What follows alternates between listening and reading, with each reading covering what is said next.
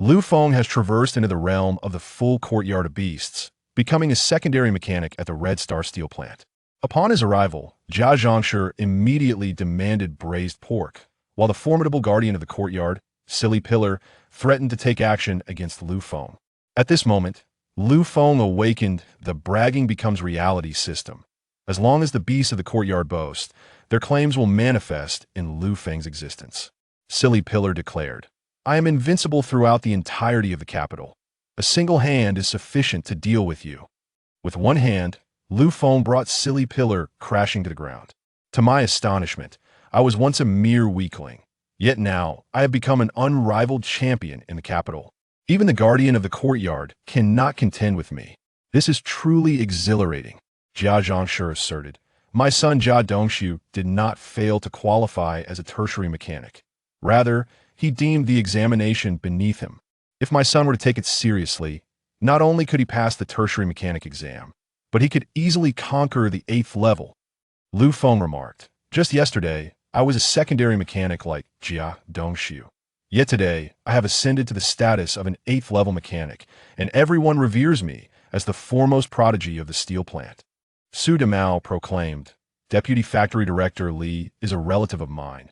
Otherwise, how could he be so attentive to my needs? The following day, Deputy Factory Director Li entered the courtyard, standing beside Lu Feng, addressing the assembled beasts. Lu Feng is my nephew. Should you dare to bully him, you must first inquire whether I, Old Li, would permit it. Chapter 1. The Beast Bragging. In the 1960s, at number 95, South Drum Lane, Lu Feng opened his eyes to see the walls adorned with old newspapers, faintly revealing the words People's Commune. Turning his head, he caught sight of an enamel cup on the table, emblazoned with the bold phrase, Serve the People. Lu Feng, astonished, sat upright, rubbing his throbbing head. Oh, where am I? As he contemplated this, a wave of memories surged forth, gradually fusing with his consciousness. Soon, Lu Feng comprehended that he had traversed into the world of the full courtyard of beasts. The original owner also bore the name Lu Feng, sharing both name and surname, and was a secondary mechanic at the Red Star steel plant. Orphaned, he had frequently suffered at the hands of the courtyard's beasts. Up until this point, the memories seemed relatively normal, yet the subsequent recollections drove Lu Feng to the brink of madness. This was due to an incident in the original owner's childhood, after which he lost certain abilities and became a eunuch. Ah, cursed fate! Not only have I traversed to the full courtyard of beasts, but I have also been transformed into a eunuch. How am I to create chaos and pursue my desires? Just as Lu Feng was on the verge of tears, a chime echoed in his mind. Ding! The bragging becomes reality system is now online. Detection indicates that the host is situated within the full courtyard of beasts. Any boasts made by the beasts within the courtyard shall be realized in the host's life. Ah, Brother Tongzi, you have finally arrived. Upon hearing the voice of the system, Lu Feng was nearly moved to tears. With Brother Tongzi by his side, how could he possibly fear the inability to heal his celestial castration? With Brother Tongzi, could he ever worry about not being able to marry a beautiful wife? With Brother Tongzi, would he have to fear those beasts any longer? Hey. I could also transform into an avian training expert, delivering powerful punches to the foolish Zhu and kicking the arrogant Bonging, creating chaos and bringing warmth to Qin Huairu. The more Lu Feng contemplated, the more exhilarated he became, and he promptly began to communicate with the system. The function of this system is quite straightforward. As long as Lu Feng, the host, hears the beasts of the courtyard boasting, the content of their boasts will manifest into reality for him. Of course, Lu Feng cannot coerce or entice the beasts into boasting. Otherwise, such boasts would be rendered ineffective. It must be that the beasts boast unintentionally in their natural state for their claims to be realized in Lu Feng. As Lu Feng was delving into the workings of the system, he heard a rumbling sound emanating from his stomach. Let's set the system aside for now. I need to venture out and procure some food to satiate my hunger. With this thought, Lu Feng opened the door and stepped outside. Lu Feng resided in the back courtyard, not far from the deaf old lady and the Jiao family. As he opened the door and stepped out, he saw Jia Zhangshi boasting while mending shoe soles with a few other women. My Dongshu is undoubtedly the most handsome lad in the entire courtyard. Otherwise, How could Qin Huairu have taken a liking to him and come knocking at our door? Upon hearing this, third aunt was somewhat displeased. My Yin Jiefeng is far more handsome than your Jia Dongshu. I dare say, there isn't a lad in Nanluo Guxiang that can compare to my Yin Jiefeng. Second aunt, keen on the competition, let out a disdainful snort. What you have is nothing. Can you even compare with my Liu Guangtian? My Liu Guangtian is the most handsome man in the 49 city. If there were ever a ranking of the 4 most handsome men in Huaxia, my Liu Guangtian would surely secure a place.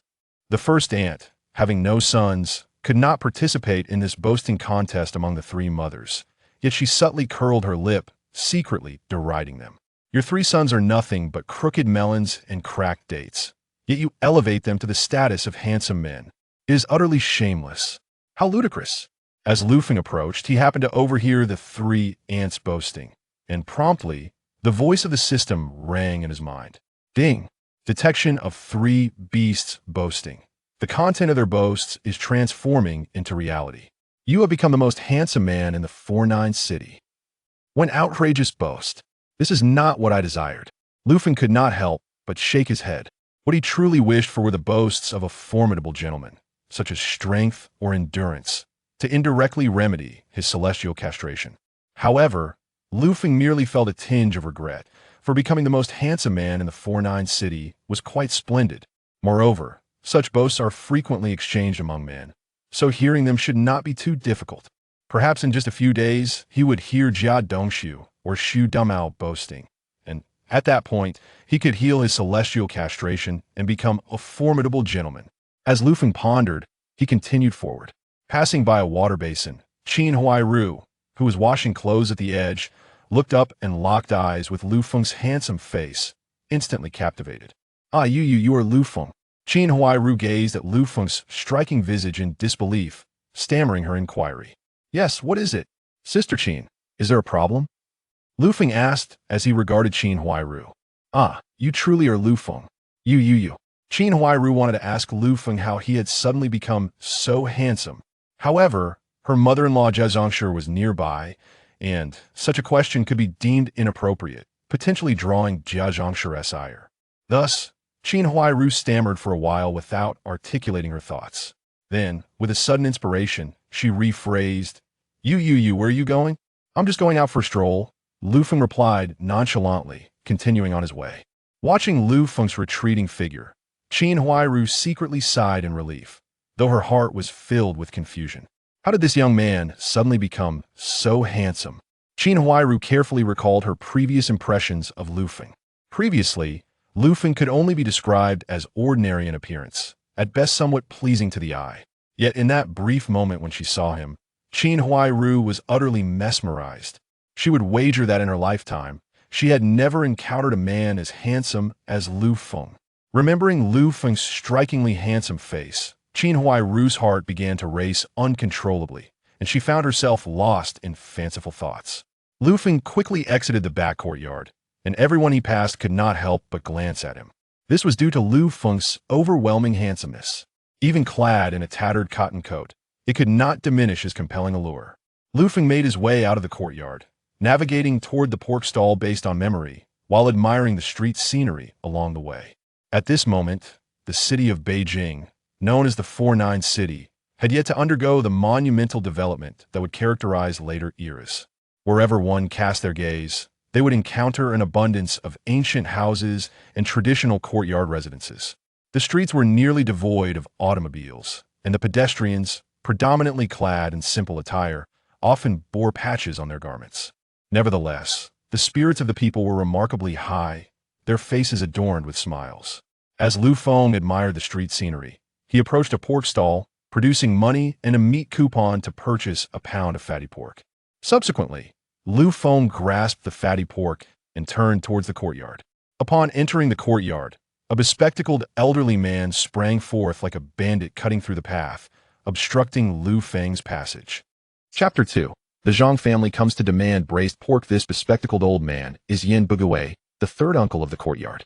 Yin Bugui is renowned for being the most miserly individual in the compound, and he possesses an exceptional knack for scheming. His favorite saying is, "You can never be too poor from eating or wearing, but if you fail to calculate wisely, you will surely suffer. Each day, he pretends to water the flowers at the entrance of the courtyard, only to ambush anyone carrying goods inside, much like a bandit lying in wait, attempting to glean some advantage from them. Just moments ago, Yin Bugue was at the gate tending to the flowers when he spotted Lu Feng returning with a piece of fatty pork. His eyes immediately lit up, and he rushed over. Oh, what a beautiful slab of meat. This is excellent for making braised pork. It's also quite good for dumplings. As he spoke, he could not help but swallow hard, already calculating his next move. Xiao Feng, a big man like you shouldn't be in the kitchen. How about letting Sister Yuli come over to help you? She not only knows how to make braised pork, but is also a master at crafting dumplings. They taste heavenly. You'll see, sister. Dumplings. At the mention of Yuli, Lu Feng instinctively pictured her lovely face. He indeed relished such dumplings, but given his current condition, he couldn't indulge even if Yuli came over. Perhaps in a couple of days. With the system at his disposal, he was confident that he would soon be cured. Then, he could joyfully feast on dumplings. Next time, perhaps. Lu Feng replied with a smile. Fatty pork isn't suitable for dumplings. I'll buy some lard next time and invite Sister Yuli to come and make dumplings. Upon hearing Lu Feng's refusal, Yin Bugue initially felt a pang of disappointment. However, when Lu Feng mentioned that he would specifically buy lard for dumplings next time, Yin Bugue's eyes sparkled again, and a smile crept onto his lips. All right, Xiao Feng. You must invite Sister Yuli to help with the dumplings next time. Her dumplings are simply divine. It was clear that Yuli wouldn't be helping for free. Lu Feng would have to show some gratitude, perhaps by allowing Yuli to take back some braised pork or dumplings, ensuring that Yin Bugue's family could also enjoy a good meal. Lu Feng saw through Yin Bugue's intentions and couldn't help but smirk. Third uncle, when you enjoy the braised pork and I savor the dumplings, we shall both get what we desire. Rest assured, I will definitely invite Sister Yuli over next time. I adore her dumplings. With that, Lu Feng waved goodbye to Yin Bugue and headed home. As Lu Feng entered the courtyard, he encountered the greedy gaze of Jia Zhangshi. Her eyes were fixated on the fatty pork in Lu Feng's hands, practically bulging with desire.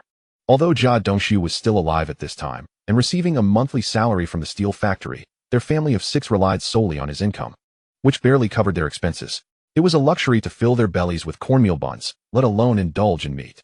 Thus, upon seeing the pork in Lu Feng's grasp, Jia Zhangshi's eyes glinted with covetousness, as if she were a wolf ready to pounce.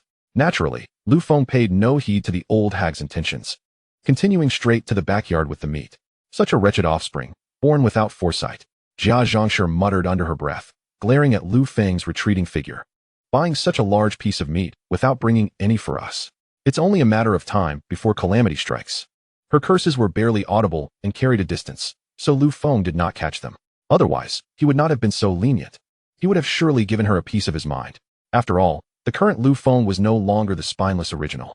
With the fatty pork in hand, Lu Feng returned to the backyard amidst envious glances from onlookers, beginning to clean and chop the meat into small pieces. In his previous life, Lu Feng had often cooked at home and was quite skilled at it. Making braised pork was second nature to him. Before long, the savory aroma of the braised pork wafted from Lu Feng's home, permeating the entire courtyard.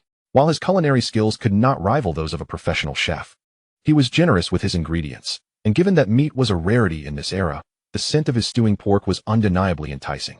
Upon catching a whiff of the delectable aroma, Bang Gong, unable to contain himself, dropped the cornmeal bun he had been holding and began to wail. Grandma, I want to eat meat. I want braised pork. Wah. Seeing her precious grandson in tears, Jia Zhangshi quickly scooped Bang Gong into her arms.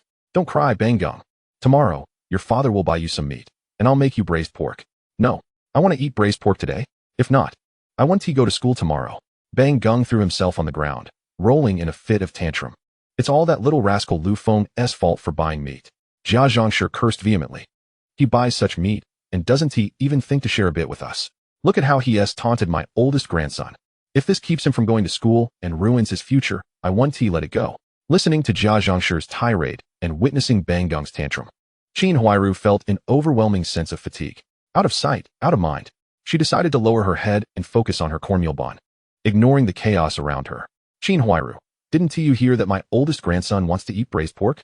Jia Zhangshi smacked Qin Huairu across the face. Hurry up and go to that little rascal Lu Feng's house and bring back a bowl of meat for my grandson. Qin Huairu had long grown accustomed to Jia Zhangshi's bullying and had become numb to it. Without protest, she stood up, grabbed a large bowl, and headed outside.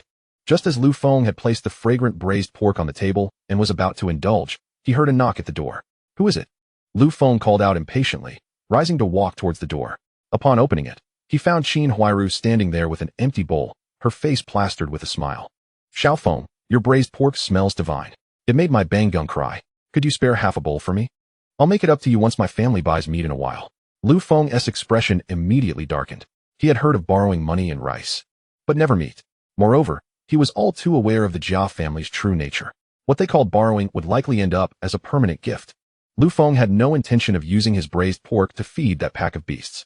Thus, without a word, he slammed the door shut, ignoring Qin Huairu completely. Qin Huairu, still holding on to some semblance of dignity, felt embarrassed to continue knocking after Lu Feng's refusal. She turned back, empty bowl in hand, and returned to the Jia household. Bang Gung and Jia Zhangshi sat at the table, swallowing hard as they awaited Qin Huairu's return with the braised pork. Upon seeing her come back with an empty bowl, Jia Zhangshi immediately exclaimed, "Where's the meat? I told you to get meat." Lu Feng just shut me out when I went to ask for meat, Qin Huairu replied, her head bowed. You useless thing. Jia Zhangshi snatched the bowl from Qin Huairu's hands. That little rascal Lu Feng, eating all by himself without even considering sharing with our family. It's simply outrageous. With her curses spilling forth, Jia Zhangshi marched over to Lu Feng's house, banging on his door with fury. Chapter 3. Extracting the back molars of Jia Zhangshi. As Lu Feng settled down to indulge in his meat, a resounding series of knocks echoed from the door, filling him with irritation. With a stern expression, he approached and swung the door wide open. Upon the door's release, he was greeted by the contemptible visage of Jia Zhangshi, her rotund face exuding annoyance. Upon seeing the door ajar, she leaned in with eagerness, her eyes landing upon the glistening braised pork on the table, causing her to swallow audibly and force a disingenuous grin. Such an abundance of meat. How could you possibly consume all of this alone? Why not spare half a bowl for my grandson Bang Gung? We mustn't let it go to waste, Jia Zhangshi declared, attempting to enter with her bowl in hand.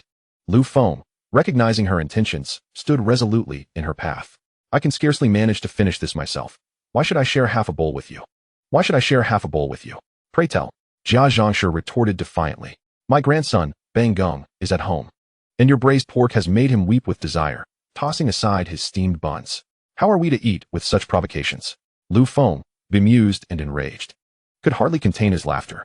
Was it a crime to enjoy a plate of braised pork? Furthermore, Bang Gung had proclaimed that should he not feast on the braised pork today, he would refuse to attend school tomorrow. Jia Zhangshi continued her tirade with unyielding audacity. If your actions prevent my Bang Gung from attending school, jeopardizing his future, I shall not let this matter rest. Lu Feng found himself astonished by her audacity.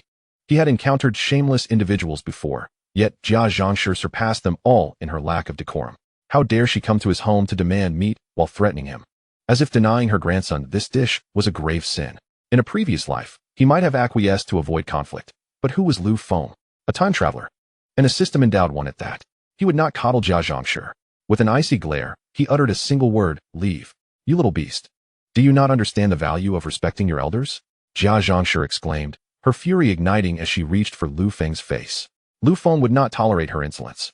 He swiftly delivered a resounding slap to her chubby cheek. The sound echoed sharply as she was caught off guard, toppling to the ground. In disbelief, Jia Zhangshi clutched her face, launching into a tirade. You little wretch, how dare you strike me? You cursed child, no wonder you are forsaken by the heavens. This is divine retribution for your wickedness. Old hag, go ahead and insult me again. Lu Feng coldly approached her. What of it? You little beast. You despicable wretch. Jia Zhangshi continued her verbal assault, but before she could finish, Lu Feng struck her again, this time knocking out one of her back molars. Gazing at her bloodied tooth, Jia Zhangshi began to wail.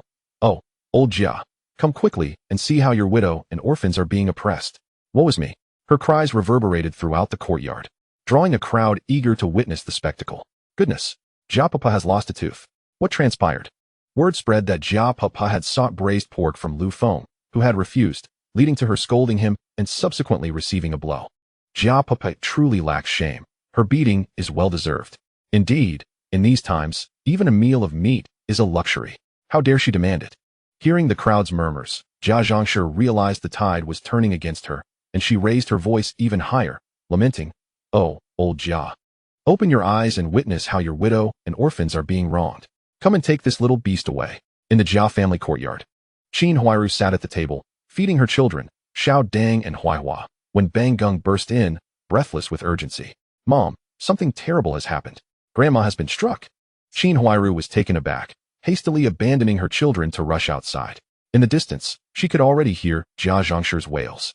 Upon reaching the back courtyard, she found a throng gathered before Lu Feng's door, discussing the incident animatedly. Rushing through the crowd, she beheld Jia Zhongshi seated on the ground, wailing and clutching her thigh, her face bearing the unmistakable marks of a recent slap. The sight of Jia Zhongshi's reddened face and the missing tooth stirred an inexplicable sense of vindication within Qin Huairu. For years, she had endured Jia Zhongshi's relentless bullying, and only moments ago had suffered an unprovoked slap from her. Now Lu Feng had avenged her. Of course, Qin Huairu would not display her glee. She feigned concern and rushed to assist Jia Zhongshi. "Mother, are you all right? Have you sustained any injuries? Begone, you harbinger of misfortune." Jia Zhongshi shoved her away and resumed her lamentations. "Oh, old Jia, my fate is wretched. You might as well take me with you." In a short span, the residents of both the front and back courtyards had gathered, including the 3 overseers of the compound. Elder Yi Zhonghai approached hastily, addressing Jia Zhongshi with urgency. "Old sister, rise at once. What manner of behavior is this?" Upon sighting Yi Zhonghai, Jia Zhongshi seized the opportunity, crying out, "Elder Yi, you must advocate for me. That wretched Lu Feng dared to strike me, knocking out my back molar." Yi Zhonghai had heard the tale along the way and understood the circumstances surrounding the altercation. He recognized that Jia Zhongshi had brought this upon herself. However, given that Jia Dongxu was his apprentice and a candidate for his retirement, Yi Zhonghai felt compelled to side with the Jia family. Thus, he assumed an authoritative tone, addressing Lu Feng. "Do you not understand the importance of respecting your elders? How dare you strike an elderly woman? Apologize to Aunt Jia at once." Second elder Lu Haizhong, a sycophant of authority, seized the opportunity to assert his own influence. With hands clasped behind his back, he strode forward, surveying both Jia Zhongshi and Lu Feng before pompously declaring, "Lu Feng, your conduct is utterly unacceptable. Do you not comprehend the tenets of respect? Look at the state of Aunt Jia. Apologize immediately and compensate her for a new tooth." Upon hearing the demand for compensation, Jia Zhongshi interjected, "Indeed, you must pay me 200 coins, or this matter will not conclude." The crowd gasped collectively at the audacity of her claim. 200 coins. This was indeed a staggering sum, equivalent to nearly a year's wages for an ordinary worker. Even if Lu Feng had knocked out all of Jia Zhongshi's teeth, replacing them with gold would still be less costly. Chapter 4. Come, let us inflict mutual harm. Upon hearing Jia Zhongshi's demand for 200 coins, Yi Zhonghai too gasped in disbelief. It is disheartening to acknowledge that the workers at the steel plant, upon succumbing to workplace injuries, receive a mere compensation of 200 yuan. The loss of a life warrants such a paltry sum, while Jia Zhongshi, merely having a tooth knocked out by Lu Feng, audaciously demands 200 yuan in compensation from him. Such a blatant display of greed is truly excessive. Yet, Yi Zhonghai remains silent, seemingly acquiescent. He recalls that when Lu Feng's parents passed away, they left him a compensation amount, presumably around 200 yuan. Given that Qin Huairu's family of 6 is struggling, it would indeed be prudent to utilize that amount to enhance their living conditions. Thus, Yi Zhonghai tacitly agrees with Jia Zhongshi's audacious demand. "Sister Jia, is 200 yuan not a bit excessive?" inquires third uncle Yan Bugui, adjusting his spectacles as he steps forward. "Could you possibly consider a lesser amount?" His advocacy for Lu Feng is not without reason. He hopes that Lu Feng will, in future, purchase more meat, allowing his daughter-in-law Yuli to assist him, from which he could benefit. Should Lu Feng's funds be siphoned off by the Jia family, how could he afford meat? Consequently, third uncle takes a stand for Lu Feng, believing that the advantages Lu Feng possesses should not be solely monopolized by the Jia family. His own family, the Yin family, deserves a share as well. Absolutely not. It must be 200 yuan, not a single cent less. Jia Zhongshi vehemently protests, her indignation palpable. Throughout this exchange, Lu Feng remains silent, observing the spectacle of these creatures with a calm demeanor. Once the theatrics conclude, Lu Feng finally speaks with an air of indifference. "Old hag, who said anything about giving you money? You must be imagining things."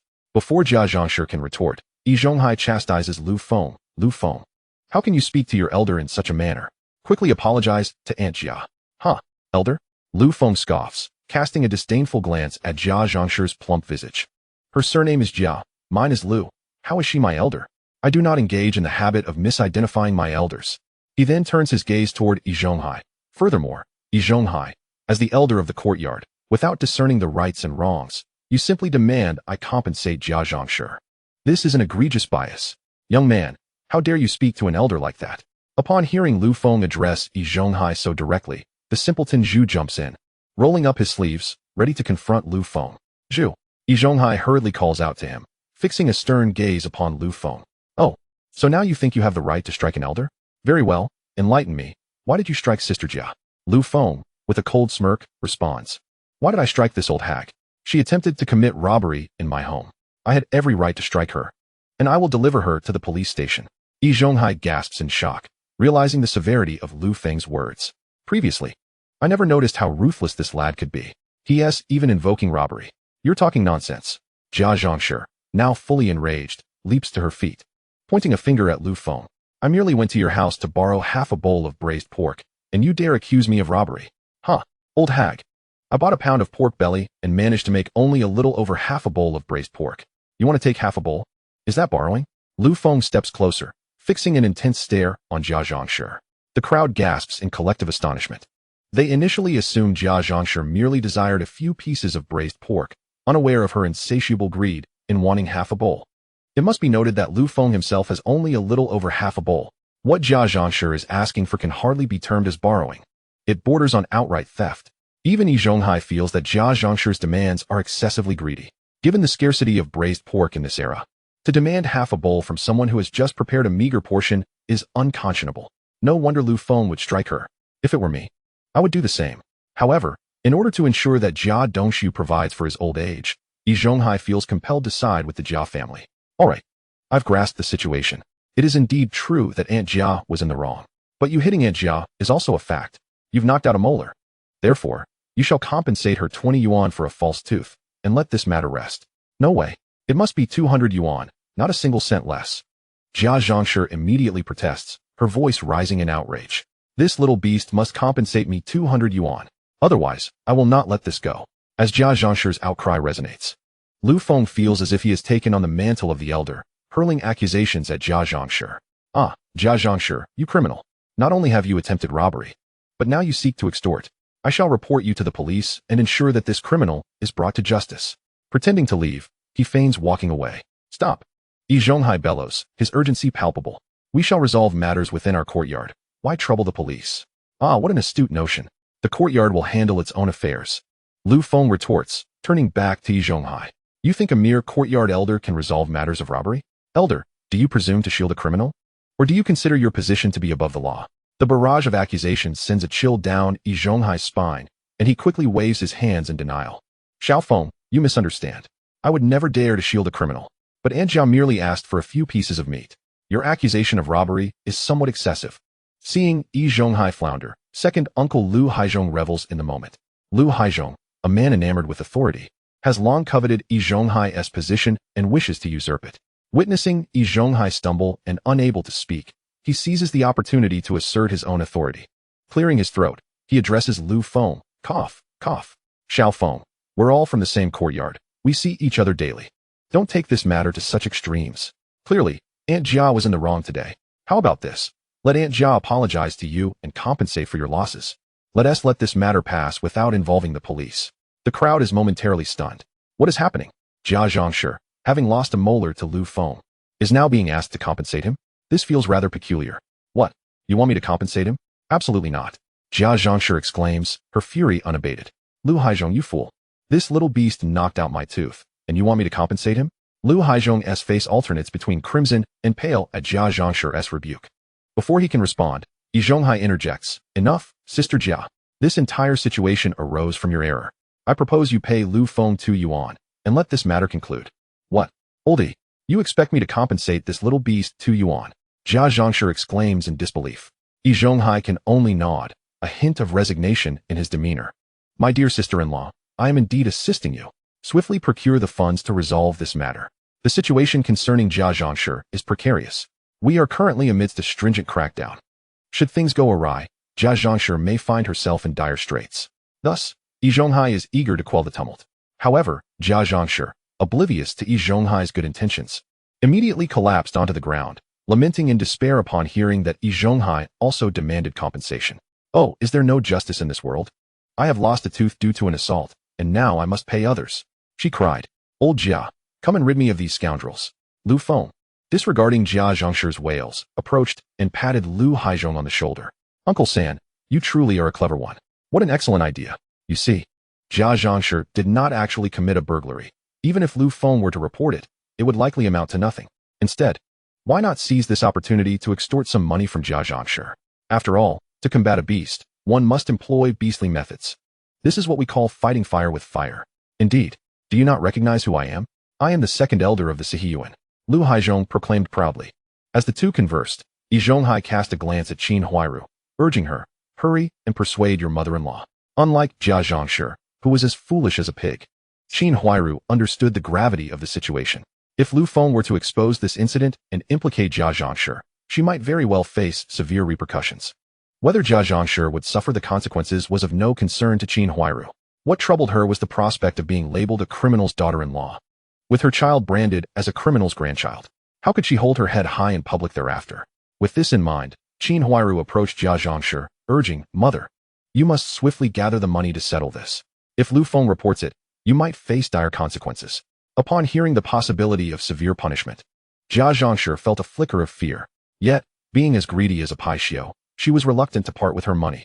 She immediately began her lamentations anew. I have no money. Where would I possibly find money? Seeing this, Yi Zhonghai sighed deeply. He knew Jia Zhangshi well enough to predict her unwillingness to part with her funds. In an effort to swiftly resolve the matter, he retrieved 2 coins from his pocket and handed them to Qin Huairu. Huairu, take these 2 coins and compensate Lu Feng.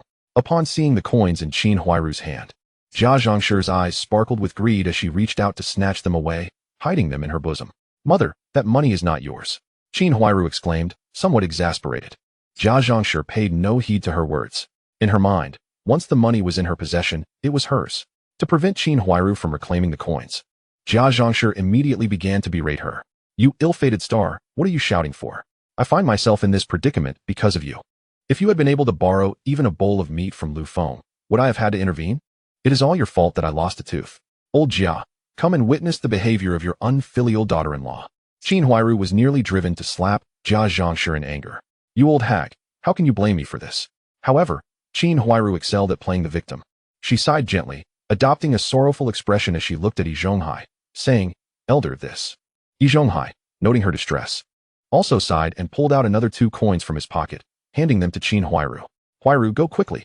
Fearing that Jia Zhangshi would seize the coins once more, Qin Huairu hurriedly accepted the 2 coins from Yi Zhonghai and approached Lu Feng, forcing a smile as she said, Brother Lu Feng, we acknowledge our wrongdoing in this matter, and I apologize on behalf of my mother-in-law. Please accept these 2 coins as compensation. However, Lu Feng did not accept the coins, instead scoffing disdainfully.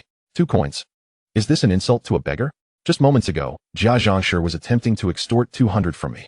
Yi Zhonghai remained silent, tacitly agreeing. Now that the tides had turned and Jia Zhangshi was the one facing financial obligation, Yi Zhonghai was only willing to offer 2 coins. Naturally, Lu Feng was displeased. Lu Feng refused to take the coins from Qin Huairu and turned to leave, stating, Take this money and buy Jia Zhangshi some toiletries. She will need them while in prison. Brother Lu Feng, what do you mean by that? Qin Huairu quickly grasped Lu Feng's arm. What I mean is quite literal. Lu Feng retorted with a cold smile. Individuals like Jia Zhangshi, who engage in criminal behavior, must undergo reformation in prison. With that, he sidestepped Qin Huairu and continued on his way. Enough. Yi Zhonghai interjected sternly. He had realized that Lu Feng was dissatisfied with the amount. Lu Feng, even if you report Jia to Ma and send her to prison, have you considered the repercussions for yourself? How will you continue to exist in the Sihiyuan? Huh? Yi Zhonghai, how grand is your authority? Lu Feng scoffed. You not only shield criminals, but also threaten well-meaning citizens who dare to report. He challenged. I shall inquire with the police if your actions do not constitute a crime. Huh? You, Yi Zhonghai, can label me, and I, Lu Feng, can likewise label you. Let us see who has the greater skill in casting aspersions. As he spoke, Lu Feng strode out. Yi Zhonghai's temper flared. He found himself entangled in this affair as well. He could not allow Lu Feng to report it. Otherwise, even he, the elder, might suffer grave consequences. Zhuzi, stop him. Yi Zhonghai urgently signaled to the simple-minded Zhuzi. Zhuzi, ever obedient to Yi Zhonghai, rushed to block Lu Feng's path. What do you intend to do? Lu Feng frowned at the sight. Zhuzi, with a forced smile, replied, We can resolve the matters of the Sihiyuan among ourselves. Why burden others? Zhuzi, aiding Yi Zhonghai in shielding a criminal is itself a crime. Do you wish to end up in prison as well? Lu Feng had tasted the sweet fruit of labeling others, and, without hesitation, decided to cast a large label upon Zhuzi. Zhuzi was momentarily taken aback by Lu Feng's accusation. At a loss for words, seizing the opportunity, Lu Feng maneuvered around him and continued forward. Zhuzi, Yi Zhonghai called out urgently. prompting Zhuzi to regain his senses and once again block Lu Feng's path, glaring fiercely. You dare to unjustly accuse me. I present you with two choices. Either accept Jia de Ma's 2 coins and conclude this matter, or I will break both your legs, ensuring you never reach the police station. Upon hearing Zhuzi's threat, Lu Feng met his gaze squarely and replied, what if I choose neither? Chapter 6. A single punch to defeat the Sihiyuan's champion. Upon hearing Lu Feng's response, Zhuzi erupted in anger, his reckless temperament flaring. You insolent brat. You shall pay for your defiance. Do you truly believe that your grandfather Zhuzi would shy away from a confrontation? Exclaimed Shazhu, rolling up his sleeves and glaring with bravado. Your grandfather Zhuzi is unmatched throughout the entirety of the city. To deal with you, my dear grandson, one hand would suffice. As he spoke, Shazhu tucked one hand behind his back and swung the other in a fist towards Lu Feng. Simultaneously, a voice resonated in Lu Feng's mind. Ding. Detection of a beast boasting. The beast's boast is now being realized.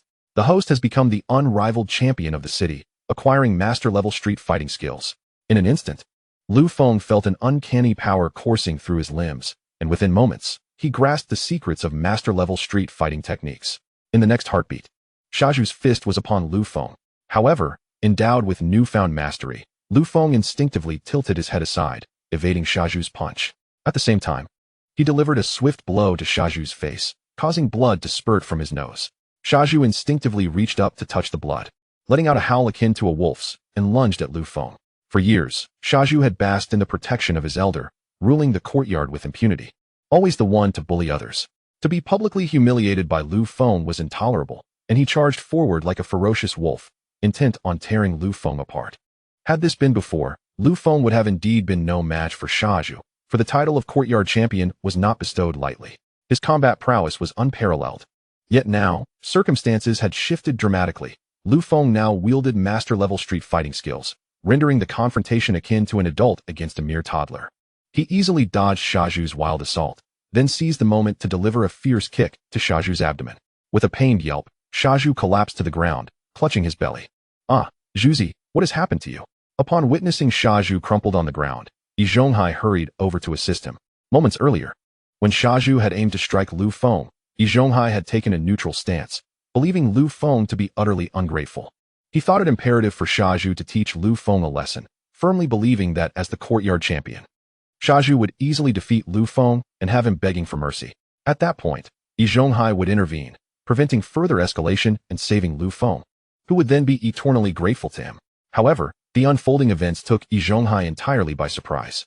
The courtyard champion, Shazhu, was bested by Lu Feng, who had kicked him to the ground, leaving him incapacitated. Shocked, Yi Zhonghai rushed to assist Shazhu, who was unable to rise, clearly incapacitated by Lu Feng's powerful strike. Yi Zhonghai, witnessing this, immediately directed his ire at Lu Feng. Lu Feng, Zhuzi came to you with good intentions. How could you lay a hand on him? Lu Feng could hardly contain his laughter at Yi Zhonghai's words. Zhuzi came to me with good intentions? It was plainly under your instigation that he approached me to attack. Were it not for the system, I might very well have been beaten by Zhuzi. And you, sir, have the audacity to speak such nonsense. With that, Lu Feng pointed a finger at Yi Zhonghai. Are you blind, Yi Zhonghai? Did you not see that Zhuzi intended to attack me? I was merely acting in self-defense. I am the champion here. How dare you speak to me in such a manner? The surrounding onlookers were taken aback.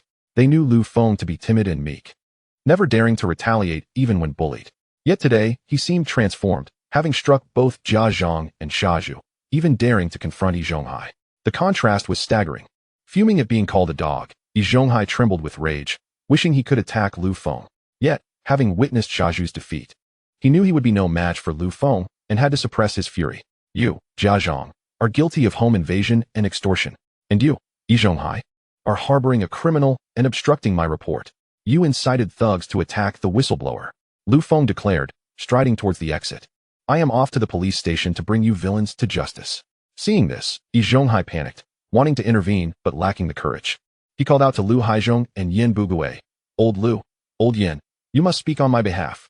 Otherwise, our courtyard will certainly fail to be recognized as an outstanding one this year. Lu Haizhong and Yin Bugui, who had been enjoying the spectacle, awaited Lu Feng's report to have Yi Zhonghai arrested. Once Yi Zhonghai was out of the picture, Lu Haizhong would seamlessly ascend to his position, and Yin Bugui could rise to take Lu's place. As they daydreamed of their promotions, they heard Yi Zhonghai's plea. Yin Bugui quickly realized that if they failed to achieve outstanding status, they would miss out on the rewards of 10 jin of flour and various food vouchers. Weighing the tangible benefits against the ephemeral prestige of promotion, Yen Bugue concluded that the former was far more significant. With this understanding, he grinned and grabbed Lu Feng, saying, "Xiao Feng, let us not act impulsively. We can settle this matter amicably.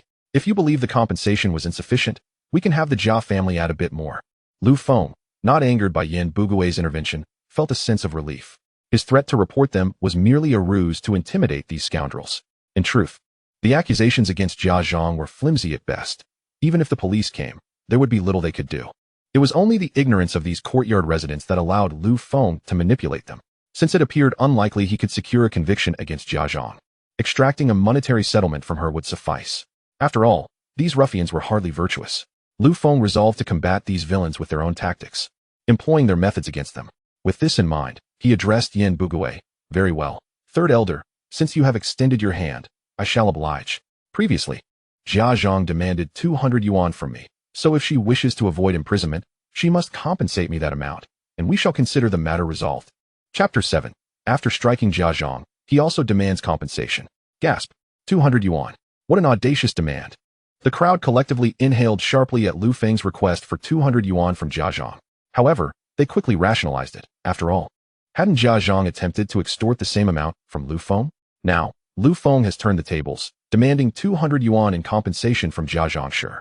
Is there anything amiss with that?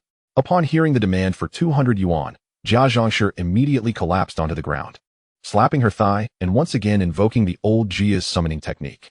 "Old Jia, come quickly and see. This group of people is determined to drive us, a widow and an orphan, to our demise. Old Jia, oh dear. Enough." Yi Zhonghai could no longer tolerate it and promptly interrupted Jia Zhangshi's theatrics. He then turned to Lu Feng. "Lu Feng, you are well aware of the Jia family's circumstances. 200 yuan is simply excessive. Can you not ask for a lesser amount? Otherwise, they truly cannot come up with it." Lu Feng let out a cold snicker. "Yi Zhonghai, when the old Jia woman was extorting 200 yuan from me, did you ever consider my family's situation and speak up on my behalf? Now that it's the Jia family's turn, you suddenly decide to intervene. Are you truly the patriarch of the courtyard, or merely the patriarch of the Jia family?" The more Lu Feng spoke, the angrier he became, waving his hand decisively. "I shall make it clear today. Either you pay me 200 yuan in compensation, or I shall report you to the authorities and have both Jia Zhangshi and you, Yi Zhonghai, thrown into prison to taste the bitter fruit of incarceration." The crowd murmured amongst themselves, casting sidelong glances at Yi Zhonghai. After all, his bias towards the Jia family was glaringly obvious, and this was not the first instance. Yi Zhonghai felt his reputation within the courtyard was being undermined and instinctively sought to counter Lu Feng with moral coercion. However, he soon realized that such tactics were futile against Lu Feng, who was impervious to such manipulation. In fact, Lu Feng was a master at casting blame, deftly placing heavy accusations upon Yi Zhonghai, whose head was too small to bear such weight. Yi Zhonghai had two methods to control the courtyard: moral coercion and the brute force of Shazhu. Previously, these two approaches had proven effective. Yet he had now encountered his nemesis in Lu Feng. Not only was moral coercion ineffective, but even the brawn of Shazhu had been vanquished by Lu Feng. Now, Yi Zhonghai found himself utterly powerless against Lu Feng. In desperation, he turned to Jia Zhangshi. "Sister Jia, if you do not wish to end up in prison, you must come up with the 200 yuan. Upon hearing this, Jia Zhangshi immediately began wailing, her palms tightly clutching the 2 yuan she possessed. "I have no money. Not a single cent. If you have the guts, send me to jail. Oh dear, old Jia, come quickly and see. This widow and orphan is being driven to death." Seeing Jia Zhangshi's obstinate demeanor, Yi Zhonghai felt exasperated. If Jia Zhangshi refused to pay, and Lu Feng truly went to the authorities, she would undoubtedly face imprisonment, and he, Yi Zhonghai, who had sheltered her, would also be implicated and potentially share her fate in confinement. If that were to happen, his later years would be utterly ruined. The more he thought about it, the more frightened he became, and he said to Jia Zhangshi, "Sister Jia, I know you cannot produce 200 yuan. How about this? I will lend you 200 yuan to cover the compensation, and you can repay me slowly later." With that, Yi Zhonghai handed the key to Auntie Jia to fetch the 200 yuan. Soon, Auntie Jia returned with the money and handed it to Yi Zhonghai. He counted it, saliva dribbling from his mouth, confirming it was indeed 20 crisp bills. After counting, Yi Zhonghai passed the 20 bills to Qin Huiru. "Huiru, this is the 200 yuan I am lending to your family. Take it and help your mother-in-law settle the compensation." Upon seeing the 200 yuan in Qin Huiru's hands, Jia Zhangshi's eyes instantly lit up, reaching out to snatch it. "Mother, This money is to save your life. You cannot take it. In truth, Qin Huairu also coveted the 200 yuan and was reluctant to give it to Lu Feng. However, with so many onlookers present, she could not be greedy and reluctantly handed the money to Lu Feng. Once the 200 yuan was in Lu Feng's possession, Jia Zhangshi immediately began to weep in agony. In her eyes, that 200 yuan should have rightfully belonged to her, and she was utterly dismayed that it had been taken by Lu Feng. It was no wonder she felt such heartache. Lu Feng counted the money he received from Qin Huairu and confirmed it was indeed 20 bills totaling 200 yuan. Satisfied, he pocketed the money and addressed Yi Zhonghai and the others, saying, "I am a man of my word. I said 200 yuan, and it is 200 yuan. Now that the money is settled, today's matter is concluded, and I shall not report you." With that, Lu Feng turned his back on Yi Zhonghai and Jia Zhangshi, striding back to his room and slamming the door shut with a resounding bang. Yi Zhonghai, silent and sullen, turned and left. In the end, no one incurred a loss except for him, who had lost 200 yuan. That 200 yuan had ultimately found its way into Lu Feng's pocket. The more Yi Zhonghai thought about it, the angrier he became. "Lu Feng, just you wait. Today's affair is far from over. Next time, when the opportunity arises, I shall make you pay." As Lu Feng and Yi Zhonghai departed, the other onlookers, finding the spectacle dull, began to disperse. Jia Zhangshi sat on the ground, wailing for a time, but once she noticed everyone had left, she lost interest, dusted herself off, and returned to the Jia family as if nothing had happened. Upon returning home, Lu Feng found the braised pork had cooled and promptly reheated it. He then enjoyed the dish with rice, relishing the sweet flavors. After finishing the braised pork, Lu Feng took out the 200 yuan that Qin Huairu had just given him. This was indeed 200 yuan. Even if he indulged in braised pork daily, it would suffice for nearly a year. Gazing at the ill-gotten gains, Lu Feng felt a twinge of guilt. Yet, he quickly reassured himself. After all, he was in the courtyard, surrounded by beasts. If he chose to be a good person, he would be devoured to the last morsel. To survive, he must be more ruthless than the beasts themselves. With this thought, Lu Feng felt entirely at ease. Subsequently, he began to explore his system. Since acquiring it today, he had already received 2 rewards for his boastful claims. The first rewarded him with enhanced looks, transforming him from an ordinary individual into a strikingly handsome man. The second endowed him with formidable combat skills, making him the most formidable fighter in the city. He pondered what further accolades he might attain from the beast's boastful claims, and when he might finally cure his affliction through their bluster. As Lu Feng immersed himself in these thoughts, he unknowingly drifted into slumber. Chapter 8. Overnight, I became a level 8 fitter. The next morning, after rising, Lu Feng began reheating the leftover braised pork from the previous night. The aroma of the dish soon wafted throughout the courtyard. As Bangung was having breakfast, the enticing scent of meat caused him to wail. "Grandma, I want meat. I want meat. You said last night that I could have some. Why haven't I had any yet?" Jia Zhangshi slammed her chopsticks down, cursing venomously. "That little beast, Lu Feng, eats meat all day long. Eat, eat, eat. Why don't you choke on it?" While cursing, Jia Zhangshi attempted to comfort Bangung. "Don't cry, my dear grandson. Today, your father is going to take the level 3 fitter exam.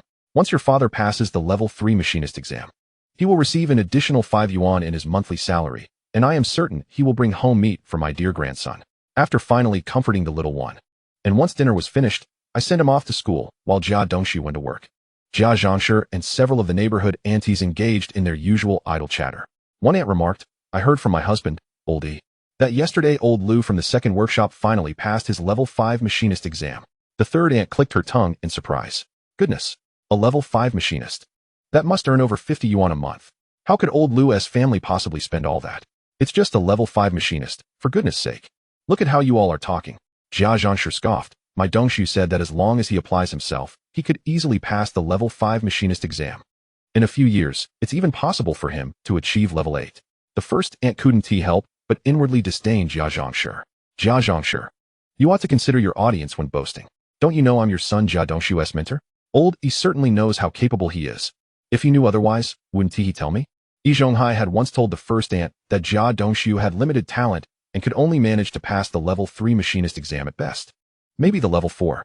Yet, in Jia Zhangshi's words, her son could effortlessly attain the level 5 machinist status, and even the level 8 was within reach.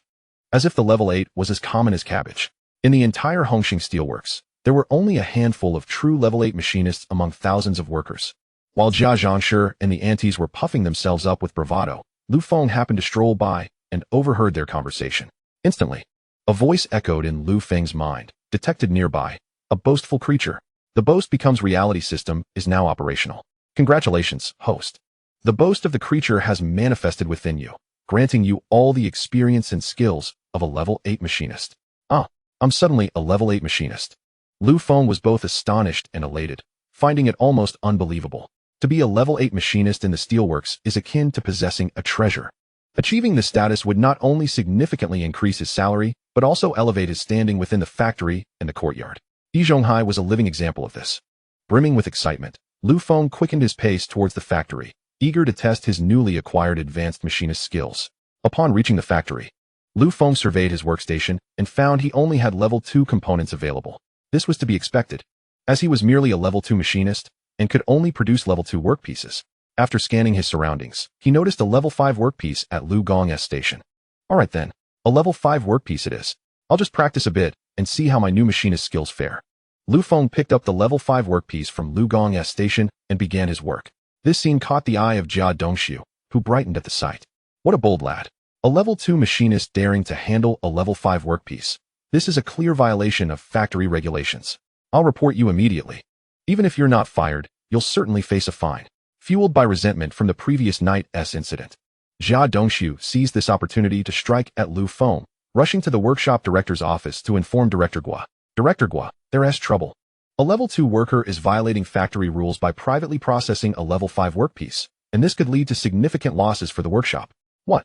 Director Gua sprang to his feet, aghast. How dare a level 2 machinist touch a level 5 workpiece?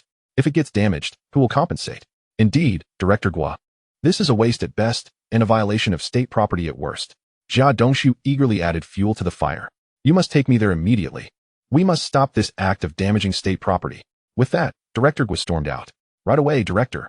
A conspiratorial smile crept across Jia Dongxiu's face as he led Director Gua towards Lu Feng's workstation.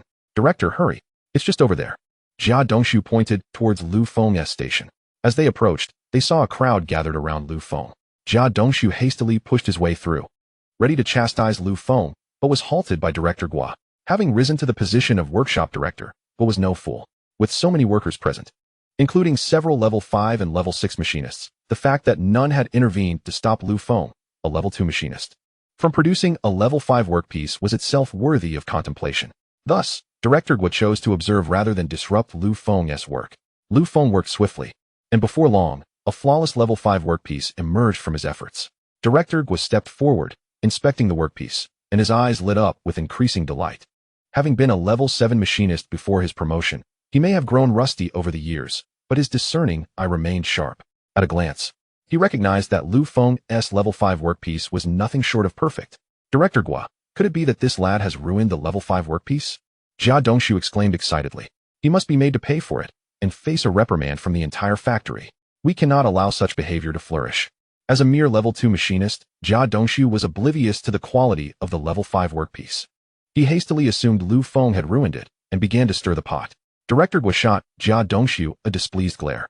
Young man, you should refrain from speaking nonsense when you don't understand. This level 5 workpiece is exquisitely crafted, nothing short of perfect. Director Gua turned his attention back to Lu Feng, his face beaming with a broad smile. Aren't you the son of old Lu? I recall you recently passed the level 2 machinist exam, and now you're capable of producing level 5 workpieces. Lu Feng, recognizing Director Gua, smiled back.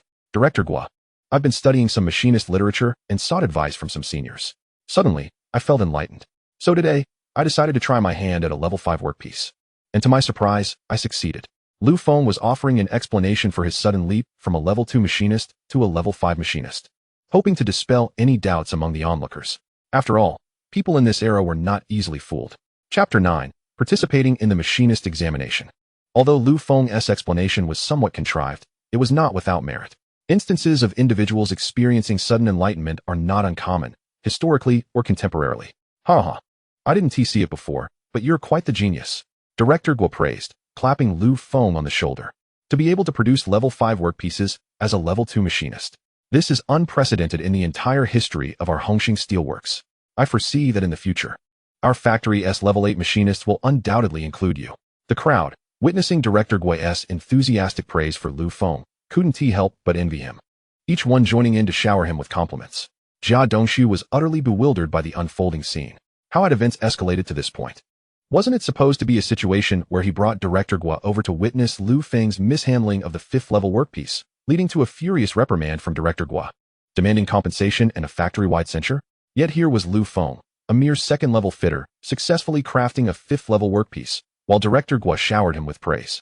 How had this situation transformed into something so surreal?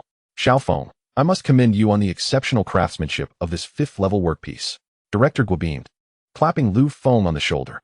Today happens to be the day of the fitter examination. I shall provide you with a certification to attempt the 5th-level fitter test. What do you say? Are you confident? If Lu Feng were to leap from a 2nd-level fitter to successfully passing the 5th-level examination, it would be an unprecedented feat at the Hongqing Steel Factory. Director Guo would undoubtedly bask in the glory. After all, it was he who had discovered this prodigy. At the very least, he would earn the title of having an eye for talent. Upon hearing Director Guo's words, Lu Feng hesitated for a moment before nodding. Director Guo. Absolutely. His hesitation stemmed from his original ambition to aim for the 8th-level fitter examination. However, upon reflection, he dismissed that notion. After all, jumping from a 2nd-level fitter to a 5th level would astonish everyone, marking him as a genius. But leaping directly from a 2nd level to an 8th-level fitter would likely brand him as a freak, perhaps even leading to him being scrutinized or ostracized. Thus, it seemed more prudent to first secure the 5th-level certification and later pursue higher qualifications. Seeing Lu Feng's agreement, Director Guo was elated. Excellent. I'll procure the certification for you right away. Lu Feng followed Director Guo into the office, where he received the certification. With the document in hand, he made his way to the examination venue. By the time Lu Feng arrived, the fitter examination had already commenced. He quickly spotted Jia Dongxiu, who had just arrived and was preparing to work on a 3rd-level piece assigned by the judges. Jia Dongxiu, upon noticing Lu Feng, shot him a venomous glare. Just moments prior, it was Lu Feng who had caused him to lose face in front of Director Guo, a debt he would remember. Lu Feng, however, remained indifferent to Jia Dongxiu's hostility, striding directly towards the chief examiner of the day with his certification. There were 3 examiners present: Engineer Zhang from the factory office, Yi Zhonghai, and a 7th-level fitter from the 2nd workshop. Lu Feng, disregarding Yi Zhonghai entirely, handed his certification to Engineer Zhang. Engineer Zhang, I am here to take the fitter examination. Here is Director Guo's certification. Zhang nodded, casually inquiring, what level do you intend to test for? 5th-level fitter. Lu Feng replied calmly. What? 5th-level fitter? Yi Zhonghai exclaimed, rising from his seat. I recall you were a 2nd-level fitter. You should be attempting the 3rd-level examination, not the 5th. At Yi Zhonghai's words, Engineer Zhang cast a puzzled glance at Lu Feng. Lu Feng nodded affirmatively. I was indeed a 2nd-level fitter. But who decreed that a 2nd-level fitter cannot attempt the 5th-level examination? Nonsense. Yi Zhonghai slammed the table, raising his voice. Do you think this is child's play? What qualifications do you have as a 2nd-level fitter to attempt the 5th-level examination? If you ruin the workpiece, you shall be responsible for the damages. Yi Zhonghai, harboring a deep-seated animosity towards Lu Feng due to the previous night's incident, seized this opportunity to publicly berate him. Lu Feng shot a cold glance at Yi Zhonghai and spoke with measured words. Master Yi, are you obstructing my progress for some undisclosed reason? Or do you wish to manipulate the examination? A wave of murmurs rippled through the crowd, all eyes turning to Yi Zhonghai. This was a time when being accused of wrongdoing was taken very seriously, and the weight of Lu Feng's assertion was not something Yi Zhonghai could easily dismiss. I believe you are misunderstanding me, Lu Feng. I merely pointed out the irregularity. Since you possess Director Guo's certification, you may attempt any level you wish, and I shall not hinder you. Yi Zhonghai quickly backtracked, his face turning ashen. Seeing this, Engineer Zhang nodded at Lu Feng. Very well, you may wait momentarily. The 3rd-level examination is currently in progress, and you will be called once it concludes. Jia Dongxiu, observing Yi Zhonghai's interference and subsequent scolding of Lu Feng, felt a surge of triumph. So what if you possess the skills of a 5th-level fitter? If they prevent you from taking the exam, you will remain a 2nd-level fitter in terms of pay. Meanwhile, after this exam, I will ascend to the status of a 3rd-level fitter and enjoy an additional 5 yuan in wages each month. However, Jia Dongxiu's elation was short-lived when he witnessed Lu Feng's bold accusation against Yi Zhonghai, which left the latter too stunned to impede Lu Feng's examination. Overcome with emotion, Jia Dongxiu's clumsy movements caused the 3rd-level workpiece he was working on to be ruined. Staring at the ruined workpiece, Jia Dongxiu was momentarily dumbfounded. As he regained his senses, he glared at Lu Feng with venom, wishing he could throttle him. It's all your fault, Lu Feng. If it weren't for your interference, I wouldn't have made a mistake and failed this exam. You are the reason I cannot advance to a 3rd-level fitter. Just wait, Lu Feng. If I do not exact revenge, I shall not be called Jia Dongxiu. The commotion caused by Jia Dongshu immediately drew the attention of Yi Zhonghai and Engineer Zhang. As an experienced 8th-level fitter, Yi Zhonghai quickly discerned that the 3rd-level workpiece in Jia Dongshu's hands was beyond repair. What a waste. Truly a pathetic excuse for a fitter. Yi Zhonghai thought bitterly, scolding Jia Dongshu in his mind. In the days leading up to the exam, Yi Zhonghai had discreetly given Jia Dongshu the 3rd-level workpiece to practice, hoping that with a bit of clandestine assistance, Jia Dongshu would pass the examination. However, Jia Dongshu's own incompetence had led to his downfall. Who could he blame for his failure?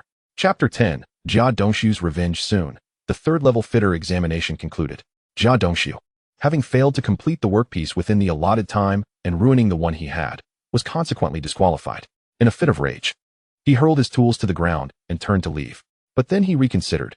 Lu Feng had caused him to fail, and he felt compelled to retaliate by ensuring Lu Feng also failed the 5th-level examination.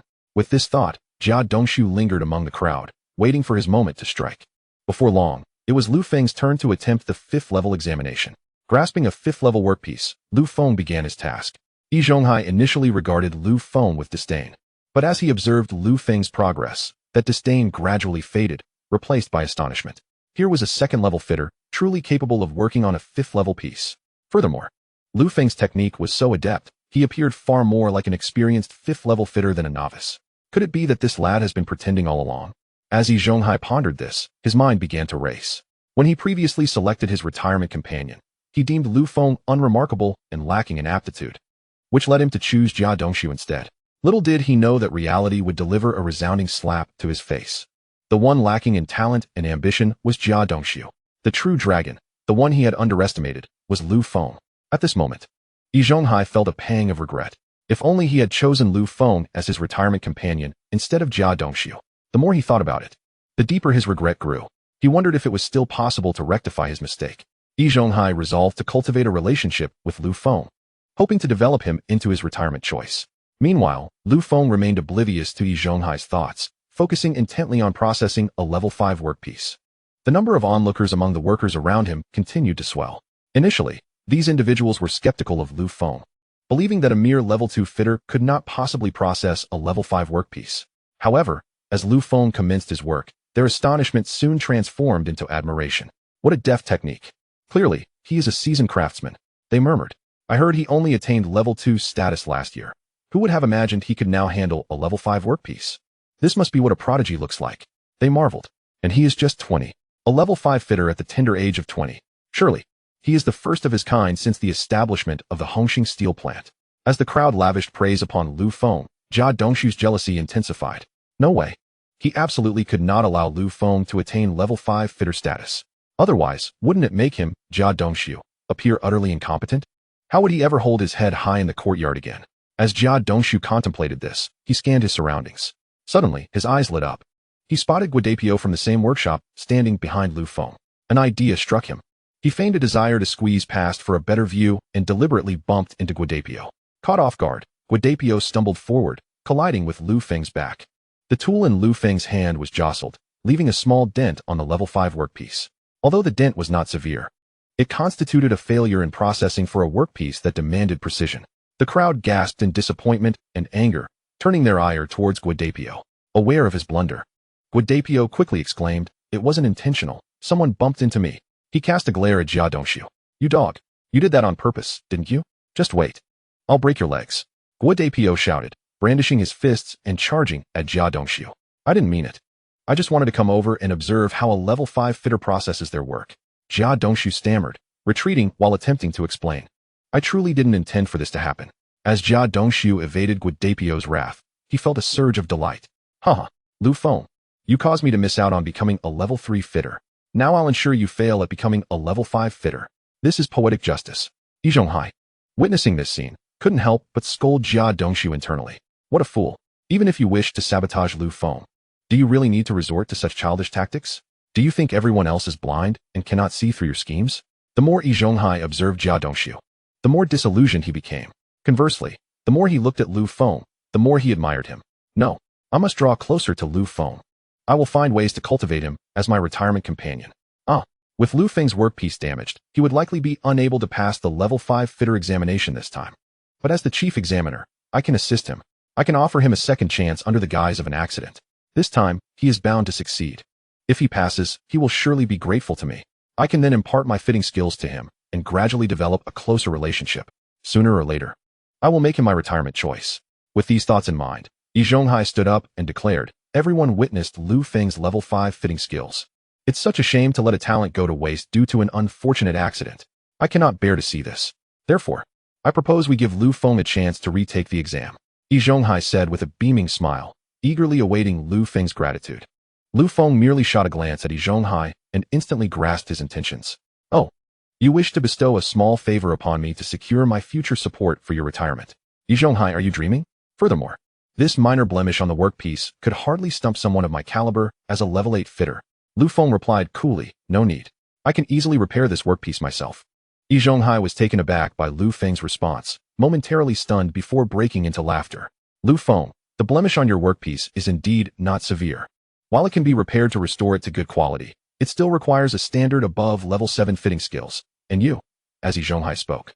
His eyes widened in shock, for during his words, Lu Feng had already picked up his tools and commenced meticulously refining the blemish on the level 5 workpiece.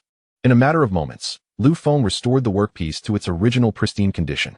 Yi Zhonghai stood dumbfounded, his mind racing with a singular thought. Could it be that Lu Feng possesses the skills of a level 7 fitter? Otherwise, how could he have repaired the blemish on a level 5 workpiece so flawlessly? But how could this be possible? Lu Feng is only 20. He has been at the Hongqing steel plant for just over 2 years. In that short span, how could he possibly reach level 7 fitting proficiency? Consider that Jia Dongshu has been in the factory for 5 or 6 years and has only recently progressed from level 2 to level 3 fitter. After Lu Feng repaired the damaged level 5 workpiece, he presented it to Chief Examiner Zhang, smiling as he said, Chief Zhang, I have completed the examination. Please take a look. Zhang, along with the others present, had been astonished by Lu Feng's skills moments earlier. Now, hearing Lu Feng speak, he snapped back to reality, mechanically accepting the level 5 workpiece from Lu Feng's hands and beginning the testing process. The positive and negative deviations of Lu Feng's produced level 5 workpiece were within a millimeter, categorizing it as an excellent product. As this testing result emerged, the crowd erupted in astonishment. They could all deduce how that 1 millimeter of deviation had come about. It was due to Lu Feng's earlier repair of the workpiece. Had that not occurred, Lu Feng's produced level 5 workpiece would have been flawless. This skill is truly remarkable. Yi Zhonghai naturally realized this as well. Shocked, he found it hard to believe. After all, even Yi Zhonghai, a level 8 fitter, could not achieve a zero-error level 5 workpiece. If Lu Feng could accomplish this, it must be sheer luck. After Zhang finished testing the workpiece, he excitedly announced, I hereby announce that Comrade Lu Feng has officially passed the level 5 machinist examination. From this moment forth, he is recognized as a level 5 machinist. Upon hearing these words, the surrounding workers erupted into applause. After all, a 20-year-old like Lu Feng achieving the rank of level 5 machinist was previously unheard of. Moreover, Lu Feng made the remarkable leap from level 2 to level 5 machinist. This was a true revolution in people's perceptions. Engineer Zhang, filled with excitement, grasped Lu Feng's hand and proclaimed, Comrade Lu Feng, you have set a new record at our Red Star Steel Mill. I will promptly report your achievements to the factory office, and we shall publicly commend you across the entire plant. We will encourage the thousands of employees at Red Star Steel Mill to take you as their role model and learn from you. While this fervor was unfolding, Jia Dongshu had already returned to the workshop. Bruises adorned Jia Dongshu's face and body, remnants of his encounter with Guadapisi. However, Jia Dongshu was utterly unfazed. What did it matter if Guadapisi had struck him a few times? He had successfully thwarted Lu Feng's attempt to pass the level 5 machinist examination, thus achieving his goal. Upon seeing Jia Dongshu enter the workshop, several co-workers quickly surrounded him, inquiring about the examination results. Dongshu, how did it go? Did you pass the level 3 machinist assessment? Jia Dongshu remained silent, walking forward without a word, for he had indeed failed the level 3 machinist exam, and he felt too embarrassed to admit it. At that moment, another co-worker approached and asked, Dongshu, I just heard that Lu Feng, a mere level 2 machinist, intended to sit for the level 5 machinist exam. Do you know if he succeeded? Upon hearing this, Jia Dongshu's interest piqued, and he scoffed dismissively. How could someone like Lu Feng, a level 2 machinist, possibly pass the level 5 exam? One must be grounded in reality and not seek to draw attention like Lu Feng. Otherwise, one will achieve nothing in life.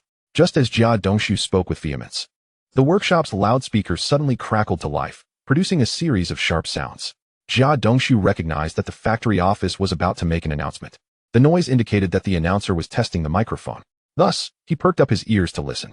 Before long, the voice of the announcer, Yu Haiteng, resonated through the air. Esteemed workers and leaders, our broadcasting station has just received news from the factory office. Comrade Lu Feng, a level 2 machinist from Workshop 1, has just participated in the machinist examination and has successfully passed the level 5 machinist assessment. We extend our heartfelt congratulations to Comrade Lu Feng on achieving the rank of level 5 machinist. Moreover, we call upon everyone to take Comrade Lu Feng as a model, to strive for knowledge and diligence, and to contribute to the factory and the nation. Additionally, in light of Comrade Lu Feng's outstanding performance, the factory office, after deliberation, has decided to reward him with a bicycle ticket. We hope Comrade Lu Feng will continue to excel and reach new heights, contributing even more to the factory and the nation. Initially, few were aware that Lu Feng had participated in and passed the level 5 machinist exam. However, through the factory's loudspeaker, the news spread rapidly, and soon the entire Red Star Steel Mill was abuzz with the revelation. A prodigy named Lu Feng had emerged, achieving the rank of level 5 machinist at the tender age of 20. Furthermore, he had advanced directly from level 2 to level 5 machinist.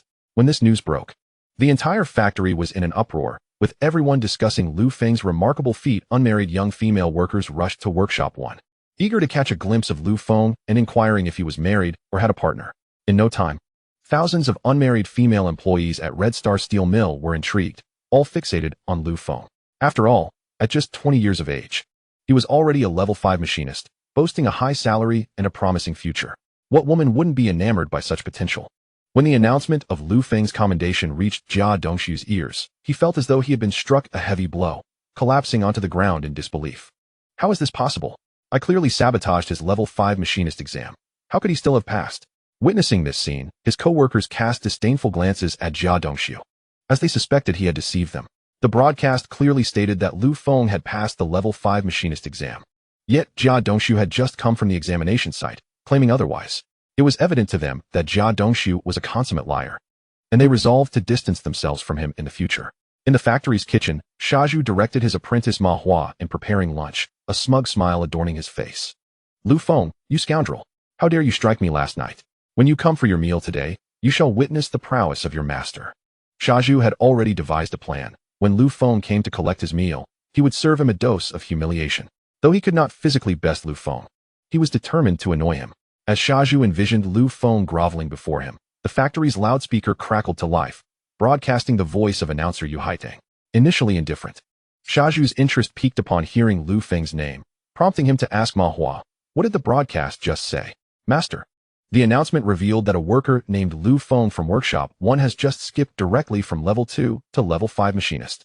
He has surpassed 3 significant levels. Remarkable, isn't it? A level 5 machinist at just 20 years of age. I have never heard of such a feat. As Ma Hua spoke, a thought struck him, and he asked, Master, I believe I've heard that there is also a Lu Feng in your courtyard. Could this talented 20-year-old be the same person? Ma Hua, focus on your work and speak less. After reprimanding Ma Hua, Shazhu contemplated for a moment before stating, the Lu Feng mentioned in the broadcast is certainly not our courtyard's Lu Feng. It must merely be a coincidence of names. Yet, even Shazhu could not fully convince himself of this assertion. The broadcast had explicitly stated that it was a level 2 machinist from Workshop 1 named Lu Feng. There was only one individual in Workshop 1 by that name. Damn it, what extraordinary luck this Lu Feng has. He managed to pass the level 5 machinist exam and received an announcement of commendation from the entire factory. The more Shazhu pondered, the more agitated he became. Perhaps I should let it go today and not confront Lu Feng. No, if I do not take revenge on Lu Feng, I will never be able to release the frustration from last night. I must give Lu Feng a taste of my might. Chapter 12.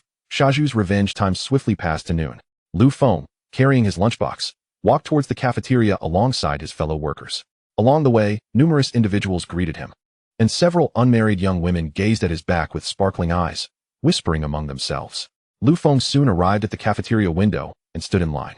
Just as he positioned himself, someone tapped him on the shoulder. Turning around, he saw it was Guadapisi. With a hint of apology, Guadapisi addressed Lu Feng. Lu Feng, I didn't mean to bump into you during the machinist assessment today. I was pushed by that Jia Dongshu and accidentally collided with you. It's all right. I understand. You are not to blame for this, Lu Feng replied with a smile. However, as soon as Lu Feng turned away, a cold expression enveloped his face. It seems that an opportunity to deal with Jia Dongshu must be sought. As the queue dwindled, it soon became Lu Feng's turn to receive his meal. Standing at the serving window was none other than the simpleton Shazhu.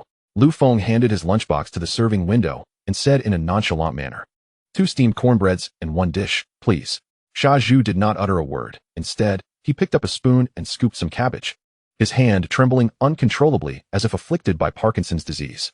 In no time, only a few leaves of cabbage remained in the spoon, which Shazhu then deposited into Lu Feng's lunchbox, followed by 2 minuscule cornbreads. These tiny cornbreads, combined, were scarcely the size of a standard one. And with just a few leaves of cabbage, it was a wonder how one could possibly feel satiated. Lu Feng scrutinized the meager contents of his lunchbox and frowned at Shazhu. Shazhu, how am I supposed to fill my stomach with this paltry offering? What does it matter to me whether you are full or not? Shazhu retorted proudly. Your meal has been served. Now step aside and do not delay the others. Witnessing Lu Feng's displeased expression, Shazhu felt an exhilarating sense of vindication, as though exacting revenge for the events of the previous night. Lu Feng discerned that Shazhu was deliberately targeting him. Very well. If you wish to escalate this, do not blame me for making this a larger issue. Lu Feng then raised the 2 diminutive cornbreads in his hand and called out loudly to the gathering crowd in the cafeteria, everyone, come and witness the state of our cafeteria's provisions. The portion sizes have been halved. Where has this diminished quantity gone? Has it been embezzled by some parasites lurking in the cafeteria? Having recently received accolades from the factory's broadcast, Lu Feng was basking in popularity, and many people began to gather around to observe. Seeing the crowd, Shazhu panicked and shouted at Lu Feng, do not slander me. Slander you? Lu Feng retorted with a cold smile, pointing at the shrunken cornbreads in his hand. You deny being a parasite of the cafeteria, yet I ask you, how is it that these cornbreads are only half their original size? I recall that the factory has set standards for the cafeteria's provisions. And if these provisions have been reduced by half, then tell me, have you embezzled them? This is outright misappropriation of state assets, and it could land you in prison. Upon hearing Lu Feng's words, Shazhu became frantic. Initially, Shazhu's intention was merely to retaliate against Lu Feng, a personal vendetta, and if it escalated, he would likely face only a reprimand from the factory. However, the stakes had now risen dramatically. Lu Feng had elevated the matter to that of public embezzlement, fundamentally altering the nature of the situation. Shazhu realized that he could genuinely face imprisonment. It was evident to Shazhu that Lu Feng's true strength lay not in physical prowess, but in his sharp tongue, which could indeed be lethal. In a hurry, Shazhu took the 2 larger cornbreads and rushed out. All right, I will exchange them for the larger ones. Is that not sufficient? Oh, now you wish to make an exchange, Lu Feng replied, lifting the small cornbreads high to prevent Shazhu from seizing them. Just as the scene was becoming lively, Director Yang, Director Gua, and several other leaders entered with their lunchboxes. Observing the commotion, they approached and inquired, what is happening here? Why are you all gathered? Lu Feng raised the diminutive cornbreads and the few wilted leaves of cabbage in his lunchbox, addressing Director Yang. Director Yang, please take a look. When did the cafeteria's provisions shrink to this extent? Or is it that there are parasites within the cafeteria who have embezzled the funds allocated for our meals, resulting in this dramatic reduction? Director Yang glanced at the shrunken cornbreads in Lu Feng's hand before turning to Shazhu. Comrade Hiyuzhu, you are the head of the cafeteria. I expect you to explain this matter. After a moment of hesitation, Shazhu stammered, Director Yang, I hold a grudge against Lu Feng, and in retaliation, I intentionally served him the smallest cornbreads. I assure you, I have not misappropriated the cafeteria's provisions. Despite the foolishness implied by his name, Shazhu was quite cunning. He understood the gravity of being accused of embezzling cafeteria provisions and refused to accept such a charge. Instead, he framed the incident as a personal dispute with Lu Feng, thus minimizing the damage to himself.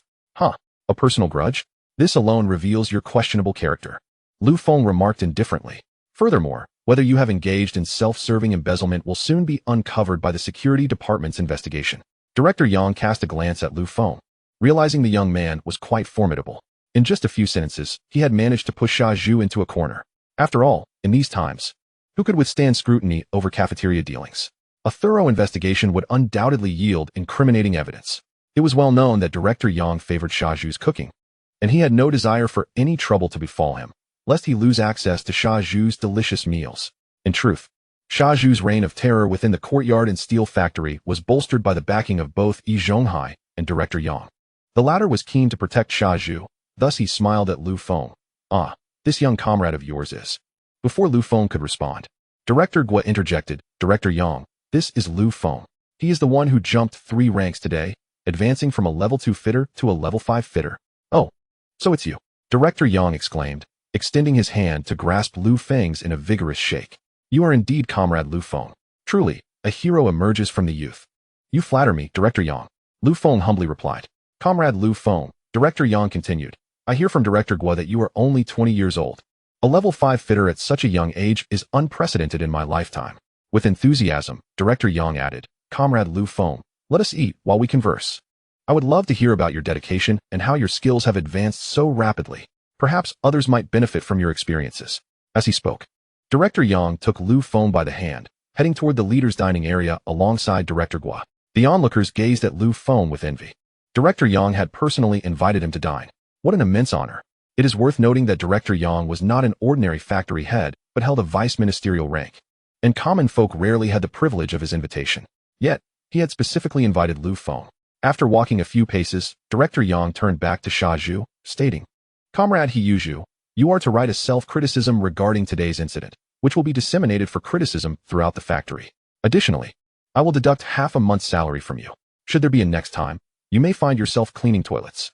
Lu Feng recognized that Director Yang was attempting to shield Shazhu. The punishment of deducting half a month's salary and writing a self-criticism was also a gesture to appease Lu Feng. Lu Feng was not foolish enough to confront Director Yang regarding today's events, as Shazhu had already received his due punishment. And there would be ample opportunities in the future to deal with Shazhu. Chapter 13. Jia Dongshu is nothing but a waste. The news of Lu Feng's advancement from a level 2 fitter to a level 5 fitter quickly spread throughout the courtyard. Have you heard? Today, Lu Feng from our courtyard made quite an impression at the steel mill. He leaped directly from a secondary mechanic to a tertiary one, passing the examination to become a 5th level mechanic. Indeed, I have heard the news as well. It was even announced throughout the entire factory to commend him.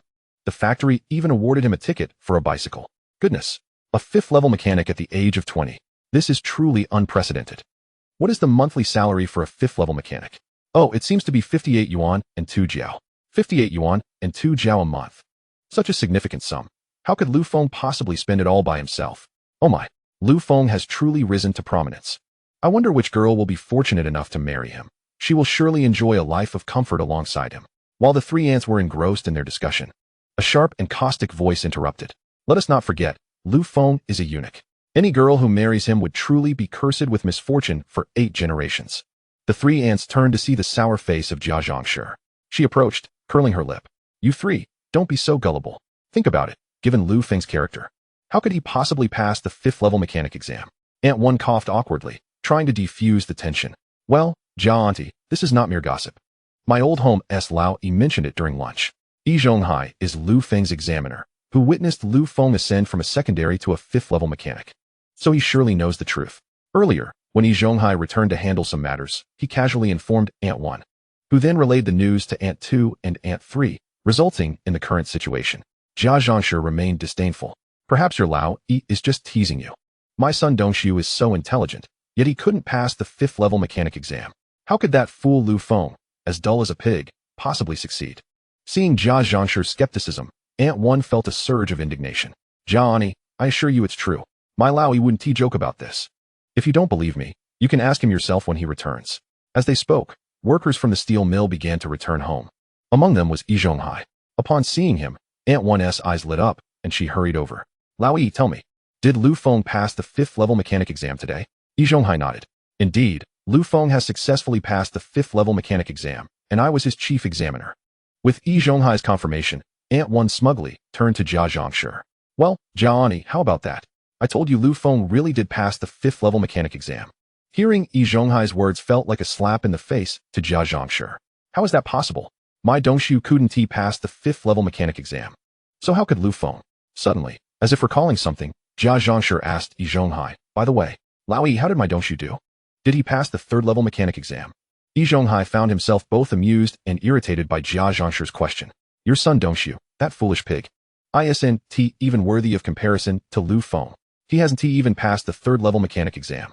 However, he refrained from saying such harsh words to Jia Zhangshi. Merely responding, Dongshu will be back shortly. You can ask him yourself. After saying this, Yi Zhonghai turned and headed home, ignoring Jia Zhangshi. Seeing him leave, Ant 1, concerned about Jia Zhangshi's embarrassment, laughed and interjected, haha, it seems Dongshu didn't pass the 5th level mechanic exam, but that is alright. Passing the 3rd level mechanic exam is still commendable. That would earn him over 30 yuan a month. Ant 3 chimed in exactly. If Dongshu can pass the 3rd level mechanic exam, Earning over 30 yuan a month is quite decent. Humph. That little fool Lu Feng must have cheated. Otherwise, how could he possibly pass the 5th level mechanic exam? Jia Zhangshu scoffed. When my Dongshu comes back, I will definitely interrogate him thoroughly. As they conversed, more workers from the steel mill returned. After waiting a while, Jia Dongshu walked back with a dejected expression. Upon seeing him, Jia Zhangshu's eyes brightened, and she rushed to greet him. Dongshu, you're back. As she welcomed him, she pressed on with questions. Dongshu, did you pass the 3rd level mechanic exam? Did your salary increase? How much did it go up? Hurry and tell your mother. What a tactless remark. Dongshu had not passed the 3rd level mechanic exam and was already feeling downcast. Jia Zhangshu's inquiries in front of so many people made him feel humiliated, as if he were being publicly shamed. He shoved Jia Zhangshu aside and walked home in silence. Jia Zhangshu, seeing this, quickly followed. Aunt 3 was momentarily taken aback and whispered to Aunt 2. What happened to Dongshu? Did he pass the 3rd level mechanic exam or not? Of course he didn't pass. Aunt 2 replied quietly. With the Jia family's reputation, if Dongshu had truly passed the 3rd level mechanic exam, Jia Zhangshu would have been making a grand announcement, eager for the whole world to know. My, this Jia Dongshu really is a waste. Aunt 3 murmured. Lu Feng joined the factory several years after him, yet he is already a 5th level mechanic, while Jia Dongshu can't even pass the 3rd level. And still, Jia Ani boasts about how clever her son is. Clever indeed. Aunt 1, noticing their conversation growing bolder, quickly shushed them with a finger to her lips. Shoo, keep it down. If Jia Ani hears, it won't be good. Aunt 3 nodded, about to speak when she caught sight of Lu Feng approaching. She hurriedly smiled and greeted him. Xiao Feng, you're back.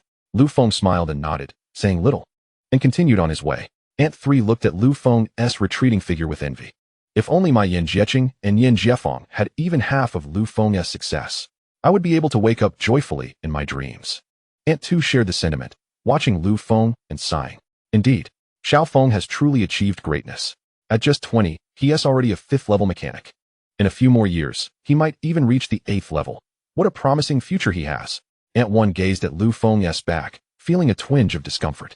Look at that. This child, Lu Feng, has accomplished so much. What was Laoyi thinking back then? Choosing that waste Jia Dongshu to care for him in his old age? If only Lu Feng had been chosen instead. He is not only successful, but seems to be a grateful person as well. Such a child would truly be the ideal caregiver. One wonders if it's too late to treat Lu Feng well, and whether it's still possible to cultivate him as their caregiver. Chapter 14. Jia Dongshu's bragging today. Shazhu faced humiliation in the cafeteria, as factory director Yang docked half a month's salary from him and required him to write a self-criticism, which was publicly condemned throughout the factory. Consequently, Shazhu's mood was exceedingly poor. On his way back, he picked up several takeout boxes of food and, upon passing the supply and marketing cooperative, bought a bottle of white wine, intending to drown his sorrows. As Shazhu entered the courtyard, he spotted Jia Dongshu sulking in a corner, smoking. Shazhu had heard about Jia Dongshu's misfortune today, and the two found camaraderie in their shared plight, both suffering greatly due to Lu Feng's actions. In their mutual gaze, they recognized a shared hatred for Lu Feng. Shazhu raised the bottle of wine in his hand and invited, Dongshu, how about we go have a drink together? At that moment, Jia Dongshu was also feeling quite dejected and yearned for a drink to drown his sorrows. Seeing Shazhu's overture, he immediately tossed aside his cigarette, butt, and stood up. Sure, let us drink. The two then made their way to Shazhu's room, where he had brought several boxes of food, and they began to indulge in the wine. As they sipped their drinks, they recounted the misfortunes of the day, and soon they began to curse Lu Feng through gritted teeth. That scoundrel Lu Feng. He hit my mother last night, and today caused me to fail my level 3 fitter exam. If I do not avenge this grievance, I, Jia Dongshu, refuse to be called a man, Jia Dongshu declared, downing his drink in one go. Indeed, Lu Feng is a scourge to our courtyard. Shazhu slammed his glass down on the table. Not only did he strike me last night, but today he also humiliated me in front of Director Yang and docked half a month's wages. If I find the chance, I will definitely retaliate. Shazhu, how do you plan to take revenge on Lu Feng? Jia Dongshu asked as he picked up a piece of food with his chopsticks. Shazhu scratched his head, looking somewhat troubled. Lu Feng has just been rewarded and is quite the favored one in the factory. I really have no way to deal with him. Yet, I cannot swallow this humiliation, alas. With that, Shazhu poured himself another glass of wine and downed it in one gulp. Shazhu, I have an idea on how to teach Lu Feng a good lesson. Jia Dongshu exclaimed. Dongshu, if you have a good idea, do share it quickly, Shazhu said eagerly, filling Jia Dongshu's glass again while looking at him with anticipation. Jia Dongshu raised his glass and drank it all. Shazhu, have you heard of someone named Wang Laohong? Wang Laohong.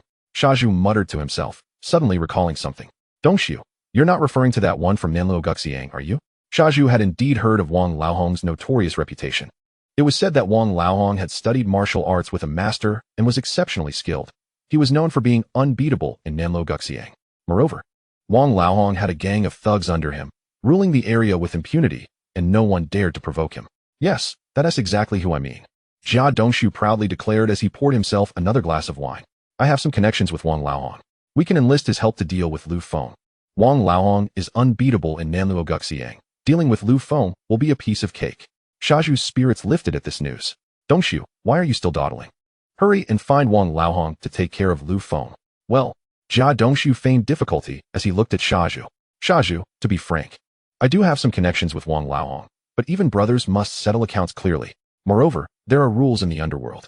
If I want to ask Wang Laohong for help, I must show some sincerity. As he spoke, Jia Dongxiu rubbed his thumb and index finger together. Dongxiu, how much do you need? Shazhu said, slapping the table enthusiastically. As long as we can thoroughly teach Lu Feng a lesson and relieve my anger, I am willing to pay. Great. Shazhu, your words are enough. Jia Dongxiu filled Shazhu's glass once more, as well as his own, and they clinked their glasses together. Drinking deeply, after setting his glass down, Jia Dongxiu said, Shazhu, let us each contribute 10 yuan, raising a total of 20 yuan to invite Wang Laohong to handle Lu Feng. What do you think? 10 yuan. That's quite a lot. Shazhu's eyes widened in surprise. In this era, 10 yuan was no small sum. It was worth nearly half a month's salary for Shazhu, who earned less than 30 yuan a month. You know Wang Laohong's status. It usually costs at least 30 yuan to hire him. Jia Dongxiu said earnestly. Since I have a connection with Wang Laohong, we only need to pay 20 yuan. That's a friendship rate. Shazhu hesitated for a moment before suddenly slamming the table. All right, 10 yuan it is. I'll cover it. As long as we can give Lu Feng a good lesson and relieve my anger, I'm in.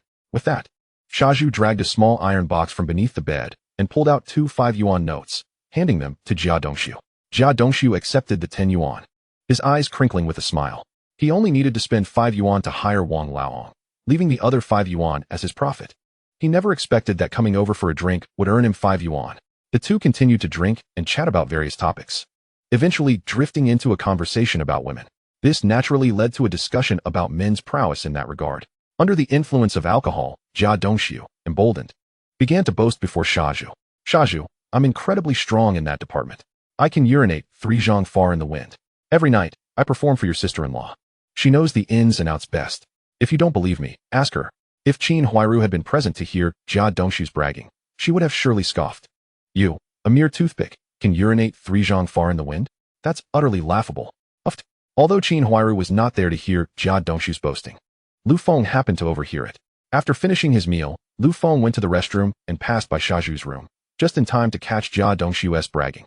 As soon as Jia Dongxiu finished boasting, the system's voice echoed in Lu Feng's mind. Detected a beast boasting. The Boast Reality system is now in operation.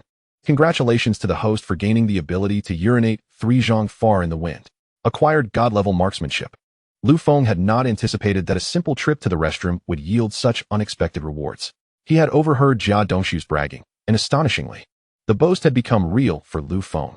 He truly acquired God-level marksmanship, though this newfound skill seemed rather dubious.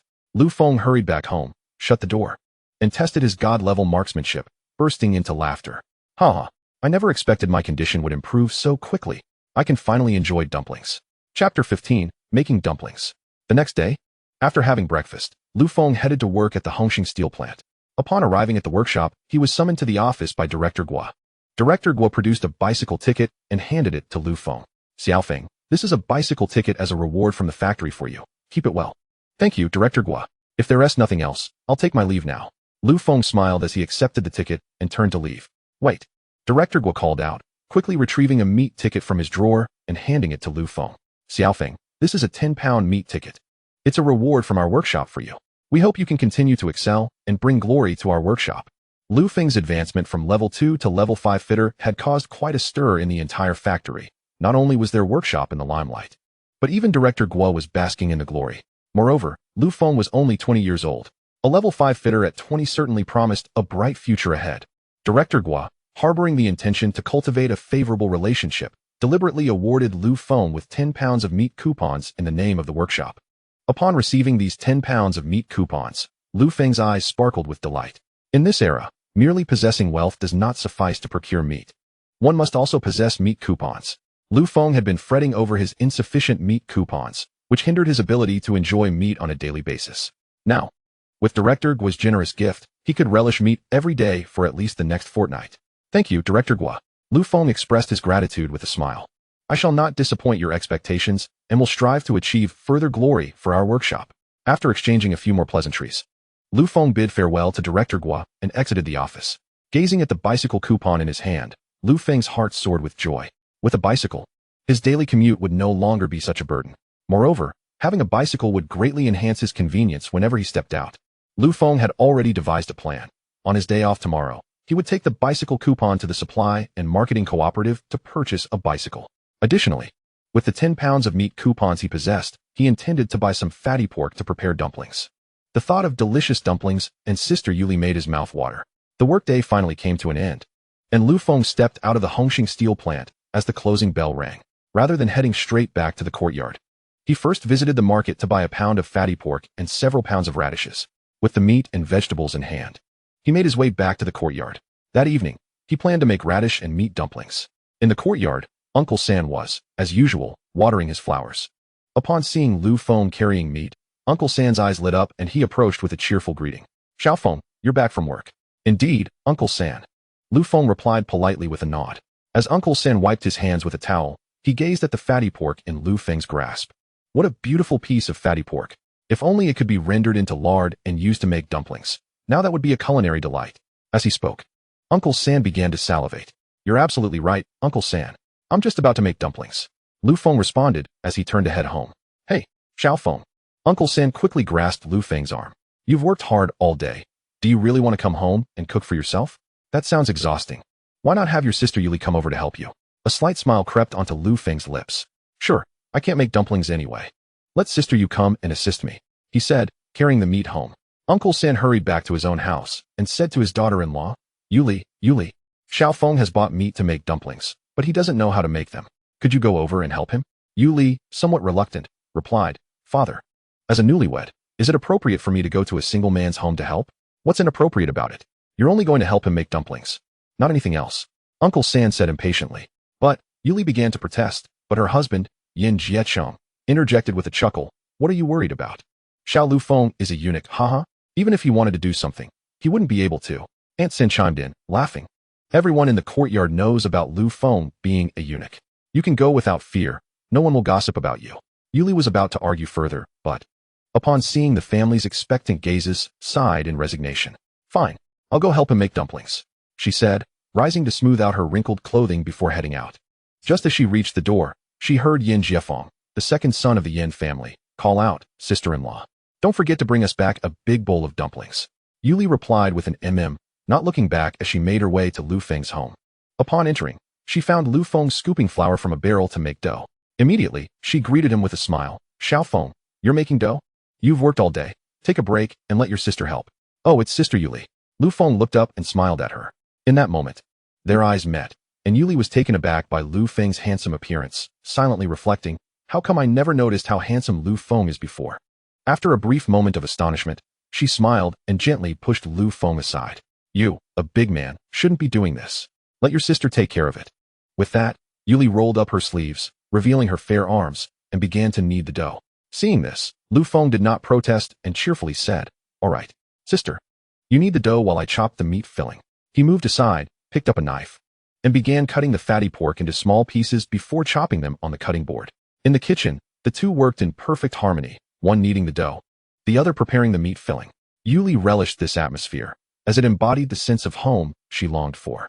Alas, she sighed inwardly, lamenting that Lu Feng had appeared too late. She was already married to Yin Jiecheng. Otherwise, she would certainly not let a man like Lu Feng slip away. As Yuli pondered this, her hands remained busy. Soon, she had finished kneading the dough and carried the basin over, preparing to roll out the dumpling wrappers. However, distracted by her task, she failed to notice a piece of radish peel on the floor. Stepping on it, she slipped and let out a startled cry as she began to fall backward. Quick as a flash, Lu Feng stepped forward, wrapping his arms around her waist and pulling her into his embrace. Sister, are you all right? I'm fine, Yuli stammered, overwhelmed by the scent of Lu Feng's masculine presence, her head spinning and legs feeling weak. Lu Feng, still holding her, pointed towards the table. Sister, let's go over there. We can make dumplings together. Chapter 16. A bicycle acquired without cost. 2 hours later, Yuli leaned against the wall as she exited Lu Feng's home, holding a large bowl of dumplings. As she walked, her thoughts raced. Isn't Lu Feng supposed to be a eunuch? How could he be so capable? Recalling the intense moments they had just shared, Yuli felt her cheeks flush and her heart race. Finally reaching the Yin family's doorstep, she paused to straighten her disheveled clothing and compose herself before entering with the bowl of dumplings. I'm home, she announced, and Uncle San emerged from inside, eyeing the bowl of dumplings in her hands with eager anticipation. Ah, Yuli replied, placing the bowl on the table. I helped Lu Feng make dumplings, and in gratitude, he sent us this bowl to enjoy.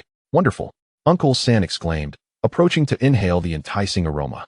It smells divine. These dumplings are filled with fatty pork. We might not even get to eat such delicacies during the new year.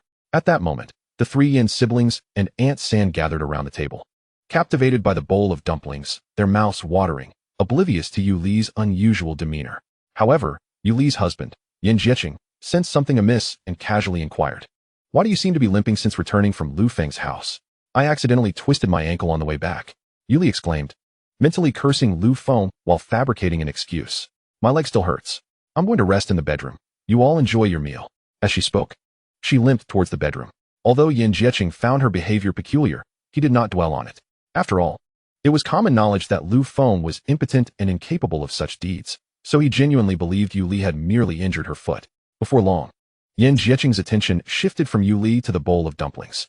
Dad, this bowl of dumplings was earned by my wife Yuli through her hard work. As her husband, I deserve a larger share. Nonsense. You may be Yuli's husband, but I am still her father-in-law.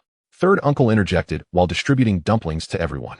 Moreover, if I hadn't suggested that Yuli help Lu Feng, how could we possibly have dumplings to eat? Thus, I should receive a greater portion. While third uncle's family was busy sharing the dumplings earned by Yuli, Lu Feng lay contentedly on his bed, relishing the taste of the dumplings he had just consumed. These dumplings are absolutely delightful. So white, tender, and fragrant. I dare say they are the most delicious dumplings I have ever tasted. As he had the following day off, Lu Feng slept in until late morning. He couldn't be bothered with breakfast and instead took the bicycle voucher awarded by the factory, along with some cash, and headed straight to the supply and marketing cooperative to buy a bicycle. As he passed through the front yard, he happened upon Yuli washing clothes by the water basin. Upon seeing Lu Feng, memories of the previous night flooded her mind, quickening her heartbeat and weakening her legs, prompting her to lower her gaze and avoid eye contact with him. Lu Feng smiled but said nothing, continuing on his way to the nearby cooperative. Exiting Nanluoguxiang, he arrived at a large supply and marketing cooperative bustling with an array of goods, ranging from essential items like firewood, rice, oil, and salt to clothing and various industrial products. Upon entering, Lu Feng made a beeline for the bicycle section in the corner. There were only 2 brands of bicycles for sale, Fij and Yongjio, both well-known domestic brands known for their excellent quality and similar pricing. After some deliberation, Lu Feng ultimately chose a black Yongjio 28-inch bicycle, priced at 198 yuan. He presented the factory's bicycle voucher along with the 200 yuan compensation he received from Jia Zhangshi to the salesperson. After accepting the money and voucher, the salesperson issued Lu Feng a receipt and returned 2 yuan in change. Subsequently, Lu Feng took the receipt to the police station to have it stamped, completing the entire process of purchasing the bicycle. Remarkably, Lu Feng had spent not a single penny out of his own pocket. The bicycle could be considered a windfall. Riding this newfound bicycle, Lu Feng felt elated. Pedaling through the streets, he unknowingly attracted countless envious glances. Before long, he arrived at Nanluoguxiang, where Jia Dongxiu, who was smoking at the alley's entrance, spotted him and immediately turned to a muscular man nearby. Brother Wang, that's the guy? Give him a good beating, and I'll pay you 5 yuan. The muscular man, known as Wang Laohai, was a local thug and a skilled fighter. 5 yuan? You think 5 yuan is enough to get us to act? Wang Laohai scoffed. Jia Dongxiu gritted his teeth and produced 10 yuan. 10 yuan, Brother Wang. Please help me teach this guy a lesson. Seeing that Lu Feng was alone and not particularly imposing, Wang Laohai figured it would be an easy task. He accepted the 10 yuan from Jia Dongxiu. All right, for the sake of your late father, I'll take care of this for you. Thank you, Brother Wang. Thank you. Jia Dongxiu, envisioning Lu Feng's impending defeat, expressed his gratitude excitedly. But I can't be here when you strike. I'll take my leave. Jia Dongxiu, feeling cowardly and fearing reprisal from Lu Feng, quickly chose to slip away. Fine, you go ahead. I'll handle things here. Wang Laohai waved him off. Rest assured, your 10 yuan won't go to waste. I'll make sure to give this kid a thorough lesson. Once Jia Dongxiu departed, Wang Laohai and several thugs emerged to block Lu Feng's path. Sensing trouble from a distance, Lu Feng halted his bicycle and eyed Wang Laohai warily. Who are you? What do you want? Wang Laohai swaggered forward, a cigarette dangling from his mouth. You don't need to know who I am. Just know that I've been commissioned by a friend to teach you a lesson. If you cooperate, you might avoid some pain. Otherwise, don't blame us for being rough. The notion of cooperation was merely a euphemism for surrendering to their assault. Regardless of Lu Feng's mastery in martial arts or his previous weakness, he would never yield to their aggression.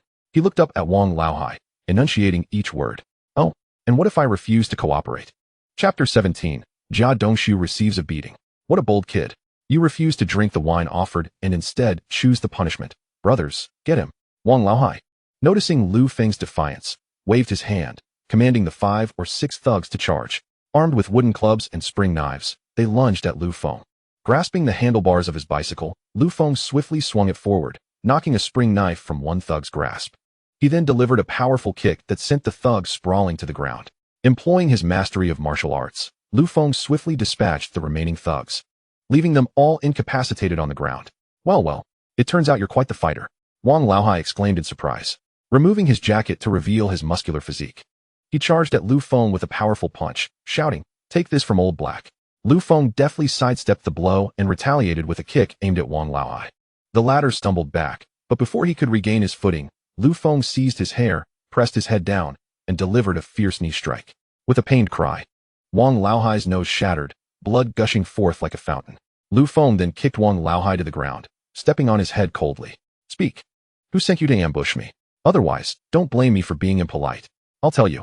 Wang Laohai, disregarding the principles of the martial world, thought to himself, better a friend die than a poor monk. It was Jia Dongshu from the courtyard of Nanluo Guxiang who had handed me 10 yuan to confront you. Jia Dongshu? It seems my suspicions were not unfounded. It truly is that brat. Huh, Jia Dongshu. I have yet to settle the score with you over the incident during the machining exam, and now you dare to provoke me again.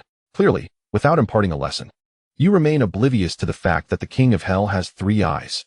With this thought, Lu Feng looked down upon Wang Laohai. Do you wish to live or die? Wang Laohai, already terrified by Lu Feng's formidable prowess, hastily replied, Esteemed brother, no, revered sir, I wish to live. I beg you to spare me.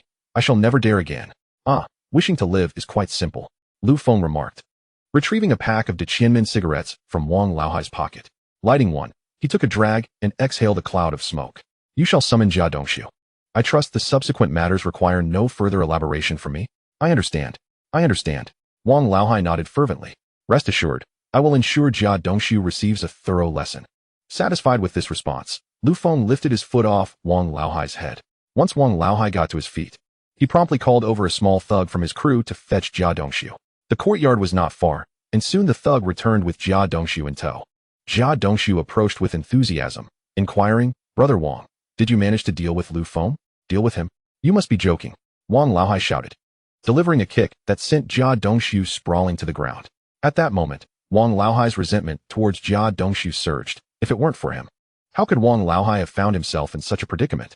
Having been beaten by Lu Feng and too fearful to confront him, Wang Laohai unleashed all his pent-up frustration upon Jia Dongshu, delivering a relentless barrage of blows. Soon, Jia Dongshu was left bruised and battered, and after tiring himself out, Wang Laohai finally ceased his assault. Struggling to rise, Jia Dongshu addressed Wang Laohai. I paid you 10 yuan to confront Lu Feng, and since you failed, you owe me that money back. Observing from a nearby alley, Lu Feng was taken aback by Jia Dongshu's audacity. Good grief. Even after being so thoroughly beaten, he still thinks about money. Truly the son of the Jia family. Jia Dongshu's mention of the money only fueled Wang Laohai's anger further. Seizing a wooden stick from a nearby thug, he struck Jia Dongshu on the head. That 10 yuan won't even cover our brother's medical expenses. You dare ask for it back? If it weren't for you, we wouldn't be in this state. I'll beat you to a pulp. Wang Laohai continued to berate and beat Jia Dongshu until he lay on the ground like a lifeless dog, unable to move. Once Lu Feng felt the lesson had been adequately imparted, he dusted himself off and rode his bicycle towards the courtyard. As he pushed the bicycle into the courtyard, he was greeted with a gasp, and soon after, third uncle came running with a watering can in hand. Xiaofeng, you bought a new bike. Indeed, third uncle. Lu Feng replied with a gentle smile. The factory rewarded me with a bicycle ticket, so I took the opportunity to buy one today. Oh my, this is splendid. Third uncle's eyes sparkled as he circled Lu Feng's bicycle, occasionally reaching out to touch it. This bike is beautiful, far superior to my assembled one. Third uncle also possessed a bicycle, though his was a makeshift assembly made from various parts he had purchased. While it was functional, it paled in comparison to Lu Feng's brand new model. As the two conversed, news of Lu Feng's new bicycle spread throughout the courtyard, prompting everyone to come and admire it. This is a brand new forever bicycle. It must have cost quite a bit. The young Yin's sister, Yin Jietti, exclaimed enviously. Lu Feng replied nonchalantly, it wasn't too much. Just 198 yuan. Wow, 198 yuan is not too much. Yin Jietti exclaimed in astonishment. Xiaofeng, you truly are wealthy. In the crowd, Yu Li, hidden behind, gazed at the spirited Lu Feng with sparkling eyes. As she admired him, she heard third aunt remark, 198 yuan? Yu Li, do you remember when we went to the supply and marketing cooperative to look at bicycles last year? How much were they? Snapping back to reality, Yu Li quickly replied. Mother, I remember when we looked, a brand new model was only 195 yuan. Yes, 195 yuan. It has increased by 3 yuan this year. Third aunt noted. Bicycle prices rise every year. If you wish to buy one, do so early. The longer you wait, the more expensive it becomes. Second aunt, my husband, old Lu, also wants to buy a bicycle. Unfortunately, he lacks a bicycle ticket.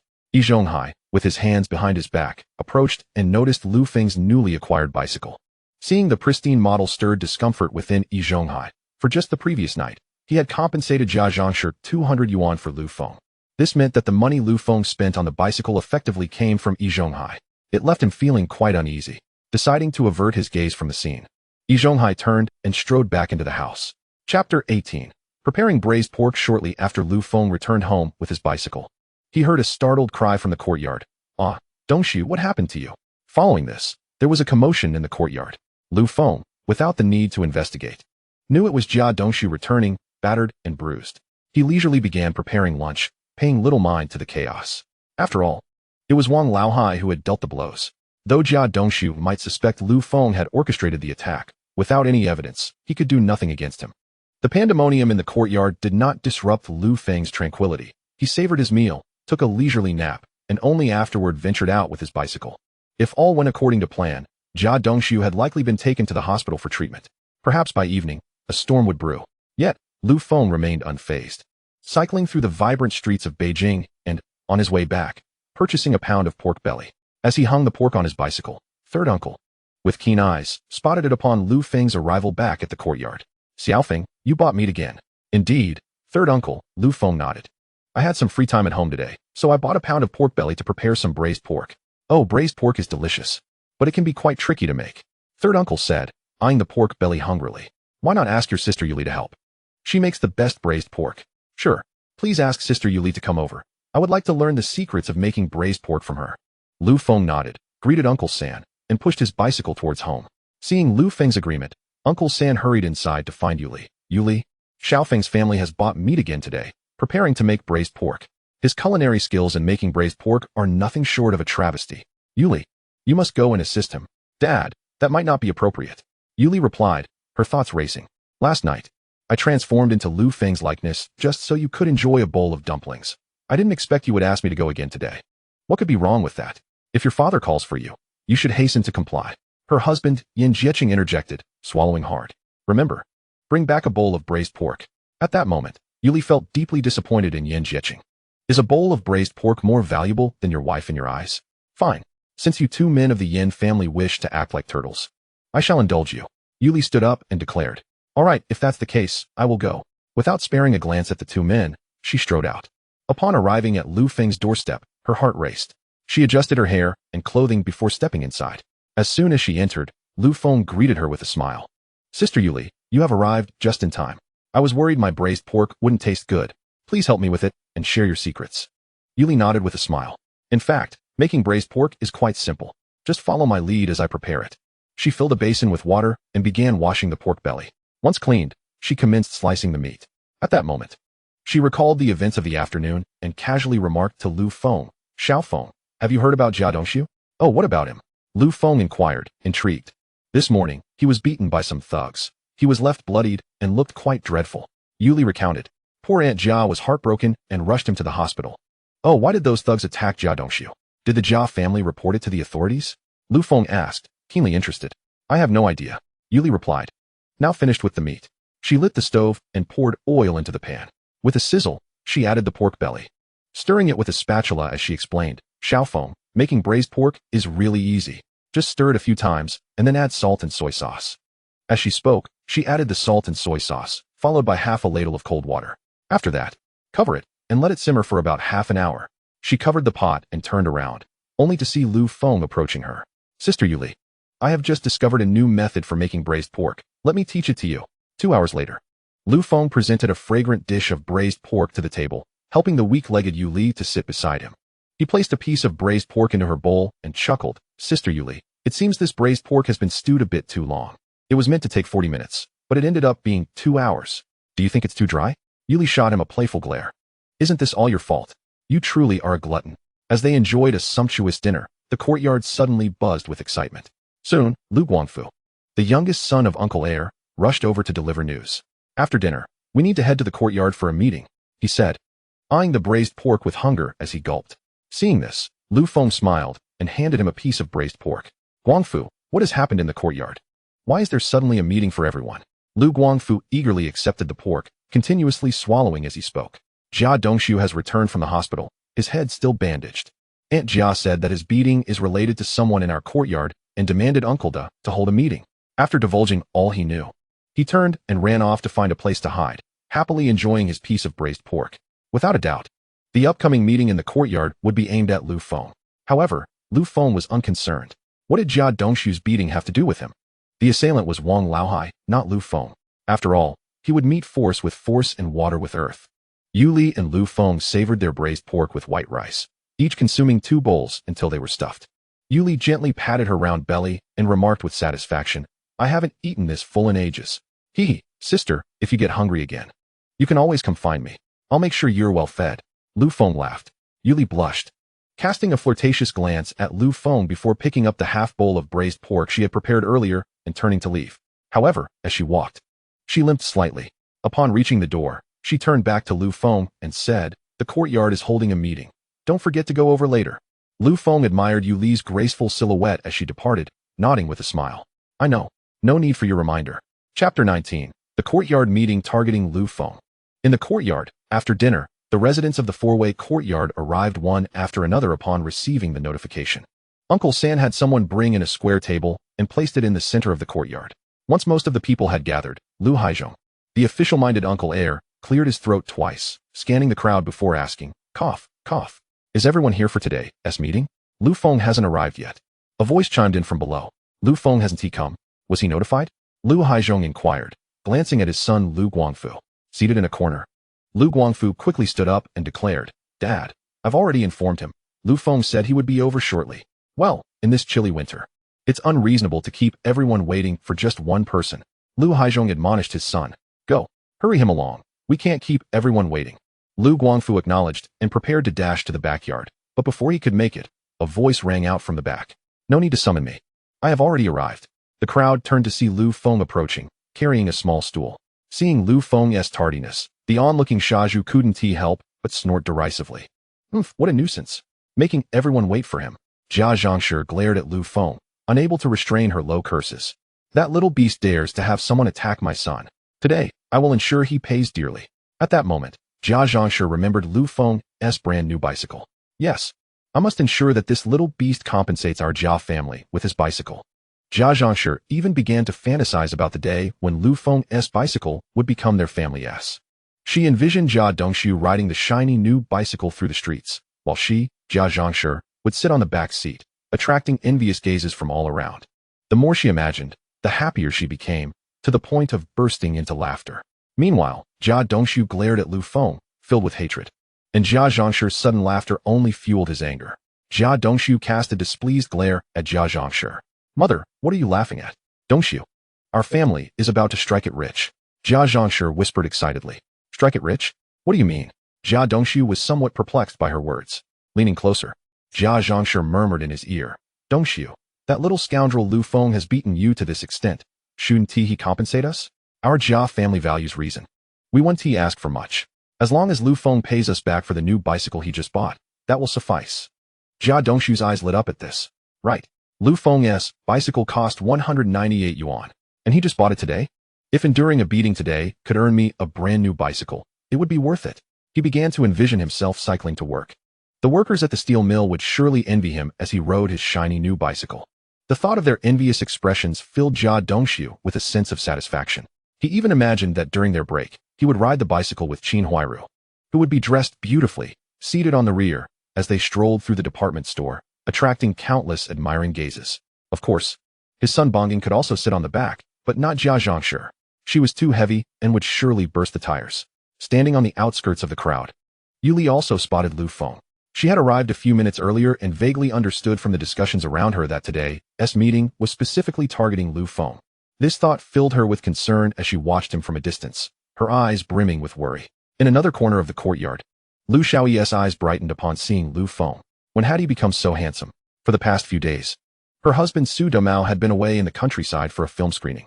Lu Xiaoyi, feeling disinclined to remain in the courtyard alone, had returned to her parental home. Today, upon Su Domao's return, she had just come back to the courtyard and stumbled into the meeting. In a hushed tone, she asked her husband, Domao, "I just heard that today's meeting is aimed at Lu Feng. What exactly has he done?"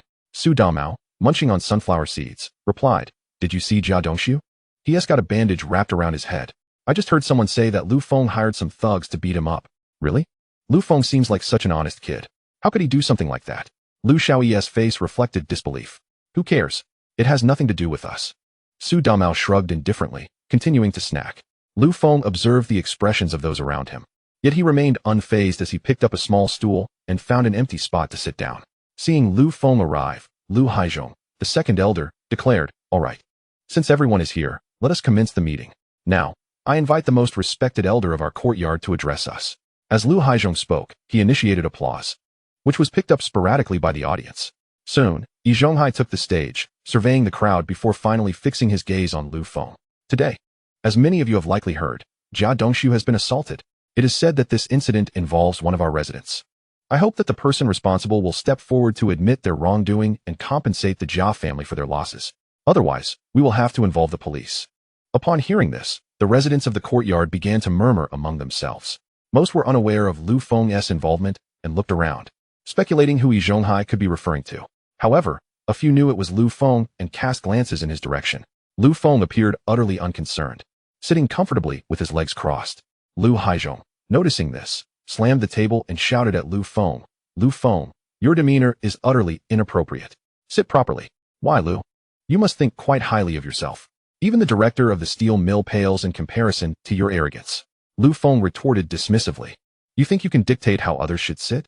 Lu Haizhong was at a loss for words, unable to respond to Lu Feng's boldness. Su Domao, observing this, was taken aback. Isn't Lu Feng usually the quiet one who lets others bully him? Why is he daring to stand up to Lu today? Had Su Domao known that Lu Feng had recently confronted others with unexpected ferocity, he might have thought differently. Seeing Lu Haizhong rendered speechless, the first elder seized the opportunity to chastise Lu Feng. "Xiao Feng, how can you speak to your elders like that? Apologize to your second elder immediately." Lu Feng chuckled softly. "Yi Zhonghai, he is surnamed Lu, while I am surnamed Lu. Our surnames differ entirely. How is he my elder?" Lu Feng was indifferent to any grievances he might have incurred with the beasts of the courtyard. "You." Lu Haizhong pointed at Lu Feng, speechless with rage. Yi Zhonghai recognized Lu Feng's sharp tongue and understood that Lu Haizhong would gain no ground in this confrontation. He quickly waved his hand. "All right. Let us not get bogged down in trivialities. Let us proceed to the main topic of today's meeting." Yi Zhonghai then looked at Lu Feng. "Xiao Feng, did you indeed hire Wang Laohong to beat Dongxiu?" The crowd erupted into chatter upon hearing this revelation. So it was Lu Feng who hired thugs to assault Jia Dongxiu. How outrageous. Look at the condition he is in. He'll need to recuperate for quite some time. He certainly won't be able to work for the next few days. What kind of grievance could warrant such violence? "Huh. Yi Zhonghai, which of your eyes saw me hiring Wang Laohong to beat Jia Dongxiu?" Lu Feng replied with unyielding defiance. "Don't slander me, or I won't hold back." Yi Zhonghai's face turned pale with anger at Lu Feng's response. Initially, he had hoped to persuade Lu Feng to take responsibility, expecting him to compensate Jia Dongxiu for his medical expenses. But now, seeing Lu Feng's blatant disrespect, Yi Zhonghai resolved to teach him a lesson and temper his attitude, so he could later consider Lu Feng as a candidate for his elder care. "You know whether or not this was your doing," Yi Zhonghai stated, glaring at Lu Feng, before turning to Jia Dongxiu. "Dongxiu, as the aggrieved party, please speak up." Upon hearing this, Jia Dongxiu immediately stood up, pointing an accusatory finger at Lu Feng. "You, Lu, You've gone too far. Not only did you knock out a tooth from my mother just the other day, but today you sent thugs to beat me up. This is utterly outrageous. As Jia Dongshu's words echoed, the crowd buzzed with agreement, rallying to support him against Lu Feng. Lu Haizhong, seizing his moment for revenge, stood up to confront Lu Feng. Lu Feng, individuals like you are the disgrace of our harmonious courtyard. You are unworthy to reside within our civilized abode. Tomorrow, I shall approach the neighborhood committee and demand your expulsion from the courtyard. Upon hearing this, Jia Zhongshu's eyes lit up, and she joined in the uproar. Yes, drive this wretched creature out of our courtyard. The 2 rooms he occupies should be compensation for my son Dongshu. Furthermore, he must return the newly purchased bicycle to my family. If either of these is missing, I shall not concede. Faced with the tumultuous crowd, Lu Feng remained seated, exuding an air of nonchalance, his expression one of amusement at the unfolding chaos. Jia Zhongshu and Jia Dongshu flailed about in agitation, only to find Lu Feng unperturbed in his seat. Enraged, Jia Zhongshu approached, intent on seizing Lu Feng by the collar. Wretched creature, how dare you remain seated? Stand up and apologize to my son Dongshu at once. Lu Feng disdainfully evaded Jia Zhongshu's grasp, retaliating with a sharp slap to her plump face. The force of the blow sent her spinning like a top before she collapsed to the ground. Old hag, I have tolerated you for far too long, Lu Feng declared, wiping his hand on his clothing. He had already resolved to scrub this hand thoroughly with soap upon returning home, for the mere thought of it was revolting. Wretched creature, how dare you strike my mother? I shall have my revenge. Jia Dongshu bellowed, charging at Lu Feng. Unfazed, Lu Feng lifted his foot and aimed a kick at Jia Dongshu's midsection. With a pained cry, Jia Dongshu doubled over and fell to the ground, clutching his abdomen. How outrageous. You dare to assault someone in our presence? Do you think the 3 of us are mere ornaments? Second uncle Lu Haizhong huffed, glaring at Lu Feng. But second uncle, it was clearly Jia Dongshu who attempted to strike me. I merely acted in self-defense. Lu Feng replied coolly. If your eyesight is impaired, perhaps you should borrow third uncle's glasses and take a closer look before speaking. Without sparing a glance at second uncle's flushed face, Lu Feng turned to Jia Dongshu. Dongshu, you pitiful weakling. If I wanted to strike you, would I need to invite others to assist me? At these words, the onlookers in the courtyard began to awaken to a startling realization. Indeed, Lu Feng is formidable. Previously, he had even bested the courtyard's champion, Shazhu. To strike Jia Dongshu would be trivial for him. Why would he need to pay someone else for assistance? It is conceivable that this entire spectacle was orchestrated by the Jia mother and son as a scheme to extort Lu Feng.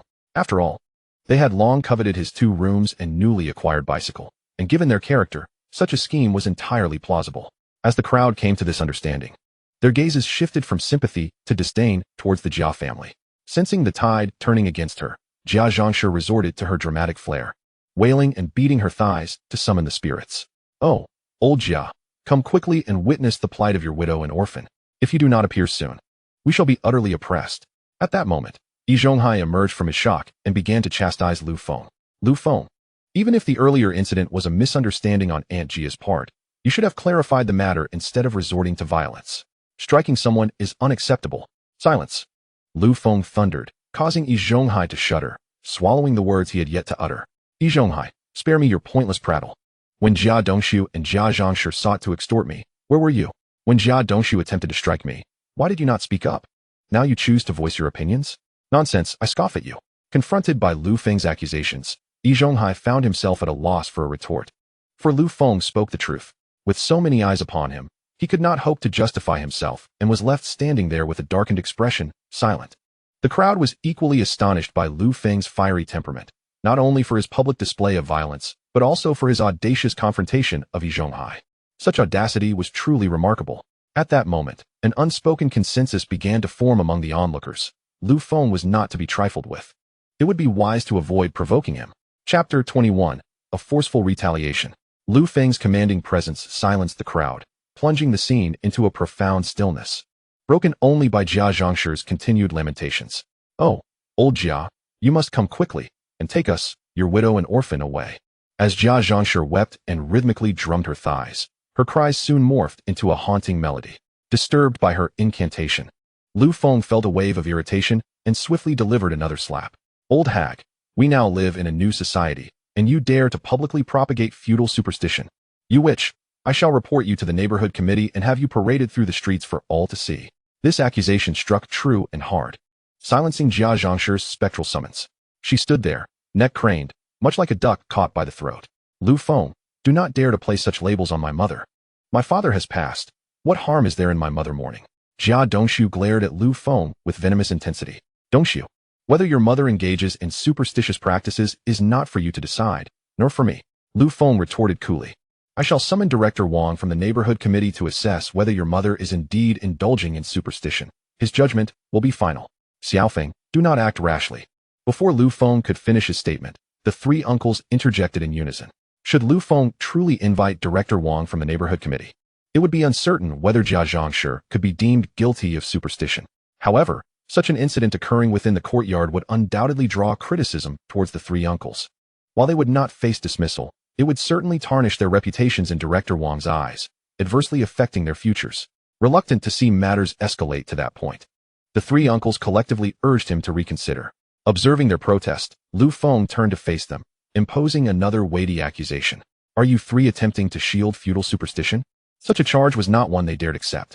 Third uncle Yan Bugue, with a forced smile, interjected, Xiaofeng, considering Aunt Jia's age. Her sorrow for her deceased spouse is understandable. For the sake of third uncle, let us not dwell on this matter nor report her to the committee. Lu Feng snorted dismissively, nodding in acknowledgement.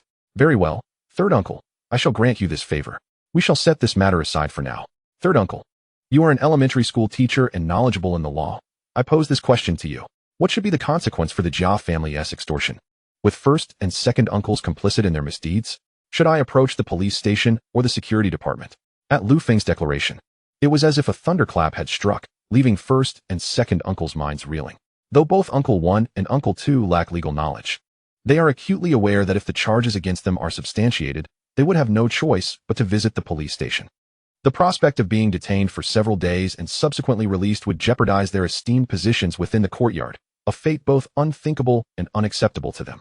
In an instant, Uncle 2, Lu Haizhong, stepped forward with a conciliatory smile. Misunderstanding. Xiaofeng, your second uncle was misled by the Jia family. The truth is now apparent. The Jia mother and son are extorting us, and the evidence is indisputable. Naturally, your second uncle stands for justice and will join you in resisting such criminal actions. Observing this, Yi Zhonghai, with no other option, also approached with a forced smile. Xiaofeng, I believe this situation is a misunderstanding. It would be best for you to sit down with the Jia family and clarify things. However, Lu Feng disregarded Yi Zhonghai entirely, instead placing a reassuring hand on Uncle 2's shoulder. Uncle 2, you truly embody righteousness. Pray tell, how should we deal with criminals like the Jia family? Should we expel them from the courtyard or deliver them to the police station? Lu Haizhong gasped at such severity. Goodness, that is rather harsh. However, sending them to the police is out of the question. If my position were to be compromised as a result, it would be catastrophic for someone so enamored with authority as I am. Expelling the Jia family from the courtyard is equally impractical, given that they consist of 6 members. If they were truly cast out, several of them might perish from the cold. Yet, we must provide Lu Feng with some semblance of resolution, otherwise, he will not relent. After a moment's contemplation, Lu Haizhong proposed, Xiaofeng, we are all part of the same courtyard. There is no need for such drastic measures. How about this? Your second uncle suggests that the Jia family compensates you with 20 yuan, and we can consider the matter resolved. What do you say? Upon hearing this, Jia Zhangshi leapt to her feet, incredulous. My son has been beaten to a pulp, and you expect us to pay him 20 yuan? Is there no sense of justice left in the world? Just as Jia Zhangshi instinctively considered invoking spirits, she suddenly recalled that such superstitions might further provoke Lu Feng, potentially leading to public humiliation at the hands of the neighborhood committee. Thus, she hastily silenced herself, swallowing her words. Seeing this, Yi Zhonghai turned to third uncle. Old Yan, Xiaofeng is quite displeased with me. Could you lend him a hand? Third uncle leaned in and whispered, Old Yi, you should refrain from further involvement. If this escalates to the police station, we will both find ourselves in dire straits. Let old Lu handle this matter. What a jest. Third uncle's daughter-in-law, Yuli, had just yesterday brought a bowl of dumplings from Lu Feng, and today she had delivered a bowl of braised pork. Third uncle had no desire to offend Lu Feng, and thus felt compelled to support him. Observing the unanimous stance of Uncle 2 and Uncle 3, Uncle 1 realized that his dissent would bear little fruit. After all, asking the Jia family to pay 20 yuan seemed a reasonable compromise to resolve the issue. As he too wished to avoid further turmoil, his head was already throbbing. With a resigned sigh, he stood silently by. 20 yuan, a mere pittance. Lu Feng scoffed at Lu Haizhong's proposal. Uncle 2, the Jia family attempted to extort 2 rooms and a new bicycle from me, which is worth several hundred yuan. To suggest they only compensate me with 20 yuan is rather lacking in sincerity. If that is the case, I see no reason to continue negotiations. I might as well send the Jia mother and son to the police station. But Xiao Feng, you know the Jia family has little money. If you demand too much, they simply cannot pay. Lu Haizhong replied, visibly troubled. Other valuable items would suffice. Lu Feng retorted casually. At this, Lu Haizhong's eyes lit up with realization. Indeed, although the Jia family lacked funds, they possessed valuable belongings. Why not propose that they compensate Lu Feng with one of those items? Chapter 22. The removal of the Jia family's sewing machine. Lu Haizhong recalled that the most valuable possession of the Jia family was the sewing machine purchased by Jia Dongxiu before his marriage. Yu Jia Zhangshi sought to extort Lu Feng's newly acquired bicycle, but upon failing, it seems reasonable for the Jia family to compensate Lu Feng with the sewing machine instead. As soon as he uttered those words, a wave of astonishment swept through the crowd. What? You want the Jia family to use their sewing machine to compensate Lu Feng? Are you aware that sewing machine is Jia Zhangshi's lifeline? Even Lu Feng was taken aback by Uncle Tu's suggestion. He had merely mentioned it in jest, but was surprised by Lu Haizhong's quick wit in proposing the sewing machine as compensation. However, receiving a sewing machine for free was indeed appealing. In this era, owning a sewing machine was a coveted asset. More importantly, that sewing machine represented the Jia family's pride and Jia Zhangshi's very essence. Securing it would be a far greater blow to Jia Zhangshi than any physical confrontation. What? A grown man like Lu Feng does not know how to use a sewing machine, so what use is it to him? But Lu Feng would eventually marry. And once he had a wife, she would undoubtedly know how to operate a sewing machine. With this thought in mind, Lu Feng feigned hesitation before finally stating, Uncle Tu, you hold considerable esteem in our courtyard, and I trust you. You may handle this matter as you see fit. Lu Haizhong found great satisfaction in Lu Feng's words. Feeling respected and entrusted with the authority to resolve the situation, he straightened his back and addressed the assembly. This entire affair stems from the Jia family's wrongdoing. Since Xiao Feng has graciously chosen to compromise in deference to my position, the Jia family must reciprocate with sincerity. I believe compensating Lu Feng with the sewing machine is a fair solution. What does everyone think? I object. Why should we give our sewing machine to someone else? Jia Zhangshi shouted, rising in protest, only to collapse in tears. Oh, old Jia, come quickly and rid us of these villains. As Lu Haizhong basked in his moment of triumph, Jia Zhangshi's opposition darkened his expression, perceiving it as a challenge to his authority.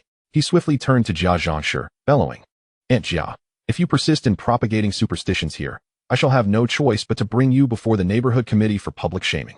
Upon hearing this, Jia Zhangshi promptly fell silent, though her sobs continued.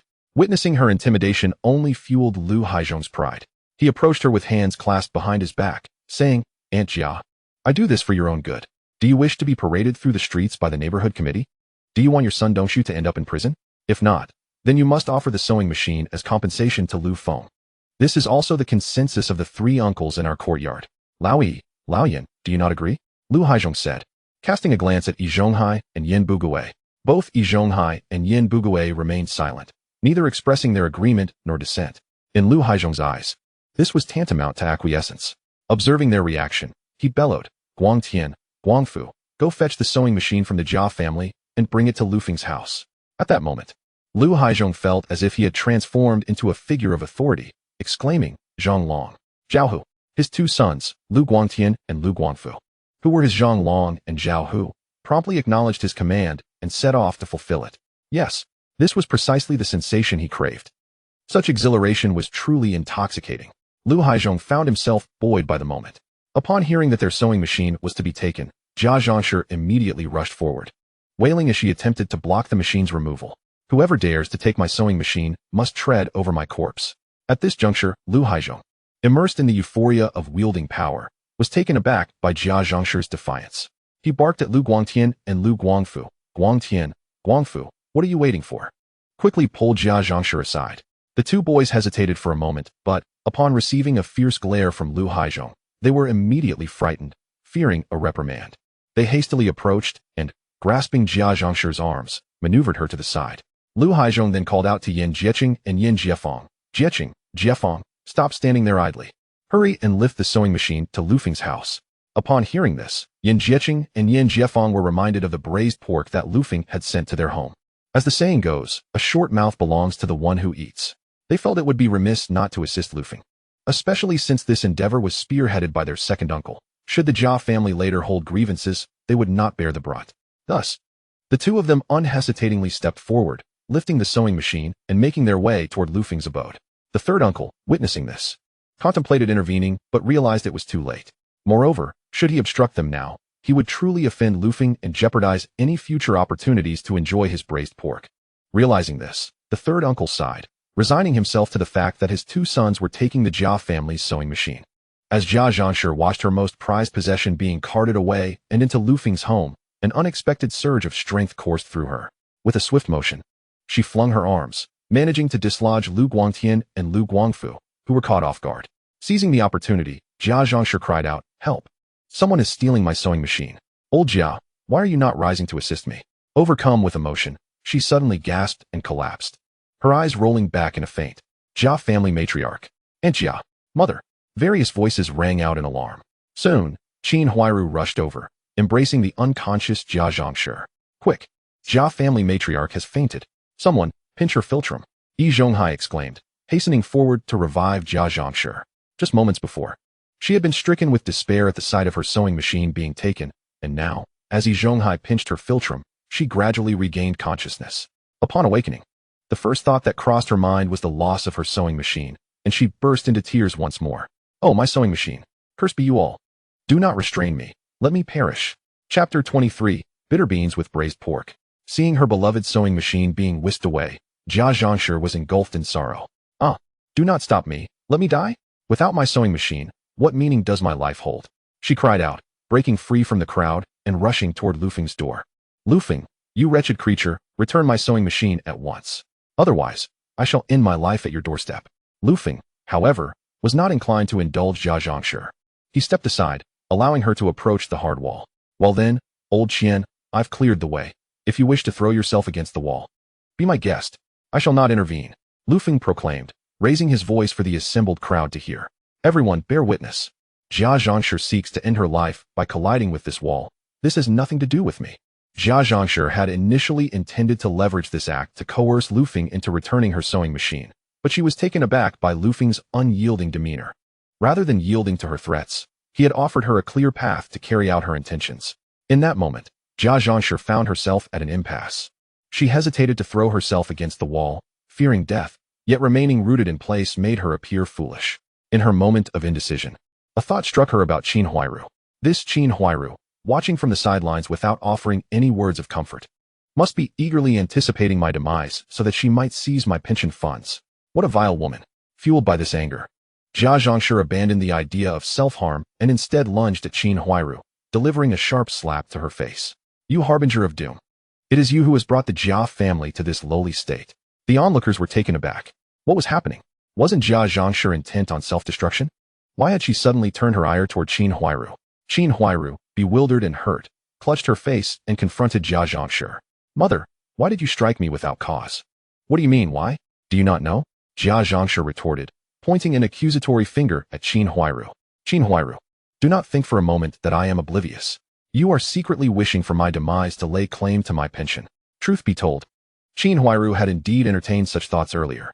She had hoped for Jia Zhangshi to collide with the wall, believing it would allow the Jia family to extort money from Lu Feng.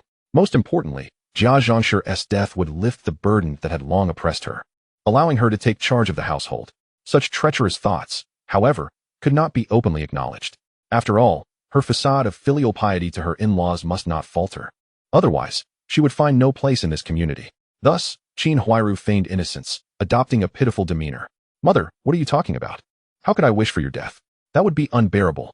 That would be the best outcome." Jia Zhangshi shot back, her gaze steely. "Otherwise, old Jia will not spare you." With that, she huffed and turned away, heading home. Qin Huairu quickly followed suit. The gathered crowd exchanged glances, bewildered. Was this the end? Were they abandoning the sewing machine? No one was throwing themselves against the wall. "All right, disperse. Return to your homes," the eldest uncle declared, turning to leave. The crowd, seeing the situation had come to a close, began to scatter. Yuli longed to remain and confide in Lu Feng, expressing her deep concern for him and the immense joy she felt upon seeing him safe and sound. However, with everyone else having departed, her lingering presence might arouse suspicion. Thus, she reluctantly followed the crowd out, glancing back at Lu Feng as she walked. At that moment, Lu Feng also turned to look at her, their eyes meeting in a silent exchange that conveyed everything. Yuli flashed a charming smile at Lu Feng before turning away and departing with the others. Lu Feng gazed at her graceful figure as she vanished into the distance before he finally retreated into the house to inspect the sewing machine he had recently acquired. This sewing machine, a butterfly brand, had been purchased by Jia Dongshu for his wedding, and several years had passed since then. Nevertheless, Jia Zhangshi took great care of it, forbidding Qin Huairu and others from touching it, and he himself seldom used it, maintaining it in excellent condition. Thus, despite the passage of time, the sewing machine remained in remarkable shape, still looking nearly new. Now, Lu Feng possessed both a bicycle and a sewing machine. He had secured 2 of the legendary 3 turns and 1 ring. If he could acquire a wristwatch and a radio, he would complete the set. It is worth noting that the 3 turns and 1 ring was the aspiration of everyone in this era. Whoever possessed this coveted collection would undoubtedly become the most admired individual, drawing envious gazes and attracting the attention of young women, thus granting him a preferential status in the realm of courtship. The following morning, Lu Feng reheated the leftover braised pork from the previous night, preparing a delightful breakfast. After finishing his meal, he prepared to push his bicycle to work. However, upon attempting to do so, he discovered that the air had been let out of both tires. What a nuisance! Who could have done this? As he lifted his gaze, he caught sight of Bang Geng looking in his direction. Upon meeting Lu Feng's gaze, Bang Geng instinctively felt a surge of panic and quickly scurried away. Observing Bang Geng's reaction, Lu Feng surmised that he was indeed the culprit behind the deflated tires. As for Bang Geng's motive, it was clear. After Lu Feng had confronted Bang Geng's grandmother and father the night before and taken their sewing machine, Bang Geng could not possibly let such an affront go unpunished. After a moment of contemplation, Lu Feng chose not to make a scene, but instead returned inside. Previously, due to constipation, he had purchased some croton powder from the pharmacy, and after rummaging through his belongings, he quickly located it. He then retrieved the remaining braised pork in a bowl of thick broth, mixing the croton powder into the broth with chopsticks until fully combined, and placed the bowl in the cupboard. Ah, Bang Geng, you may have deflated my bicycle's tires, but I shall ensure you suffer in return. Fair is fair, he thought. What? Bang Geng wouldn't he dare come in to steal the braised pork? Do you think the title of Master Thief is merely for show? If Bang Geng doesn't show up, that would be the real surprise. As he was about to leave, Lu Feng remembered the 23.7 yuan in the drawer. He initially intended to take it with him, but reconsidered. No, merely causing trouble for that ungrateful Bang Geng isn't enough. I must leave this substantial sum behind to ensure he is thoroughly ensnared, having made all necessary arrangements. He closed the door and pushed his deflated bicycle down the alley to find a repair shop. After borrowing the mechanic's pump to inflate the tires, he finally rode off towards the Hongqing steel plant. Chapter 24. Bang Geng's overindulgence. Bang Geng, hiding at home, peered through the window and watched Lu Feng push his bicycle away. After waiting a moment to ensure Lu Feng was far gone, he ventured outside. Everything unfolded just as Lu Feng had anticipated. It was indeed Bang Geng who had deflated Lu Feng's tires. Watching Lu Feng's departing figure, Bang Geng smirked and said, "Humph. Did you think I, Bang Geng, would be overlooked? You dare strike my father and grandmother, and I shall deflate your bicycle." With that, Bang Geng made his way to the backyard. Not only did he intend to retaliate against Lu Feng, but he also planned to retrieve the sewing machine that Lu Feng had taken. Upon reaching the backyard, he feigned interest in some ants, all the while scanning the area to ensure no one was watching. Once he confirmed the coast was clear, he swiftly approached Lu Feng's front door, gently pushed it open, and slipped inside. Bang Geng was no stranger to thievery.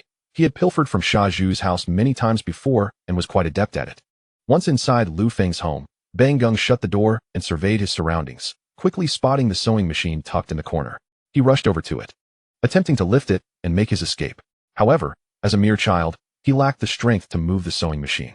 After exerting considerable effort and breaking into a sweat, he found himself unable to budge it even slightly. Exhausted, he plopped down on the floor, panting, when suddenly he caught a whiff of something delicious. Like a hound, he sniffed the air and quickly identified the enticing aroma of braised pork, deducing that it must be in the cupboard. Dashing into the kitchen, he lifted the curtain of the cupboard and indeed found a small bowl of braised pork. His mouth watered at the sight of the succulent pieces and rich broth. "Lu Feng, you beast. You struck my father and grandmother. What is wrong with me enjoying a few bites of your braised pork?" he declared. "Not only will I feast on your braised pork today, but I shall return daily for your delectable offerings. I will eat until you're penniless, so you realize the might of Bang Geng." With that, he greedily grabbed pieces of pork from the bowl and devoured them ravenously. "Oh my, it's simply divine," he mumbled in between bites. He quickly finished the meat, licking the bowl clean before returning it to the cupboard. The few morsels of braised pork only whetted Bang Geng's appetite further. He then resolved to scour Lu Feng's home for more delicious treats. Thus, he began rummaging through the rooms, soon discovering a drawer filled with money. Money. So much money. He exclaimed upon seeing the assortment of coins, some 1 dime, others a yuan, and even 5 yuan bills. After counting, he realized there was a total of 23.7 yuan. In this era, that was no trivial sum. It equated to nearly a month's salary for Jia Dongxiu. Most children would never dare to steal such a considerable amount, perhaps settling for a few dimes or yuan. But Bang Gung was no ordinary child. He was a master thief, and with his resolve unwavering, he felt compelled to take the money. Stuffing the 23.7 yuan into his pocket, he made his way outside. With this much money, I can buy countless white rabbit creamy candies. Oh, and perhaps even a roast chicken. The thought of a golden, fragrant roast chicken made him swallow hard in anticipation. After slipping out of Lu Feng's house, Bang Gung initially intended to inform his grandmother, but upon reflection, he reconsidered. Given Jia Zhang's insatiable appetite and her considerable girth, he feared that if he divulged his plans, he would scarcely have had the chance to savor his roast chicken before it was devoured by her. The money used to purchase the chicken had been earned through his own efforts, and it was only right that he should enjoy it alone. Why should it be shared with Jia Zhang? Thus, Bang Gung decided against informing her and resolved to stealthily navigate past the Jia family's courtyard and head directly to the front yard. However, as he reached the middle courtyard, he was met with the sound of Jia Zhang's wailing. That little beast Lu Feng struck me and even took away my sewing machine. How am I to live without it? Woe is me. Clearly, Jia Zhang was lamenting the events of the previous day. Auntie 1, Auntie 2, and Auntie 3 were nearby. Attempting to console her, Bang Gung wished to feign ignorance and slip away, but Auntie 2 had already spotted him and seized him. Bang Gung, come here and comfort your grandmother. Caught and unable to escape, Bang Gung reluctantly approached Jia Zhang and said, Grandmother, please do not cry. I have already avenged you. Upon hearing this, Jia Zhang's sobs intensified, and she enveloped him in her arms, weeping even more profusely. Bang Gung was about to explain that he had avenged her by deflating Lu Feng's bicycle tire, but before he could utter a word, a sharp pain gripped his stomach. And suddenly, with a loud sound, a warm stream escaped him. Oh dear, how foul! Jia Zhang sniffed and immediately pointed at Auntie 3. Auntie 3, was it you who soiled yourself? Auntie 3, holding her nose, shook her head while retreating. Jia Zhang then turned to Auntie 2, who reacted similarly, hastily covering her nose and backing away. Auntie 1, showing compassion, held her nose while pointing at Bang Gung and said, It's not us. It's Bang Gung who made a mess. Let him go to the toilet quickly. Only then did Jia Zhang notice Bang Gung struggling in her embrace. Desperately needing to reach the bathroom, she quickly released him. Bang Gung, if you need to go, tell your grandmother. You've already made a mess in my arms. At that moment, Bang Gung had no time to respond and dashed towards the toilet, leaving behind a faint trail of yellow as he rushed. Half an hour later, Qin Huairu received the news and rushed to the toilet, helping the exhausted Bang Gung back home and taking his soiled clothes to wash. However, Bang Gung had barely laid down for 10 minutes before he cried out again about his stomach pain and scurried back to the toilet. For the entire morning, he was either in the toilet or on his way there, suffering so severely that he eventually fainted inside. The stench emanating from Bang Gung had driven Jia Zhang away. But fortunately, Qin Huairu, as a mother, was dependable, standing guard outside the toilet. Upon hearing something amiss, she rushed in, scooped up the unconscious Bang Gung, and hurried to the hospital. Chapter 25. Jia Zhang seeks revenge on Lu Feng. Qin Huairu arrived at the hospital with Bang Gung, where the staff conducted examinations and prescribed some antidiarrheal medication, quickly halting Bang Gung's distress. Once she confirmed that he was all right, she carried him back to their courtyard. Seeing his pale face and the toll his illness had taken on him, Jia Zhang gently stroked Bang Gung's head and said, Bang Gung, my dear grandson, what on earth did you eat to cause such a disaster? Now that he had taken the medication, Bang Gung was regaining his composure. Upon hearing Jia Zhang's inquiry, he burst into tears. Grandmother, I went to Lu Feng's house to play and tasted some braised pork. I had no idea it would lead to this. He sobbed uncontrollably. Ah, I understand now, Jia Zhang exclaimed, springing to her feet. It must have been that little beast Lu Feng who deliberately poisoned the pork to harm my grandson. She raged, that wretched Lu Feng. You struck me and stole my sewing machine, but now you dare to lay hands on my dear grandson, intending to bring ruin to the Jia family. How cruel you are. Her outburst attracted numerous residents of the courtyard. Seeing the frail Bang Gung, they expressed their sympathy. Hearing Jia Zhang's tirade, some simple-minded individuals began to voice their opinions. Lu Feng is truly malicious. He won't even spare a child. Indeed, Bang Gung is just a child. What's wrong with him eating something at his house? I've heard he was nominated for the factory's Outstanding Individual Award. How can someone like him deserve that? Yes, I will report him to the factory tomorrow. expose Lu Feng's true nature so he cannot win that award. These people, lacking critical thought, only saw Bang Gung's plight. Yet, they failed to consider that the braised pork was in Lu Feng's home, and had Bang Gung not intruded to steal, he would not have found himself in such a predicament. Yuli was also among the onlookers. She believed Lu Feng was not at fault. It was entirely Bang Gung's own doing. Sneaking into Lu Feng's home to steal and then blaming him for his misfortune was utterly ridiculous. Yet, Jia Zhang had always been one to distort the truth and act unreasonably. Given her character, it was certain she would seize this opportunity to target Lu Feng. And with a child involved, the situation was even more complicated. Yuli was deeply concerned for Lu Feng. She wanted to warn him to prepare himself for what was to come. However, as she was not an employee at the rolling mill, she could not enter, and she dared not approach Lu Feng openly. Instead, she waited outside the alley of Nanluoguxiang, planning to inform him when he returned. For Lu Feng, this day was just like any other. He went to work in the morning, had lunch at the cafeteria, and continued working in the afternoon. It was not until the closing bell rang that he pushed his bicycle out of the factory gate, heading towards the courtyard. As he reached Nanluoguxiang, a woman suddenly appeared in front of him, waving her arms. Lu Feng squinted to see, and it was none other than Yuli. He halted his bicycle, balancing on one foot, and smiled at her. "Isn't this Sister Yuli? What brings you here?"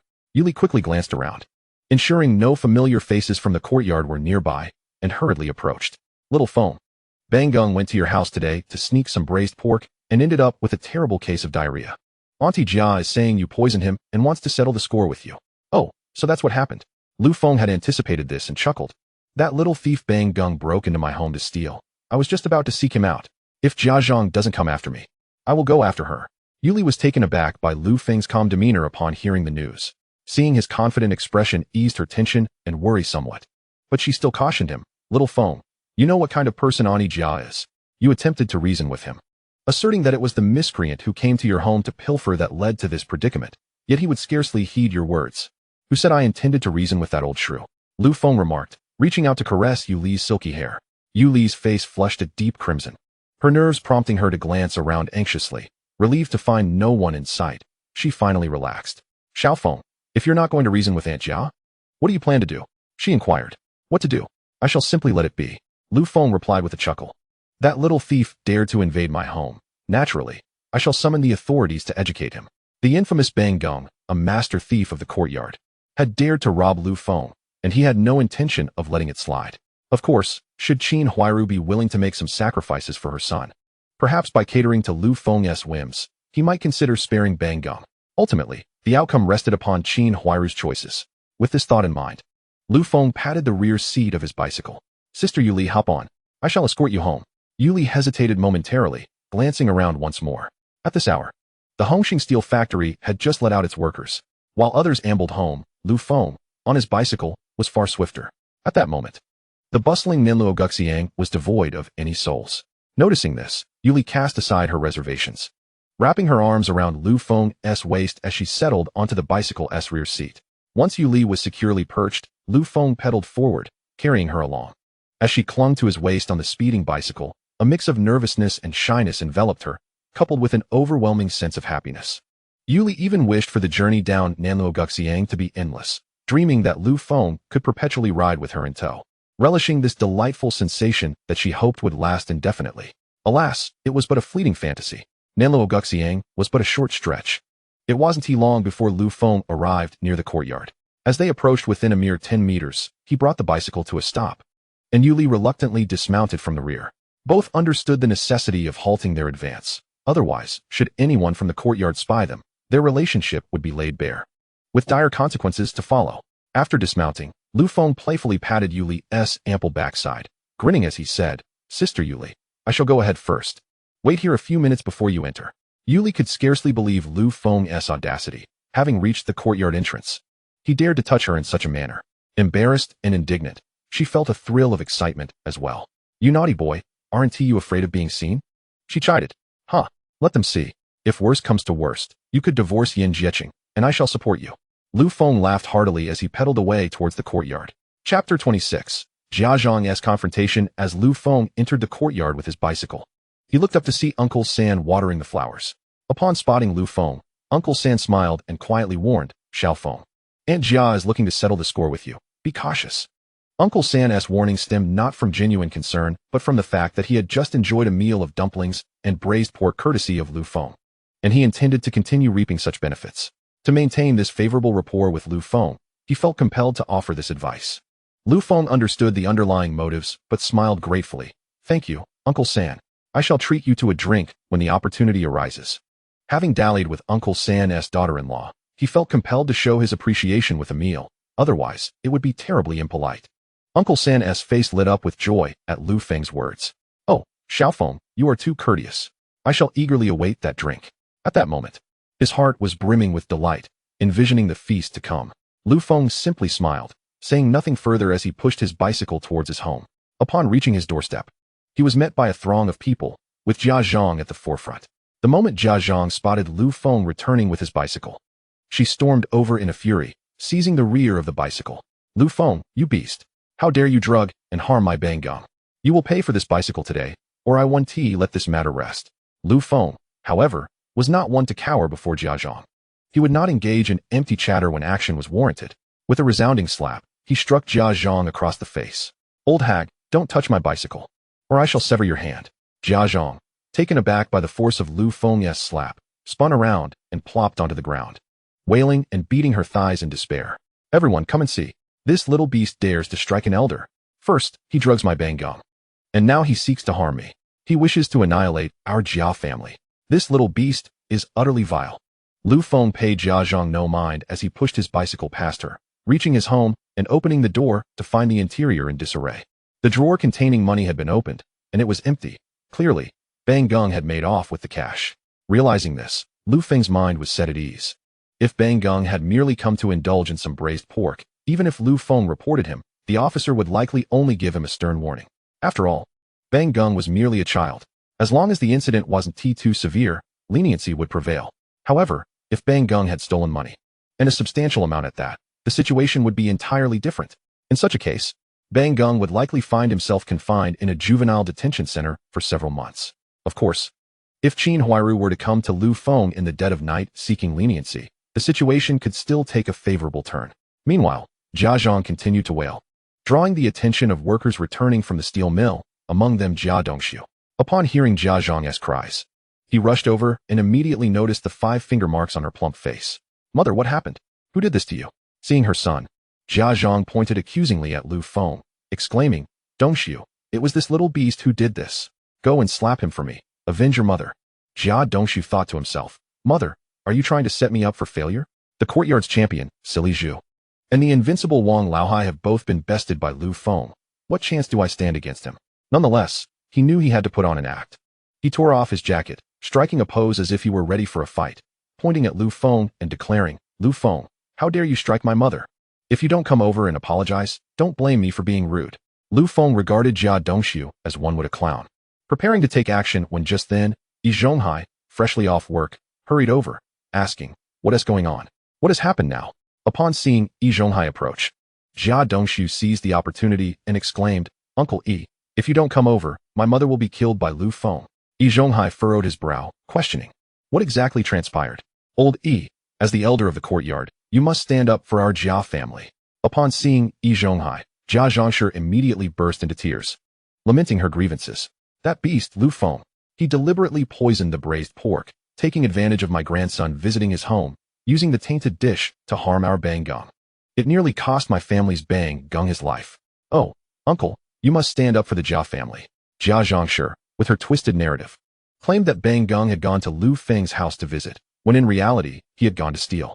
Such a fresh and refined portrayal of theft was utterly astonishing.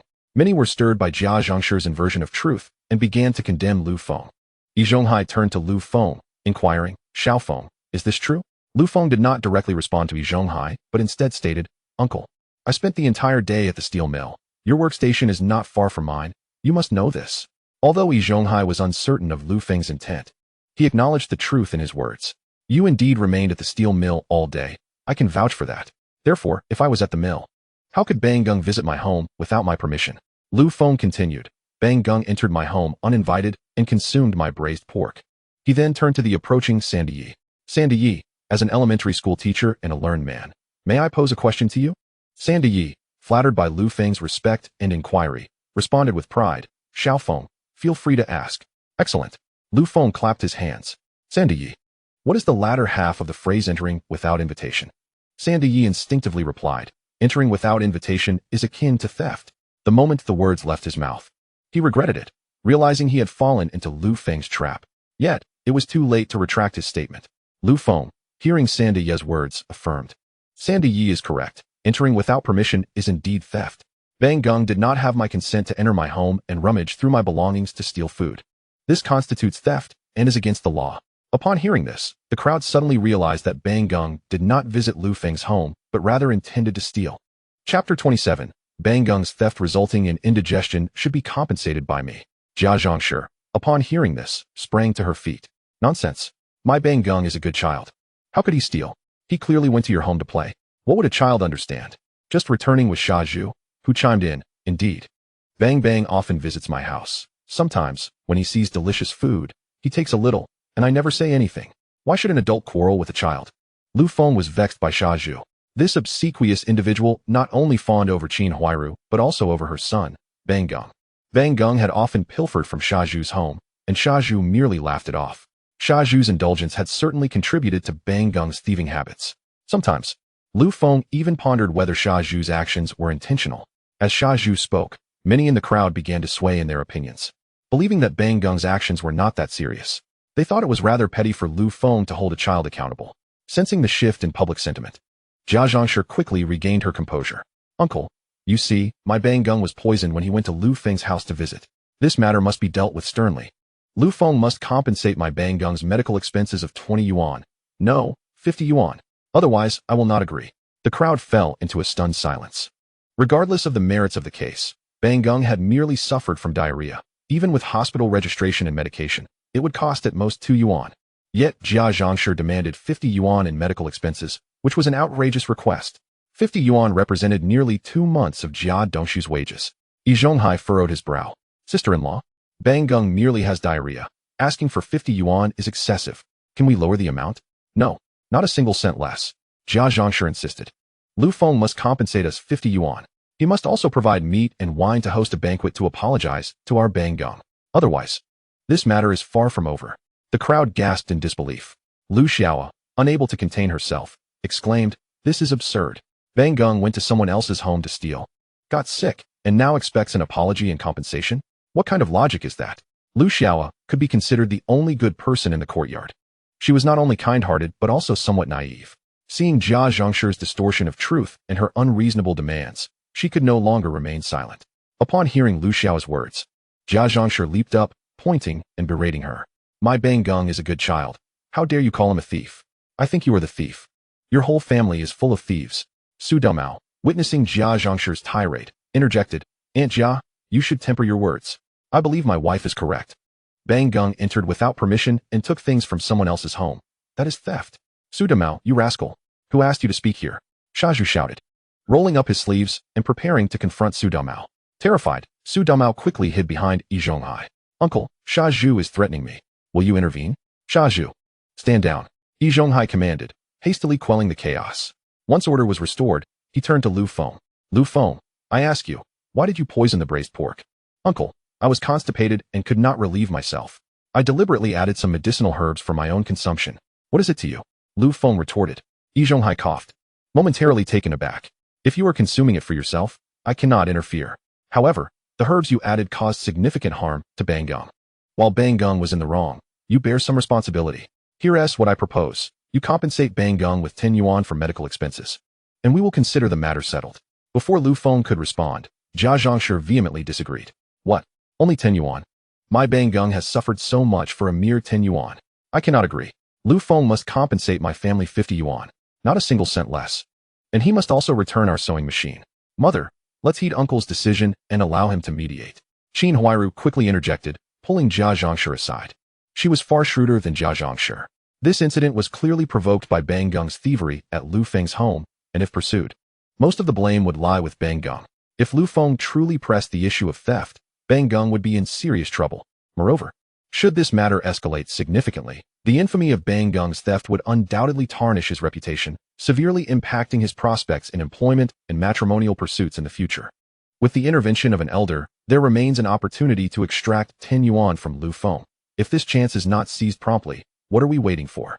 However, Jia Zhangshi, intent on exploiting this incident to extort money from Lu Feng, was hardly receptive to Qin Huairu's counsel.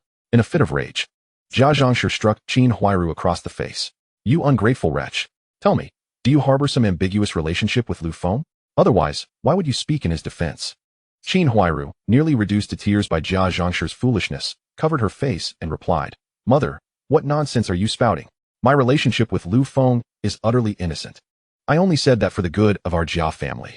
Jia Zhangshi snorted disdainfully, dismissing Qin Huairu's words, and turned her attention to Lu Feng. Lu Feng, you must compensate the Jia family 50 yuan today, and you are also to return our sewing machine.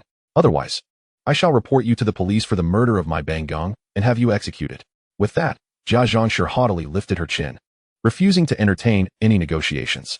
Lu Feng merely chuckled upon hearing this, clapping his hands together. Very well, old hag, do hurry and file that report. If you fail to do so, you shall be my grandson.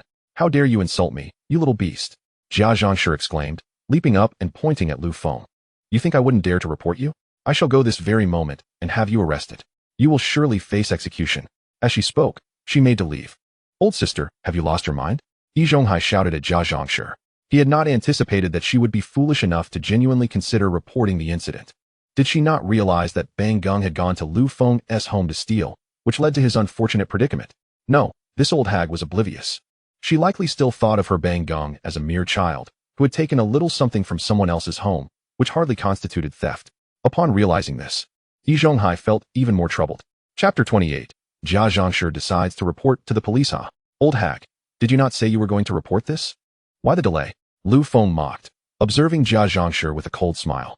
If you want to go, I shall, he said, pushing his bicycle aside. Seeing the situation escalate, Qin Huairu rushed over, grasping Lu Feng's sleeve and feigning distress. Xiao Feng, today's events stem from our inadequate discipline of Bang Gong.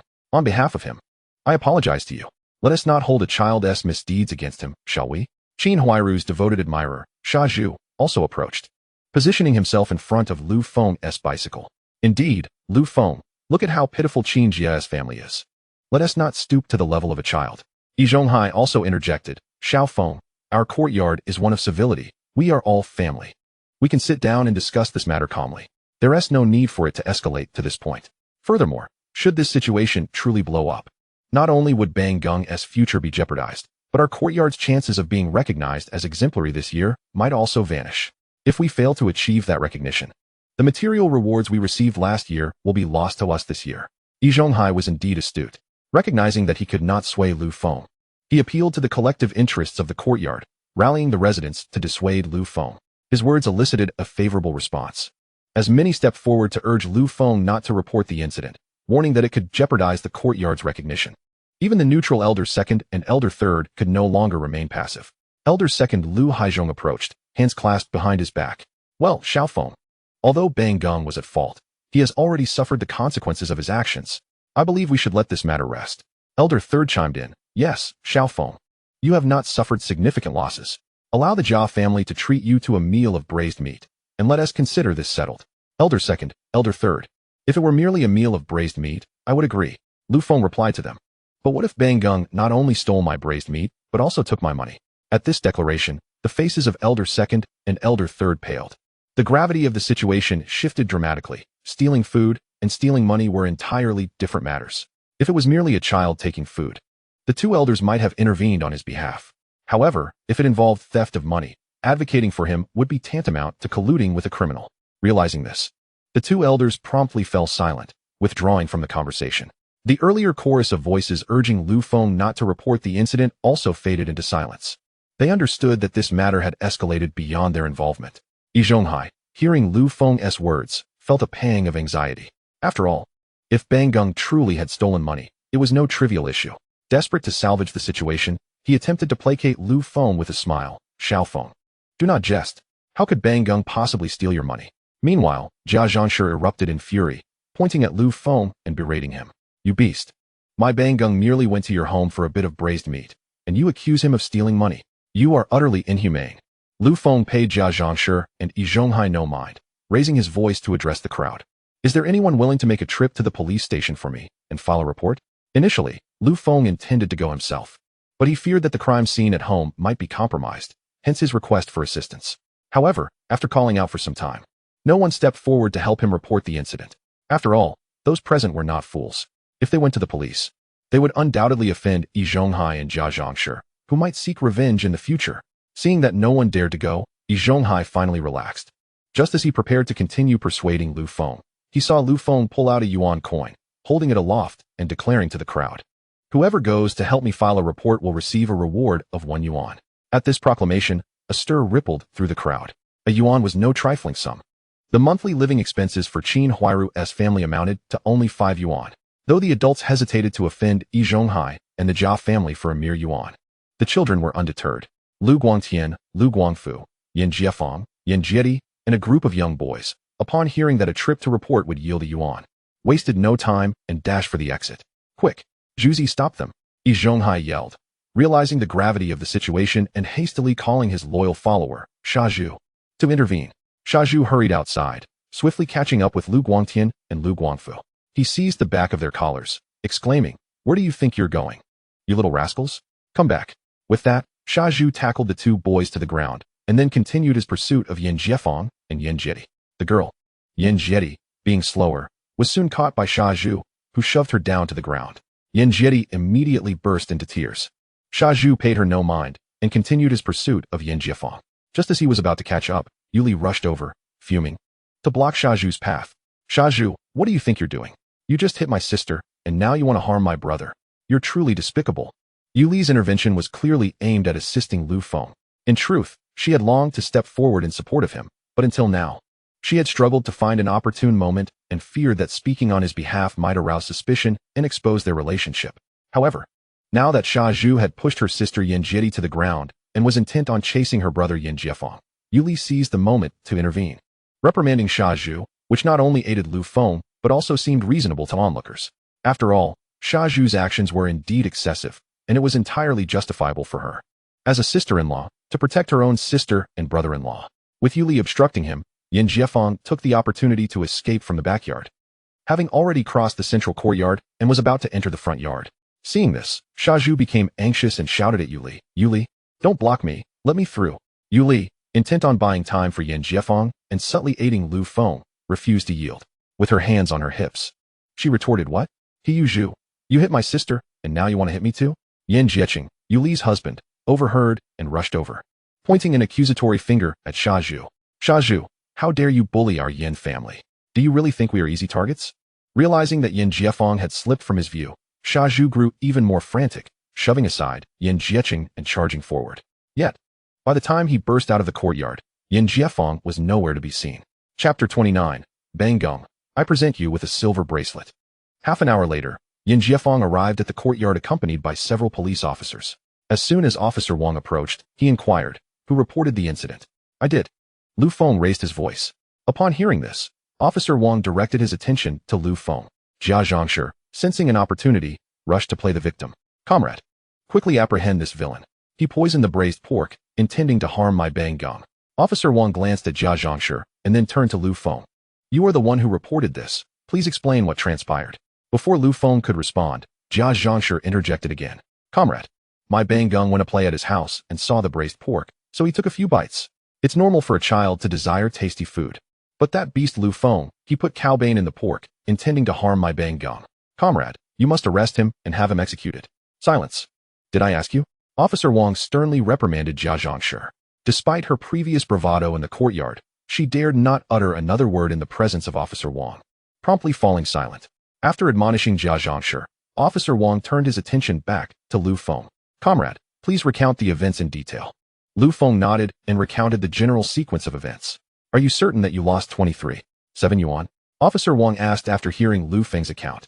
After all, 23.7 yuan was a considerable sum, equivalent to an average person's monthly salary, and warranted serious attention. Lu Feng affirmed, pointing to the open drawer inside the house. "I am certain. The money was in that drawer. But now, the drawer is open and the money is gone." Officer Wang nodded and, along with his team, entered the house to investigate the scene. They quickly discovered several small footprints and a child's fingerprints. After examining the scene, Officer Wang emerged and asked, Who is Bang Gong? Quickly bring him out. We need to question him. Comrade, my Bang Gong is a good child. How could he possibly steal money, especially such a large sum? Jia Zhangshi exclaimed upon hearing the police intended to investigate Bang Gong, immediately raising her voice. This is surely a slander against my Bang Gong. Yes, it must be slander. Officer Wang, growing impatient, replied, whether it's slander or not, we'll find out upon investigation. Hurry and bring Bang Gong out. With a discreet gesture to his colleagues, Officer Wang directed a few junior officers who soon entered Jia's household and brought Bang Gong outside. Officer Wang looked at Bang Gong and asked, "Are you Bang Gong?" Terrified. Bang Gong nodded. Officer Wang then pointed towards Lu Feng's house and questioned, "Did you enter this house today to steal something?" "Comrade, children don't know about stealing." Jia Zhangshi interjected hurriedly. "He merely went to visit Lu Feng." "Silence. If you continue to disrupt this investigation, we will arrest you too," Officer Wang shouted at Jia Zhangshi. After silencing her, Officer Wang continued to interrogate Bang Gong. "Bang Gong, what did you take after entering?" Overwhelmed with fear, Bang Gong burst into tears, confessing between sobs, "I just ate a few pieces of braised pork." "Did you steal any money?" Officer Wang pressed, his gaze fixed on Bang Gong. This was the crux of the matter. If Bang Gong merely took a few pieces of meat, a stern word would suffice, along with some compensation. However, if he had indeed stolen money, particularly the significant sum of 23.7 yuan, that would constitute theft and carry a potential sentence. I didn't steal any money. I only took a few pieces of meat," Bang Gong stammered, anxiously trying to cover the money in his pocket. Officer Wang, seasoned in his craft, quickly perceived the issue and signaled to one of the junior officers. The officer promptly approached, restraining the struggling Bang Gong and extracting a significant sum of money from his pocket. Upon counting, it was confirmed to be exactly 23.7 yuan. The onlookers in the courtyard gasped in astonishment. It really was Bang Gong who stole it. Bang Gong is indeed a little thief. Wow, 23.7 yuan is even more than my monthly salary. How could Bang Gong have the audacity to steal such a large sum? With Bang Gong exposed as a thief, the residents of the courtyard resolved to keep a closer watch on their belongings to avoid falling victim to his mischief. "Wife, we must keep a watchful eye on our son. We cannot let him associate with that little thief Bang Gong, lest he be led astray." Officer Wang recounted the money to ensure it was indeed 23.7 yuan, then turned to Bang Gong, asking, "Bang Gong, where did this money come from?" "Comrade, this 23.7 yuan is mine. I placed it on Bang Gong," Jia Zhangshi greedily exclaimed, reaching out to snatch it. "Comrade, now that everything is clear, please return the money to me." Officer Wang, seeing this, became furious. "You, old comrade, have repeatedly interfered with our investigation. Do you truly believe we will not arrest you for obstructing justice? Bring her aside." With a stern command, two junior officers swiftly apprehended Jia Zhangshi and led her away. After she was dealt with, Officer Wang resumed his questioning of Bang Gong. "Bang Gong, answer truthfully. Where did this 23.7 yuan come from? Remember, confessing will lead to leniency, while resistance will be met with severity. Should you dare to utter falsehoods, the consequences could indeed be dire." Bang Gong could no longer contain himself, bursting into tears as he pointed towards the drawer in Lu Feng's house. "I took this money from that drawer. I intended to use it to buy white rabbit candy and roast chicken. Woe is me." Another young officer, having compared the small footprints at the crime scene with those of Bang Gong, approached to report his findings. This evidence was irrefutable. Not only had Bang Gong entered Lu Feng's home to pilfer braised pork, but he had also absconded with 23.7 yuan. In this era, 23.7 yuan was no trifling sum. It had reached the threshold for sentencing. Officer Wang first returned the 23.7 yuan to Lu Feng, then waved his hand to announce, "Bang Gong has illegally entered Lu Feng's residence and stolen 23.7 yuan. We shall take the suspect, Bang Gong, to the police station. And after he clarifies all the details, a judgment will be made." At Officer Wang's command, two young officers swiftly approached to apprehend Bang Gong. He attempted to flee, but after just 2 steps, he was caught by the officers. As he struggled, he cried out, "Grandma, Mama, come save me. I do not wish to go to the police station. Woe is me, come rescue me." Seeing this, Jia Zhangshi rushed over to embrace Bang Gong, crying out in despair, "Whoa, comrades, we have already returned the money to Lu Feng. Why must you take my dear Bang Gong away?" Chapter 30. Bang Gong is to be sent to a juvenile detention center. Although Officer Wang found Jia Zhangshi's incessant lamentations tiresome, he was compelled to patiently explain due to the onlookers. "Esteemed elder, despite the restitution of the stolen funds to the victim, Bang Gong's theft has transgressed the law, necessitating a legal trial. Please step aside. Do not obstruct our enforcement of the law." Qin Huairu, with tears streaming down her face, implored, "Comrade, Bang Gong is merely an uncomprehending child. We are willing to compensate Lu Feng. I beseech you, spare my dear Bang Gong. Officer Wang, witnessing Qin Huairu's pitiful demeanor, hesitated and turned to Lu Feng. Though a crackdown on theft was in effect, Bang Gong was still just a child. If the victim could find it in their heart to forgive, this matter could indeed be minimized. Upon noticing Officer Wang's gaze, Lu Feng understood his intent and resolutely shook his head. Officer Wang, this family possesses a vile character. They have entered my home, stolen food, and now seek to frame and extort me. Such individuals shall not be forgiven. Seeing Lu Feng's unwavering stance, Officer Wang turned back to Qin Huairu, stating, since the victim refuses to forgive, we have no other recourse. Take him away. As Officer Wang spoke, he prepared to lead Bang Gong away. But Jia Zhangshi clung to him, wailing, if you wish to take my grandson, then take me along as well. Old Jia, come quickly and see how they have tormented your only grandson. Officer Wang could no longer endure the scene. Removing handcuffs from his belt, he sternly proclaimed, Jia Zhangshi, you have repeatedly obstructed our proceedings. This is a violation of public duty. You shall accompany us to the police station. Officer Wang advanced with the handcuffs aimed at Jia Zhangshi. Seeing this, Yi Zhonghai hurriedly stepped forward with a conciliatory smile. Comrade, the Jia matriarch has lost her senses due to her grandson's capture. Please, considering her age and ignorance of the law, grant her this reprieve. Initially incensed by Jia Zhangshi's antics, Officer Wang was swayed by Yi Zhonghai's intercession. Very well. Out of respect for you, I shall overlook this incident. Release her. Yi Zhonghai quickly expressed his gratitude to Officer Wang and hurried to pull Jia Zhangshi away. Subsequently, Officer Wang escorted Bang Gong away. Yi Zhonghai, taking on the role of elder, saw Officer Wang and his party out of the courtyard. Upon witnessing Bang Gong's departure, Jia Zhangshi collapsed onto the ground, pounding her thighs in distress. Woe is me, my dear Bang Gong, my precious grandson. If anything were to happen to you, how could your grandmother possibly endure? Qin Huairu, seeing Bang Gong taken away, felt her legs weaken and nearly sank to the ground. The love-struck Shazhu rushed forward to support her. Sister Qin, are you all right? Seeing his beloved Qin sister in tears, Shazhu shot a fierce glare at Lu Feng. Lu Feng, you lack compassion. Bang Gong is just a child. What harm is there in him taking a few items from your home? You actually called the police and had him arrested. Do you have any idea of the long-term effects this will have on him? Lu Feng cast a disdainful glance at Shazhu. Shazhu, what is your relationship with Bang Gong? Why do I feel you are more concerned for him than Jia Dongxiu? Could it be that you are Bang Gong's biological father? This remark ignited a flurry of whispers among the onlookers. Indeed, Shazhu is excessively kind to Bang Gong, perhaps even more so than Bang Gong's actual father. I've suspected this for a long time. Could it be that Bang Gong is truly Shazhu's son? I have made careful comparisons. Bang Gong does not resemble Jia Dongxiu, but he does share some resemblance with Shazhu. Could it be true? Bang Gong is not Jia Dongxiu's offspring, but rather Shazhu's? Jia Dongxiu, overhearing the gossip, felt as though his dark hair had suddenly turned green with envy. Furious, he strode over and slapped Qin Huairu across the face. Qin Huairu, you harlot. Have you been engaging in unspeakable activities behind my back? The slap brought tears to Qin Huairu's eyes. She covered her reddened cheek and gazed at Jia Dongxiu, pleading, Dongxiu, I have not. My relationship with Shazhu is innocent. Do you truly prefer to believe an outsider over your own wife?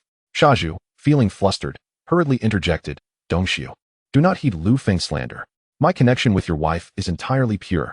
Lu Feng is merely sowing discord. Do not fall for his scheme. Upon hearing this, Jia Dongxiu shot a menacing glare at Shazhu. Shazhu, do not think I am unaware of your intentions towards my wife. I warn you, keep your distance from her, or I shall not let you off lightly.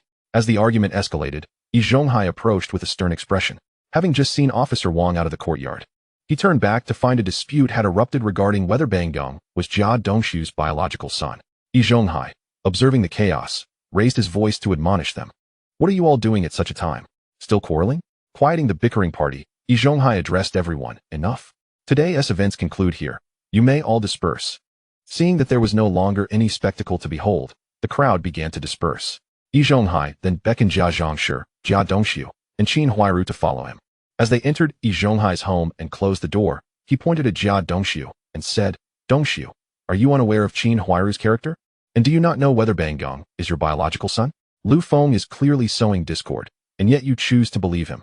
Jia Dongxiu hung his head in silence. Meanwhile, Qin Huairu wept pitifully beside him. Yi Zhonghai, growing impatient, waved his hand dismissively. Enough, enough. Stop your crying. Let us discuss Bang Gong's situation.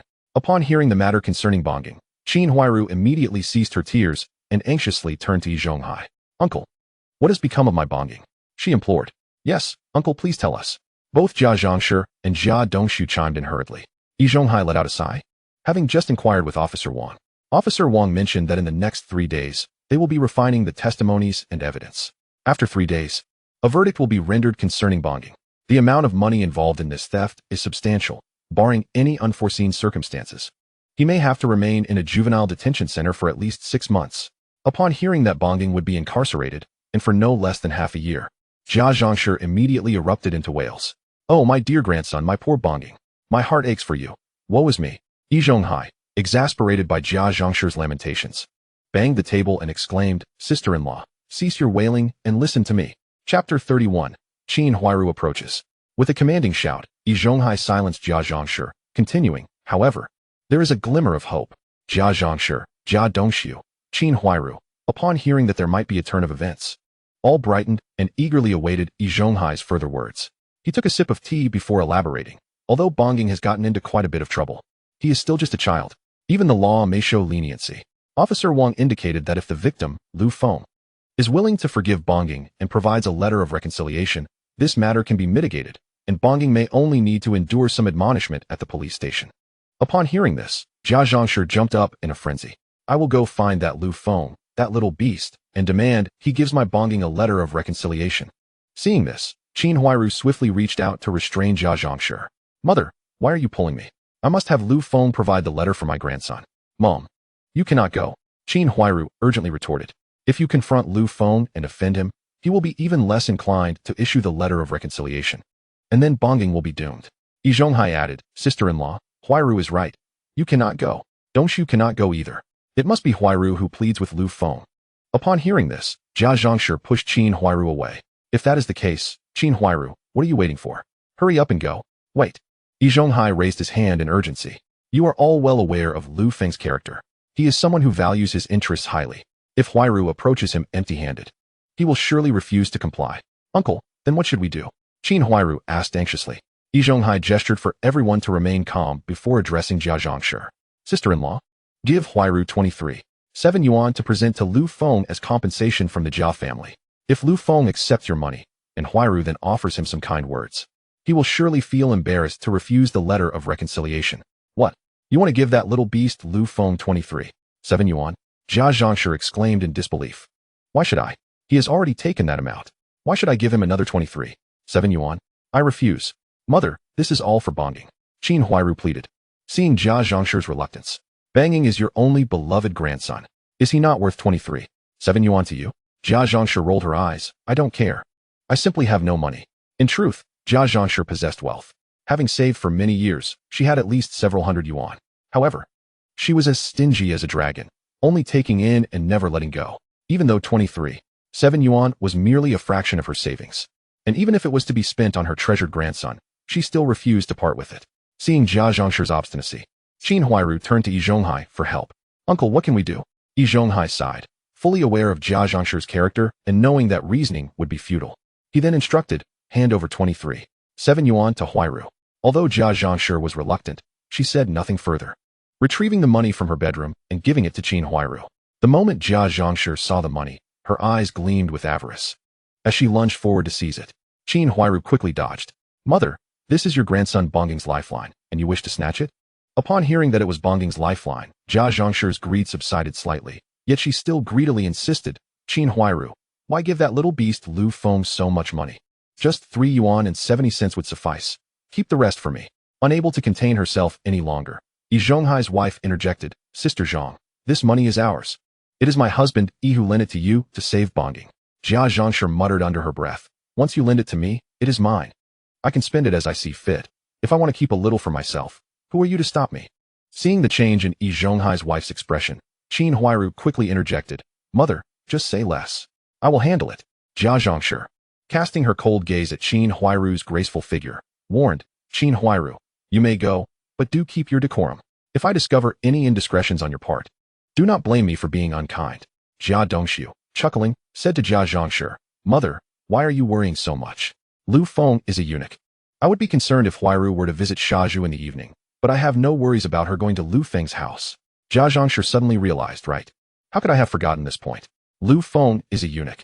Even if he wanted to do something to Qin Huairu, he would be powerless. Ha! Jia Zhangshi laughed maliciously. Lu Feng will never touch a woman in his life, and will have no descendants. His line will end with him. This is divine retribution for how he has bullied our Jia family. Ha!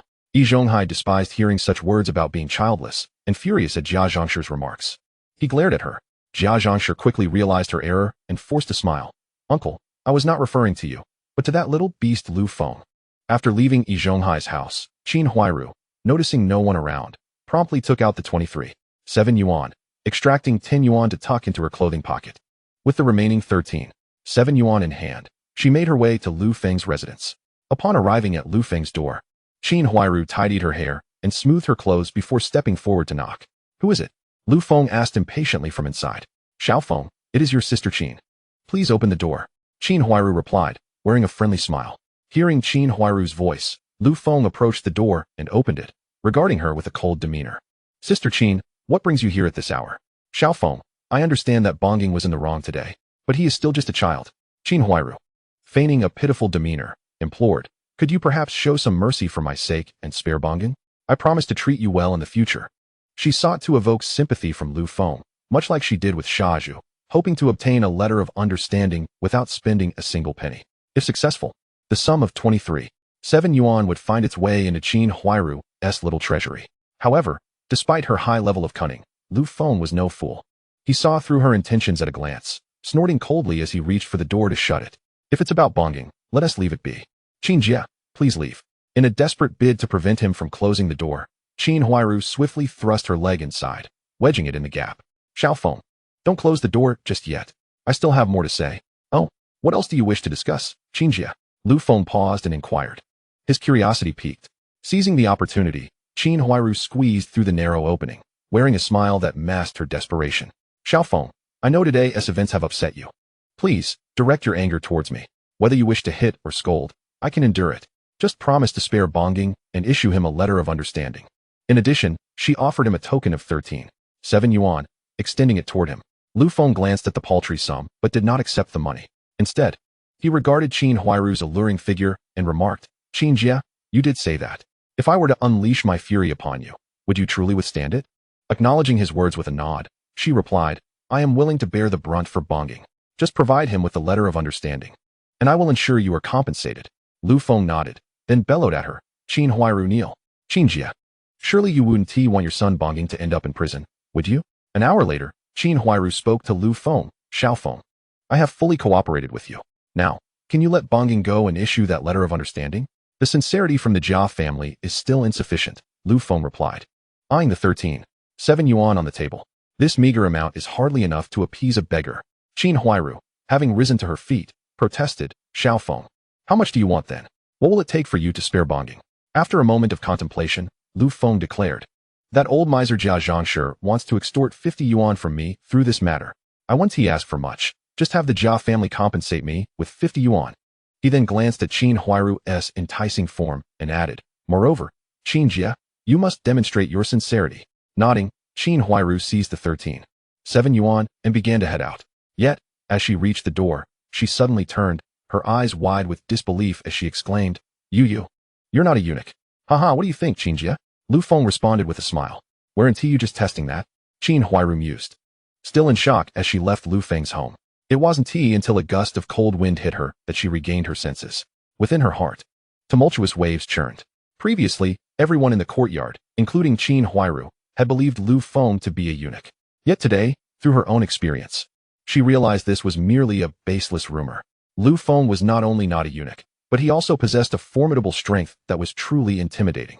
As memories of the earlier encounter flooded her mind, her cheeks flushed, and her heart raced uncontrollably. What a beast, she thought, recalling how he had treated her. She hurried to the faucet and splashed her face with cold water, feeling the heat dissipate, gradually calming her heart before returning to the Jia household. Upon her return, Jia Zhangshi scolded her. Qin Huairu, why did you take so long? It's been a full hour. Mom, it's not my fault. Qin Huairu hastily concocted an excuse. Bongging made a mess at Lu Feng's place, so I helped him tidy up, which is why it took an hour. Helping that little beast tidy up?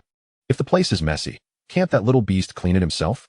Jia Zhangshi grumbled, oblivious to any implications. After all, it was well known that Lu Feng was a eunuch. Jia Zhangshi and Jia Dongshu felt quite at ease. confident that Qin Huairu's stay at Lu Feng's home posed no threat. While Jia Zhangshi continued to grumble about Lu Feng, she inquired of Qin Huairu. How did it go? Did that little beast Lu Feng issue a letter of understanding for Bongging? Qin Huairu shook her head. Mom, Lu Feng said the money we offered was insufficient.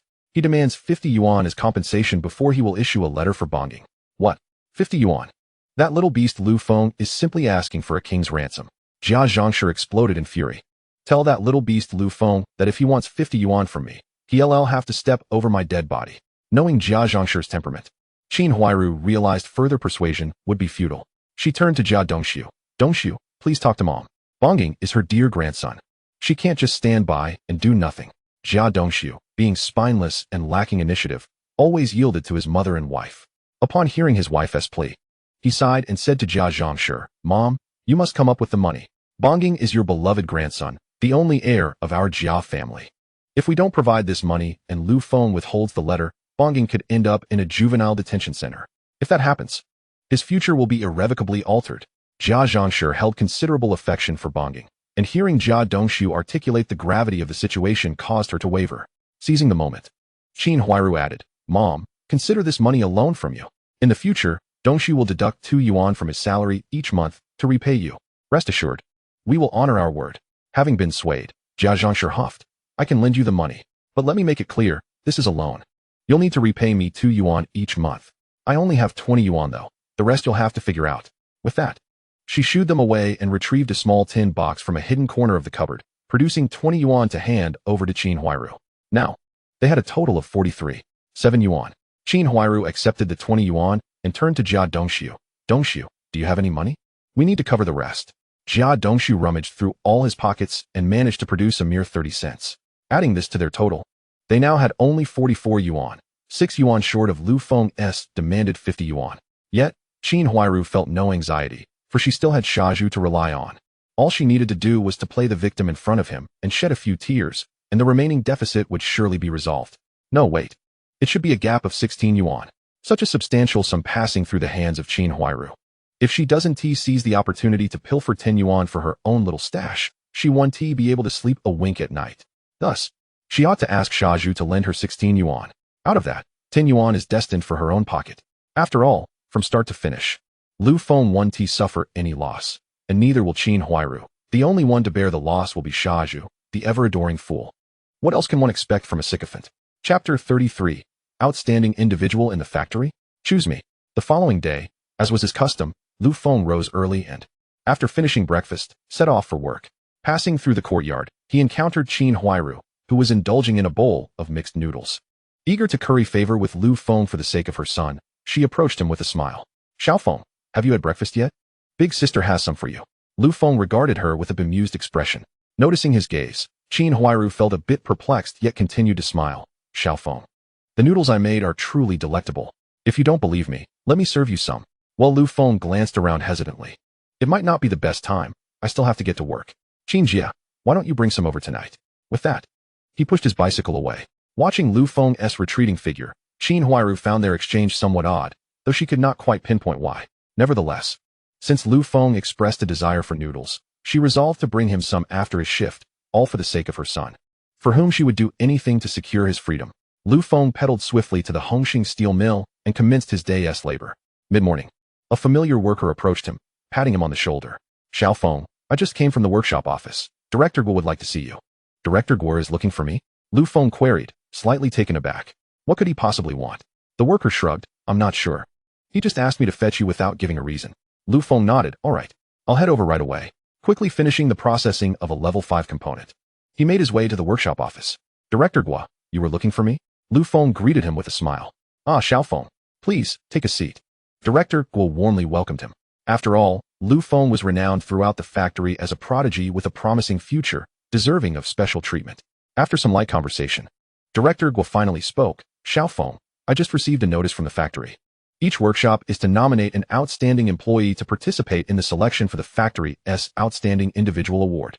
Given your exceptional performance of late, I've decided to recommend you as our workshop's representative candidate. Lu Feng felt a surge of joy at this news. If he were to be recognized as an outstanding individual, not only would he gain honor, but he would also receive tangible rewards. Rumor had it that last year's award included a radio. He had already acquired a bicycle and a sewing machine from the previous rewards. If he could secure a radio this time, he would be one step closer to completing his set of prizes. Just as Lu Feng was about to express his gratitude, Director Gua's voice interrupted him. However, I must inform you that this year, other workshops are nominating veteran employees, all at least level 6 or above. As a level 5 worker, your chances may be slim. Director Gua intended to soften the blow, hoping to encourage Lu Feng by suggesting that with hard work, he could surely earn the award next year. But Lu Feng misinterpreted the message, believing Director Gua was subtly urging him to prove his skills and attain a higher level of proficiency in order to qualify for this year's award. Without hesitation, Lu Feng stood up and strode towards the door. Director Gua, I believe I can further improve my skills. Please wait a moment. I'll be right back. Wait. Xiao Feng, that is not what I meant. Director Gua called out, but it was too late. Lu Feng had already exited the office. Director Gua could only shake his head in resignation. Let him go and learn the hard way. Perhaps a little humility will do him good. Director Gua doubted that Lu Feng could pass the level 6 proficiency exam. After all, advancing from a level 5 to a level 6 is a significant hurdle that many struggle with throughout their careers. Lu Feng had only recently attained level 5. How could he possibly achieve level 6 so swiftly? Undeterred by Director Gua's doubts, Lu Feng rushed to the skills assessment site. Today's chief examiner was still Engineer Zhang from the factory office. Upon seeing Lu Feng, Zhang was taken aback. Oh, aren't you the one who jumped from level 2 to level 5 last time? Why are you here again? Lu Feng smiled and nodded at Zhang. Engineer Zhang, I believe my skills have improved recently, and I wish to attempt a higher level of proficiency. Zhang raised an eyebrow, naturally inquiring. I recall you just passed the level 5 exam. You're looking to take the level 6 exam now, right? Actually, I want to attempt the level 8 exam. Lu Feng replied with a grin. Zhang, taken aback, stammered, what? You want to take the level 8 exam? Comrade Lu Feng, don't joke around. Not only Zhang, but also the workers present were astonished by Lu Feng's ambition. What? A level 5 worker wants to jump straight to level 8? That is utterly impossible. I've been in this trade for 30 years and have never seen a level 5 worker pass the level 8 exam. Indeed, this kid must be boasting or joking. Cough, cough. If anyone else said this, I'd surely think they were just bragging. But he is the prodigy Lu Feng. Not long ago, he leapt 3 levels from a level 2 to a level 5. Now, jumping 3 more levels from a level 5 to a level 8 isn't entirely out of the realm of possibility. As this sank in, the crowd fell silent. Upon reflection, there was some merit to the argument. While it might be implausible for others, perhaps the young genius Lu Feng could indeed accomplish it. At that moment, Zhang returned to his senses. Had anyone else claimed they could leap from level 5 to level 8, he would have scoffed. Yet, before him stood Lu Feng, the so-called prodigy of Hongxing Steel Mill, and Zhang hesitated to underestimate him. Should he prevent Lu Feng from attempting the exam, and if Lu Feng succeeded, wouldn't that be a slap in his face? Zhang cautiously probed, Comrade Lu Feng, are you certain you're not joking? You truly wish to take the level 8 exam? With unwavering confidence, Lu Feng nodded. Engineer Zhang, I feel my skills have significantly improved. I am fully prepared to attempt the level 8 exam. Seeing Lu Feng's confidence, Zhang nodded in agreement. Comrade Lu Feng, the examination for the 8th level machinist is no trifling matter. Allow me to inform Director Yang, so that he may personally serve as the chief examiner. Please wait a moment. After Zhang finished speaking, he instructed Lu Feng to wait there and hurried off to the director's office to report to Director Yang. Chapter 34, Director Yang's Gift of a Watch. Before long, Zhang returned with Director Yang in a rush. Upon seeing Lu Feng, Director Yang clapped him on the shoulder and said, Comrade Lu Feng, I have heard from Zhang that you wish to take the 8th level machinist examination. Is that true? Lu Feng nodded affirmatively. Indeed, Director Yang. I have recently studied numerous books on machining and have also practiced hands-on. I feel that my skills have improved sufficiently to attempt the 8th level examination. Excellent. It seems our steel mill is truly nurturing talent. Director Yang exclaimed, joyfully patting Lu Feng on the shoulder. If you succeed in passing the 8th level examination, I shall reward you with this. As he spoke, he removed the Meihua brand watch from his wrist. Zhang and the others were taken aback. Director Yang was indeed offering his watch to Lu Feng. However, upon further reflection, it seemed quite reasonable. After all, an 8th level machinist was a rare gem. A 20-year-old achieving such a status was unparalleled, not just in the Hongxing Steel Mill, but across the entire nation. Seeing the watch brought a smile to Lu Feng's face. He had been contemplating where to acquire a watch to complete his collection, and now it seemed fortune had smiled upon him. Once he passed the 8th level examination, the watch would be his. Additionally, passing the examination would likely earn him the title of Outstanding Individual in the factory this year, which came with a radio as a reward. In that case, he would be able to complete his collection. Word of Lu Feng's aspiration to take the 8th level machinist exam spread quickly, drawing many curious onlookers, including Yi Zhonghai and Jia Dongxiu. How could this little brat possibly pass the 8th level exam? It's nothing but a ploy for attention. Jia Dongxiu sneered maliciously. Yi Zhonghai shared his skepticism, questioning Lu Feng's ability to succeed. He himself, with considerable talent, had spent decades achieving the same level, while Lu Feng was merely 20 and had been involved in machining for less than 3 years. It was inconceivable that Lu Feng could reach 8th level proficiency in such a short time. In truth, the consensus among the crowd was that Lu Feng could not possibly pass the examination. However, Lu Feng remained indifferent to their opinions. After preparing his tools, he accepted the 8th level workpiece handed to him by Zhang and began to work diligently. Thanks to the skills he had acquired through the bragging to reality system, producing such 8th level workpieces was a mere formality for him. With remarkable proficiency, he completed the workpiece in just a few minutes, leaving the onlookers in disbelief as he handed the freshly crafted 8th level item to Zhang. The crowd erupted in astonishment.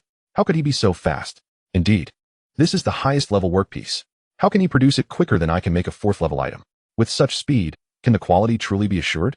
The onlookers, lacking experience, could not discern the quality of an 8th level workpiece, but Yi Zhonghai, an experienced 8th level machinist, recognized the excellence of Lu Feng's creation. It was known that even Yi, with his extensive experience, would require at least 10 minutes to produce such work, with a success rate of only 50%.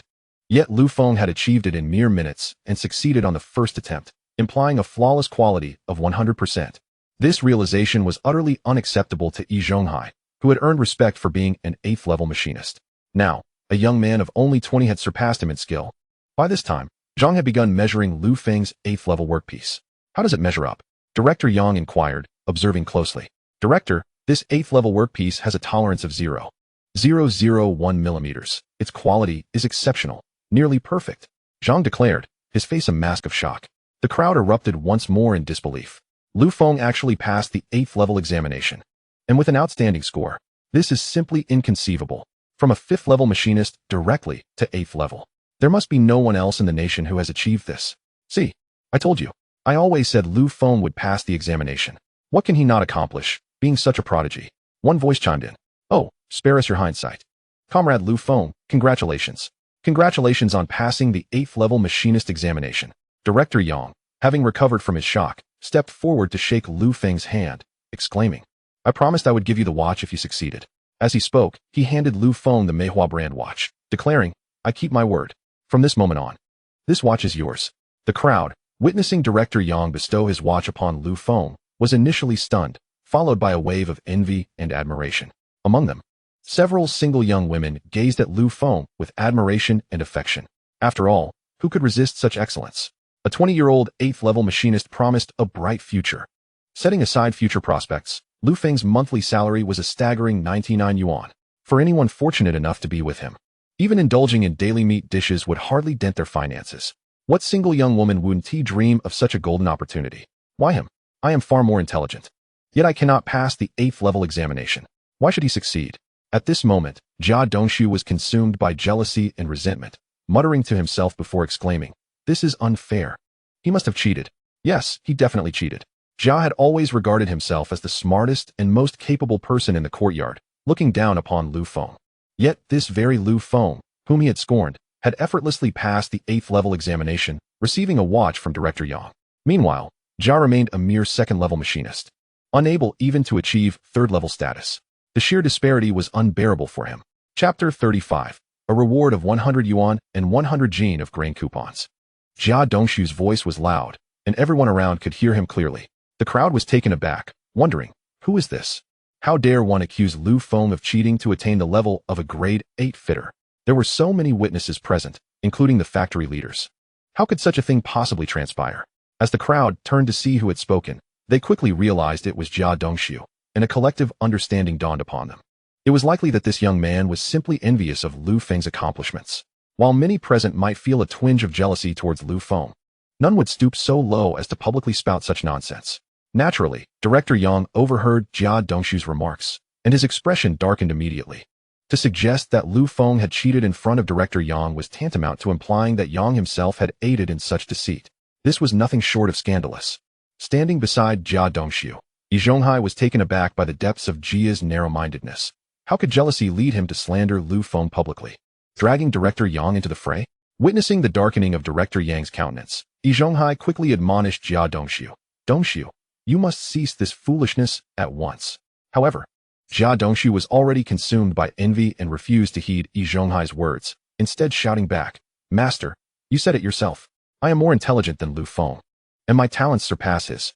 Why should he succeed in becoming a grade 8 fitter while I cannot? There must be some foul play involved. Dongxiu, stop this madness immediately. You must be quiet, Yi Zhonghai exclaimed, delivering a sharp slap to Jia Dongxiu's face. This sudden action jolted Jia back to his senses, and he realized he had misspoken. After addressing Jia, Yi Zhonghai turned to Director Yang with a conciliatory smile. Director Yang, this worker has been experiencing some family issues lately, leading to a bit of a mental lapse and causing him to say things he shouldn't. I hope you can forgive him. Though Director Yang had been angered, he was a respectable leader and could not stoop to the level of reprimanding a mere worker. Doing so would be unbecoming. Thus, he waved his hand dismissively and said, Occasional slip-ups are forgivable, but you must ensure he does not make mistakes in his work. Yi Zhonghai nodded eagerly. Rest assured, Director Yang, I will supervise him closely. Director Yang, if all is well here, we shall take our leave, Yi Zhonghai said, hurriedly pulling Jia Dongxiu away. The onlookers erupted in laughter at the scene. How can someone who can't even pass the level 3 fitter exam compare himself to Lu Feng? He is merely humiliating himself. Just a foolish clown. No need to pay him any mind. It's truly amusing. A useless person daring to compare himself to a genius. I can't fathom what goes on in his mind. Not long after Lu Feng completed his examination, the factory's loudspeaker crackled to life, and the voice of announcer Yu Haidang resonated throughout the premises. Attention, comrades of the rolling mill. We have joyous news to share. Comrade Lu Feng from Workshop 1, under the guidance of Director Yang and other leaders, has diligently pursued knowledge in fitting and engaged in rigorous training. Today, he has successfully passed the Grade 8 fitter assessment, becoming a proud Grade 8 fitter. Let us all congratulate Comrade Lu Feng on his achievement and take him as a model to enhance our own skills, contributing to the socialist cause. Furthermore, in recognition of Comrade Lu Feng's outstanding performance, with the personal approval of Director Yang, the factory has decided to reward him with 100 jin of grain coupons and 100 yuan. May Comrade Lu Feng remain humble and strive for even greater heights. The news of Lu Feng's success, though already widely known, was now broadcasted across the entire factory, ensuring that everyone was aware of his remarkable achievement of passing the Grade 8 fitter exam, along with his rewards. As this announcement echoed through the rolling mill, an uproar ensued. What? Lu Feng has yet again participated in the fitting exam and leaped from a level 5 fitter directly to a Grade 8 fitter. In all my years at the Red Star Rolling Mill, I have never heard of anyone making such a rapid ascent from a level 2 fitter to a Grade 8 fitter in just a month. Goodness. Is this truly the rise of a genius we are witnessing? Have you heard? To celebrate Lu Feng's accomplishment, Director Yang personally removed his watch and bestowed it upon Lu Feng. What? Such a thing is unbelievable. I am exceedingly envious of Lu Feng. If only I were in his position. Goodness gracious. Lu Feng has been earning a mere 50 yuan as a level 5 fitter this month. But next month, he'll be making 99 yuan as a Grade 8 fitter. How on earth will he spend that much money? Even if he dined lavishly every day, it seems impossible to exhaust it. If he can't spend it all, he should find a wife to help him. Oh dear. I wonder which fortunate woman will marry Lu Feng. Whoever she is, she will surely enjoy a life of luxury and abundance. My niece just turned 18 this year. She is quite beautiful, and she and Lu Feng would make a perfect match. I have decided to introduce her to Lu Feng tomorrow. Upon hearing the accolades for Lu Feng broadcasted over the loudspeaker, Jia Dongxiu felt utterly defeated. With a mournful expression, he turned to Yi Zhonghai and asked, Master, am I truly inferior to Lu Feng? Am I really just a worthless individual? Yi Zhonghai thought to himself, of course. You cannot compare to Lu Feng. In comparison, you are indeed a failure. However, as Jia Dongxiu was his apprentice, and he intended to rely on him in the future, Yi Zhonghai refrained from crushing his confidence too harshly. Dongxiu, do not dwell on such thoughts. Lu Feng is Lu Feng, and you are you. He possesses his strengths, and you have yours. Do not compare yourselves indiscriminately. Yi Zhonghai aimed to console Jia Dongxiu, but inadvertently, he opened a window in Jia's mind. Master, you are right. Jia Dongxiu exclaimed excitedly. Though Lu Feng has become a Grade 8 fitter and earns significantly more than I do, he is a dead end. He cannot enjoy the pleasures of life or have children. No matter how much wealth he accumulates, it will eventually belong to someone else. In contrast, while I may not be as affluent, I have a beautiful wife and children. Surely you agree, Master? Jia Dongxiu looked at Yi Zhonghai, only to notice that Yi Zhonghai's expression had darkened considerably. In that moment, Jia Dongshu realized that Yi Zhonghai also faced a similar predicament and despised the mention of it. Seeing Yi Zhonghai's expression, Jia Dongshu quickly clarified, "Master, I didn't mean you. I was referring to that scoundrel Lu Feng." All right, I understand." Yi Zhonghai responded, exasperated. "As long as you are happy." Chapter 36, The Factory Flower, Yu Haitang. Time passed swiftly, and soon it was lunchtime. Lu Feng, along with the other workers, made his way to the cafeteria with his lunchbox. Along the way, many pointed and whispered about him. "Is that Lu Feng?" "Yes, that's him." In less than a month, he ascended from a level 2 fitter to a level 5 fitter, and now from a level 5 fitter to a grade 8 fitter.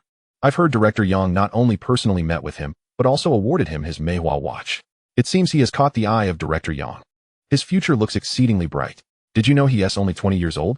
And so handsome too. Plus, he is still single. One cannot help but ponder which fortunate girl may one day marry him. As Lu Feng stepped out of the workshop, a young lady with braided hair rushed over. Her cheeks flushed and pressed a letter into his hand before turning on her heel and fleeing. What could this be? A love letter, perhaps? Lu Feng opened the envelope and withdrew the letter within, which bore the following inscription: "Dear Comrade Lu Feng, may we unite as revolutionary partners and strive together for our noble cause." It was signed, Wang Yin. Indeed, a love letter, and one infused with the distinct flavor of the times. Alas, this Wang Yin, Lu Feng mused. How unfortunate that I have yet to savor all the delightful dumplings in the courtyard, leaving me little inclination to seek out other young ladies. Naturally, he could not dismiss the heartfelt gesture of the young girl, so he resolved to take the letter home, cherishing it as a keepsake to revisit when time permitted. Folding the letter, he tucked it into his pocket and made his way into the cafeteria, only to be approached by another young woman with an apple-like face, who, blushing, thrust a letter into his hands. What's more, a dozen single young women in the cafeteria were gazing intently at Lu Feng, each brandishing love letters and advancing towards him from various directions. Witnessing this, Lu Feng felt a twinge of helplessness. Oh, it seems that being excessively exceptional is not without its drawbacks. In the cafeteria, Lu Feng accepted a plethora of love letters before finally managing to escape the throng and make his way to the food queue. The spectacle of numerous single young women vying to present Lu Feng with love letters caught the attention of Shazhu, who felt an overwhelming pang of jealousy. After all, Shazhu and Lu Feng were both single men. While Shazhu stood there, unnoticed and banging a gong, Lu Feng remained silent, yet was approached by an array of eager young women. The disparity in their treatment was stark. As Shazhu observed this, his frustration mounted, leading him to hurl the spoon he was using to serve food in disgust. What nonsense! With that, he turned to leave. Nearby, the kitchen assistant Lulan couldn't help but roll her eyes. What's this? Can't stand to see someone else excel? Really? With that, Lulan took over Shazhu's position at the serving window. Soon, it was Lu Feng's turn. Lulan ladled a generous scoop of vegetables into Lu Feng's tray without spilling a single morsel. Then, she handed him 2 large steamed buns with a smile, saying, "Comrade Lu Feng, congratulations on becoming an 8th level fitter. You are the pride of our steel plant." Lu Feng, of course, responded with a grateful smile. "Sister Lu, you flatter me, but thank you nonetheless." While thanking her, he carried his tray to an empty corner of the cafeteria to sit down. Not long after Lu Feng began his meal, a group of young women entered, among whom was a particularly tall and fair-skinned beauty, Yu Haitang, the factory's flower, and also a broadcaster. Lu Feng's recent ascent from a secondary fitter to an 8th level fitter had already captured her attention. This time, his remarkable achievement further intrigued her, prompting her desire to become acquainted with this promising young man. "Ah, Haitang, look over there. That's Lu Feng," exclaimed a girl beside her, pointing excitedly. Yu Haitang followed her gaze and caught sight of Lu Feng's profile, her eyes lighting up as she exclaimed, "Wow, he is so handsome." The girl, hearing this, giggled and leaned in closer, whispering, "Haitang, are you smitten with Lu Feng? I'll tell you. He has quite the catch now. If you're interested, don't hesitate to pursue him. Otherwise, someone else might sweep him away, and you'll regret it." "Uft. What nonsense. Who said I'm interested in Lu Feng? It's you who has taken with him," Yu Haitang retorted, her cheeks flushed, her heart racing. "Hee.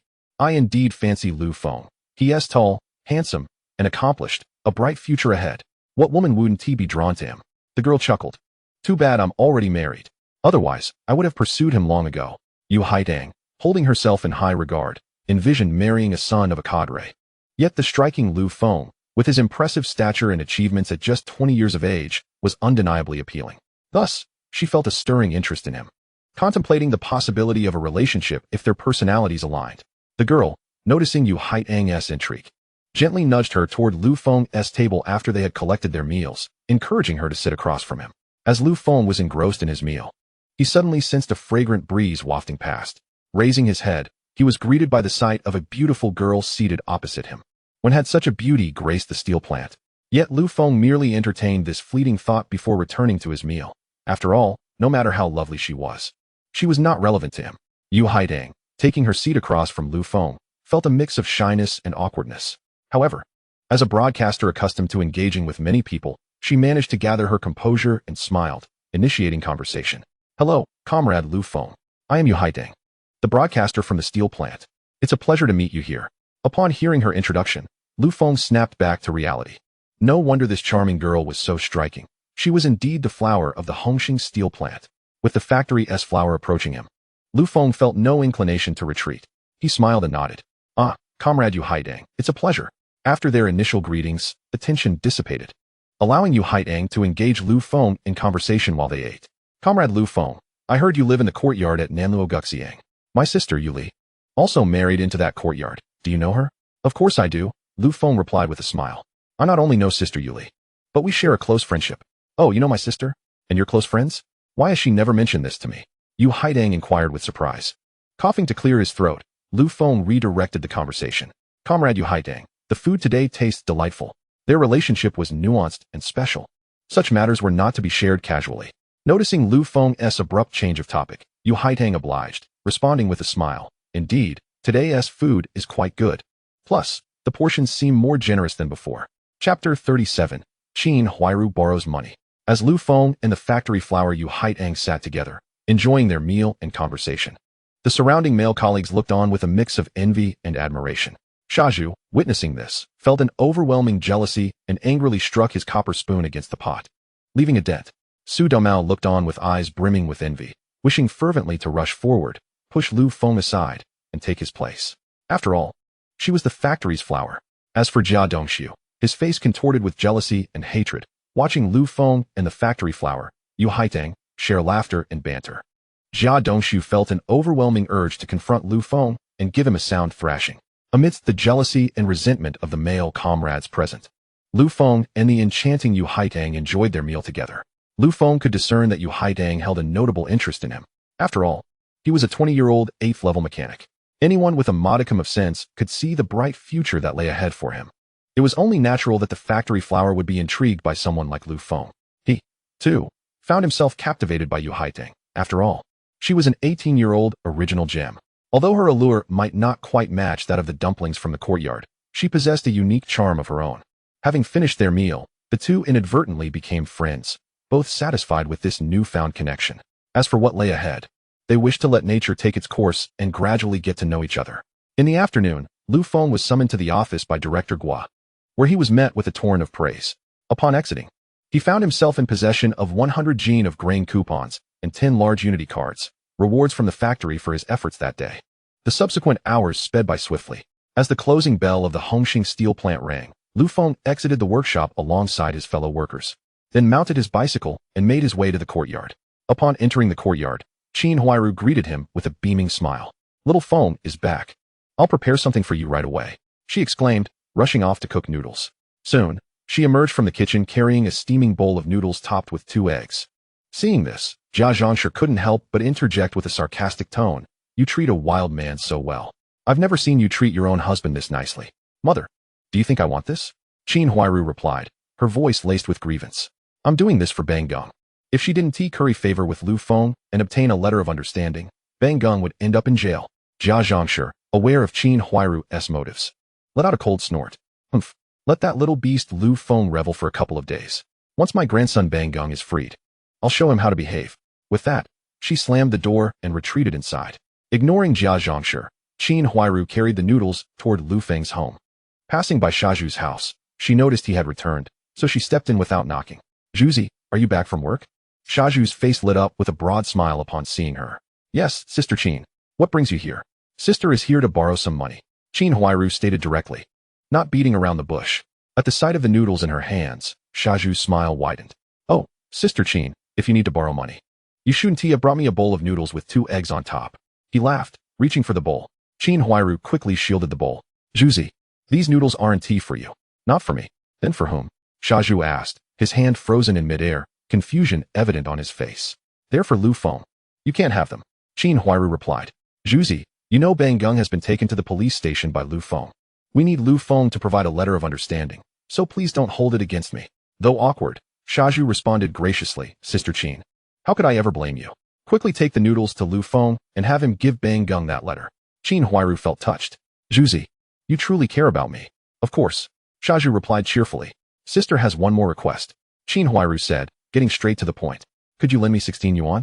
16 yuan. That is quite a lot. Shazhu's smile vanished, replaced by surprise. What do you need that much money for?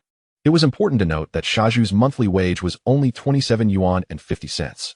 Borrowing 16 yuan would mean taking more than half of his salary. Zhuzi, please listen, Qin Huairu said, adopting a pitiful expression.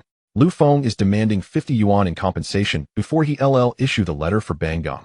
I managed to gather 34 yuan last night, but I'm still short by 16. Zhuzi, you must help me. You're the only one who can, she implored, tears welling up in her eyes. Lu Feng is truly despicable. Not only did he send Bang Gung to the police station, but now he wants 50 yuan from you. Shazhu exclaimed angrily. I'll go confront Lu Feng right now. Seeing his agitation, Qin Huairu quickly stopped him. Zhuzi, don't be impulsive. I've already made arrangements with Lu Feng. If you intervene and anger him, he might refuse to provide the letter, and then Bang Gung will be finished. Shazhu understood that he was no match for Lu Feng, and, realizing the futility of confronting him, decided to relent. Sister Qin, for your sake, I'll spare Lu Feng this time. But 16 yuan is truly too much. I fear I can't manage that. Upon hearing this, tears streamed down Qin Huairu's cheeks. Zhuzi, I know my request is excessive. It's understandable if you can't help. With that, she turned to leave, her tears wielding great influence over Shazhu. He sighed and said, Sister Qin, wait. I haven't given him next month's living expenses yet. I'll lend you the money. Shazhu rummaged under his bed and pulled out a small tin box, retrieving 16 yuan to hand to Qin Huairu. Upon receiving the money, Qin Huairu's tears transformed into a radiant smile. Zhuzi, thank you. I knew you'd be the best to me. Rest assured, I'll repay you as soon as I have the funds. Had Lu Feng been present, he would have scoffed at her words. Such promises were merely a ruse to placate Shazhu. Qin Huairu had borrowed money from Shazhu before, but when had she ever repaid him? Chapter 38. Uncle San drops by for a free meal. After leaving Shazhu's home, Qin Huairu took 10 yuan from the 16 yuan he lent her and slipped it into her pocket. In truth, she had already gathered 44 yuan the previous night, needing just 6 more from Shazhu to reach the 50 yuan required for Lu Feng. Nevertheless, she also sought to take advantage of this opportunity to reap some benefits. Thus, she borrowed 16 yuan from the simple-minded Zhu, allowing an additional 10 yuan to find its way into Qin Huairu's pocket. The sudden influx of this amount into her little treasury brightened Qin Huairu's spirits. She playfully tossed her hair aside and entered Lu Feng's home with a bowl of noodles. Xiao Feng, you haven't eaten yet, have you? Just in time. Sister has made noodles for you, Qin Huairu exclaimed, placing the bowl in front of Lu Feng. Hurry and eat while it's hot. Sister's noodles are absolutely delicious. Sister Qin, how can I know if your noodles are delicious if I haven't tasted them? Lu Feng retorted, lifting Qin Huairu into his arms and carrying her towards the inner room. 2 hours later, a weary Qin Huairu lay in Lu Feng's embrace, gazing up at him. Xiao Feng, I've already entrusted myself to you. Could you please issue a letter of understanding and spare Bang Gung? Lu Feng, not being a heartless individual, felt a pang of guilt knowing that Qin Huairu had sacrificed herself for him. It would be rather inconsiderate to withhold the letter of understanding now, given Bang Gung's nature.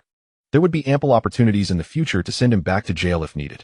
Consequently, Lu Feng nodded, retrieving the pre-prepared letter from his pocket and handing it to Qin Huairu. Upon seeing the letter, Qin Huairu's face lit up with joy. Ah, Xiao Feng, thank you so much. I cannot express my gratitude enough. Bang Gung is saved. Heh, Sister Qin, if you wish to thank me, it requires tangible actions, not mere words. Lu Feng said, pressing her head down playfully. Another half-hour later, Qin Huairu, supporting herself against the wall, exited Lu Feng's home. She did not return directly to the Jiao family, but first stopped by the restroom and washed her face at the sink. Once she regained her strength, she steeled herself against the pain in her leg and entered the Jiao residence. Why have you taken so long to return? As soon as she stepped inside, Jia Zhangshi called out. I took 50 yuan to Lu Feng, but he unexpectedly changed his mind and demanded 60 yuan. I had no choice but to persuade him for 2 hours before he finally relented. That's why I'm so late. Had Qin Huairu spent 2.5 hours in another man's home, Jia Zhangshi and Jia Dongshu would certainly have harbored various suspicions.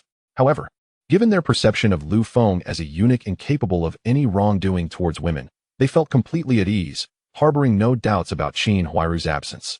Huairu, you managed to convince that little rascal Lu Feng. Did you get the letter of understanding? Jia Zhangshi asked eagerly upon hearing the news. Mother, I have the letter. Qin Huairu replied, producing the document that Lu Feng had written. In that case, what are we waiting for? Let's hurry and bring our precious Bang Gung back. Jia Zhangshi's eyes sparkled as she quickly slipped on her shoes and headed outside. Despite her exhaustion, Qin Huairu mustered the strength to follow Jia Zhangshi to the police station. With Lu Feng's letter of understanding, and considering Bang Gung was just a child, the authorities did not make things difficult for him. After a brief verbal reprimand and some educational remarks directed at Jia Zhangshi, Qin Huairu, and Jia Dongshu, they were permitted to take Bang Gung home. Having been confined for a day and night, although he was not mistreated, Bang Gung was frightened by the unfamiliar surroundings. Upon seeing his parents and grandmother arrive to collect him, he could no longer hold back his tears and rushed into Jia Zhangshi's embrace, crying, "Grandma, Daddy, Mommy. I'm so scared. Please take me away. I never want to be here again. My dear grandson, do not be afraid. Grandma is here to take you home." Jia Zhangshi comforted him while simultaneously cursing Lu Feng with venomous words. "It's all that little rascal Lu Feng's fault. He is the one who caused my Bang Gung to suffer here." Jia Dongshu, gritting his teeth in agreement, added, "Mother, rest assured. I will never let that little rascal Lu Feng off the hook. I have a plan to deal with him." "Really? My son, what brilliant idea do you have?" Jia Zhangshi inquired eagerly, her eyes lighting up at Jia Dongshu's words. With a mysterious smile, Jia Dongshu replied, "Mother, don't ask. You will find out tomorrow." After saying this, he waved his hand dismissively. "All right, this isn't the place to linger. Let's hurry and take Bang Gung home. He has suffered enough over these past 2 days. Let us treat him to something delicious." Upon hearing this, Jia Zhangshi nodded vigorously. Yes. Let's prepare something tasty to reward our dear grandson." Meanwhile, after Qin Huairu's departure, Lu Feng was indulging in the delightful memories of their time together when Uncle San arrived, carrying half a bottle of liquor, and knocked on the door. "Xiao Feng, congratulations on passing the level 8 machinist exam. Your future is promising. I brought this fine wine to celebrate," Uncle San proclaimed, raising the bottle of Shifeng liquor. Lu Feng understood Uncle San's intention clearly. He sought to take advantage of the occasion for a hearty meal. Regardless, Lu Feng was indifferent to this.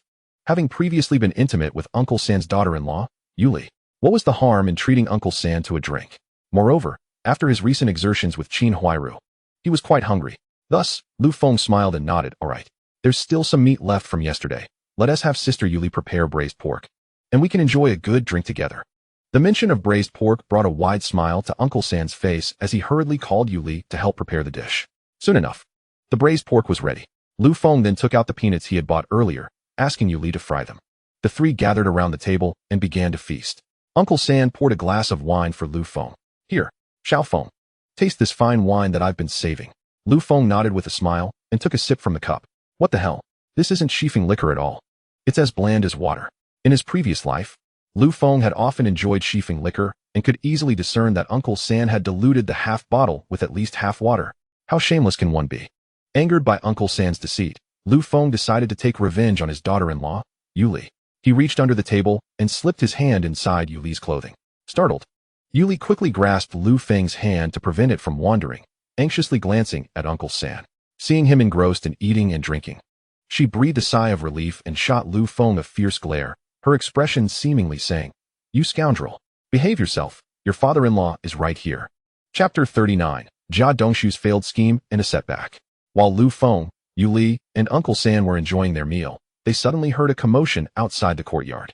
The three turned their heads curiously to see Jia Zhangshi, Qin Huairu, and Jia Dongshu returning with Bang Gung. Upon recognizing the Jia family, Lu Feng felt a wave of misfortune wash over him and withdrew his hand from Yuli's clothing. "Ah, so that little rascal Bang Gung has been released."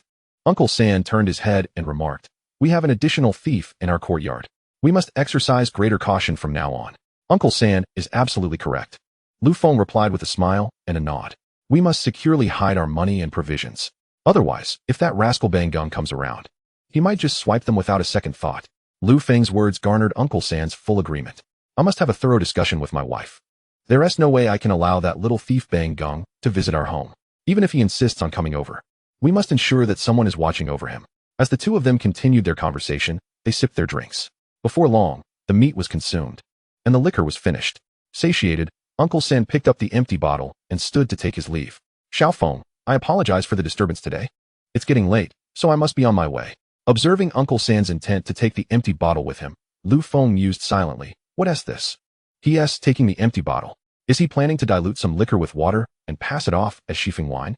Uncle San, hefting the empty bottle, walked out while instructing Yuli. Yuli, please help Xiao Feng clean up and wash the dishes. Yuli blushed and acquiesced. Staying back to wash the dishes for Lu Feng? How could he possibly let her off the hook? However, Uncle San was entirely oblivious to this. And even if he were aware, he wouldn't entertain such thoughts. After all, Lu Feng was regarded throughout the courtyard as the epitome of luck.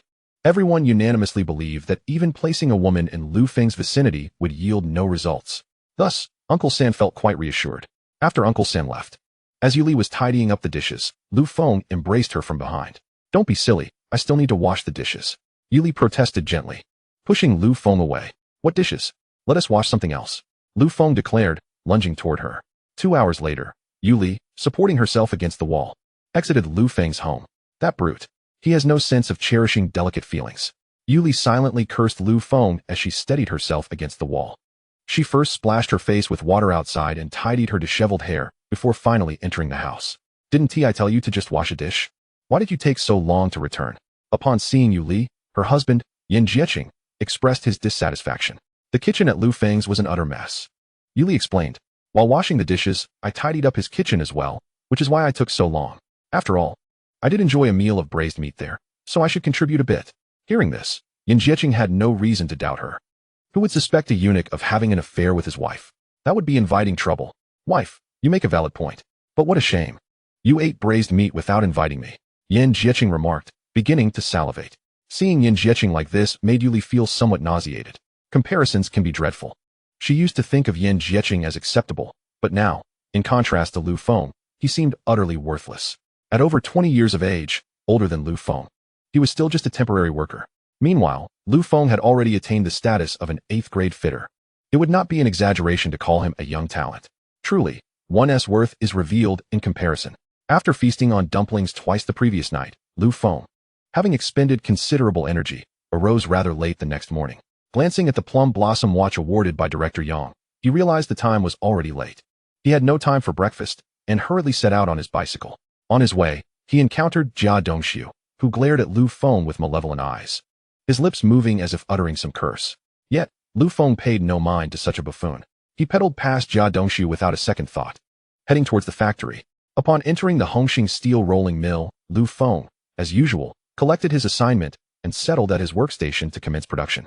As the morning wore on, due to his exemplary performance the day before, Director Yang summoned Lu Feng to his office. Upon seeing Lu Feng depart, Jia Dongxiu furtively glanced around, noticing that the workers in the shop were engrossed in their tasks, with no one paying attention to him. Jia Dongxiu swiftly retrieved the waste oil he had prepared in advance and made his way toward Lu Feng's station. This was Jia Dongxiu's revenge. He intended to pour the contaminated waste oil into Lu Feng's machine. Once Lu Feng returned from Director Yang's office and activated the machine, it would surely break down. The machine Lu Feng operated was a precision device, imported at great expense from Russia. If damaged, it would incur significant losses for the factory. Lu Feng, as the primary responsible party, would undoubtedly bear most of the blame. His personal award would be jeopardized, and the factory might even impose penalties on him. The thought of Lu Feng's impending misfortune brought a sinister smile to Jia Dongxiu's face. Ha ha ha. Lu Feng, I shall make you pay for bullying the Jia family. I shall make you regret sending my son to jail. This is your retribution. Jia Dongxiu cackled as he opened the machine's cover, preparing to pour in the waste oil. However, in his nervousness, Jia Dongxiu accidentally pressed a nearby button. The machine roared to life. Unfortunately for him, leaning forward, the hem of his clothing was caught by the machine. Realizing his garment was being pulled in, he shrieked and hastily stepped back, but the machine, propelled by the sudden force, toppled forward. A horrendous scream was heard as the machine crashed down, pinning Jia Dongxiu beneath it. What was that noise? The surrounding workers turned to see the machine at Lu Feng's station toppled over, seemingly crushing someone beneath it. Alarmed, they rushed over. Isn't that Jia Dongxiu under there? How did he end up at Lu Feng's station? Ah, Director Guo is here. Quick, clear the way. Today, Director Guo happened to be inspecting the workshop, and upon hearing the commotion, he hurried over. Seeing the scene before him nearly made him faint. This was a serious production accident. If things went awry, as the workshop director, could be implicated. However, Director Gua quickly regained his composure and shouted to the gathered workers, "What are you all standing there for? Quickly, lift the machine and rescue him." Hearing this, the workers hurriedly moved to remove the machine. Once it was cleared, it was revealed that Jia Dongshu's legs were a mangled mess, and he had lost consciousness.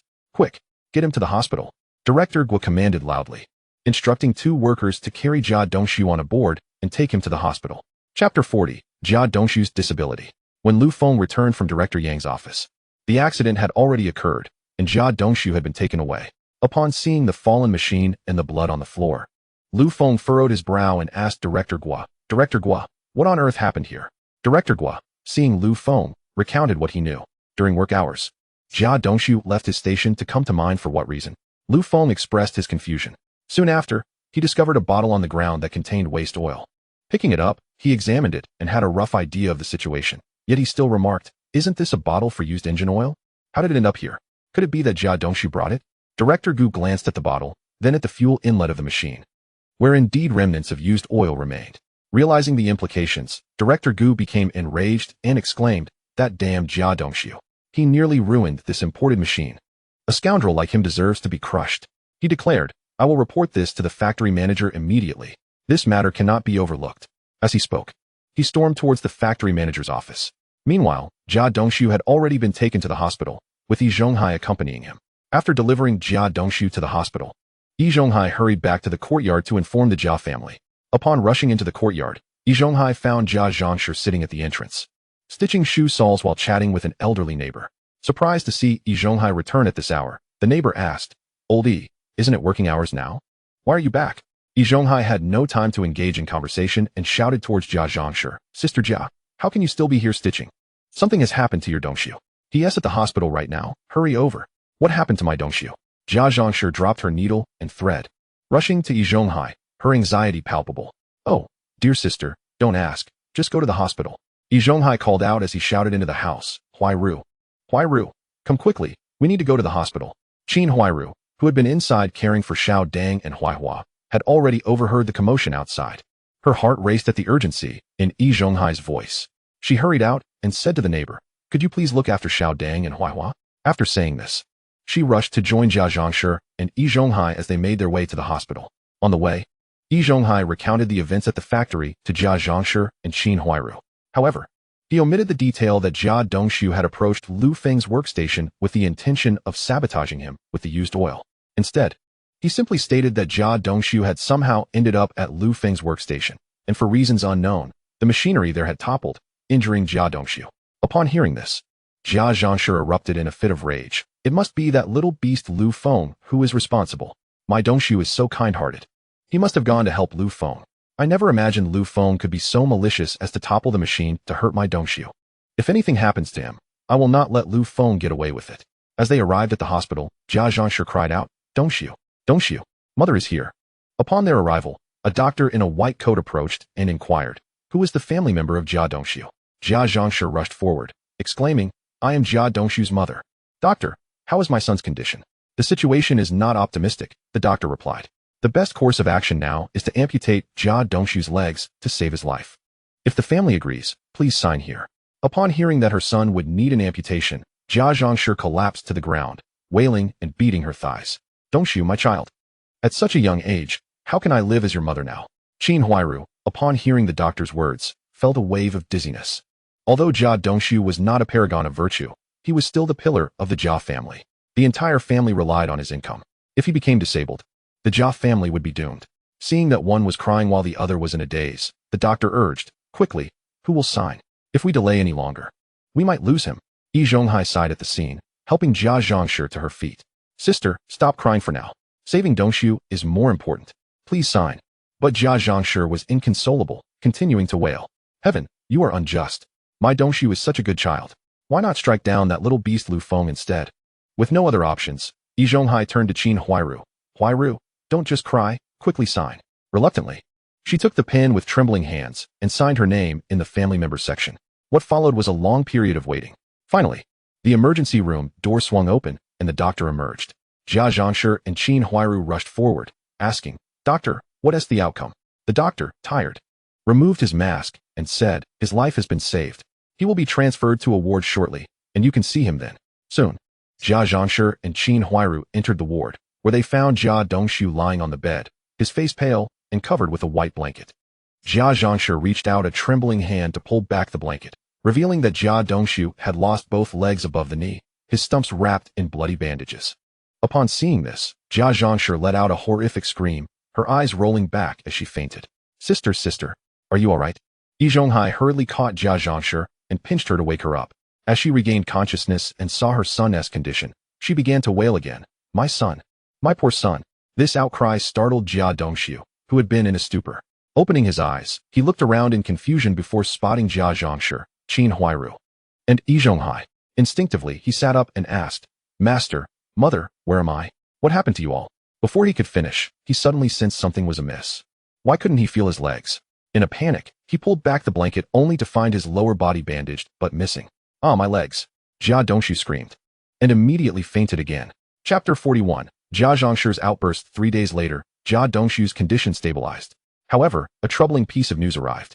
It was reported that Jia Dongshu had sustained his injuries while attempting to sabotage Lu Feng's work equipment out of revenge, resulting in the amputation of his legs. The Hongqing Steel Factory, out of humanitarian concern, decided not to pursue Jia Dongshu's liability, yet would not provide him with any compensation for his injuries. Upon hearing this news, Jia Zhangshi was infuriated. What? My son was injured at work, and they refused to compensate him. Is there no justice in this world? Factory manager Yang, you scoundrel. You must have embezzled my son's compensation.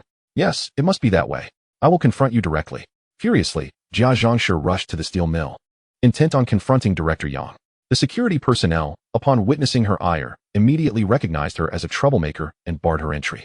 One young guard even gave her a shove, causing Jia Zhangshi to fall onto the ground, whereupon she began to wail at the top of her lungs. Murder! Murder! The security department is committing murder. Come quickly, everyone. The Hongqing steel plant is about to kill someone. With her naturally loud voice, her cries soon attracted the attention of passers-by. Hearing her desperate shouts, many approached to discover the commotion. As soon as Jia Zhangshi noticed the gathering crowd, she began to beat her thighs and lament. Come quickly. My son Jia Dongshu suffered a work injury at the Hongqing steel plant and has had his leg crushed. They haven't even sent someone to console us. And they've embezzled my son as compensation. Tell me, is there any justice left? How are we, a widow and her child, supposed to survive? Woe is me. The onlookers, unaware of Jia Zhangshi's true character, were moved by her display of grief. They expressed their disbelief that a reputable establishment like the Hongqing steel plant could behave so disgracefully. Indeed, how could they? Her son is disabled from a work injury. Yet they refuse him compensation. They looked on, pitying the elderly woman's plight. The security personnel, incensed by Jia Zhangshi's blatant defamation of the Hongqing steel plant, approached her with stern admonitions. Old woman, if you continue to twist the truth and slander our plant, do not expect us to treat you kindly. Upon hearing this, Jia Zhangshi resumed her theatrics, crying out, Everyone, come and see. This is the Hongqing steel plant. Not only have they denied my son compensation, but they are also driving us, a widow and her child, to despair. I wish to die. Why don't you just kill me? The surrounding crowd began to voice their indignation at the security staff. You security personnel are truly outrageous. Bullying an old woman in public. Are you even human? They protested. You refuse to grant her son's compensation and allow her to express her sorrow. How tyrannical. It must be said that a person's audacity can reach a level of invincibility. Jia Zhangshi was currently in such a state. Chief Zhao of the security department found himself at a loss. If he were to forcibly remove her, he risked inciting the crowd's wrath, potentially worsening the situation. With no other recourse, Chief Zhao sought out Director Yang to report the incident. Upon hearing that an elderly woman was blocking the entrance to the Hongqing steel plant and publicly disparaging it, Director Yang was infuriated. Chief Zhao, what is your department doing? Hurry and remove that woman from my sight. Chief Zhao thought to himself, Director Yang, you are not present to grasp the situation. If we act forcefully against her, it will undoubtedly provoke public outrage, and the outcome is unpredictable. Despite his thoughts, he dared not openly contradict Director Yang and left the office in silence. As Chief Zhao made his way back to the security department, he contemplated a reasonable resolution to the dilemma. Approaching the entrance, he spotted a worker observing the unfolding drama. Recognizing the onlooker as Lu Feng, the youngest level 8 mechanic in the plant's history, Chief Zhao approached him. Lu Feng had come to witness the spectacle after overhearing discussions while he was in the restroom. Typically uninterested in such affairs, he felt compelled to watch the commotion surrounding Jia Zhangshi. Just as he was engrossed in the scene, Chief Zhao called out to him. Comrade Lu Feng, what brings you here? Lu Feng, well aware of Chief Zhao, greeted him with a smile. Chief Zhao, I'm here to enjoy the spectacle. Had any other worker spoken so casually, Chief Zhao would have been irritated. However, Lu Feng was an exceptional talent, and even Director Yang treated him with respect. Let alone Chief Zhao. With a smile, Chief Zhao offered Lu Feng a cigarette. Comrade Lu Feng, do you know this troublemaking woman? Indeed, Lu Feng replied, taking the cigarette and lighting it. She is Jia Dongshu's mother, an utterly shameless old hag. Truly shameless. Chief Zhao observed Jia Zhangshi as she continued to berate the steel plant. Is she like this in the courtyard as well? Lu Feng nodded. She is even more brazen there, showing little restraint. Oh, Comrade Lu Feng, how do you handle such situations in the courtyard? Chief Zhao inquired. Lu Feng pointed to Jia Zhangshi outside the gate. Chief Zhao, do you see that? People like Jia Zhangshi are contemptible. If they go 3 days without a beating, they'll start raising roofs. A few slaps with the shoe should suffice. Chief Zhao chuckled bitterly. With so many unaware individuals around, if I did that, it would surely incite public outrage. Ah, that is easily remedied, Lu Feng said with a grin. Chief Zhao, go to the plant office and have them draft a notice detailing what Jia Dongshu did and why the plant is withholding compensation. Then, post it at the entrance. Those who meddle in others' affairs will see the notice and understand the truth, and they won't side with Jia Zhangshi any longer. Chief Zhao's eyes brightened at this suggestion. Of course. Why didn't I think of that? I will head to the plant office to draft the announcement right away. Chapter 42. Jia Zhangshi has gone mad. She demands 1,000 yuan in compensation. Chief Zhao quickly rushed into the plant office, instructed them to create an announcement, and then returned to post it at the entrance. The onlookers, witnessing the announcement, gathered around to read it. The notice clearly stated that Jia Dongshu had attempted to sabotage a colleague's machine with waste oil, resulting in his own injury when the machinery struck his legs. The Hongqing steel plant had intended to hold Jia Dongshu accountable, but given the fact of his disability, they chose to forego any punitive measures out of humanitarian considerations. As for the so-called work injury compensation, there was none to be had, as it was deemed self-inflicted. The previously sympathetic onlookers, upon reading the announcement, suddenly realized they had been deceived by Jia Zhangshi. She had been distorting the truth to elicit their pity. Consequently, they turned their backs on her pleas and began to disperse, grumbling amongst themselves. Ah, it truly worked. Seeing the nosy onlookers leave, Chief Zhao patted Lu Feng on the shoulder. Comrade Lu Feng, thank you. I'll treat you to dinner tonight. Director Zhao wished to invite Lu Feng to dinner, not merely due to today's trivial matter, but rather because Lu Feng possesses remarkable capabilities and a promising future, making him a worthy acquaintance for Director Zhao. Ha ha. You are too courteous, Director Zhao. Lu Feng replied with a smile. If we are to dine, it shall be my invitation. Lu Feng indeed harbored the intention of befriending Director Zhao, for the security department is a crucial sector. Who knows when Lu Feng might find himself in need of Director Zhao's assistance in the future. Ha ha ha, splendid. Let us meet this evening. Director Zhao exclaimed with laughter. I must attend to the matter concerning the Jia and Zhang families now. We shall continue our conversation later. With that, Director Zhao strode towards the exit, accompanied by 2 members of the security department, ready to confront the Jia and Zhang families with force.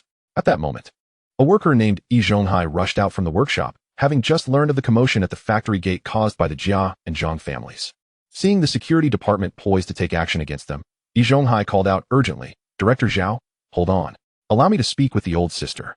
As a level 8 mechanic at the factory, Director Zhao was familiar with Yi Zhonghai, reluctant to resort to violence against the elderly woman.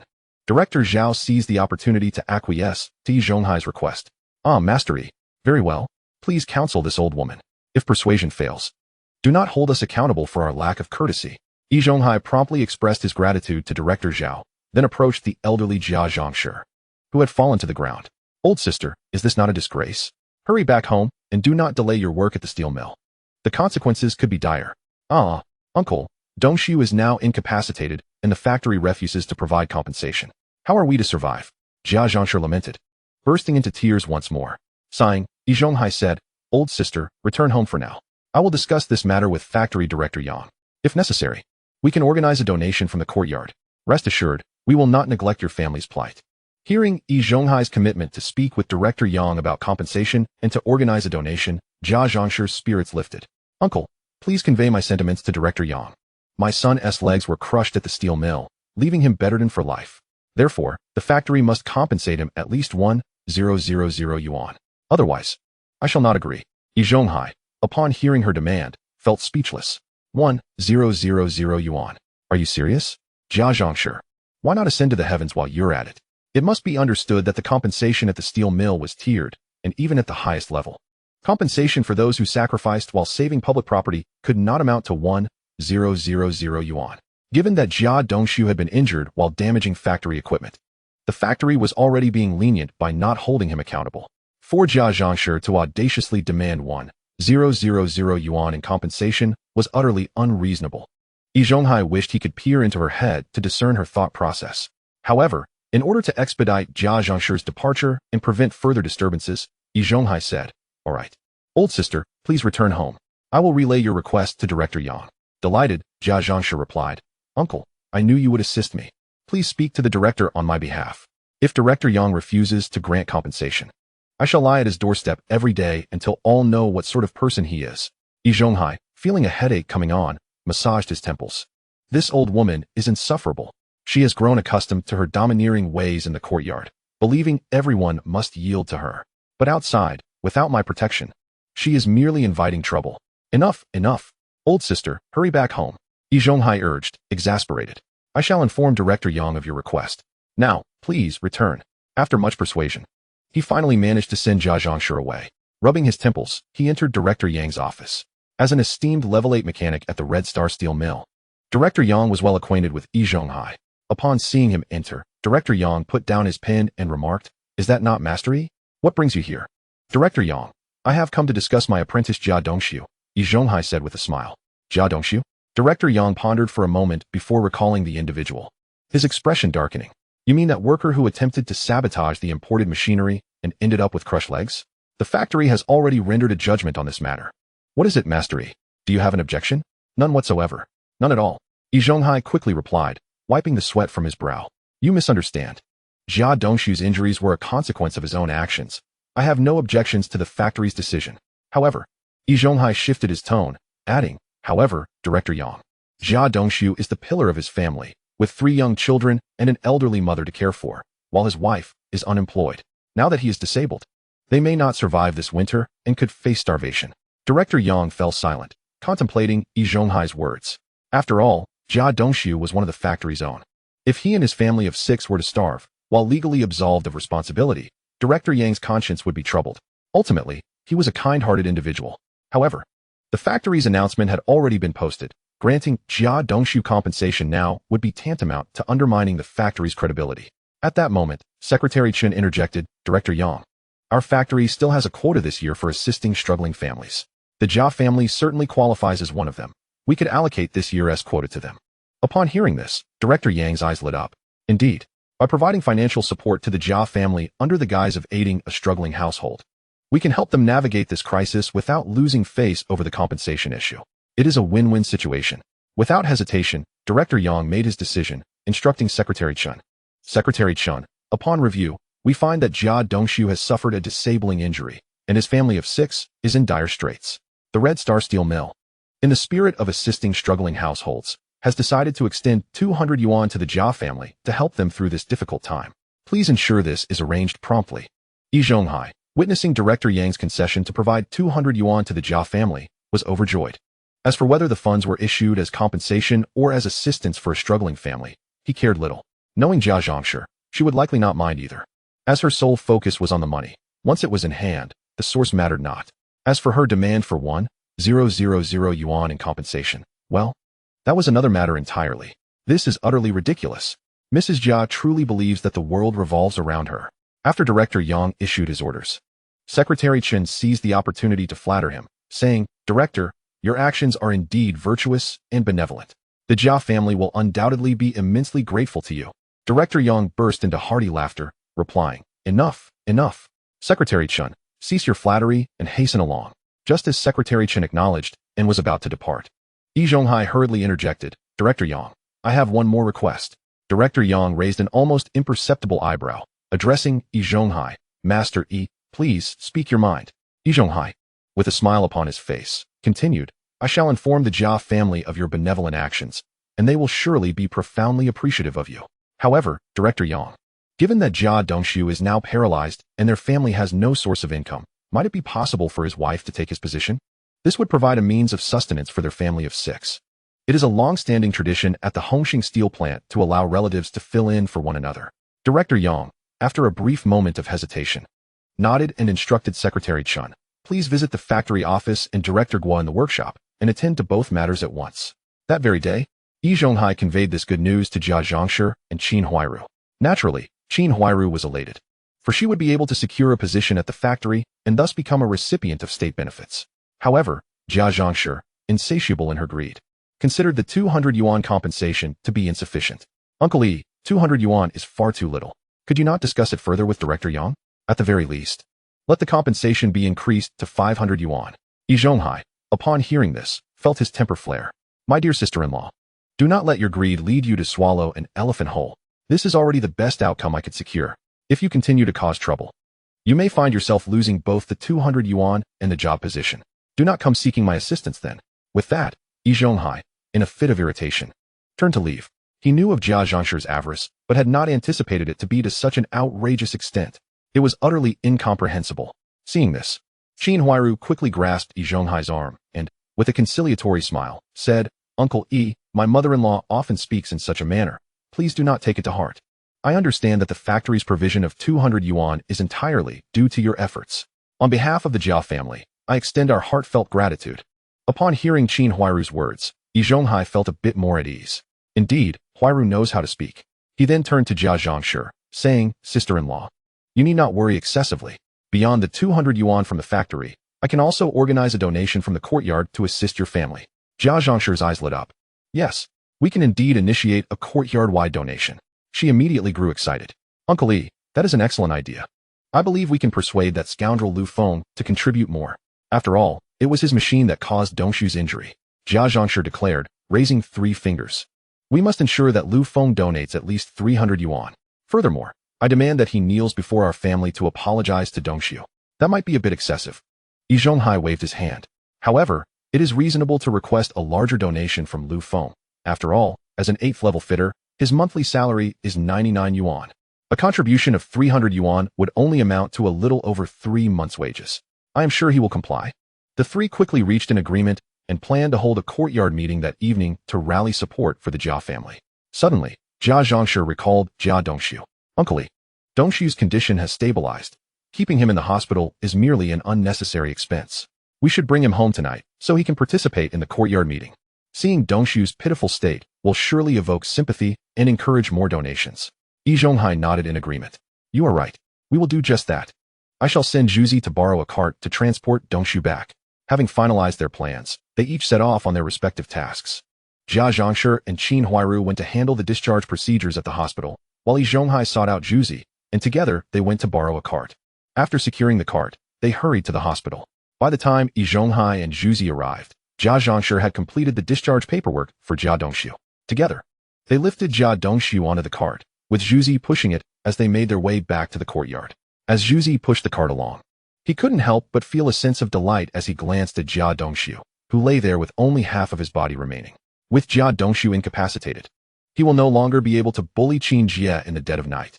Without a man's presence, Qin Jia will surely falter over time. Perhaps I, Zhuzi, might seize the opportunity. He chuckled to himself. But as Zhuzi looked at Jia Dongshu's half-remaining body, he thought, if Jia Dongshu were to die, it would be most convenient. Then Qin Jia would become a widow, and I, Zhuzi, could fly together with her.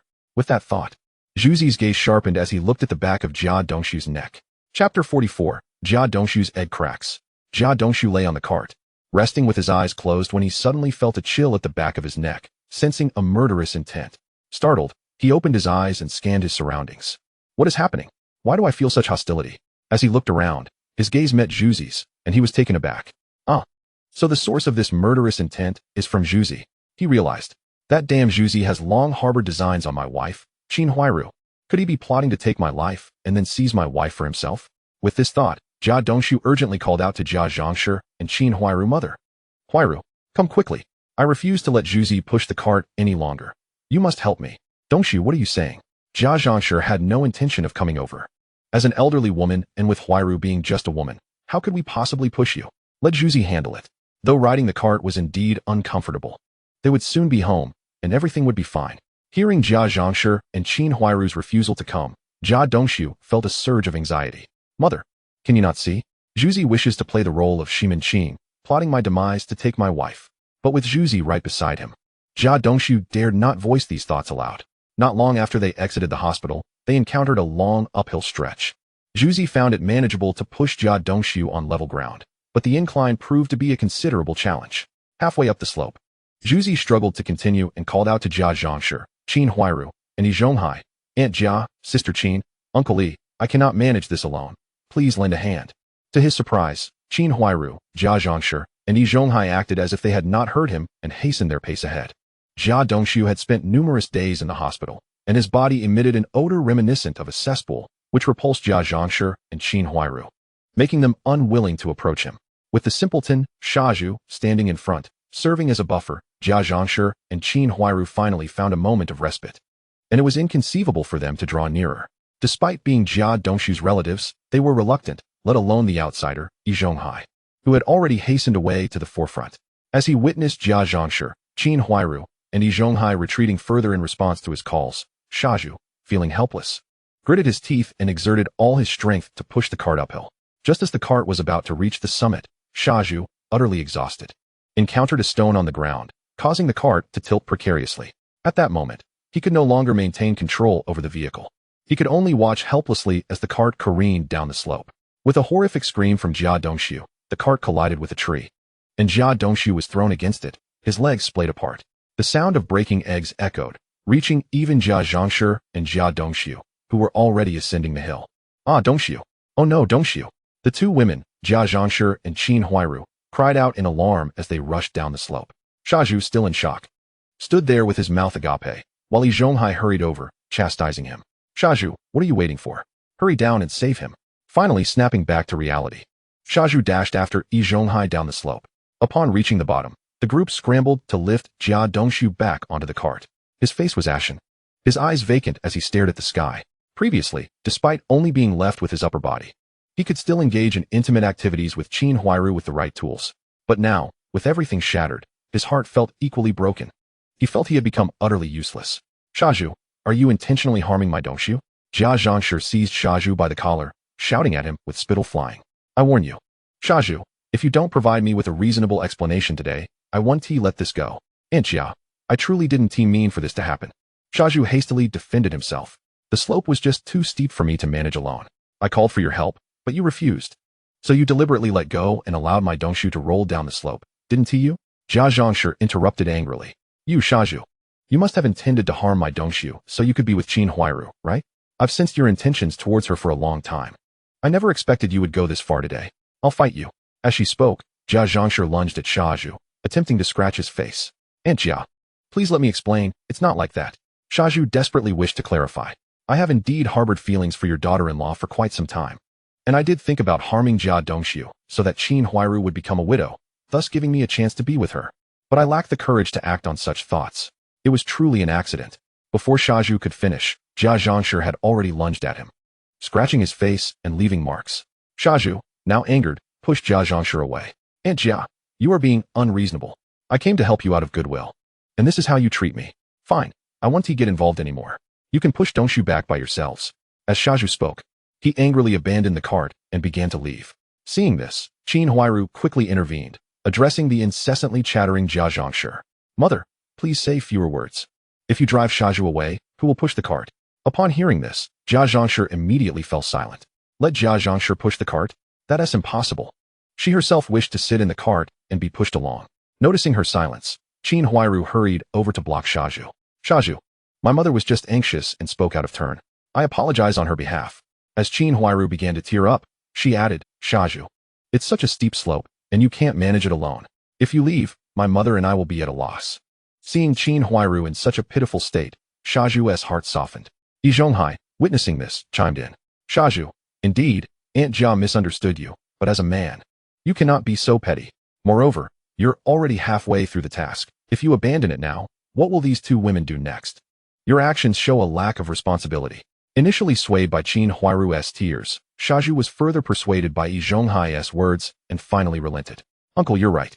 I should first take Dongshu home before anything else. Chapter 45. The fundraising meeting of the entire courtyard.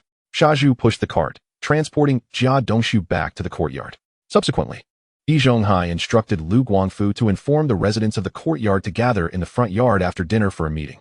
An hour later, The residents had finished their meals and began to converge towards the front yard. Lu Haizhong and others, having arrived, stood up to survey the crowd and asked, "Is everyone from the courtyard here? Is there anyone missing?" Lu Feng hasn't he arrived? Lu Guangfu stood up to report, "I went to notify Lu Feng, but found his door closed, and he hasn't he returned yet. Never mind, with so many of us, we need not wait for Lu Feng alone. Let us commence the meeting." Lu Haizhong began to announce, but was halted by Yi Zhonghai. "Old Lu, since this is a meeting for the entire courtyard, we must wait until everyone is present." Yi Zhonghai sought to hold this meeting to gather donations for the Jia family, with Lu Feng being a significant contributor. Indeed, Lu Feng was the focal point of this fundraising event. Naturally, the meeting could not commence without him. Seeing Yi Zhonghai's stance, Lu Haizhong could only nod in agreement.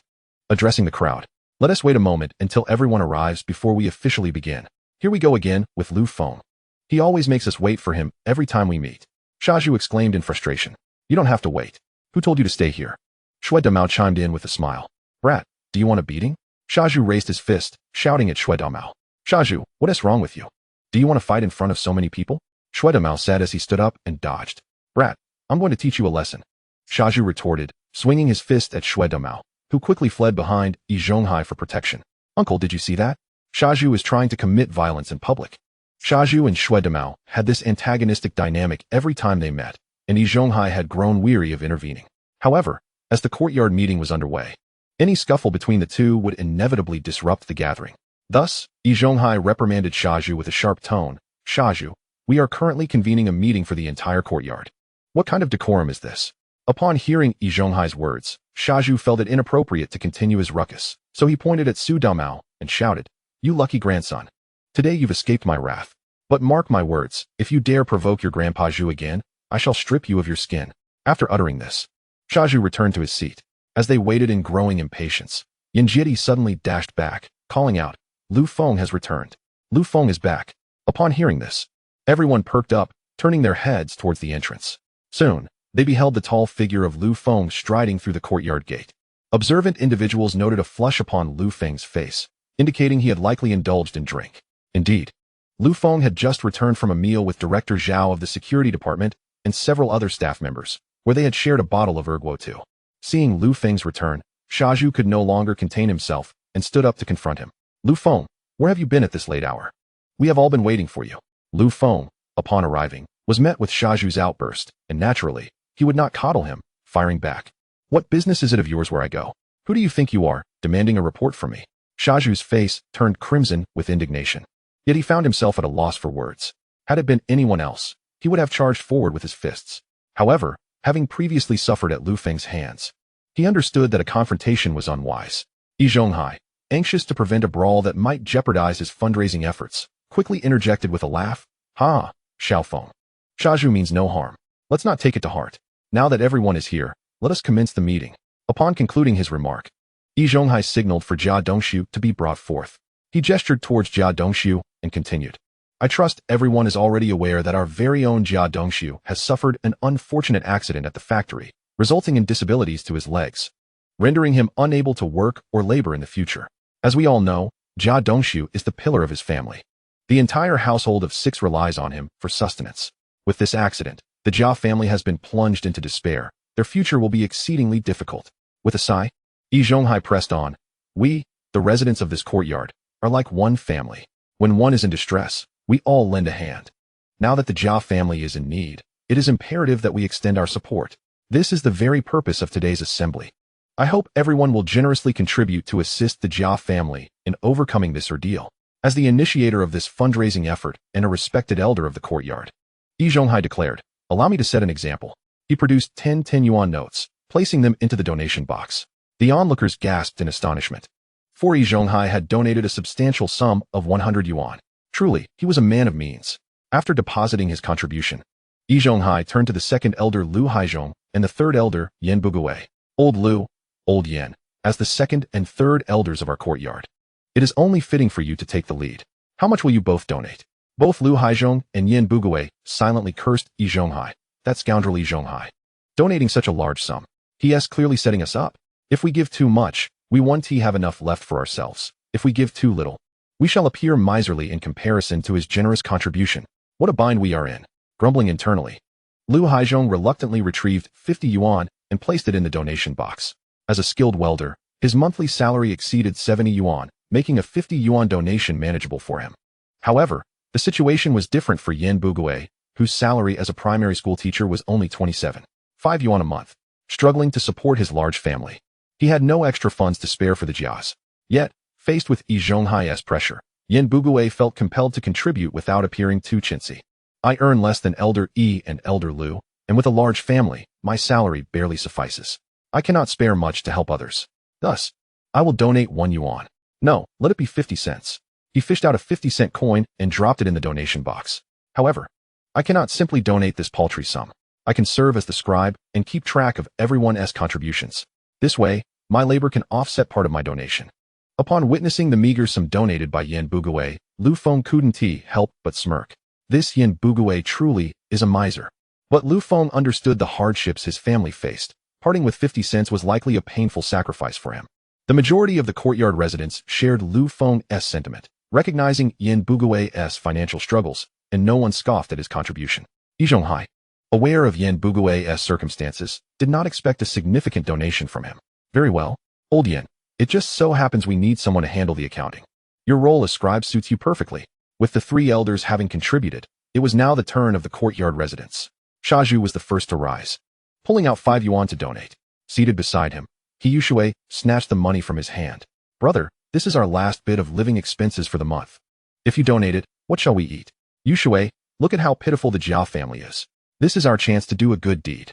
Shazhu insisted, reclaiming the money from He Yushui. Besides, my salary will come in a couple of days. I can bring back extra meals from the cafeteria. It will be enough to tide us over for a few days. But brother, you know that every time you bring back meals from the cafeteria, Qin Huairu takes them away. He Yushui protested, her eyes glistening with unshed tears. I won't let Qin Huairu take them this time. I'll take them for myself. Shazhu declared, resolutely placing the 5 yuan into the donation box and loudly proclaiming, I donate 5 yuan.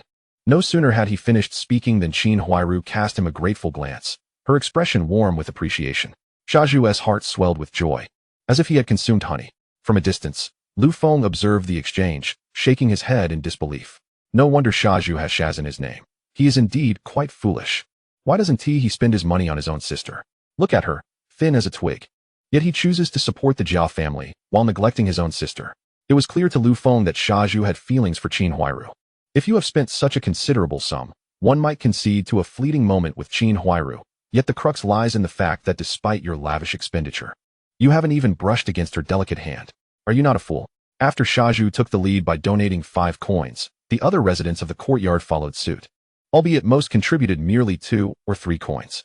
After all, everyone's circumstances are hardly favorable. The meager donations of 2 or 3 coins were squeezed from their very souls. Yi Zhonghai observed these paltry contributions without much concern. His primary objective for convening this donation meeting was Lu Feng.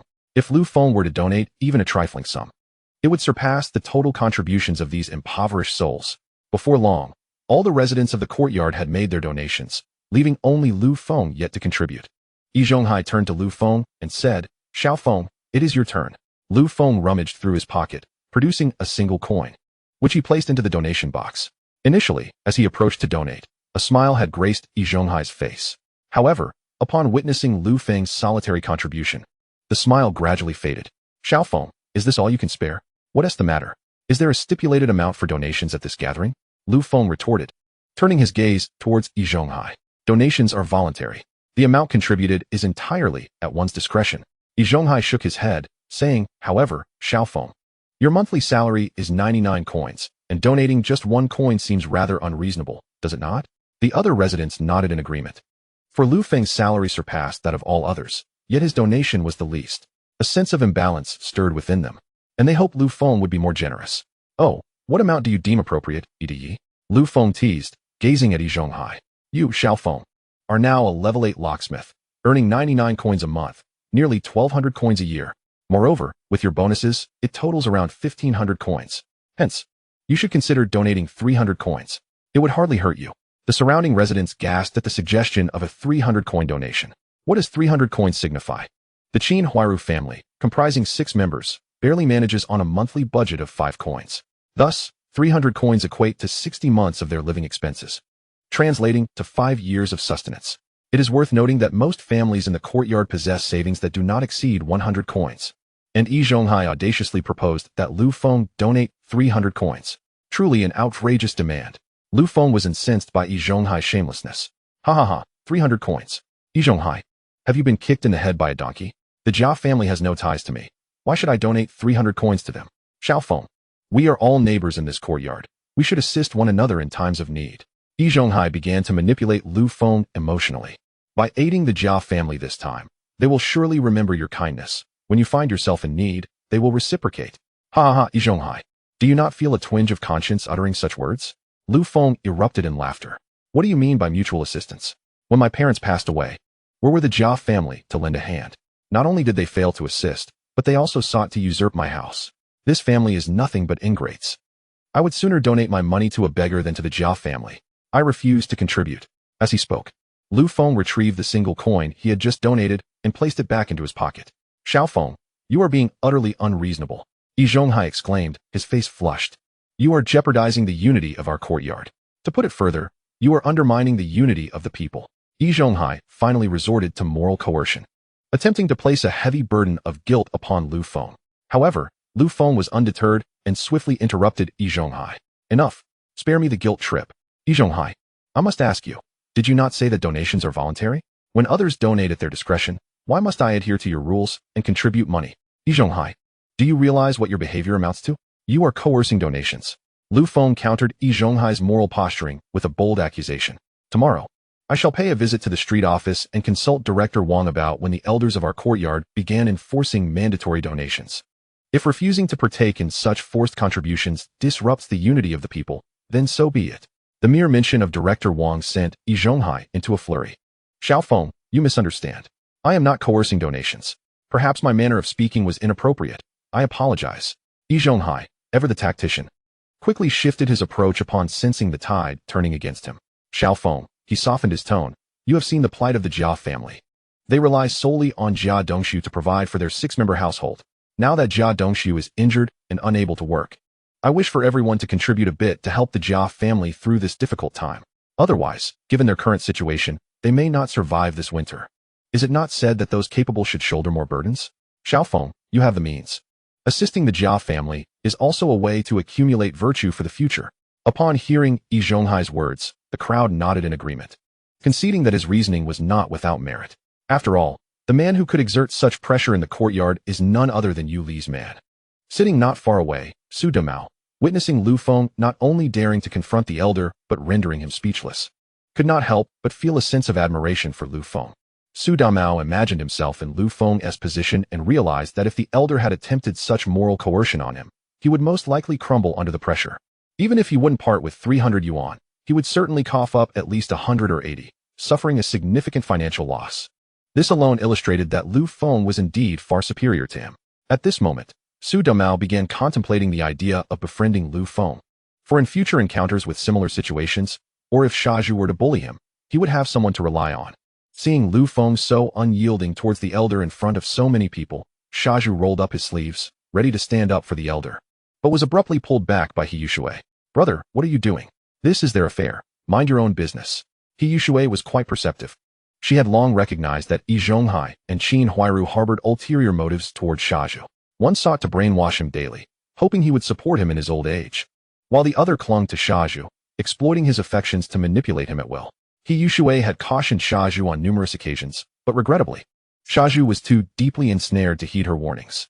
Left with no choice, she moved to live on campus, returning only weekly for living expenses, thus avoiding the chaos. Today, witnessing Lu Feng challenge the elder, He Yushui found it refreshing yet was also deeply concerned for Lu Feng. Observing Lu Feng leave the elder at a loss for words filled her with an inexplicable sense of exhilaration, along with a profound respect for him. Now, seeing her foolish brother about to assist the elder in his wrongdoing, He Yushui was naturally opposed. Seeing the elder silenced, Jia Zhongshi feared her plans for donations might be dashed and immediately pointed an accusatory finger at Lu Feng. Lu Feng, you little beast, do you have no conscience? You've caused my Dongshu to end up like this. What's wrong with you donating a little money? Upon hearing Jia Zhongshi's words, Lu Feng couldn't help but smirk. Old hag, do you truly believe everyone here is a fool? What do you think Jia Dongshu has done at the factory that people are unaware of? Lu Feng declared, surveying the surrounding residents. Everyone worked at the Hongxing steel factory and should have heard about Jia Dongshu's incident, as the factory's announcements had been posted. That scoundrel Jia Dongshu tried to pour waste oil into my machine to ruin it, hoping the factory would punish me. Instead, the machine fell and crushed his leg. Now, that old woman wants to extort me over this. Utterly shameless. Many in the courtyard worked at the Hongxing steel factory, but some did not. Those unaware of the details only knew that Jia Dongshu had suffered an accident at work and that his leg had been broken. Upon hearing Lu Feng's account, this segment of the crowd erupted in disbelief. So it was Jia Dongshu who had attempted to harm Lu Feng, only to have the machine fall on him. Huh. It seems that Jia Dongshu truly got what he deserved. Indeed, how dare that Jia Zhangshi ask Lu Feng for money? It's a miracle Lu Feng isn't retaliating against Jia Dongshu. The Jia family's audacity was truly thicker than city walls. It was utterly revolting.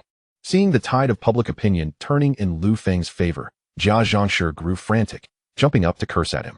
You little beast, how dare you speak such nonsense? My Dongshu is always helpful. He was there to assist you, and you pushed him into the machine, breaking his leg. You little beast. If you don't compensate my family 300 yuan, no, 500 yuan, I will place Dongshu in your bed, and he will defecate there every day, ensuring you never find peace. Lu Feng was so infuriated by Jia Zhangshi's shamelessness that he laughed. Approaching her, he extended his hand and delivered a resounding slap across her face, leaving 5 bright red fingerprints on her plump cheek. Meanwhile, Lu Feng's mocking voice rang out. Old hag, consider this my 500 yuan gift to you. If that is not enough, I can offer you another 500. Chapter 48, Fist-fighting Shazhu, kicking Jia Zhangshi. Lu Feng's slap came so unexpectedly that everyone was momentarily stunned. It was not until several seconds later that Jia Zhangshi was the first to react, lunging at Lu Feng with claws outstretched. You little beast, how dare you hit me? I'll fight you. Faced with Jia Zhangshi's ferocity, Lu Feng showed no mercy, promptly kicking her squarely in her ample belly. Jia Zhangshi fell to the ground with a thud, immediately pounding the earth as she wailed. Ah, Lao Jia, why aren't you coming to help me? If you don't come, that little beast Lu Feng will kill me. Yi Zhonghai slammed his teacup down on the table, standing up to confront Lu Feng. Lu Feng, you are utterly out of line. How dare you strike an elder in front of so many people? Yi Zhonghai, siding with Jia Zhangshi, attempted to morally coerce Lu Feng, but Lu Feng showed no regard for Yi Zhonghai's authority, pointing a finger at him and retorting, Yi Zhonghai, are you blind? Did you not see Jia Zhangshi lunging at me? I was merely defending myself. You brat, how dare you disrespect the elder? Shazhu, Yi Zhonghai's sycophant, witnessing the humiliation of Yi Zhonghai, grabbed a small stool and rushed towards Lu Feng, aiming for his head. Lu Feng swiftly seized the stool midair, glaring fiercely at Shazhu. Shazhu, who do you think you are to meddle in my affairs? Lu Feng, you are truly outrageous. How dare you insult the elder? Shazhu glared back at Lu Feng. What did the elder say that was wrong? The Jia family is in such dire straits, and you, being so wealthy. What is wrong with offering 3 months' salary to help them? Shazhu exclaimed, trying to wrest the stool from Lu Feng's grasp. However, the stool remained firmly in Lu Feng's grip, as immovable as if it were rooted to the ground, regardless of Shazhu's exertion. Just as Shazhu was bewildered, Lu Feng delivered a swift kick to his abdomen. In pain, Shazhu instinctively loosened his grip, allowing Lu Feng to snatch the stool away and throw it fiercely to the ground. Following this, Lu Feng seized Shazhu by the hair and slapped him across the face. Shazhu, you fool, your head is filled with nonsense. I'll beat all the shit out of your head and make you sober up. As Lu Feng spoke, he grabbed Silly Zhu by the hair and raised his palm, smack, smack, smack, slapping Silly Zhu's face. He Yushui saw her brother being beaten, but just watched coldly from the side, making no move to help. He Yushui felt Lu Feng was right. Her brother He Yuzhu was a fool, his head filled with shit. If Lu Feng could beat him up, beat all the shit out of his head, and make him come to his senses, it might not be such a bad thing. Stop! Yi Zhonghai shouted, yelling to the people beside him. Quick! Quick, stop him! Lu Guangtian, Lu Guangfu, Yan Jieqing, Yan Jiefeng, and others hurriedly stepped forward to pull Lu Feng away. After great effort, several people managed to restrain Lu Feng and rescue Silly Zhu, who was already beaten to a pulp. Silly Zhu wouldn't back down even in defeat.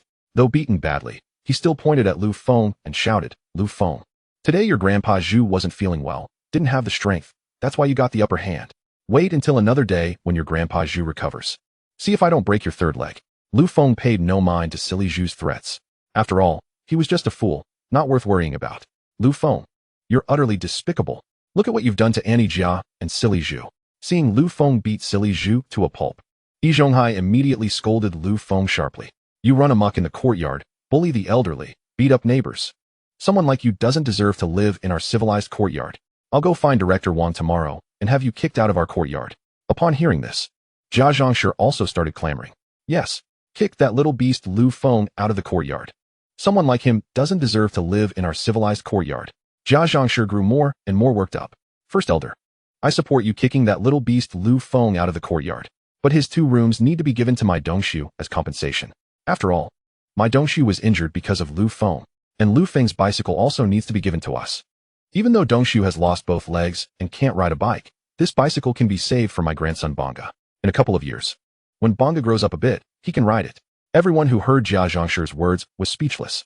How could there be such a shameless person in the world? This truly shatters one's worldview. Lu Xiaoya couldn't stand it anymore and wanted to step forward to speak up for Lu Feng. But Su Damao grabbed her and pulled her back.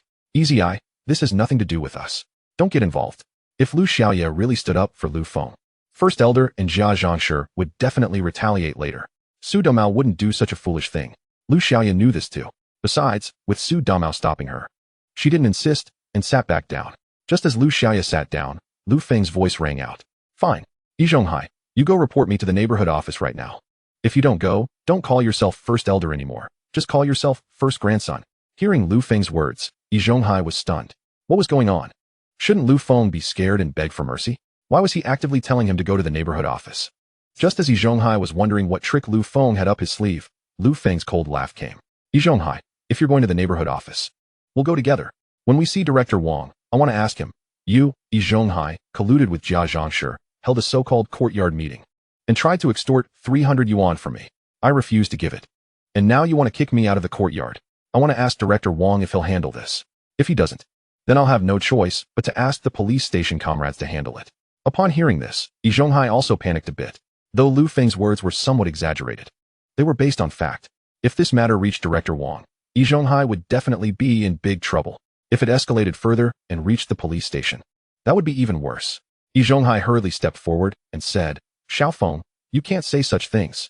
I just saw the Jia family was pitiful, so I called on everyone to donate to them. If you don't want to donate, that's fine. I won't force you. Yi Zhonghai was backing down.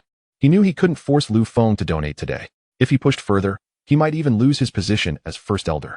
Seeing Yi Zhonghai back down and stop demanding money from Lu Feng, Jia Zhangshi couldn't accept it and immediately started yelling. First Elder, why won't you make Lu Feng donate? That's my money. I don't agree. Chapter 49. Lu Feng flips the table. Everyone was left speechless upon hearing Jia Zhangshi's absurd remarks. What did she mean, my money? The person hadn't even decided whether to donate. How did that money become hers? Seeing Jia Zhangshi's ugly, greedy appearance, Lu Feng couldn't help but sneer. Lu Feng himself didn't want to donate to Jia Zhangshi, but he couldn't control if others donated to the Jia family. If Jia Zhangshi weren't so greedy and just took the nearly 200 yuan already donated on the spot, Lu Feng wouldn't interfere. After all, if others were willing to donate to the Jia family, that was their business, nothing to do with Lu Feng. But now Jia Zhangshi was so arrogant, determined to extort 300 yuan from Lu Feng. In that case, I'll make sure you old hag, don't get a single cent, including the nearly 200 yuan already donated on the spot. You won't get a single cent of that either. Heh, you old hag. You really are greedy. Lu Feng sneered as he looked at Jia Zhangshi. I remember there's an iron box in your bedside cabinet with at least 500 yuan of your pension money. In this entire courtyard, aside from First Elder and a few other households, who has more savings than your family? And yet, you have the nerve to ask everyone to donate to you. As soon as Lu Feng said this, an uproar broke out on the scene. 500 yuan. Among the dozens of households in the courtyard, aside from First Elder, Second Elder, and Su Damao's families, who could come up with 500 yuan in savings? Other households probably couldn't even produce 100 yuan in savings. Households without even 100 yuan in savings, donating to someone with over 500 yuan in savings. That was like asking beggars to donate to a millionaire. Who the hell could stand that? You little beast, you're talking nonsense. I don't have 500 yuan in pension money.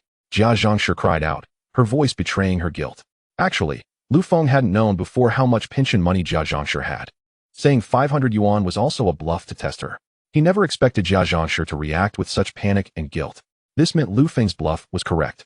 Jia Zhangshi's pension money really was 500 yuan, or even more than 500 yuan. Realizing this, Lu Feng sneered and said, Jia Zhangshi, didn't you say you don't have 500 yuan in pension money? How about we all go to your house and open the iron box to check? If there isn't 500 yuan, I'll give you 500 yuan myself. How about that? Hearing this, Everyone immediately looked at Jia Zhangshi. This included Jia Dongxiu and Qin Huairu. At this moment, Jia Zhangshi felt somewhat panicked, because now everyone was looking at her, and some people even had anger in their eyes. The implication was self-evident. You, an old rascal, are wealthier than any of us, yet you still demand we contribute to your coffers. How utterly shameless. Is this not a blatant scheme to swindle both our money and our sentiments? Jia Zhangshi felt a wave of anxiety wash over him. Fearing the wrath of those who might discover that his iron box indeed contained a sum of 500 yuan intended for his old age. In a state of indecision, a flash of inspiration struck Jia Zhangshi. He abruptly sank to the ground, pounding his thighs and wailing. Oh dear old Jia. Look. So many have conspired to bully your poor, widowed mother. Old Jia, please, take them away. Upon witnessing Jia Zhangshi's reaction, Qin Huairu's heart sank with understanding. It was likely that Lu Feng had spoken the truth. Jia Zhangshi's retirement fund must indeed exceed 500 yuan. While Qin Huairu was aware of Jia Zhangshi's savings, she had always estimated it to be a mere 200 or 300 yuan. Little did she anticipate that the amount was, in fact, a staggering 500 yuan. Astonished yet curious, she cast a furtive glance at Lu Feng, pondering how this mere son-in-law and Jia Dongxiu, his biological son, were oblivious to such a considerable sum of retirement funds, while Lu Feng seemed to possess this knowledge. Not one to indulge Jia Zhangshi's theatrics, Lu Feng continued unabated. Tonight, I shared drinks with Director Zhao from the security department, and he mentioned that while the factory would not provide Jia's family with compensation, they would offer 200 yuan in the name of supporting impoverished families, along with a job placement in the factory. He turned towards Yi Zhonghai. Uncle, you can confirm this, can't you? If Director Zhao spoke the truth, then it was you who secured the 200 yuan and the job opportunity for the Jia family. Yi Zhonghai had refrained from disclosing the factory's contribution of 200 yuan to the residents of the courtyard, fearing they would be reluctant to donate if they learned of Jia's financial aid. Yet now, Lu Feng had exposed it before everyone. With no option left, Yi Zhonghai forced a smile. Oh, indeed, that matter exists, but it is currently in process at the factory. I intended to inform everyone once it was finalized. In truth, Yi Zhonghai simply sought to buy time. Whether the factory's 200 yuan was announced prior to or following the donations was of no consequence.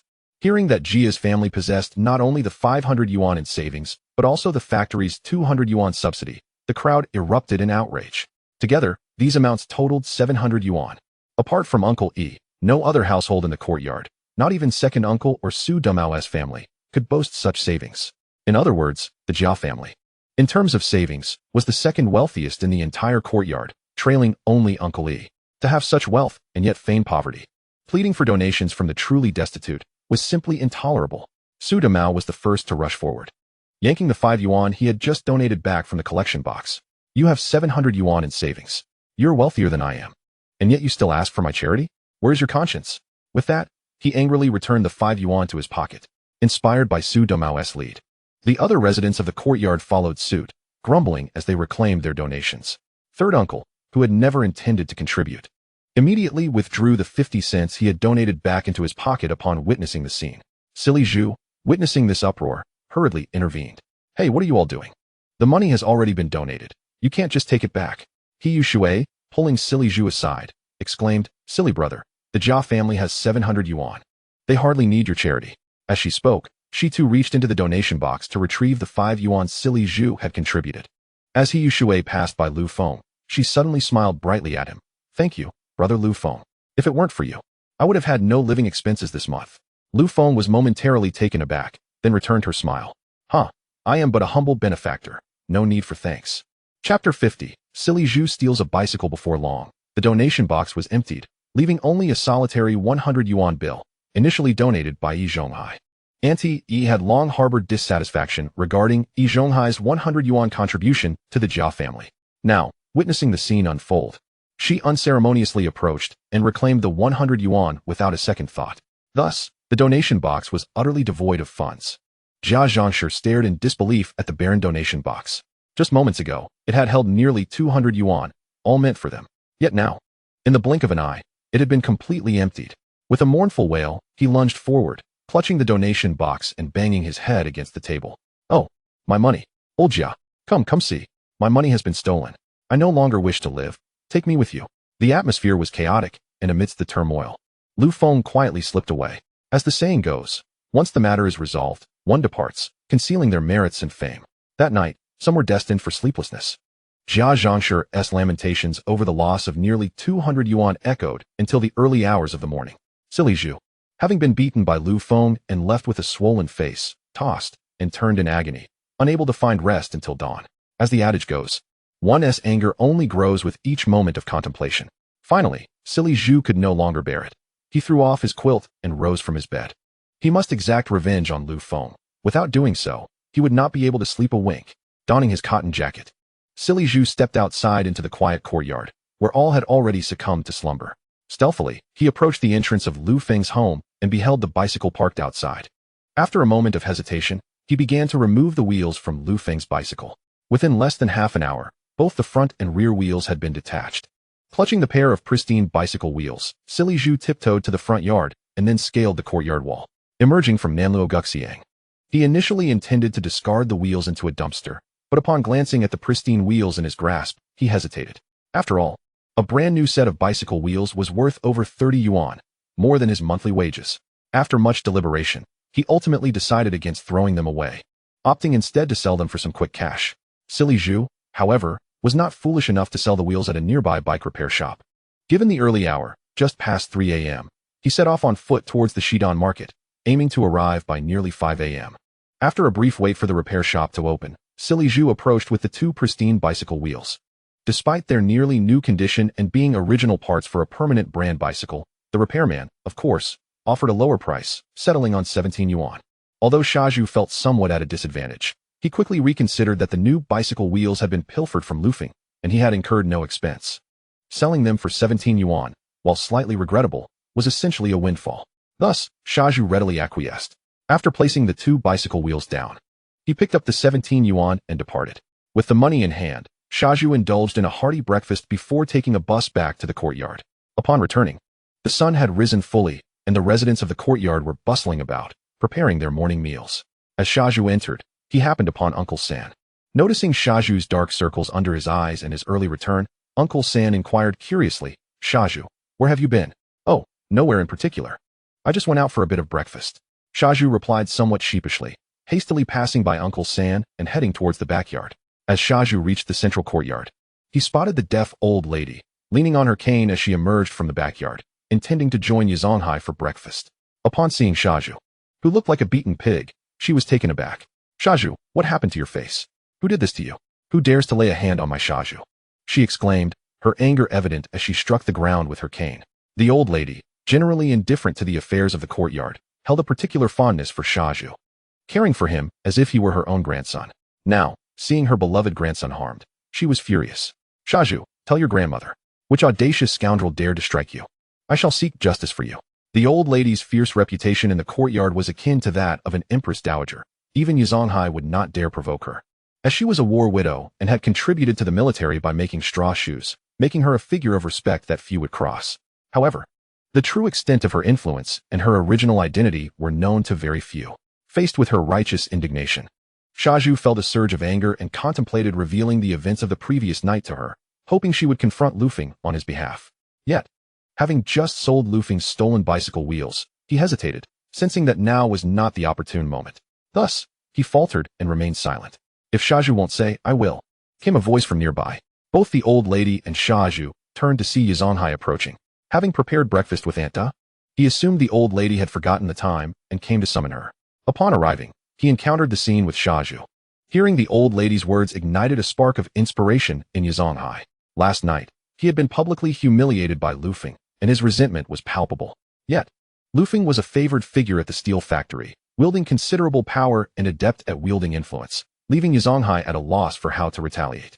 However, the old lady's age and status as a war widow could provide the leverage he needed. He approached her, saying, "You don't know, but during last night's courtyard meeting, Shazhu, out of kindness, urged Lu Feng to donate to the Jia family, and instead, Lu Feng struck him." Yazonghai conveniently omitted details about the forced donation and the fact that Shazhu had struck Lu Feng first, laying all blame squarely on Lu Feng. As expected, the old lady's face flushed with rage at Yazonghai's distorted account. "That little wretch Lu Feng dares to be so brazen. I shall go confront him and demand he kneels before my Shazhu and apologizes." Chapter 51. Yazonghai incites the deaf old lady. Lu Feng awoke, stretching lazily as he stepped outside. As per his routine, He grabbed his wash basin and headed for the water tap to wash his face and brush his teeth. However, upon stepping outside, he sensed something amiss. Turning around, he discovered that, while his bicycle remained, its 2 wheels had vanished. Damn it! Someone has stolen my bicycle wheels. Lu Feng's mind raced, quickly conjuring 2 prime suspects, Shazhu and Bongging. After all, Lu Feng had just pummeled Shazhu into a pulp. It was entirely plausible that Shazhu, seeking revenge, had stolen his wheels to sell. Bongging was also a potential culprit, given that Lu Feng had struck Bongging's grandmother, Jia Zhang, the night before, and the unresolved tension from when Lu Feng had turned Bongging in for theft lingered. Given Bongging's character, he might also seek to retaliate by stealing Lu Feng's wheels. Nevertheless, Lu Feng leaned towards believing Shazhu was the perpetrator, considering Bongging had only recently been released from the police station and likely lacked the confidence to act alone. Xiaofeng, what is going on? Uncle San approached with his hands clasped behind his back, having noticed Shazhu's panda eyes and his early return. Uncle San sensed something was amiss and sought to confirm his suspicions. Upon arriving, he found Lu Feng in a state of distress. Lu Feng glared at Uncle San, gritting his teeth. Uncle San, look, some scoundrel has stolen the wheels from my new bicycle. Hearing this, Uncle San glanced at the wheel-less bicycle and immediately thought of the suspicious behavior of Shazhu. If he had only harbored a vague suspicion before, he now felt at least 70 to 80% certain that Shazhu was the thief. However, he chose to remain silent, recognizing that these were merely his suspicions. Moreover, he had no desire to offend Shazhu, who had the formidable backing of Yizonghai and the deaf old lady. Lu Feng's loud exclamation quickly drew attention, and Su Damao, munching on a steamed bun, came running over to see what the commotion was about. Upon discovering the theft of Lu Feng's bicycle wheels, he exclaimed dramatically, "Who could be so vile as to steal Lu Feng's bicycle wheels? This is outrageous." Su Damao's outburst attracted even more onlookers, including second Uncle Lu Haizhong. Striding over with a swagger, he demanded, "What is all this noise about so early in the morning? Second uncle, look, someone has stolen the wheels from Lu Feng's bicycle." Su Damao pointed at the incomplete bicycle. Second uncle, upon seeing it, echoed, "Indeed, a thief lurks among us. They dare to come in the night and steal bicycle wheels." Lu Xiaoa, intrigued by the unfolding drama, also joined the gathering crowd. "Uncle Heir, it is not necessarily the case that the thief originated from our courtyard. It is quite plausible that an outsider infiltrated our compound and absconded with the wheels of the bicycle." "Indeed, Uncle Heir, that is certainly a possibility." Su Damao took a bite of the steamed bun. "From now on, we must tighten our security measures to prevent any such incidents." Amidst the commotion of the crowd, they quickly drew the attention of Jia Zhangshi. Standing at the periphery, Jia Zhangshi soon grasped the situation. Lu Feng's bicycle had been robbed last night, with 2 wheels stolen. Upon hearing this, Jia Zhangshi clapped her hands in delight and whispered, "Ah, this is divine retribution. That little scoundrel Lu Feng has committed numerous wrongs, and even heaven could no longer overlook it." Thus, it dispatched celestial troops to remove his bicycle wheels. Jia Zhangshi perceived this as splendid news and hurried home to inform her son, Jia Dongshu. Upon hearing the news, Jia Dongshu was equally elated and exclaimed, "Mother, this is indeed wonderful news. If only we had firecrackers, we should celebrate. Although we lack firecrackers, we must still find a way to commemorate this. Let us send Huairu to procure 2 tails of meat so we can properly celebrate." In truth, Jia Dongshu's lengthy discourse was merely a facade. He was simply craving meat. Jia Zhangshi readily concurred. "Yes, Qin Huairu, hurry and get 2 tails of meat. We must celebrate this occasion." Jia Zhangshi, too, was tempted and wished to seize this opportunity to indulge in some meat. "Mother, how can we afford to buy meat?" Qin Huairu lamented upon being tasked with the errand. Jia Zhangshi allocated a mere 5 yuan as living expenses to Qin Huairu each month. With 6 mouths to feed, 5 yuan barely sufficed for daily cornmeal, and they relied on Shazhu's sporadic generosity to scrape by. "Enough of this nonsense. If mother instructs you to go, you must hurry," Jia Dongshu shouted at Qin Huairu. Left with no choice, Qin Huairu sighed and trudged out. In truth, Qin Huairu possessed some money. Previously, she had borrowed 16 yuan from Shazhu, secretly keeping 10 yuan in her little savings box. However, that 10 yuan was her reserve for emergencies. She was resolute in not using her savings to purchase meat, knowing full well that once it was brought home, she would have no chance to savor it, as it would all be devoured by Jia Zhangshi, Jia Dongshu, and the others. Reluctant to dip into her savings, she contemplated Shazhu, pondering if she could extract some advantage from him. Although she understood that frequently taking advantage of Shazhu would eventually irk him, she felt she had no other recourse. While she considered exploiting Lu Feng, each attempt to do so required her to pay a physical price. Alas, the difficulty was overwhelming. With a sigh, Qin Huairu exited her home, determined to seek out Shazhu. Yet, After only a few steps, she spotted Shazhu, Yizhonghai, and the deaf old lady engaged in conversation. Although she could not discern their words clearly, she distinctly caught the name Lu Feng. Evidently, their discussion pertained to him. As Qin Huairu hesitated to approach Shazhu, the deaf old lady suddenly struck the ground with her cane, exclaiming, "That little scoundrel Lu Feng! I shall deal with him." With that, she stormed angrily towards Lu Feng's residence in the backyard. Startled, Qin Huairu quickly plastered a smile on her face and greeted, "Good morning, old lady." The deaf old lady did not spare her a glance, merely snorting disdainfully as she marched past Qin Huairu towards the back. Chapter 52. You are nothing, old lady. Lu Feng was examining the area around the stolen bicycle, searching for any clues, when he suddenly heard a loud roar from outside the crowd. "Lu Feng, you little scoundrel. How dare you harm my Shazhu? Hurry up and come here to kneel and apologize to my Shazhu."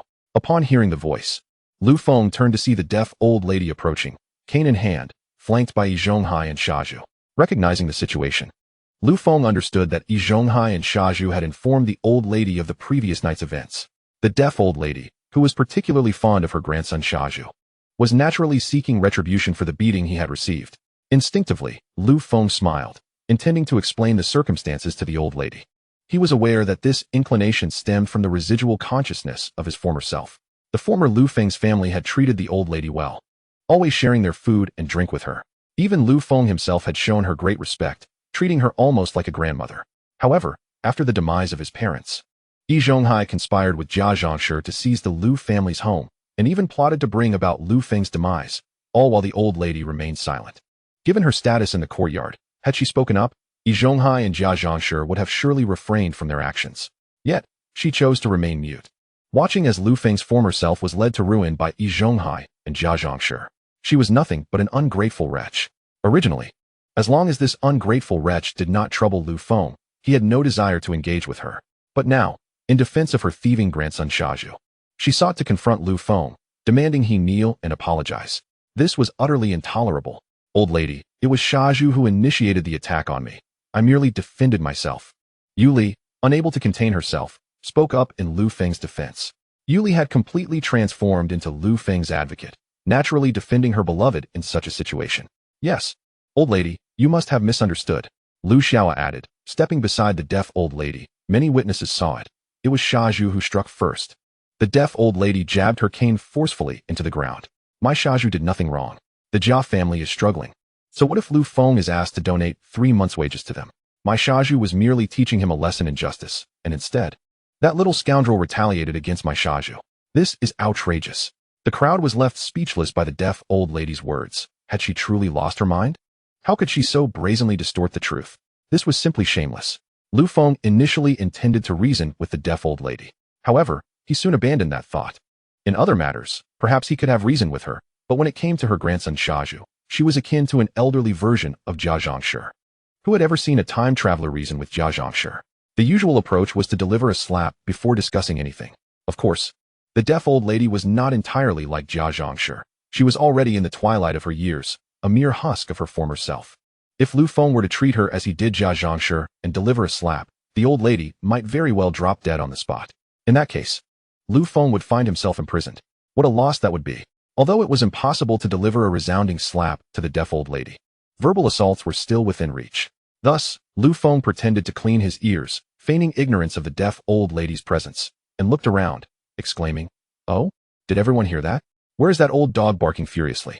As soon as these words escaped his lips, an eerie silence enveloped the surroundings. So quiet that one could hear a pin drop.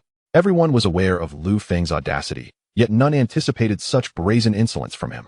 He dared to directly insult the deaf old lady, branding her as an old dog. This lady was the venerable matriarch of the courtyard, her standing comparable to that of Empress Dowager Cixi. Who had ever witnessed someone daring enough to point a finger at her and hurl insults? After a brief moment of stunned silence, the deaf old lady soon regained her composure. She had never imagined that Lu Feng, who had previously catered to her every whim like a devoted servant, would have the audacity to call her an old dog in front of everyone. Trembling with rage, she brandished her cane at Lu Feng, cursing, "You little beast, how dare you insult me as a dog?" Lu Feng, as if just noticing her, feigned surprise. "Ah, it's you, dear lady. When did I ever call you an old dog? You mustn't wrong an innocent person. You said it yourself." "You." The deaf old lady was seething, her breath coming in ragged gasps, barely able to stand upright. Please, do not be angry. The simpleton Zhu hastened to support the old lady, patting her back to soothe her. Yi Zhonghai, witnessing this, immediately sprang forth to admonish Lu Feng. Lu Feng, how dare you speak to our matriarch like that? Hurry and apologize. Our matriarch? Lu Feng scoffed, gesturing toward the ground. Old sir, my ancestors are buried beneath the earth. When did they rise from the grave? I was unaware. Lu Feng, how can you say such a thing? Yi Zhonghai exclaimed, his face flushed with indignation. Oh, old sir, how else should I express it? If I don't say my ancestors are underground, shall I claim they are in the heavens? That they fell from the sky? Is that acceptable? Laughter erupted amongst the crowd at Lu Feng's words. Su Damao discreetly gave Lu Feng a thumbs up. Truly, Lu Feng was remarkable. Not only did he dare to insult the deaf old lady, but he also had the audacity to mock old Yi. Having endured much bullying from Zhu, who was backed by the deaf old lady and Yi Zhonghai, Su Damao had long harbored resentment towards these two old crones. Now, witnessing Lu Feng's boldness in scolding the old lady and publicly humiliating Yi Zhonghai, Su Damao felt an immense sense of satisfaction. However, within the crowd, Yuli couldn't help but worry for Lu Feng. After all, the two individuals he had offended were none other than the true powers of the courtyard, the old matriarch and Yi Zhonghai. Should they conspire against him, the consequences could be dire. Amidst this commotion, how could Jia Zhangshi possibly miss out? Seeing the deaf old lady seething with rage and approaching Lu Feng for retribution, she hurried over, eager to witness the spectacle of the old lady striking Lu Feng with her cane and forcing him to kneel. Yet, what Jia Zhangshi beheld was not the scene she had envisioned. Instead, she saw the old lady and Yi Zhonghai being humiliated by Lu Feng. Determined to stoke the flames, Jia Zhangshi yelled at Lu Feng, "You little beast! You dare to insult our matriarch! This is utterly outrageous. A rogue like you does not deserve to dwell in our civilized courtyard. I call upon everyone to join me in expelling this little beast from our home." As she waved her arms and shouted that Lu Feng was a disgrace, the onlookers exchanged puzzled glances. Wasn't Jia Zhangshi herself the epitome of absurdity and disgrace? If the courtyard were to vote on who should be expelled, many would likely choose her. Unaware of her own ridiculousness, Jia Zhangshi sought to rally the crowd against Lu Feng, which was nothing short of laughable. Seeing Jia Zhangshi flailing about in the crowd ignited a fire in Lu Feng. Jia Zhangshi, you truly are a persistent nuisance. What connection do you have to today's events? How dare you jump around here? Unable to strike the deaf old lady for fear of harming her, Lu Feng decided he would not spare Jia Zhangshi. He swiftly removed his shoe and approached her, aiming the sole at her incessantly chattering mouth. Who let this filthy fly buzz around here? With a resounding smack, Lu Feng's shoe connected with Jia Zhangshi's mouth. In disbelief, she staggered back, then fell to the ground, wailing, "Help! Is there no justice left in this world? Oh heavens, strike down this little beast with a bolt of lightning. Old Jia, lend me your strength." Silence. Lu Feng had reached his limit, unleashing a thunderous roar at Jia Zhangshi. His voice reverberated like thunder, instantly silencing her cries. The deaf old lady, startled, dropped her cane and nearly collapsed, but Zhu was quick to catch her. After Lu Feng's booming shout, the courtyard fell into a profound silence. Noticing that a considerable number of residents had gathered, Lu Feng addressed the crowd. "Since everyone is here, it saves me the trouble of searching for you all. You have witnessed that someone stole the wheels from my bicycle last night. The thief may very well be among us." As he scanned the crowd, his gaze settled on Zhu. "If the thief comes forward to return my bicycle wheels and compensate for the loss, I will let the matter rest here. However, if the culprit harbors any delusions of evading responsibility, do not blame me for reporting this to the authorities." Upon hearing Lu Feng's declaration, murmurs erupted among the crowd. Yi Zhonghai sported a smug grin, observing the spectacle, while Zhu felt an overwhelming sense of guilt.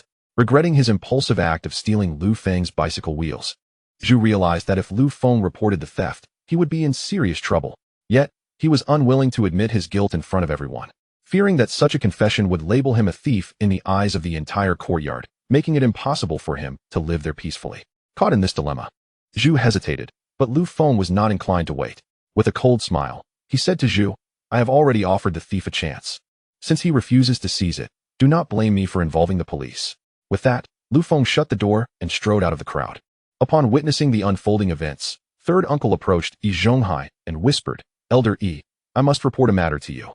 This morning, at the break of dawn, I saw Shazhu returning from outside, his eyes bearing the marks of 2 dark circles, as if he had not slept a wink throughout the night." Yi Zhonghai, renowned as the most astute politician within the courtyard, immediately grasped the implication of third uncle's vague insinuation.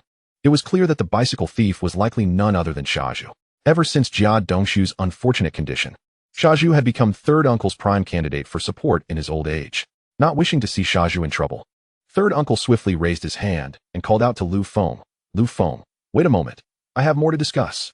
At this point, Lu Feng was almost out of the backyard when he heard Yi Zhonghai's voice and turned back to inquire.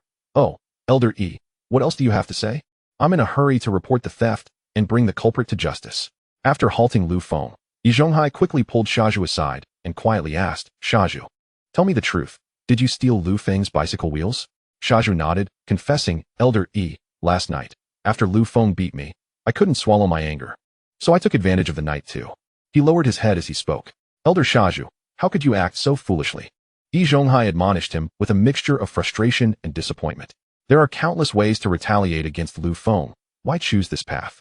With a sigh of exasperation, Yi Zhonghai continued, Shazhu, you must immediately confess to Lu Feng that you stole his bicycle wheels, claiming it was all a jest, and then return the wheels at once. But Elder Yi, I've already sold the wheels. Shazhu protested, raising his head. Then buy them back.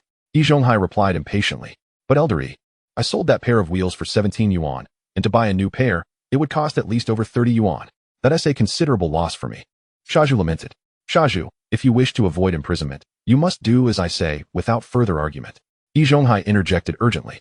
Indeed, it was evident that while Shazhu could be as clever as a monkey at times, he could also be utterly oblivious to the gravity of certain situations. For instance, he still seemed unaware of the dire consequences of his actions, fixating instead on the idea of financial loss from the bicycle wheels. Thankfully, Yi Zhonghai's words had a profound effect on him, and Shazhu nodded in compliance. All right, Elder Yi, I will heed your advice. Just then, Lu Feng's impatient voice interrupted. Elder Yi, you mentioned having something to say? Speak quickly, do not waste my time. It was I who removed the wheels from your bicycle, Shazhu declared, stepping forward after being nudged by Yi Zhonghai. But I was merely joking. I never expected it would escalate to this extent. Joking? Lu Feng scoffed at Shazhu. If thieves were to claim they were merely joking upon being caught, then what purpose would the police serve? Chapter 54. Shazhu publicly admits to stealing the bicycle wheels. Upon hearing Shazhu's admission that he had indeed stolen Lu Feng's bicycle wheels, the inhabitants of the courtyard erupted in a cacophony of disbelief. It truly was Shazhu who stole them. Who could have imagined he would resort to such thievery? Exclaimed one. We have an actual thief among us in this courtyard. This will be a source of shame when encountering others from different neighborhoods. As Shazhu's arch-nemesis, Su Damao seized the opportunity to deride him, loudly proclaiming, one can know a person's face, but not their heart. Shazhu, I never anticipated you would be a thief. From now on, we must be vigilant. Any valuable items must be securely hidden lest they fall into Shazhu's hands. While Su Damao blustered, he deliberately cautioned Lu Shaoyi, keep a close eye on those 2 chickens I brought back from the countryside last time. They must not be stolen by Shazhu. The public acknowledgement of his theft had already left Shazhu feeling deeply humiliated. Yet Su Damao's boisterous taunts only pushed him further towards the brink of rage. You insolent brat. Silence yourself. Keep shouting, and I shall smash your teeth. Shazhu retorted, advancing towards Su Damao. Terrified, Su Damao quickly darted behind second uncle Lu Haizhong, continuing to shout, You, a thief, dare to be so brazen after your misdeeds. It is utterly outrageous. Infuriated, Shazhu was ready to retaliate against Su Damao when second uncle Lu Haizhong, noticing Shazhu's disregard for authority, called out angrily, Shazhu, what are you doing? At that, Shazhu begrudgingly halted his advance, cursing Su Damao under his breath.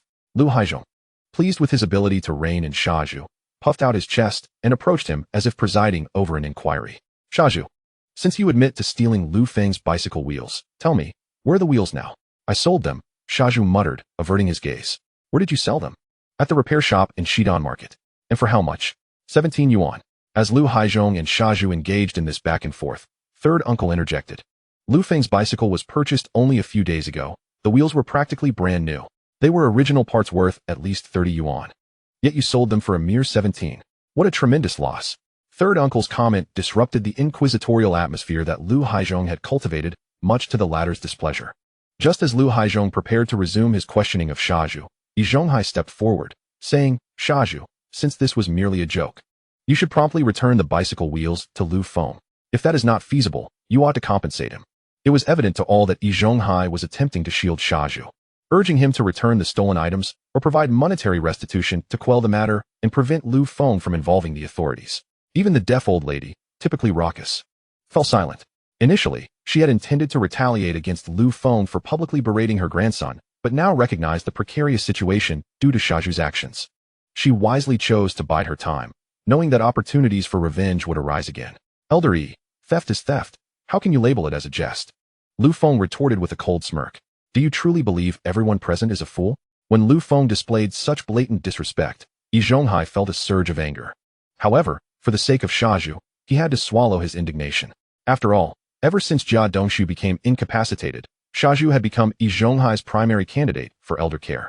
Yi Zhonghai was determined to protect Shazhu at all costs and ensure he did not end up in prison. Thus, he approached with a forced smile. Xiao Feng, how can you say such things? As he spoke, he beckoned to the second and third elders. Old Lu, Old Yan, please persuade Xiao Feng. If this escalates, it will tarnish the reputation of our courtyard. The second and third elders were also reluctant to see the matter blown out of proportion. After all, if a thief emerged from their courtyard, it would be a source of shame for everyone. Therefore, the second elder cleared his throat, clasped his hands behind his back, and stepped forward. Ahem, Xiao Feng, we all share this courtyard. We see each other every day. Let's let bygones be bygones. How about this? Shazhu returns the stolen bicycle wheel and offers you some compensation. Can we settle this matter amicably? Lu Feng remained silent, lost in contemplation. If one were to consider the most influential person in the entire courtyard, it was none other than Shazhu. Within the courtyard, he had the protection of the first elder and the deaf old lady. Beyond the courtyard, he had the backing of factory director Yang and high-ranking officials. To think that such a trivial matter could bring Shazhu down was rather naive. Since they could not subdue Shazhu over this minor incident, Lu Feng decided to seize the opportunity to gain some advantage for himself. With this in mind, Lu Feng addressed Lu Haizhong. Second elder, since you have spoken, I shall grant you this favor. Lu Haizhong felt a swell of pride upon hearing this, squinting at the onlookers as if to proclaim, look.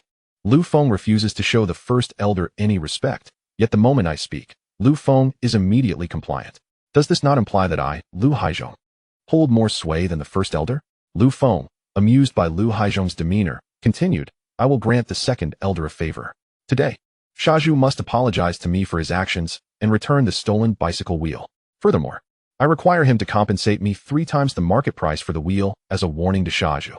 What do you think, second elder? Lu Feng smiled as he looked at Lu Haizhong. Lu Haizhong hesitated.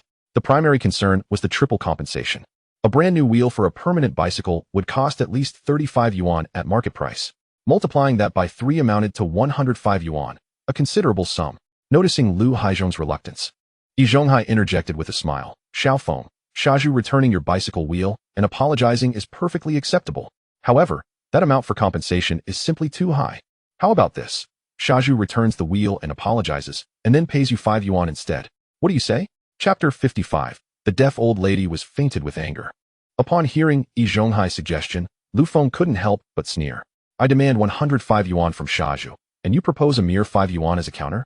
You've reduced the compensation to a paltry fraction. Since you are unwilling to negotiate sincerely, there is no need for further discussion. First elder, in that case, I shall waive the compensation. Yi Zhonghai, the deaf old lady, and Shazhu all brightened at Lu Feng's words, mistakenly believing he had shown an act of kindness by relinquishing the compensation. But in the next moment, Lu Feng's tone shifted. I will not accept this compensation. Let Shazhu take it to the police station as a fine. With that, Lu Feng turned to leave the courtyard. Yi Zhonghai quickly interjected, blocking Lu Feng's path. Xiao Feng, let us discuss this calmly. There is no need to rush to the police. As Yi Zhonghai spoke, Shazhu shouted from the side, First elder, even if you agree, I will not. I can spend a few days in jail and be out in no time. Yi Zhonghai was taken aback, yelling at Shazhu, Shazhu, what are you saying? Shazhu, still oblivious to the gravity of the situation, remained obstinate, refusing to apologize or pay triple compensation, only willing to return the stolen bicycle wheel. Originally, Lu Feng had intended to offer Shazhu a chance to redeem himself with a monetary payment. However, since Shazhu was so ungrateful, Lu Feng would not be lenient. Without further ado, he strode toward the exit of the courtyard. Seeing this, the deaf old lady stepped in front of Lu Feng, raising her cane to strike him on the head while shouting, You little scoundrel, how dare you harm my Shazhu? I will beat you to death. Lu Feng seized the cane mid-swing, glaring coldly at the old lady. Old woman, Shazhu stole my property. It is only right that I report it to the authorities. How does that equate to harming your Shazhu? Are you suggesting that Shazhu's theft was your instigation?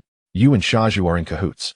Without hesitation, Lu Feng accused the deaf old lady of being an accomplice to the thief. You are talking nonsense. The old lady retorted, trembling with rage. Is that so? Have I struck a nerve?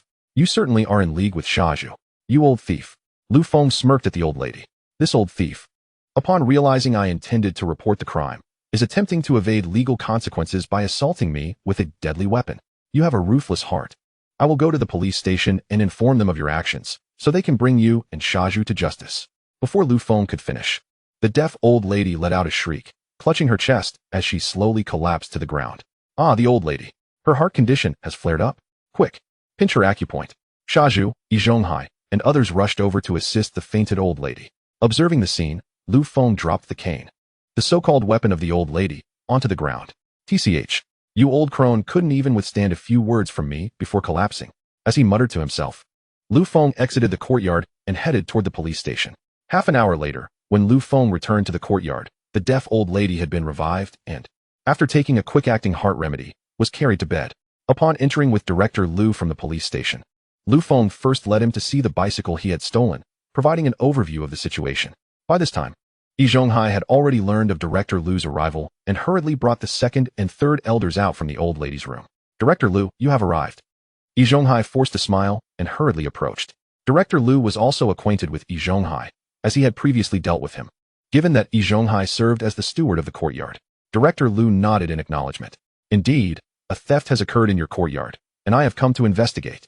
Director Lu, this is actually a misunderstanding. Yizhonghai leaned in with a beaming smile.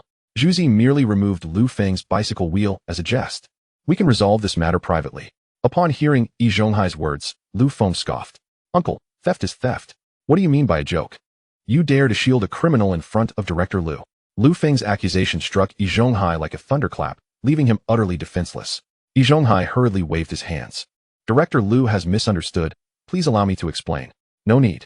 Director Lu interrupted Yizhonghai directly. Yizhonghai, you are the steward of this courtyard, correct? Quickly summon the thief, Zhu. Yizhonghai understood that if he continued to defend the foolish Zhu, it would only provoke Director Lu's ire. Reluctantly, he shot a glare at Lu Feng and headed towards the house of the deaf old lady. Soon, Yizhonghai brought Zhuzi out. Director Lu scrutinized Zhuzi and began his inquiries. You are Zhu? Zhuzi nodded. Despite his earlier bravado, upon encountering Director Lu, he transformed into a compliant grandson, answering every question posed to him. You stole Lu Feng's bicycle wheel, did you not? Director Lu continued to press. Describe your method of operation. Zhuzi dared not conceal the truth, recounting how he was beaten by Lu Feng that night and sought revenge by stealing Lu Feng's bicycle wheel, detailing every aspect of his actions. As Director Lu took notes, he inquired further. Where did you sell the stolen bicycle wheel? Zhuzi answered candidly. Having sold it at the bicycle repair stall in Shidon Market. Very well, lead us there to retrieve the stolen goods. Director Lu closed his notebook. The so-called stolen goods were, of course, the bicycle wheel that Lu Feng had lost, serving as evidence against Zhuzi. Director Lu gestured to the two young officers beside him. Handcuff him and take him with us. Immediately, two young officers approached, handcuffing Zhuzi and escorting him to the police car. As the aggrieved party, Lu Feng accompanied Director Lu in the vehicle, both heading towards Shidon Market. Seeing Zhuzi being led away in handcuffs, Yizhonghai hurried to find the deaf old lady. At this juncture, only the old lady had the influence to save Zhuzi. Chapter 56, The Fate with Ran Shiyue. Director Lu, it is over there. Zhuzi pointed towards a bicycle stall in a corner of Shidon Market. Director Lu nodded and, with Zhuzi in tow, proceeded to the stall, followed closely by Lu Feng. Upon seeing Director Lu in uniform and the silver bracelet adorning Zhuzi's wrist, the stall owner seemed to grasp the situation. Without further ado, Director Lu pointed at Zhuzi and asked the stall owner, do you recognize this person? The stall owner quickly nodded, yes. He sold me 2 bicycle wheels this morning. Director Lu affirmed, those 2 bicycle wheels are stolen. Ah, stolen. Although the stall owner had suspected as much, he was still taken aback. Indeed, they belong to this gentleman. Director Lu gestured towards Lu Feng, then addressed the stall owner. Where are those 2 bicycle wheels? They are stolen goods. Bring them forth immediately. I truly did not know those 2 bicycle wheels were stolen. The stall owner said anxiously. No need to panic, Director Lu reassured him. Just retrieve the stolen goods, and we will take your statement without any issues. However, I only have one left. The stall owner stammered. Half an hour ago, a girl came to repair her bike, and I swapped one of the wheels for her. Upon hearing this, Director Lu's expression darkened. How could you do that? Those are stolen goods. Comrade, I had no idea they were stolen. Had I known, I wouldn't have dared to. The stall owner wiped the cold sweat from his forehead. However, I do know the girl who exchanged the wheel. She is a teacher at Hongxing Primary School, surnamed Ran. I can take you to find her. A teacher at Hongxing Primary School, surname Ran. Lu Feng felt a sense of familiarity. Before he could ponder further, Director Lu's voice interrupted him. Very well. Take us to find Teacher Ran. The stall owner did not dare to suggest otherwise, leaving someone to watch his stall, and led Lu Feng, Director Lu, and the others to Hongxing Primary School. After a brief wait in the principal's office, a young and beautiful teacher with 2 braided pigtails, dressed in a floral cotton jacket, hurriedly approached. Lu Feng's eyes lit up upon seeing the braided teacher. Was this not Ran Xiuyue, the teacher from his previous encounters? No wonder he felt a sense of recognition during the stall owner's account. It turned out that the Ran teacher mentioned was indeed Ran Xiuyue. Ran Xiuyue was already aware of the unfolding events and rushed over, her face etched with concern as she addressed Director Lu. Comrade, I had no idea the bicycle wheel was stolen. Otherwise, I wouldn't have dared to exchange it. Director Lu understood that this matter was unrelated to Ran Xiuyue and smiled reassuringly. Teacher Ran, please do not worry. We are aware that this incident does not concern you. We are merely conducting a routine investigation. Director Lu indicated Lu Feng. This is Comrade Lu Feng, the rightful owner of the lost bicycle wheel. Upon hearing this, Ran Xiuyue quickly extended her hand towards Lu Feng. Comrade Lu Feng, I am truly sorry. I had no knowledge that the bicycle will belong to you. Lu Feng smiled as he grasped her delicate hand. Teacher Ran, you are not to blame in this matter. If blame is to be assigned, it is to Zhuzi, the thief. Lu Feng had not anticipated that he and Ran Xiuyue would become acquainted in such a manner. Nevertheless, he could not help but notice how soft Ran Xiuyue's hand felt, and she was indeed quite beautiful. While Qin Huairu and Yu Li were also lovely, they could not quite match Ran Xiuyue's grace. After all, as a teacher, she exuded an inherent scholarly charm that neither Yu Li nor Qin Huairu could rival. Once Director Lu finished shaking hands with the two, he continued, Teacher Ran, if you could assist us with our inquiry and sign a statement. This matter will not involve you further. However, the bicycle wheel you just installed is considered stolen property and must be removed and returned to Comrade Lu Feng. Upon hearing that the newly installed bicycle wheel would be removed and returned to Lu Feng, Ran Xiuyue felt a pang of regret. The 20 yuan she had spent on the exchange seemed wasted. Ran Xiuyue's monthly salary was only 27.5 yuan, and 20 yuan represented a substantial portion of her earnings. This left her feeling quite distressed. However, the front wheel of that bicycle is stolen property, and Ran Xiuyue is undoubtedly obliged to return it to its rightful owner. It seems I will have to bear a loss of 20 yuan this time. With a sigh, Ran Xiuyue said to Director Lu, Director Lu, I shall return the bicycle. As she spoke, she made to push the bicycle outside, but Lu Feng, seeing this, raised his hand with a smile to stop her. Hold on, Teacher Ran. Please wait a moment. Lu Feng said, turning to Director Lu. Director Lu, this entire incident is the fault of the thief, Shazhu. How can we allow Teacher Ran to suffer financial loss for it? I believe that since Teacher Ran has already mounted the wheel, there is no need to remove it. Let Shazhu simply purchase a new one for me. Director Lu found Lu Feng's reasoning sound. After all, Teacher Ran was unaware of the situation and had committed no wrongdoing. Yet she was to bear the loss of the wheel. Shifting this burden onto the vendor would be unjust as well. Ultimately, the blame lay solely with the thief, Shazhu, who must naturally pay for the consequences of his actions. Thus, Director Lu nodded in agreement.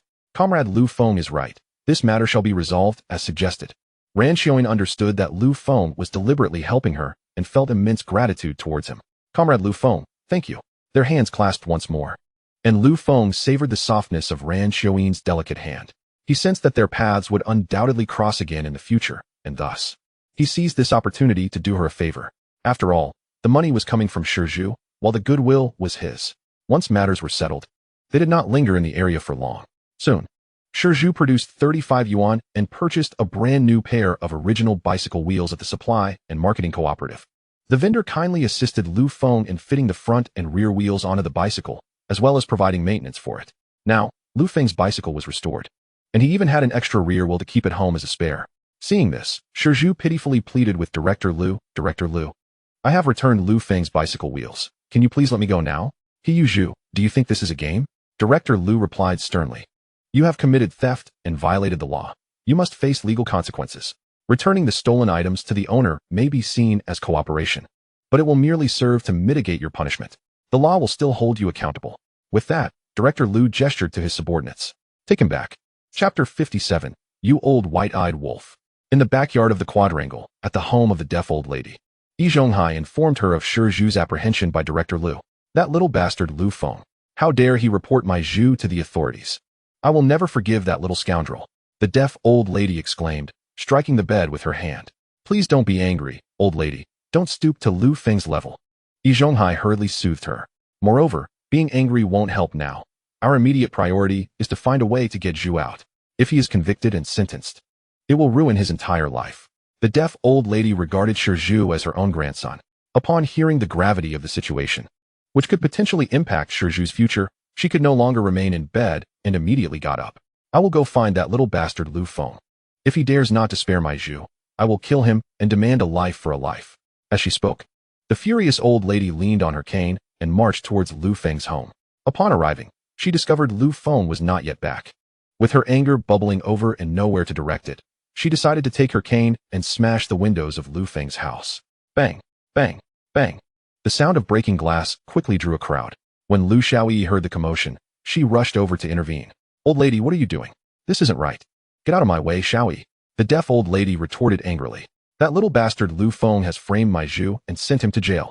I will smash all the glass in his house, and when he returns, I will break his legs. Anyone with a semblance of common sense in the courtyard would secretly scoff at the deaf old lady's words. Shazhu had stolen from Lu Feng and was justly sent to the police. Wasn't that only fitting? How could she claim it was a frame-up? Of course. Those present merely thought this, but did not dare to intervene, for no one wished to offend the deaf old lady on Lu Feng's behalf. Jia Zhangshi even applauded, eager for chaos. Good job, old lady. That little bastard Lu Feng is worthless. Not only should you smash his windows, but it would be best to set fire to his house and burn it down. At that moment, as the old lady continued her rampage, Lu Feng returned, pushing his bicycle. Upon entering the backyard, he noticed a crowd gathered at his doorstep. As he approached, he saw the deaf old lady brandishing her cane and smashing his windows. Furious, Lu Feng stepped forward and snatched the cane from her hands. You old thief. You incited your grandson Shazhu to steal my bicycle, and now you're vandalizing my property. Are you trying to break into my home? The deaf old lady, trembling with rage at being labeled a thief, pointed at Lu Feng, shouting, You little bastard. Your parents treated me with utmost respect, and you dare speak to me this way. Yes, my parents were blind to treat you so well. But what about you, old hag? Lu Feng scoffed coldly. After my parents passed away, Yi Zhonghai and Jia Zhangshi conspired to seize my family's property and home, and you, capable of helping, feigned deafness. Now that your grandson has been caught stealing, you suddenly aren't deaf anymore and come here to flaunt your arrogance. You old white-eyed wolf. The more Lu Feng spoke, the angrier he became. He took the deaf old lady's cane and pressed it against his knee, snapping it in two with a loud crack. The deaf old lady, intimidated by the fierce energy radiating from Lu Feng, stumbled backward and fell to the ground. The onlookers were so startled that they dared not make a sound. Jia Zhangshi, seemingly confused, began to berate Lu Feng. Lu Feng, you little bastard. How dare you treat an old lady this way? You will face divine retribution. Lu Feng, engulfed in anger, hurled the broken cane at Jia Zhangshi. You old hag. If you keep buzzing like a fly, I will tear your mouth apart. With a yelp, Jia Zhangshi was struck on the forehead by the half of the cane Lu Feng had thrown, instantly causing a lump to form. She then plopped down, wailing loudly. Help! That little bastard Lu Feng is a murderer. Someone come save me. Be quiet. Lu Feng bellowed, causing Jia Zhangshi to tremble and fall silent. Ignoring her, Lu Feng turned his cold gaze back to the deaf old lady. Old hag, I know you have come here for your thieving grandson, Shazhu. If you had approached me with kind words, perhaps we could have negotiated. But now, there is no chance. Lu Feng spoke as he pushed his bicycle through the door, slamming it shut with a resounding bang. It was only after the sound of the door echoed that everyone regained their senses. Yi Zhonghai hurriedly approached to assist the deaf old lady. Madam, are you all right? To be honest, at that moment, Yi Zhonghai felt a twinge of regret. Had he known this would happen, he would have advised the old lady against knocking on Lu Feng's window. Now, the rift between them was irreparable. It seemed implausible to ask Lu Feng for leniency towards Shazhu. The deaf old lady shared a similar sentiment. She too felt a pang of remorse, realizing her impulsiveness. Even if she wished to knock on Lu Feng's window, it would have been prudent to wait until Shazhu was rescued first. However, it was too late for regrets, and she had to consider alternative measures. With a furrowed brow, the deaf old lady turned to Yi Zhonghai and said, Zhonghai, help me back home. Yi Zhonghai complied, guiding her to the back room. Once they settled down, Yi Zhonghai sighed deeply. Madam, this has certainly offended Lu Feng. Any hope of persuading him to spare Shazhu seems impossible now. What shall we do? After a moment of silence, the deaf old lady replied, There is no choice. I must appeal to the old director. Yi Zhonghai understood well whom she referred to. The old director was indeed the superior of Director Zhao, who was in reality the deputy director. Should this old director advocate for Shazhu, Director Zhao would undoubtedly cease his harassment towards him. But, madam, this old director. Yi Zhonghai began, concern etching his features. The deaf old lady sensed his worries. Zhonghai, do not fret. This old director owes me a favor from years ago. I believe he will honor it. She sighed. Yet once this favor is invoked, alas, I shall have no further ties with him. But for Shazhu, it will be worth it. As she spoke, she instinctively reached for her cane, only to remember that Lu Feng had broken it. The deaf old lady began to curse vehemently. That little beast Lu Feng. He is utterly lawless. Once Shazhu is rescued, I will not only expel that rascal from the courtyard, but also from the steel factory. With a fierce glare, she continued her tirade, her eyes ablaze with resentment. While she raged, she instructed Yi Zhonghai. Zhonghai, go find me a stick to fashion a new cane. I needed to meet the old director. In the afternoon, Lu Feng had invited several craftsmen to replace the shattered glass with new panes. After bidding them farewell, he purchased a pound of meat from the market. Upon entering the courtyard, he encountered Su Damao, who seemed to have been waiting for him. As Lu Feng stepped inside, Su Damao approached with a wide grin. Ha ha, little Feng is back. Lu Feng, puzzled by Su Damao's exuberance, replied with a mild smile, yes, brother Damao. Su Damao, beaming with delight, took Lu Feng's hand and led him towards his home. Little Feng, I'm in high spirits today. I've had your sister-in-law stew a chicken. Come join me for a drink. Lu Feng found this sudden camaraderie strange, uncertain of when he and Su Damao had become so close. Tentatively, he inquired, oh, brother Damao, what is you in such a good mood? Ha ha ha, little Feng, you sent that rascal Shazhu off today. Don't you think we should celebrate? Su Damao laughed heartily. It dawned on Lu Feng that Su Damao had been bullied by Shazhu for quite some time, and witnessing Shazhu being taken away brought him immense satisfaction. Hence, he had asked his wife, Lu Xiao, to prepare a chicken to celebrate, as well as to foster a friendship with Lu Feng. Understanding Su Damao's intentions, Lu Feng chuckled in response. All right, brother Damao, I just bought some meat. Let us have your sister-in-law make braised pork to accompany our drinks. Though Lu Feng had little interest in drinking, he was quite intrigued by Lu Xiao and saw this as an opportunity to draw closer to her. When Su Damao heard Lu Feng's agreement, he beamed with joy, ushering him into the house and calling out, Xiao, come see who I've invited. Hearing her husband's call, Lu Xiao emerged from the kitchen, where she coincidentally locked eyes with Lu Feng. Ah, it's little Feng. Please, make yourselves comfortable. The chicken soup will be ready shortly. Ha ha. Sister-in-law, I couldn't come empty-handed, Lu Feng responded, smiling as he raised the pork he had just purchased. I bought over a pound of pork. Perhaps your sister-in-law could prepare some braised pork for us to enjoy. Lu Xiao, as per her usual courtesy, initially declined, but ultimately accepted the pork and retreated to the kitchen. Soon, she returned with steaming chicken soup, complete with a whole tender chicken.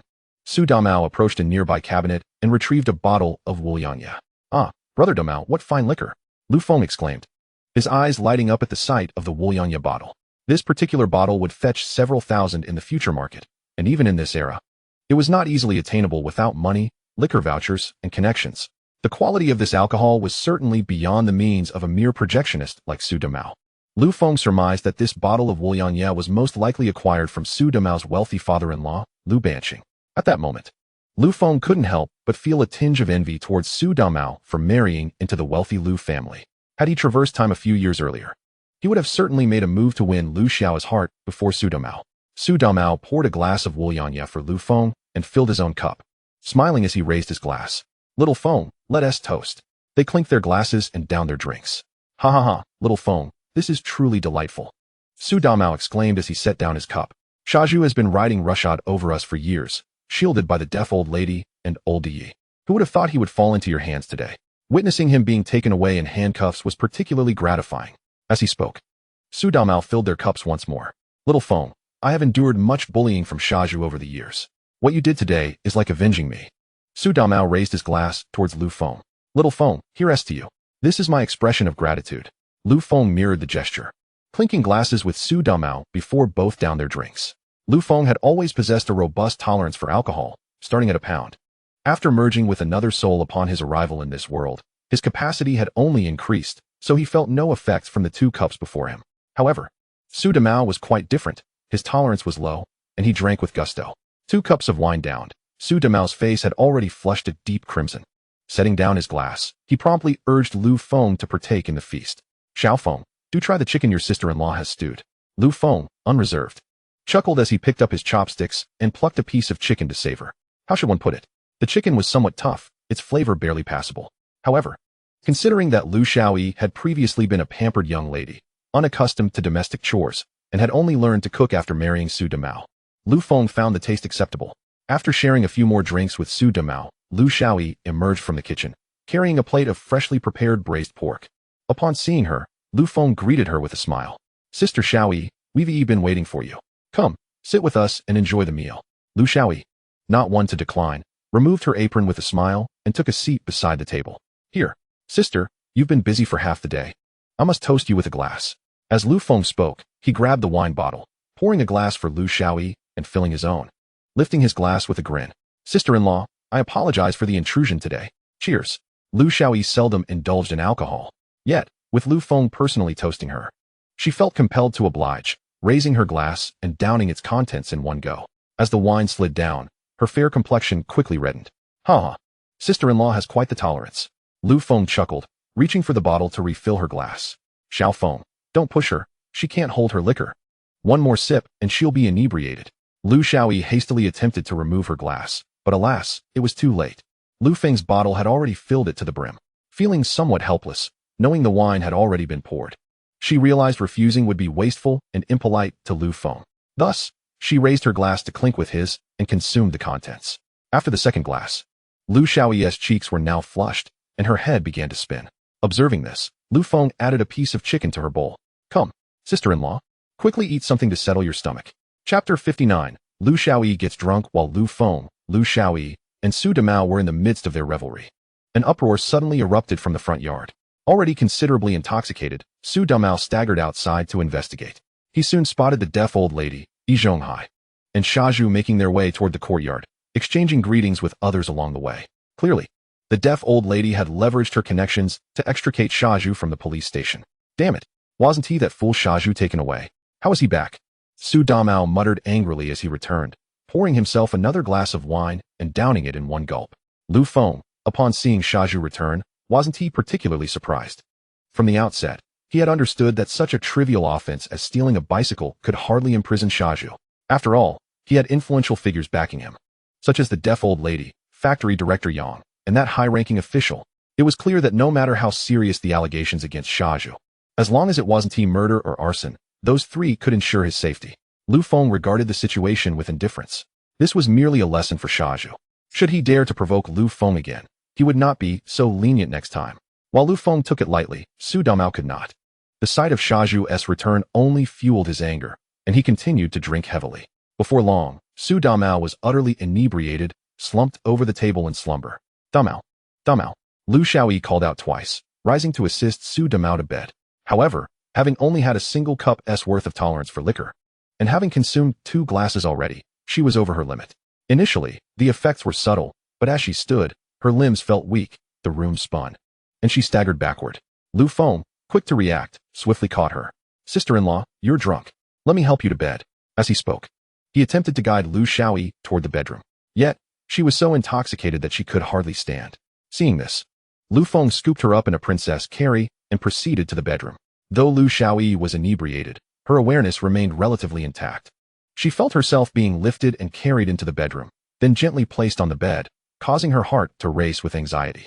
Lu Feng carefully laid her down and hesitated momentarily before removing her shoes.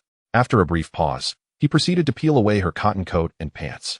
At that moment, Lu Xiaoyi's heartbeat quickened tremendously, nearly bursting from her chest, her cheeks aflame. Could it be that Lu Feng intended to take advantage of her vulnerability? As this thought crossed her mind, she lifted her hazy gaze to Lu Feng's handsome visage. He was quite striking. If he were to act inappropriately, it wouldn't be entirely unwelcome. Just as Lu Feng was about to make his next move, a sudden crash of shattered dishes echoed from outside the door. Startled, Lu Feng quickly covered Lu Xiaoyi with a blanket and hurried out to investigate. Upon exiting, he found Bang Gung clutching a piece of chicken, scampering away in haste. Clearly, Bang Gung had been lured by the aroma of the chicken and braised pork. Seizing the opportunity while Lu Feng was occupied with Lu Xiaoyi and Su Damao lay slumped at the table, he attempted to sneak in for a bite. Unfortunately, he had inadvertently knocked over a bowl at the table's edge, prompting his hasty retreat. The sound of the crashing bowl not only startled Lu Feng, but also roused the inebriated Su Damao. "What's that noise?" Su Damao exclaimed, lifting his head from the table, bleary-eyed and scanning his surroundings. Seeing this, Lu Feng chose not to say anything further and walked outside. He had initially planned to take advantage of the evening to enjoy Lu Xiaoyi's dumplings. However, his plans had been unexpectedly interrupted by Bang Gong. Now that Su Damao was awake, any notion of returning to savor the dumplings was futile. Although Lu Feng felt a tinge of disappointment, he wasn't overly concerned.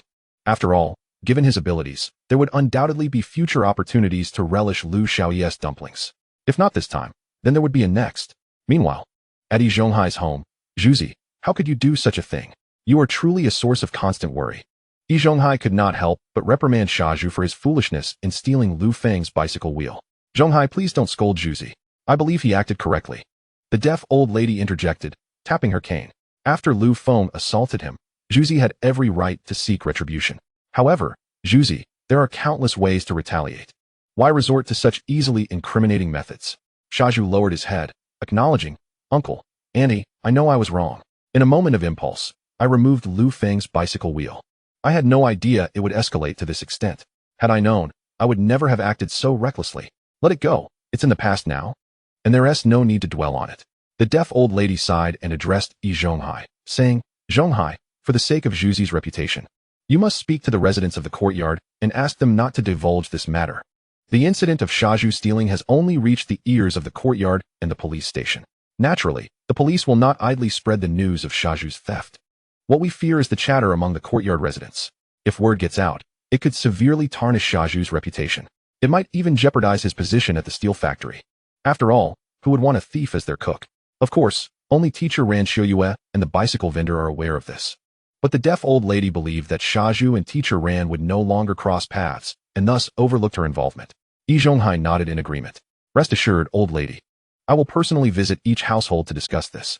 Surely, they will not deny me this favor and will refrain from spreading the news. The deaf old lady nodded in satisfaction. That is for the best. My Zhuzi's reputation must remain intact. Otherwise, he would find it exceedingly difficult to navigate this society. Thank you, uncle. Thank you, old lady. Shazhu expressed his gratitude. I will not forget your kindness and will surely repay you in the future. Seeing Shazhu's grateful demeanor brought immense comfort to both the deaf old lady and Yi Zhonghai. The old lady's kindness towards Shazhu was genuine, devoid of ulterior motives. Whereas Yi Zhonghai had his own agenda, wishing to cultivate Shazhu as his support in later years. Witnessing Shazhu's gratefulness, Yi Zhonghai felt that his efforts today had not been in vain. The deaf old lady, noticing Shazhu's despondent state, recalled that it was Lu Feng who had caused him this distress, and a surge of anger welled up within her. Zhuzi, do not worry.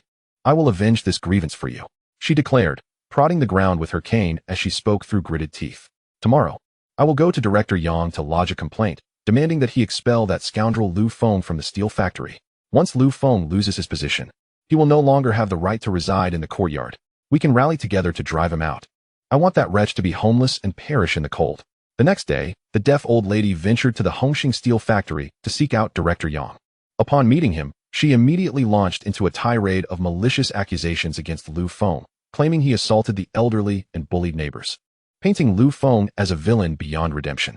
Furthermore, she insisted that Director Yang expel Lu Feng from the Hongxing steel factory. Director Yang listened with skepticism. Having interacted with Lu Feng, he had gathered some understanding of his character. While he recognized Lu Feng's stubbornness, he did not consider him a bad person. Certainly not someone capable of the heinous acts described by the old lady.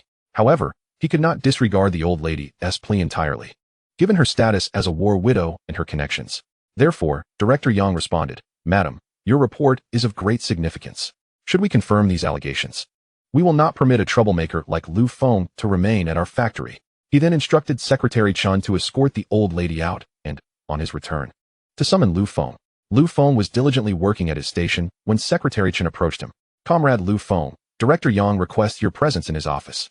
Lu Feng felt perplexed. Why would the director call for him without cause? Observing Secretary Chin's serious demeanor further unsettled him. Sensing the gravity of the situation, he followed Secretary Chun to Director Yang's office. As they walked, Lu Feng cheerfully inquired, Secretary Chun, what does the director want with me? Secretary Chun glanced at Lu Feng, weighed his words, and replied, just now, the deaf old lady from your courtyard came to see the director.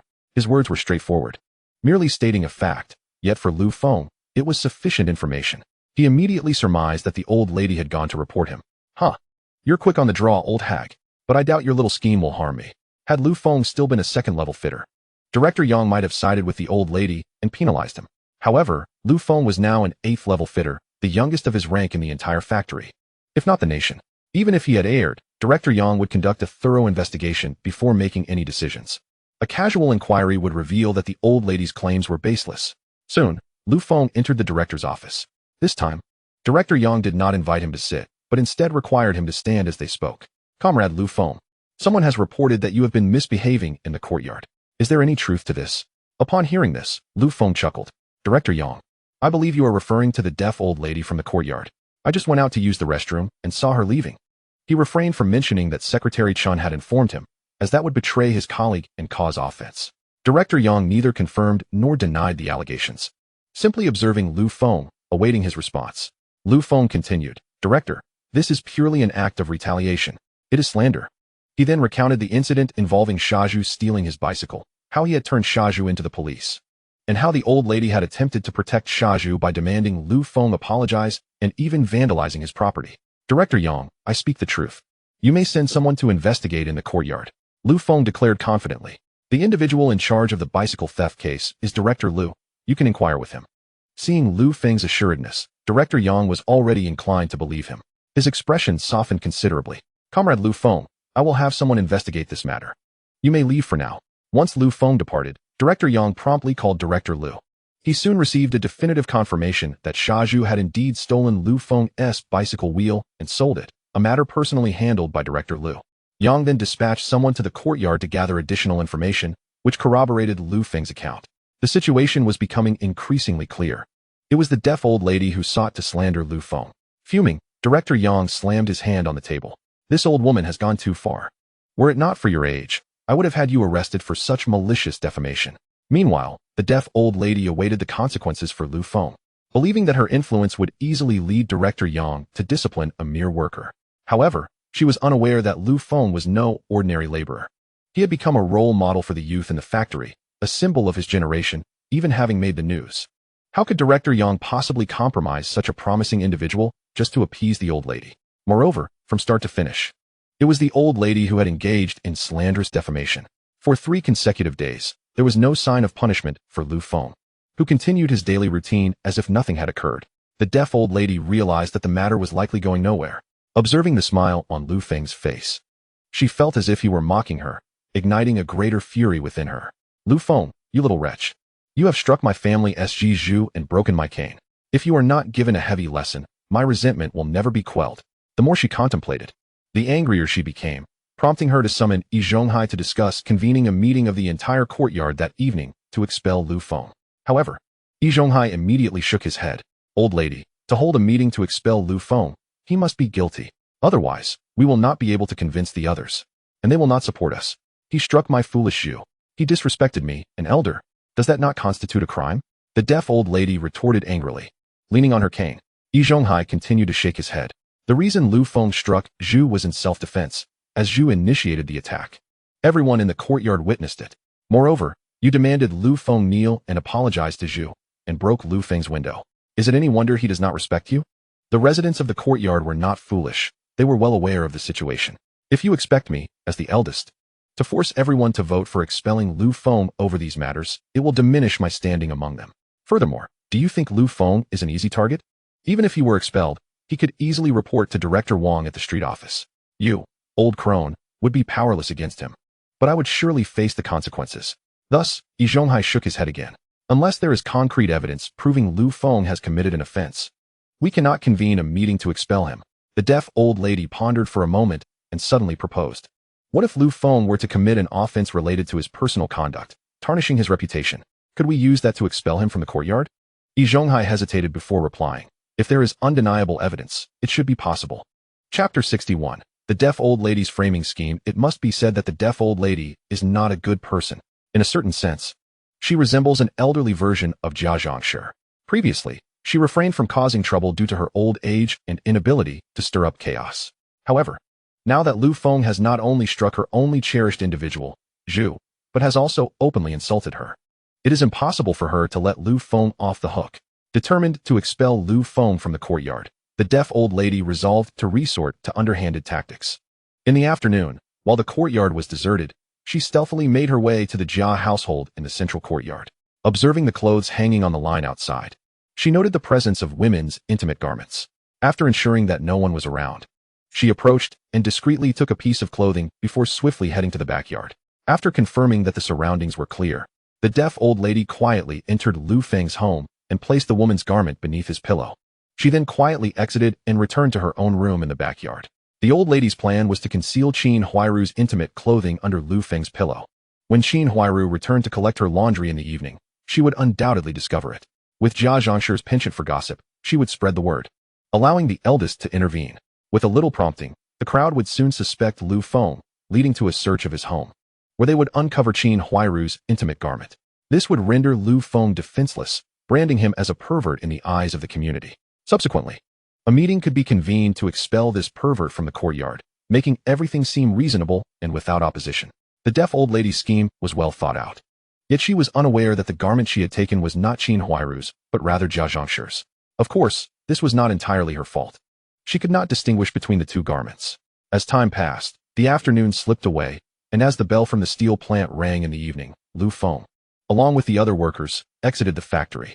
Unbeknownst to him, the deaf old lady had set a trap for him at home. He rode his bicycle away from the factory, first stopping at the market to buy some groceries before leisurely pedaling back home. Upon arriving home, Lu Feng recalled the dirty clothes he had left on the bed the previous night.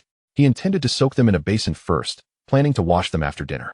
As he reached for the soiled garments on the bed, he inadvertently discovered a woman's garment hidden beneath his pillow. Whose clothing is this? How did it end up under my pillow? He mused. Could it be that in my drunken state last night, I brought back something from Lu Xiao? No, that can't be right. Last night, I only removed Lu Xiao's coat. I didn't touch anything else. Moreover, this garment is clearly not her size. Since the item was not Lu Xiao's, and he had not been intimate with either Qin Huairu or Yu Li in recent days, it was impossible for either of their belongings to be here. Soon, another possibility struck him. Someone had deliberately placed this woman's garment under his pillow to frame him. In recent times, he had made quite a few enemies, including the Jia family, Yi Zhonghai, the deaf old lady, and Zhu. But among these individuals, who would resort to such despicable tactics against him? Lu Feng quickly dismissed Yi Zhonghai as a suspect.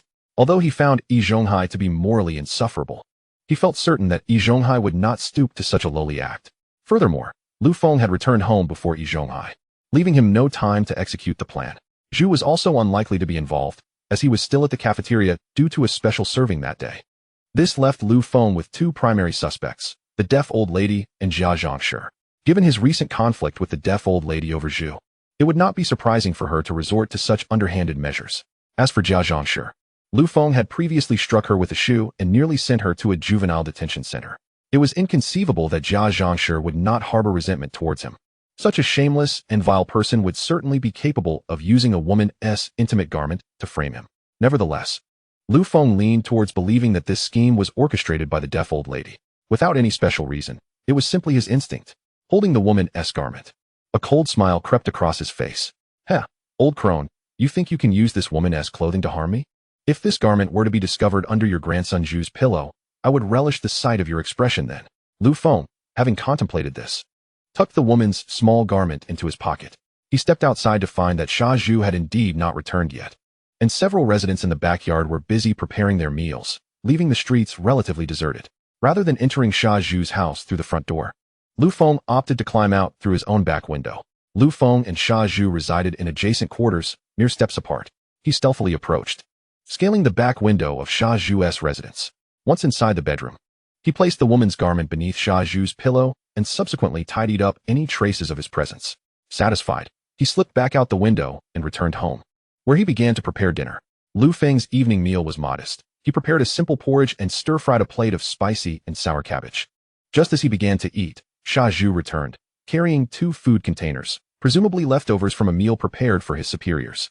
As he passed through the courtyard, he encountered Bang Gong, who promptly snatched one of the meat-filled containers and dashed away. Shazhu laughed and scolded, "You rascal." He ambled back, chuckling, seemingly pleased despite having lost a food container to Bang Gong. Lu Feng observed this and couldn't help but harbor a silent disdain, thinking, what a fool. Bang Gong isn't even your son. Why show such kindness? Do you expect him to support you in your old age? At that moment, Shazhu approached and, passing by Lu Feng's door, noticed him eating but did not offer a greeting. Lu Feng paid it no mind, recalling that he had reported Shazhu to the authorities only days prior, and thus, they had become adversaries. If Shazhu were to greet him now, it would indeed be suspicious.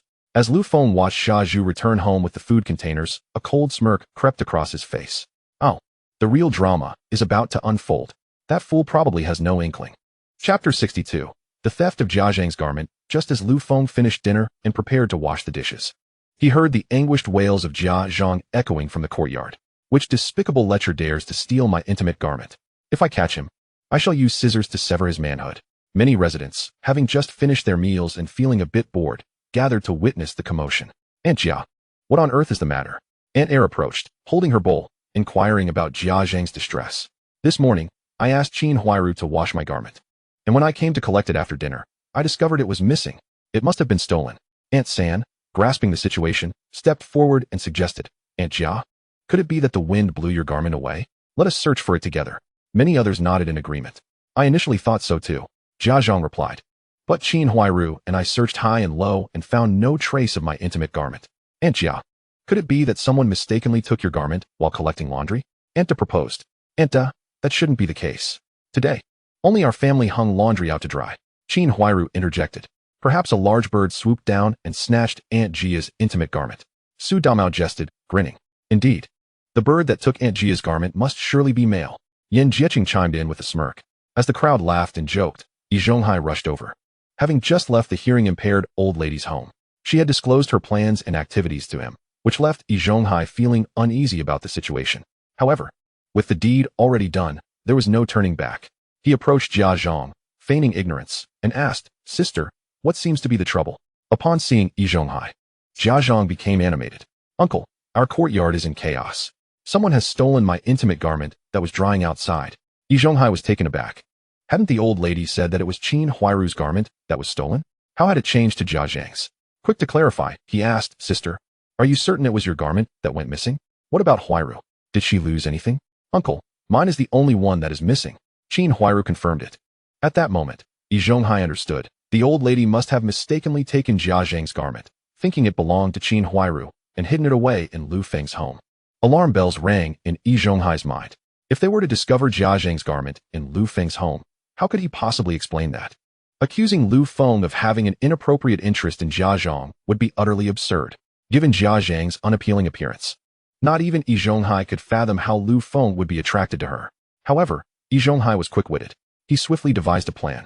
Yes, if they found Jia Zhang's garment in Lu Feng's home, he could say that Lu Feng had intended to steal Qin Huairu's garment, but mistakenly took Jia Zhang's instead.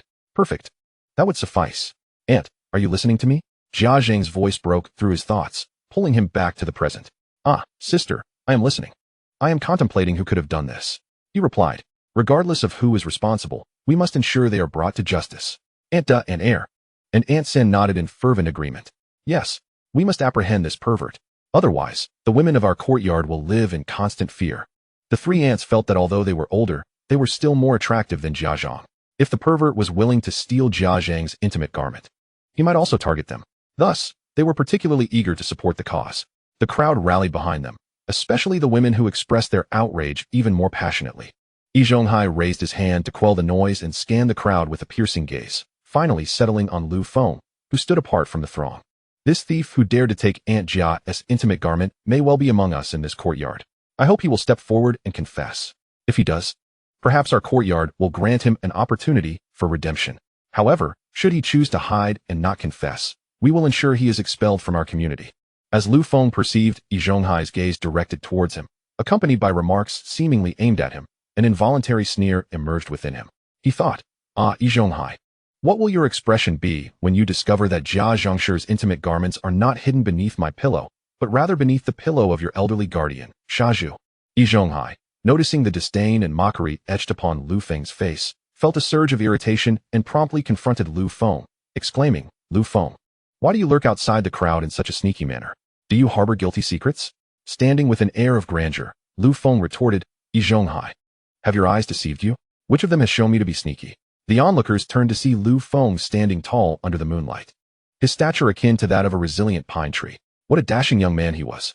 Among the crowd, Yuli gazed at Lu Feng's profile, lost in thought. It was no wonder she had once humbled herself for him. She had no regrets even now. After all, which woman would let slip the chance to be with such an exceptional man? Lao Shaoyi was also secretly observing Lu Feng. As memories of the previous night flooded her mind, when Lu Feng had cradled her and laid her gently upon the bed, removing her garments, her heart raced. Had it not been for the accidental interruption, she was certain Lu Feng would have taken further action. In another corner of the gathering, Qin Huairu was equally transfixed by Lu Feng.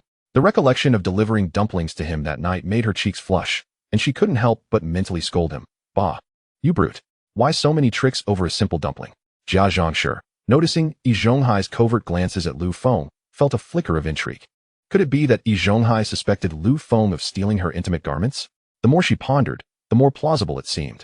Even if it were not Lu Feng, tarnishing his reputation would be a victory in itself for her. Thus, Jia Zhangshi pointed an accusing finger at Lu Feng, declaring, Lu Feng, did you steal the intimate garments I hung out to dry? You lecherous fiend. Gasps of disbelief rippled through the crowd. Could it be true? Had Lu Feng actually pilfered Jia Zhangshi's garments? This revelation shattered common perceptions. How could Lu Feng, a young man of such stature, lower himself to such a disgraceful act? Qin Huairu, equally astonished, regarded Lu Feng with wide eyes. Could it truly be that my mother-in-law's intimate garments were stolen by him? Yet, she quickly dismissed the notion. Jia Zhangshi was simply too repulsive. Lu Feng would never take an interest in her. Perhaps, however, if it were her garments at stake, the situation might differ. A sudden thought struck Qin Huairu. What if Lu Feng's intention was to steal her garments, but mistakenly took her mother-in-law's instead? She gazed at Lu Feng's handsome profile, feeling a mix of longing and frustration. Lu Feng, if you desire me, why not express it directly? After all, we've already shared an intimate connection. Why resort to such underhanded tactics?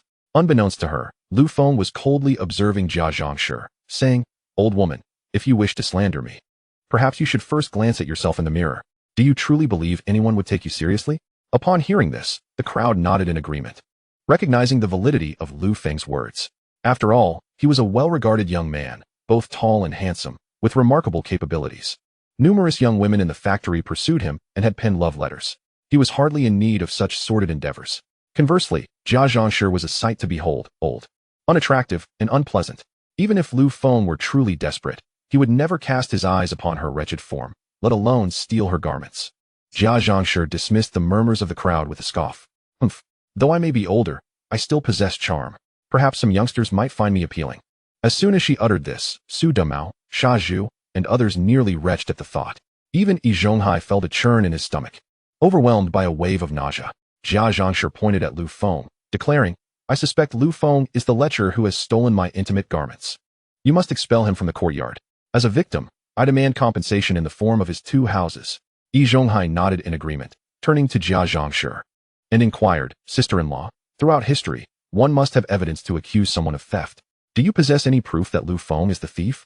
My dear, what further proof do you need?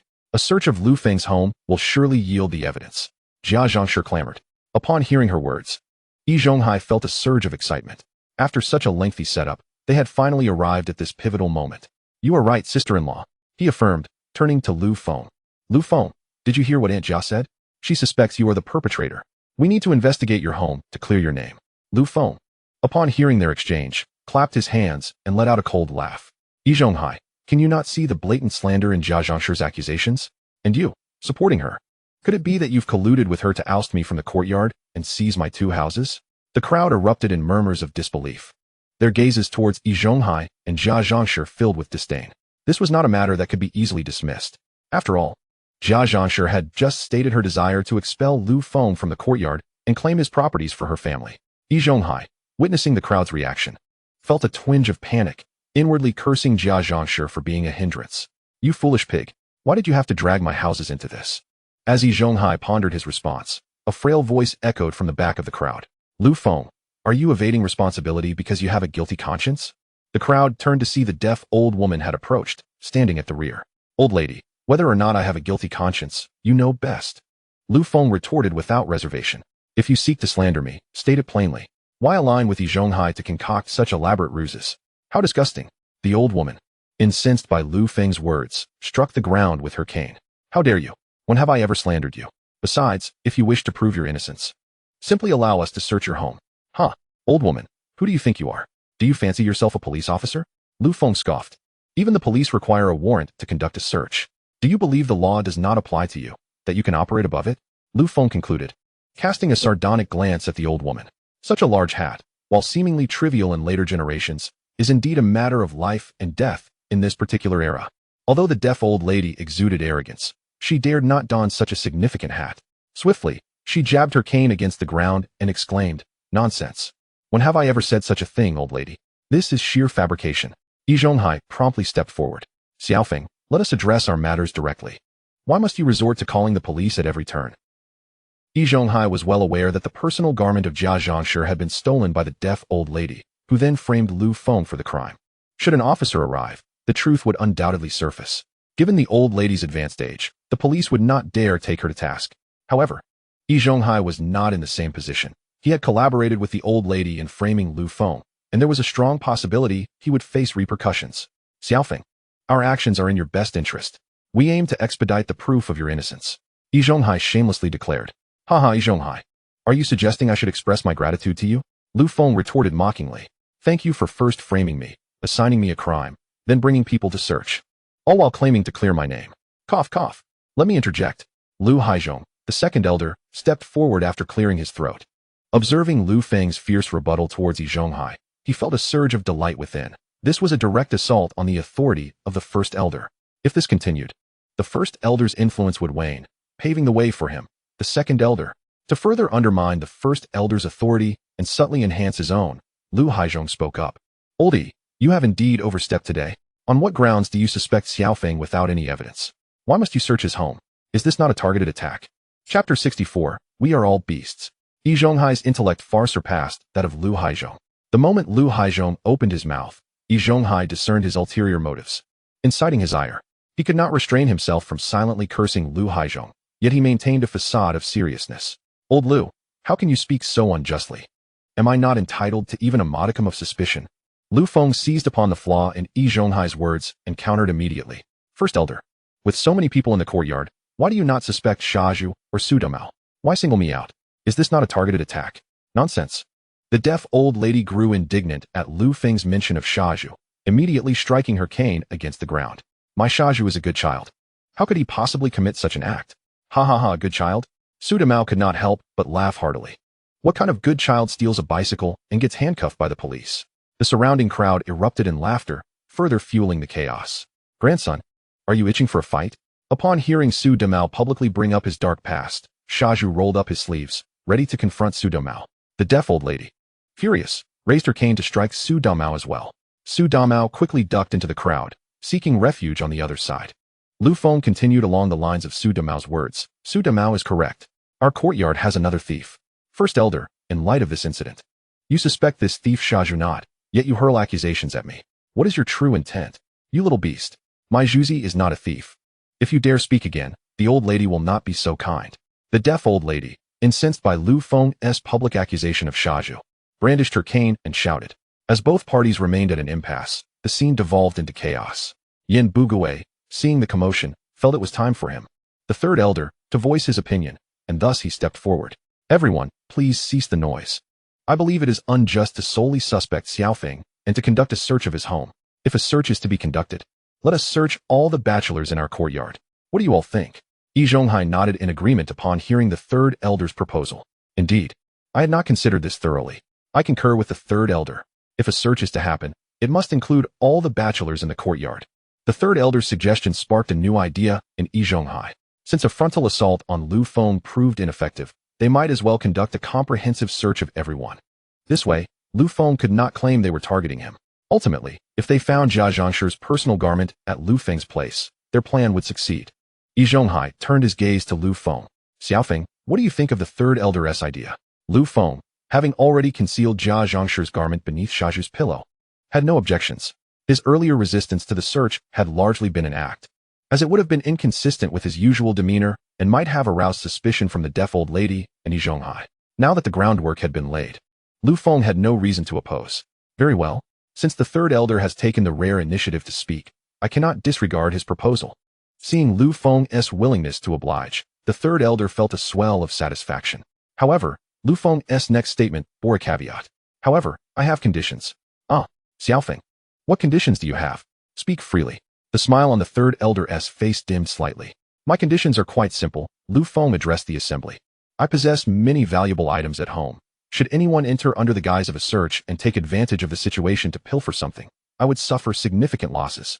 Lu Feng was, of course, referring to Jia Zhangshi and Bang Geng. The former was a notorious thief, and the latter was his accomplice. If they seized this opportunity to steal from his home, who would Lu Feng turn to for redress? Yi Zhonghai and the deaf old lady both breathed a sigh of relief upon hearing Lu Feng's conditions. They had genuinely feared Lu Feng would stand firm and prevent them from conducting a search. If that were the case, their scheme would likely unravel. The deaf old lady was the first to voice her support. Rest assured, if anyone dares to be unscrupulous, I shall shatter their hands with my cane. She punctuated her statement by striking the ground forcefully with her cane, casting a pointed glance at Jia Zhangshi. Jia Zhangshi felt a chill run down her spine under the old lady's gaze. She had indeed planned to seize this opportunity to pilfer from Lu Feng's home. But the old lady's warning quelled that thought. Lu Feng's apprehensions were not without merit. Yi Zhonghai also chimed in. The number of people entering for the search must be limited, otherwise it could lead to chaos. Thus, let us have the three of us elders and the Jia family matron involved, while the rest wait outside. After saying this, Yi Zhonghai looked to Lu Feng. Xiaofeng, how does this arrangement sit with you?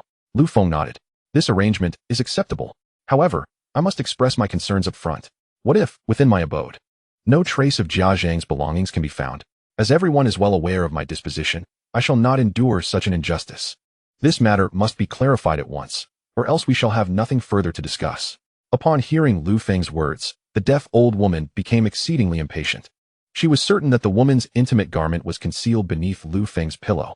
A mere search of Lu Feng's residence would undoubtedly yield it, thereby implicating him. However, Lu Feng's incessant excuses were becoming irksome to the old woman. Yet, she dared not force her way in, fearing that her cane might be broken by Lu Feng once again. Thus, she declared, if nothing is found in your home, then Jia Zhang must apologize to you. On what grounds? Why should I apologize to him? Jia Zhang was about to speak, but fell silent after receiving a fierce glare from the old woman. Lu Feng scoffed at the old woman's proposition, exclaiming, how can a mere apology suffice when my reputation is at stake? What do you propose then? The old woman inquired patiently. Very well, if Jia Zhang's intimate garment is not discovered in my home, she shall compensate me with 100 yuan for damages to my reputation. Conversely, should it be found, I shall pay Jia Zhang 200 yuan. Lu Feng stated his terms. If you agree to this, we may commence the search immediately. If not, then let it be. I shall not hesitate to call the authorities to vindicate myself. What? If you do not find my intimate garment, I must pay you 100 yuan? Jia Zhang exclaimed, raising her voice in protest. No way. I have no money, not even 10 yuan to spare. The old woman shot Jia Zhang a knowing glance. Jia Zhang, did you only catch the first part of that statement? If your garment is truly in Lu Feng's home, he will owe you 200 yuan. Upon hearing that Lu Feng would pay her 200 yuan, Jia Zhang's eyes gleamed with hope. Nonetheless, she continued to shake her head, lacking the confidence to gamble on this matter. What if her intimate garment was indeed absent from Lu Feng's home? She would be liable for 100 yuan.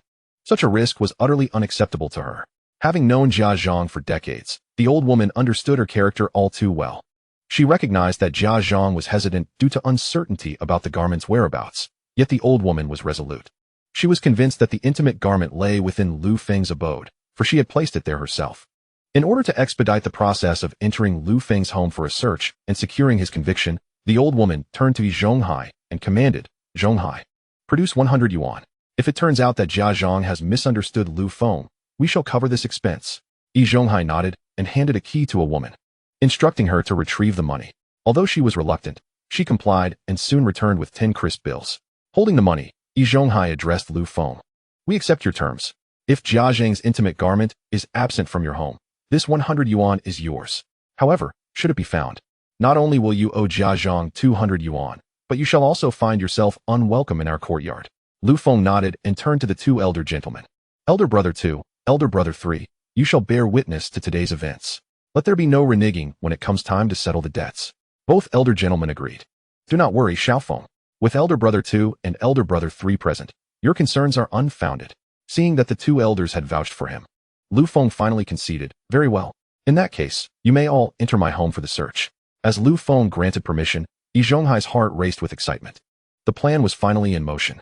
All that remained was to find Jia Zhang's intimate garment beneath Lu Feng's pillow, and their triumph would be assured. Soon enough, Lu Feng would have no recourse but to await his expulsion from the courtyard. Of course, should Lu Feng show some sense and agree to submit to Yi Zhonghai, perhaps he could still be spared. All right, then, old Lu, Old Yan, and Sister Jia, let us proceed, Yi Zhonghai declared as he strode toward Lu Feng's residence. The two elder gentlemen and Jia Zhang followed closely behind, while the onlookers gathered around the courtyard, remaining at the threshold without entering. Once inside Lu Feng's home, the three elder gentlemen and Jia Zhang immediately commenced their search. Yi Zhonghai, however, could not afford to simply rush into the bedroom and lift the pillow to uncover Jia Zhang's garment. Such blatant actions would undoubtedly raise suspicions. Instead, he began by searching the other rooms, meticulously inspecting every corner. After the outer rooms had been thoroughly examined, they moved toward the bedroom. It was then that Yi Zhonghai feigned nonchalance as he approached Lu Feng's bed, his heart racing with anticipation as he lifted the pillow. But to his astonishment, the pillow was empty. Where was Jia Zhang's intimate garment? Hadn't he, the old woman, claimed it was beneath Lu Feng's pillow? With determination, Yi Zhonghai shook the pillow and even removed the pillowcase to search within, but to no avail. Refusing to concede defeat, he began to inspect under the blankets and even shone a flashlight beneath the bed. Yet, despite his exhaustive search, nothing was found. Lu Feng leaned against the doorframe, arms crossed, watching the spectacle with a sardonic smile. Well, Elder Brother One, have you found Jia Zhang's intimate garment? Elder Brother One remained silent, his expression darkening as he continued to search. After what felt like an eternity, the search concluded, and he emerged from Lu Feng's home with a furrowed brow, casting a perplexed glance at the old woman. Did you not assert that Jia Zhang's garment was hidden beneath Lu Feng's pillow? I have scoured his entire bed and found nothing. The old woman was equally astonished. I did indeed conceal Jia Zhang's garment beneath Lu Feng's pillow. Though I may be advanced in years, I am not so forgetful as to misremember such a matter. Once Lu Feng and the three elder gentlemen, along with Jia Zhang, had exited the house, he smiled broadly at them. So, gentlemen, have you found Jia Zhang's intimate garment? They all shook their heads in unison. Elder Brother Two offered a summary. We have thoroughly searched every nook and cranny of Xiao Feng's home and discovered no trace of Jia Zhang's intimate garment. It appears this was merely a misunderstanding on her part. Upon hearing this, everyone exhaled in relief, and the crowd began to chatter excitedly. Haha. I have long asserted that this matter could not possibly be the doing of Lu Feng. Indeed, one glance at Lu Feng reveals that he is not the sort of individual capable of such an act. Huh. You are all a bunch of hindsight critics. Amidst the murmurs of the crowd, Lu Feng approached Yi Zhonghai. Uncle, did you find the intimate garment of Jia Zhangshi in my room? Yi Zhonghai shook his head. No, I did not find it. Since you did not find it, then please hand over the money. A smile crept across Lu Feng's face as he extended his hand towards Yi Zhonghai. What money? Yi Zhonghai appeared somewhat bewildered. We had just agreed. If Jia Zhangshi's intimate garment was not found in my room, you owe me 100 yuan. Lu Feng feigned astonishment. What? Uncle, have you forgotten so quickly? Or do you intend to renege on your word? Yi Zhonghai quickly regained his composure. He truly wished to evade payment. He was reluctant to part with 100 yuan. After all, that was his salary for an entire month. Yet, he could not refuse. After all, he had publicly agreed to Lu Feng's condition, with the second and third uncles as witnesses. If he were to backtrack in front of everyone, his credibility would be utterly destroyed. From that point on, whatever he said would be met with skepticism. In comparison to his reputation, this paltry sum of 100 yuan was insignificant. Thus, gritting his teeth, Yi Zhonghai handed over the 10 large bills to Lu Feng. Xiao Feng, consider today a misunderstanding on our part. This 100 yuan serves as compensation. Lu Feng accepted the money with a broad smile, counting it carefully before tucking it into his pocket. He then turned his gaze towards the adjacent residence of the foolish Zhu. It was time to search his house. If Jia Zhangshi's intimate garment were to be discovered there, one could only imagine the expressions on the faces of the deaf old lady and Yi Zhonghai. Moreover, how would Jia Zhangshi react upon learning that her intimate garment was found beneath Zhu's pillow? I truly look forward to that moment. Chapter 66. The deaf old lady lifts a stone only to smash her own foot. Yi Zhonghai, acting on behalf of Jia Zhangshi, handed over the 100 yuan to Lu Feng, his face darkening as he prepared to leave. At that moment, Lu Feng called out to Yi Zhonghai. Uncle, are you planning to leave just like that? Yi Zhonghai turned his head, somewhat irate. I've given you the money. What more do you want? Uncle, you are not that old. Yet how can your memory be so poor? Lu Feng's smile widened. Since your memory is lacking, allow me to remind you. We had agreed that we cannot search only my house. All the bachelors in the courtyard must be searched. Otherwise, you would be framing me and engaging in targeted harassment. Lu Feng glanced at the second and third uncles. Second uncle, third uncle, do you not agree? The second and third uncles nodded in agreement. Indeed, oldie. We had a clear agreement that we cannot search only Lu Feng's house. The others must be investigated too. Otherwise, it would be blatant targeting. How can the three of us, as elders, continue our work in the courtyard? At that moment, Yuli suddenly stepped forward. Uncle, This is terribly unfair to Lu Feng. Why should only his house be searched while others are exempt? No one had anticipated that Yu Li would stand up for Lu Feng. However, despite their surprise, the crowd did not dwell on it. After all, during this time, the Yin family had grown close to Lu Feng, and Yu Li had cooked for his family on more than one occasion. Given the camaraderie between the Yin family and Lu Feng, it seemed reasonable for her to speak on his behalf. As for speculations regarding an improper relationship between Lu Feng and Yu Li, such notions were absurd. Everyone knew that Lu Feng was a eunuch, and suspicions would quickly dissipate. Among the crowd, Qin Huairu squinted at Yu Li, deep in thought. Having clashed with Lu Feng in real confrontations, she was well aware that he was no eunuch. Therefore, upon seeing Yu Li defend Lu Feng, her suspicions began to stir. Could it be that the scoundrel Lu Feng had an affair with Yu Li? Yet, Yu Li did not strike her as the type of woman to engage in such conduct. Qin Huairu quickly reconsidered. She herself was not the type to indulge in promiscuity either. But the despicable Lu Feng had threatened her with a stick, and she had indeed formed a relationship with him. Just as Qin Huairu pondered the nature of Lu Feng and Yu Li's relationship, Lu Xiaoyi also stepped forward. Addressing Yi Zhonghai, "Uncle, since Jia Dama's intimate garment was not found in Lu Feng's house, it must surely be in the homes of the other men in the courtyard. I demand that we continue searching suspicious individuals until we find that lecher, otherwise, the women of our courtyard will be anxious, and we may not even sleep soundly at night." Lu Xiaoyi's words were reasonable, yet they covertly supported Lu Feng. Qin Huairu was taken aback by Lu Xiaoyi's support for Lu Feng. Could it be that even this capitalist young lady had a relationship with him? But that did not seem right. Yu Li frequently visited Lu Feng's home to cook, providing them opportunities to be together. However, Lu Xiaoyi had never been to Lu Feng's home, thus she had no opportunity to commit such acts. Just as Qin Huairu was lost in speculation, the women of the courtyard began to stand in solidarity with Lu Xiaoyi, including the first, second, and third aunts. These women were unconcerned with whether Lu Feng was wronged or if there had been prior agreements with Yi Zhonghai. Their primary concern was that the lecher who had stolen Jia Zhengshi's intimate garment had not been apprehended, leaving them all in a state of unease. Therefore, they unanimously supported the continuation of the search until that lecher was caught. Even Jia Zhengshi herself expressed her support. However, her motives were distinct from the others. Jia Zhengshi wished to locate the thief of her intimate garment, only to declare that her purity had been sullied by this lecher, demanding compensation for the affront. In essence, Jia Zhengshi was plotting to extort some money. At this moment, the atmosphere in the courtyard was charged, with all the women insisting on continuing the search, garnering support from many men as well. Yi Zhonghai, witnessing this scene, felt a pang of bitterness. He was a clever man and sensed that something was amiss. The deaf old lady would certainly not deceive him. Jia Zhengshi's intimate garment had undoubtedly been placed under Lu Feng's pillow by the deaf old lady. Yet now, the garment had mysteriously vanished, and Lu Feng was calling for a search of the other bachelors. In the back courtyard, the only bachelors were Lu Feng and Zhu, and their homes were adjacent. After searching Lu Feng's house, the next logical step would be to search Zhu's home.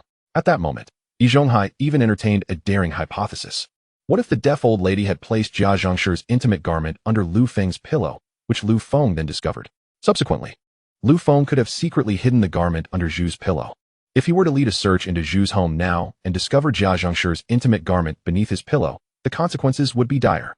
Yet, with the crowd in an uproar, should he choose not to continue the search, he would be in violation of the people's will, standing in opposition to the collective sentiment.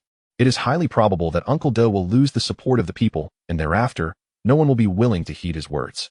Just as Yi Zhonghai was caught in a state of indecision, Jia Zhengshi could no longer suppress her impatience and strode towards Shazhu's home. "Uncle Da, if you do not wish to continue the search, then I, along with Erda and Sanda, shall proceed to search further. I must recover my cherished undergarment, otherwise, I shall have no face left to live." In truth, this was merely a facade for Jia Zhengshi. Her true intention was to extort some money from the situation. Whether it was Lu Feng or Shazhu who had pilfered her garment, or even another culprit, was of no concern to her. What mattered most to Jia Zhengshi was the prospect of financial gain. As long as she could seize the opportunity to extort money, she would pursue it relentlessly, regardless of who the perpetrator was. Seeing this, Erda and Sanda prepared to follow suit. However, at that moment, the deaf old lady stepped in front of them with her cane raised, exclaiming loudly, "My Shazhu is not that sort of person. None of you are permitted to enter and search." The deaf old lady was indeed a wily fox. Whatever Yi Zhonghai could conceive, she could undoubtedly fathom as well. She quickly grasped the underlying reason for the unfolding events. It was most likely that she had hidden Jia Zhengshi's cherished garment beneath Lu Feng's pillow, and upon discovery, Lu Feng had placed it under Shazhu's pillow instead. If Jia Zhangshi and the others were to enter and search, discovering the garment beneath the pillow, it would tarnish Shazhu's reputation irreparably. At that moment, the deaf old lady was filled with regret. Her initial intention had been to frame Lu Feng, yet it seemed she was inadvertently ensnaring her own grandson. Had she foreseen this, she would have meticulously planned her actions, considering every detail beforehand. Chapter 67. Shazhu is truly the scoundrel. The deaf old lady stood resolutely with her cane, blocking the crowd, and shouted, "Shazhu is a good child. He would never do such a thing. You are all forbidden from entering. Otherwise, do not blame me for being ungracious." The onlookers were initially taken aback, followed by expressions of discontent. "You old hag, you were just urging everyone to search Lu Feng's house. Now that it's your grandson Shazhu at stake, you forbid them from entering. You are truly a hypocrite." Though the crowd was intimidated by the deaf old lady's fierce demeanor, Lu Feng stood unperturbed. "Old lady, we had an agreement to search, and it cannot be limited to my household. Every bachelor in this courtyard must be searched. Why were you so eager to search my house? Yet now you hinder the search at Shazhu's home. Could it be that Jia Zhangshi's garment is hidden there?" Upon hearing this, Jia Zhangshi's eyes gleamed with excitement at the prospect of finding her cherished garment at Shazhu's home. She cared not who had taken it. Her sole focus was on the potential for monetary gain. While Shazhu may not possess Lu Feng's wealth, extorting 20 or 30 yuan from him over this incident would pose no challenge at all. The thought of such a windfall, enough to purchase several pounds of meat and countless painkillers, ignited a glint of greed in Jia Zhangshi's eyes. Previously, Jia Zhangshi had harbored a deep-seated fear of the deaf old lady. In matters unconnected to money, she would not dare to confront her. However, the situation had since changed. The deaf old lady now stood as an obstacle in Jia Zhangshi's path to profit. As the saying goes, to sever a person's means of making a living is akin to killing their parents. At this moment, Jia Zhangshi embodied that very sentiment. She was determined to advance towards the deaf old lady with unwavering resolve. "Old lady, I suspect Shazhu has stolen my cherished garment. I must enter and search, or my reputation will be tarnished." Before Jia Zhangshi could finish her statement, the deaf old lady had already called out her name in anger, brandishing her cane as she attempted to strike Jia Zhangshi. "Zhang Chunhua, if you continue to speak nonsense, I shall strike you dead," the deaf old lady shouted, her cane raining down upon Jia Zhangshi like a hailstorm.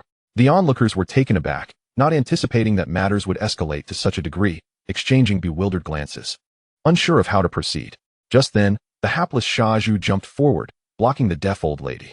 "Old lady, I stand on firm ground. I am innocent and have nothing to hide," Shazhu declared, his chest puffed out as he addressed Jia Zhangshi and the three elders. "Aunt Jia, three elders, I did not commit this act, and I am not afraid of your search. If you wish to search, then by all means, proceed." "Shazhu, you," the deaf old lady was left speechless by her foolish ally's outburst. What could the deaf old lady do now? She could hardly reveal the truth.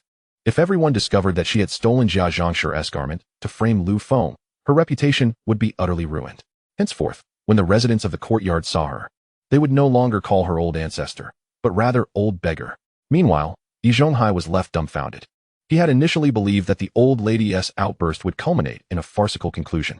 Though the deaf old lady's reputation would suffer, it seemed the best possible outcome. Yet, Yi Zhonghai never anticipated that Shazhu, this foolish ally, would leap forward at such a moment, eagerly inviting others to search his home.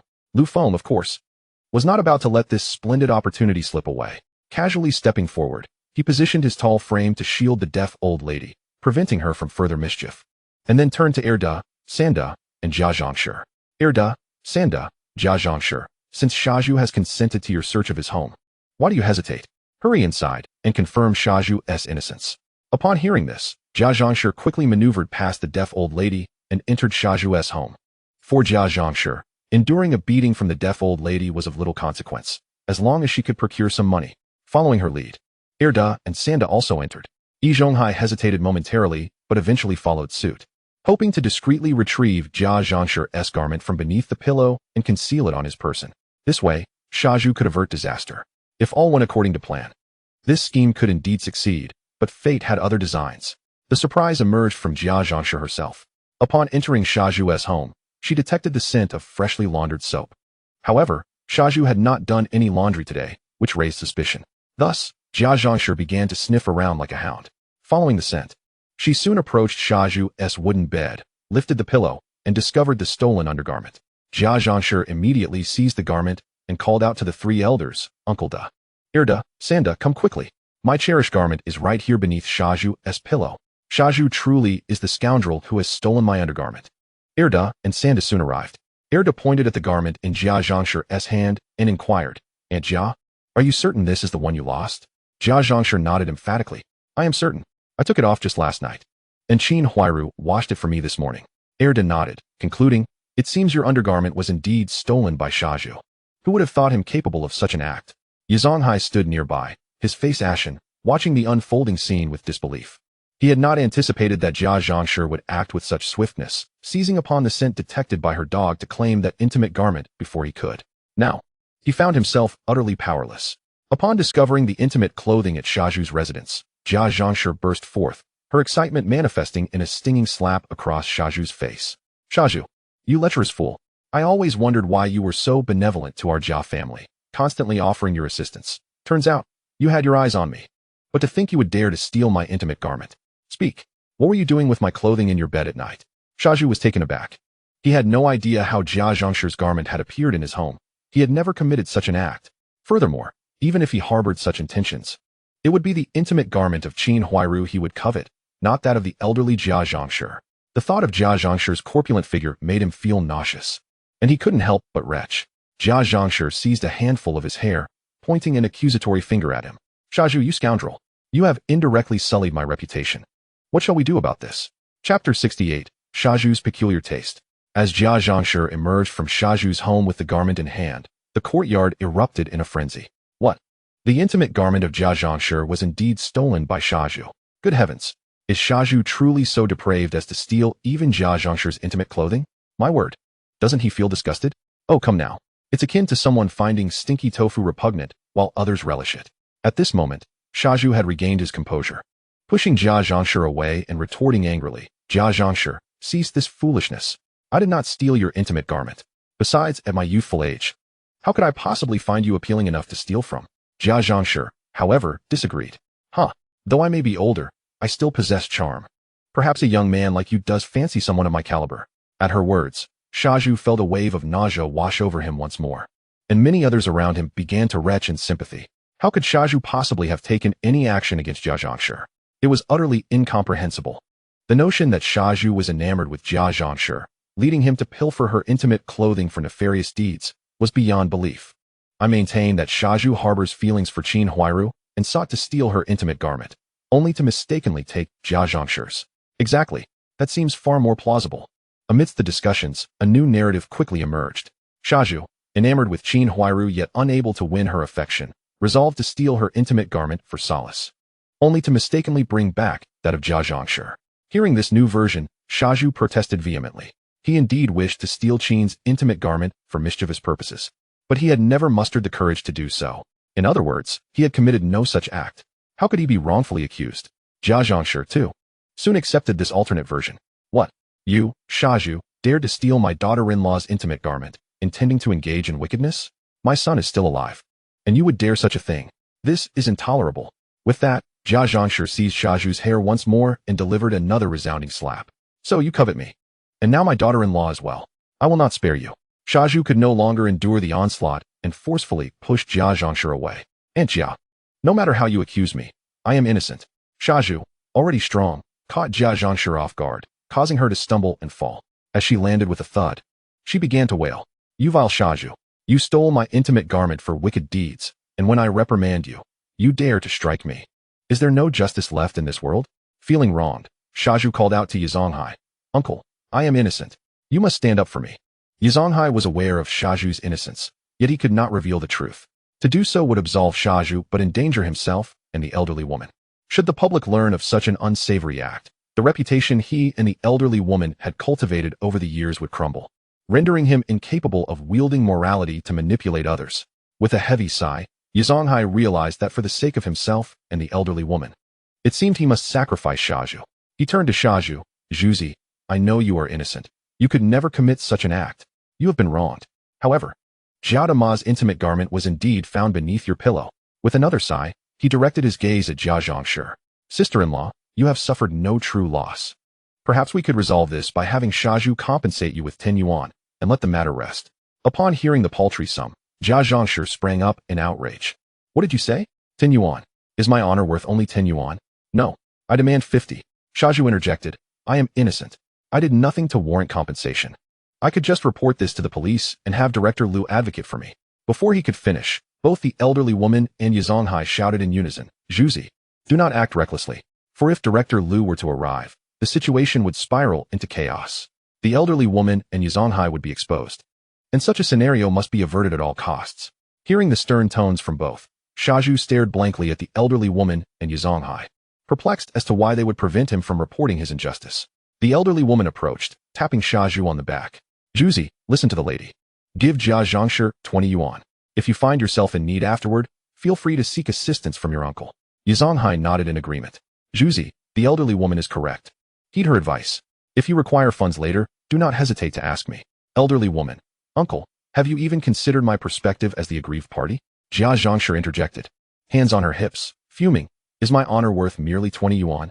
If Shazhu does not compensate me 50, then I demand at least 30. Upon hearing Jia Zhangshi's words, the elderly woman pointed her cane at her, voicing her disapproval with authority. Zhang Chunhua, if you dare to cause any more trouble, I shall send you back to your rural hometown. Upon hearing this, Jia Zhangshi was immediately rendered speechless, for this was the very threat that instilled the deepest fear within her. After all, she was well aware of the hardships that beset the countryside in this era. Though life in the city was not particularly affluent, she could at least rely on 3 meals a day to stave off hunger. However, in the countryside, starvation was a grim reality. Seeing that Jia Zhangshi had been sufficiently intimidated and that she no longer dared to protest, the deaf old lady turned to Shazhu and said, Shazhu, go fetch the money. Although Shazhu was perplexed as to why these two insisted he do so, he trusted that they meant him no harm. Thus, he refrained from further protest and entered the house to retrieve an iron box from beneath the bed, extracting the last 20 yuan. Upon seeing the money, Jia Zhangshi's eyes gleamed with avarice as she snatched it away. Although 20 yuan fell short of her expectations, it was not an insignificant sum. After all, her close-fitting garment had made a full circle and returned to her without any loss, leaving her with a windfall of 20 yuan. What reason did she have not to rejoice? Chapter 69. The deaf old lady faces humiliation. With Jia Zhangshi having accepted the money and the matter seemingly settled, Yi Zhonghai let out a sigh of relief. He then addressed the residents of the courtyard. Everyone, let us bring today's events to a close. This matter pertains to the reputation of the women in our courtyard, and I implore you all to refrain from gossiping about it outside. Should I discover otherwise, I shall not be lenient. In essence, Yi Zhonghai was ostensibly protecting Jia Zhangshi's reputation, but in truth, he was safeguarding Shazhu's honor. Anyone with a modicum of sense could see through this. Nevertheless, no one dared to voice dissent, for no one wished to offend the esteemed elder or the deaf old lady, as doing so would make life in the courtyard exceedingly difficult. Lu Feng observed this scene with a derisive smirk, but did not fan the flames further. He had already acquired everything he desired. If he pressed on, Shazhu might indeed report him to the authorities. When Director Zhang arrived, not only would the illicit activities of the deaf old lady and Yi Zhonghai come to light, but Lu Feng's own machinations would also be exposed, resulting in his inevitable entanglement. It was far better to withdraw now while the situation remained manageable. After all, he had successfully thwarted the deaf old lady's scheme and shifted the blame onto her grandson, Shazhu, leaving her in a state of disarray. Shazhu's reputation was thus tarnished, and Yi Zhonghai even compensated Lu Feng with 100 yuan. Lu Feng deemed this sufficient. At this moment, Yi Zhonghai sighed and said to Shazhu, Shazhu, I have not been attentive enough to you during this time. When I become less occupied, I shall arrange a marriage for you. Once you are married and have a wife, you shall no longer engage in such foolishness. Yi Zhonghai's words were directed at the women of the courtyard, assuring them that he would soon find a bride for Shazhu, thereby preventing him from committing any further improprieties. Upon hearing Yi Zhonghai's words, Shazhu became agitated, exclaiming, What do you mean that once I marry, I will cease my foolishness? What foolishness have I engaged in? I am being wronged. Just as he was about to protest further, Yi Zhonghai interrupted him. All right, everyone disperse. As the crowd saw that there was no more spectacle to behold, they began to disperse. Yuli also followed the throng, and as she passed by Lu Feng, she deliberately bumped into him. Their eyes met, and Yuli quickly mouthed, Xiao Feng, I will come to find you tonight. Lu Feng readily acquiesced, smiling and nodding in response. Qin Huairu happened to witness this exchange and felt an inexplicable pang in her heart, as though something precious had been snatched away from her. After Yi Zhonghai declared the gathering adjourned, he assisted the deaf old lady in leaving, with Shazhu hastening to follow. The two flanked her, supporting her into the house. Upon entering, Shazhu asserted, Old lady, Dage, I truly did not steal Jia Zhongshu's close-fitting garment. I have been wronged. Zhonghai nodded. Shazhu, I know you are innocent in this matter. The truth is, just as Zhonghai was about to reveal the facts, he was interrupted by the deaf old lady. Shazhu, I know you are a good child. You have been wronged in this matter. However, at this point, it is of no use to discuss it further. You must honor and respect Dage from now on. If you find yourself in need of money, do not hesitate to tell him. After exchanging a few more words, the deaf old lady dismissed Shazhu. Once Shazhu had left, Zhonghai looked at the deaf old lady in confusion. Old lady, is it truly so wrong to reveal the truth to Shazhu? Why did you stop me? The deaf old lady shook her head. It is unwise to disclose the truth to Shazhu. If he learns that Lu Feng placed Jia Zhongshu's garment beneath his pillow, given his temperament, he would undoubtedly confront Lu Feng. The consequences would be minor if he were merely beaten. However, if the matter escalated and the police intervened to uncover the truth, we would have no face left to remain in the courtyard. Zhonghai nodded in agreement. You are right, old lady. Let us keep this matter from Shazhu. He then segued into a discussion about Lu Feng. I never anticipated Lu Feng to be so cunning. He discovered Jia Zhongshu's garment ahead of time and framed it upon Shazhu, catching us completely off guard.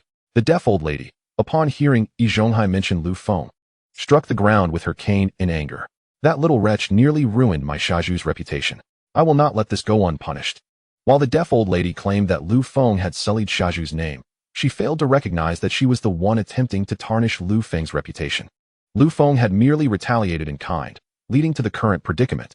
Old lady, do not be hasty in seeking revenge on Lu Feng. Zhonghai, alarmed by her words, quickly interjected.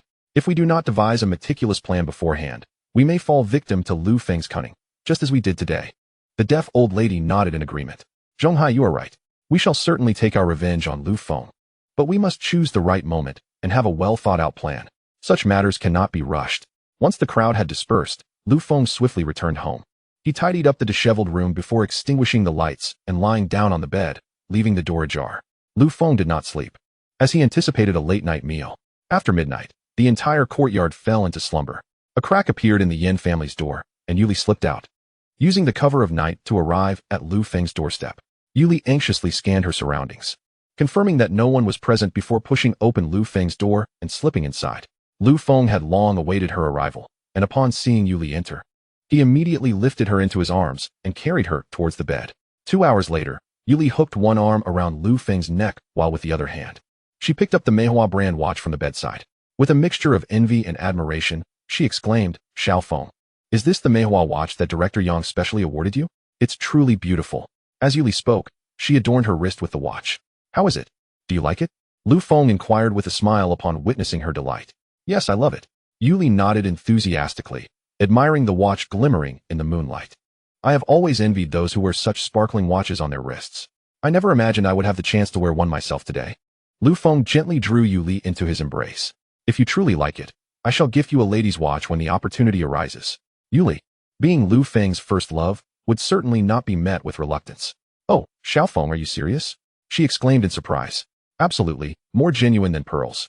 Lu Feng replied, holding her close.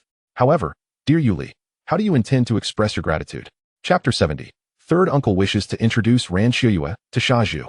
After a late night supper with Yuli, Lu Feng felt somewhat fatigued. Thus he rose later than usual the following day. Fortunately, it was a day of rest, and he slept until late morning, casually preparing a meal that served as both breakfast and lunch. After satisfying his hunger, Lu Feng planned to take a stroll to aid digestion. Upon reaching the entrance of the courtyard, he noticed third uncle entering, bearing several freshly cut bamboo poles, accompanied by the 3 siblings of the Yin family. Third uncle, what do you intend to do with so many bamboo poles? Lu Feng inquired curiously. Ah, Xiao Feng. Third uncle chuckled warmly. The previous fishing rod broke, so I am preparing to craft a new one to go fishing at Shikahai this afternoon. Oh, I see. Lu Feng replied, instantly losing interest, for he had never been inclined towards fishing in either his past life or this one. As he was about to depart, he heard Yin Jiedi, the youngest of the Yin siblings, excitedly proclaim, Brother Feng, my dad is an excellent fisherman. He always brings home several fish. He even claims to be the king of fishing at Shikahai. Before Yin Jiedi's words could fully settle, a long quiet system suddenly resonated in Lu Feng's mind. Ding. Detection of a boastful beast. The Boast Becomes Reality system is now activating. Ding. The host automatically becomes the king of fishing at Shikahai, gaining supreme fishing skills. This system had not stirred in several days, which was to be expected, as it was improbable for boastful beasts to appear before Lu Feng daily. Without the fulfillment of this essential condition, the Boast Becomes Reality system would not activate. Now, with Yan Jietti boasting about her father's prowess, Lu Feng couldn't help but feel amused. Recalling that third uncle typically returned with just a couple of small fish after a full day of fishing, hardly the mark of a fishing king. With the sudden acquisition of this supreme fishing skill, Lu Feng felt a compelling urge to test his newfound abilities. Thus, he turned to third uncle, who was busy crafting a fishing rod. Third uncle, I too wish to try fishing. Might you assist me in making a rod? I can pay you, Lu Feng said, producing 2 dimes to offer. Third uncle feigned reluctance before accepting the coins with a smile. Xiao Feng, just wait a moment. The fishing rods will be ready shortly. After lunch, we shall go to Shikahai together. If you are unfamiliar with fishing, I can teach you. Lu Feng smiled without further comment, watching as third uncle worked on the rods. The fishing rods of this era were quite rudimentary, merely long bamboo poles with a line tied to a hook. Third uncle completed 2 rods in no time. He picked one up and handed it to Lu Feng, grinning broadly. Xiao Feng, this rod is for you. What do you think? Lu Feng took the rod to inspect it. The elasticity was commendable, the line sufficiently long, and the hook was nothing more than a bent sewing needle. Well, it was functional enough. Dinner is ready. As Lu Feng admired his new fishing rod, Yuli emerged from the house, clad in a floral apron, calling for third uncle Yan Bugui to join her for lunch. At that moment, Yuli's gaze met Lu Feng's, her eyes shimmering with affection. Lu Feng returned her smile, captivated by her radiance, as she seemed even more enchanting than before after their night together. He felt an overwhelming desire to embrace her and retreat indoors, yet it was broad daylight, and third uncle was nearby, rendering such a notion impossible. While third uncle responded to Yuli, he turned to Lu Feng, saying, Xiao Feng, please wait a moment. I will return for lunch, and afterward, we shall go. With that, he made his way inside. Yuli cast a lingering glance at Lu Feng before following him. Once inside, third uncle washed his hands and was just about to eat when Zhonghai entered, carrying half a bowl of braised pork and a bottle of liquor. Old Yan, have you not eaten yet? Shall we sit down for a drink? Upon seeing Zhonghai in this manner, third uncle realized he had come with a purpose. However, he thought, who cared? A free meal and drink were welcome. Third uncle smiled broadly at Zhonghai. Not yet. Oldie, why not join me for a meal? Zhonghai, having come to discuss business, was not one to delay. He placed the bowl of pork on the table and sat down. Zhonghai called for Yan Jietti to fetch 2 cups, then poured a drink for third uncle, filling his own cup as well. Raising his glass, he said, Old Yan, let us toast. Third uncle downed his drink in one go, savoring the flavor. Good wine. This is far superior to the watered-down Shifeng liquor I usually have. Just as he set the glass down, Zhonghai filled it again. While watching Zhonghai pour, third uncle inquired, Old E, you seldom come without a reason. What brings you here this time? Ha ha ha. Old Yan, I knew you wouldn't be able to hide it from me, Zhonghai exclaimed, clinking glasses with third uncle before downing his drink. Old Yan, you are aware of Shazhu's situation from last night, right? He is certainly of an age where he should settle down and find a wife to avoid any further absurdities. Are you suggesting I help Shazhu find a partner? Third uncle replied, finishing his drink. Precisely. Zhonghai nodded with a smile. Did you not mention wanting to introduce your school's teacher, Ran, to Shazhu? I believe this could work. Last night, after discussing matters with the deaf old lady, she had tasked Zhonghai with hastening the process of finding a suitable wife for Shazhu. Recalling that third uncle had mentioned a new teacher named Ran Shuyue at their school, who was not only beautiful but also single, Zhonghai sought third uncle's assistance in making an introduction. Whether it would succeed or not was beyond Zhonghai's control. He simply needed to satisfy the deaf old lady's request.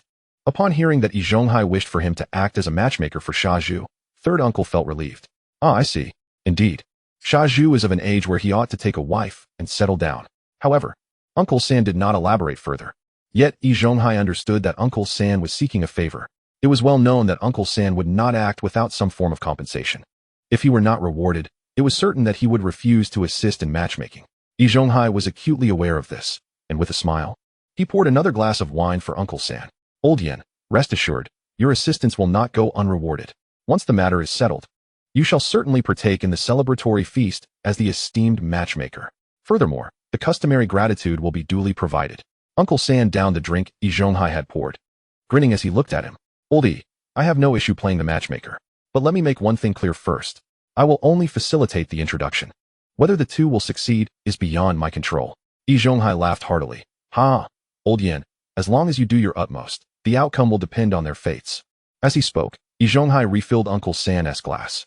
Without hesitation, Uncle San drank it all. You can count on me. Tomorrow at school, I will speak to teacher Ran. I'll ask her to find time to meet Juzi. They intended to introduce Ran Xiuyue to the simple-minded Juzi, unaware that Juzi and Ran Xiuyue had already crossed paths, albeit under the unfortunate guise of a thief. The forthcoming meeting, now under the pretense of a blind date, could lead to unforeseen hilarity. Chapter 71. Encountering a high-ranking leader while fishing after lunch, Lu Feng approached Uncle San, fishing rod in hand. And upon seeing Uncle San's flushed face from drinking, he chuckled. Uncle San, in this state, will you still be able to go fishing?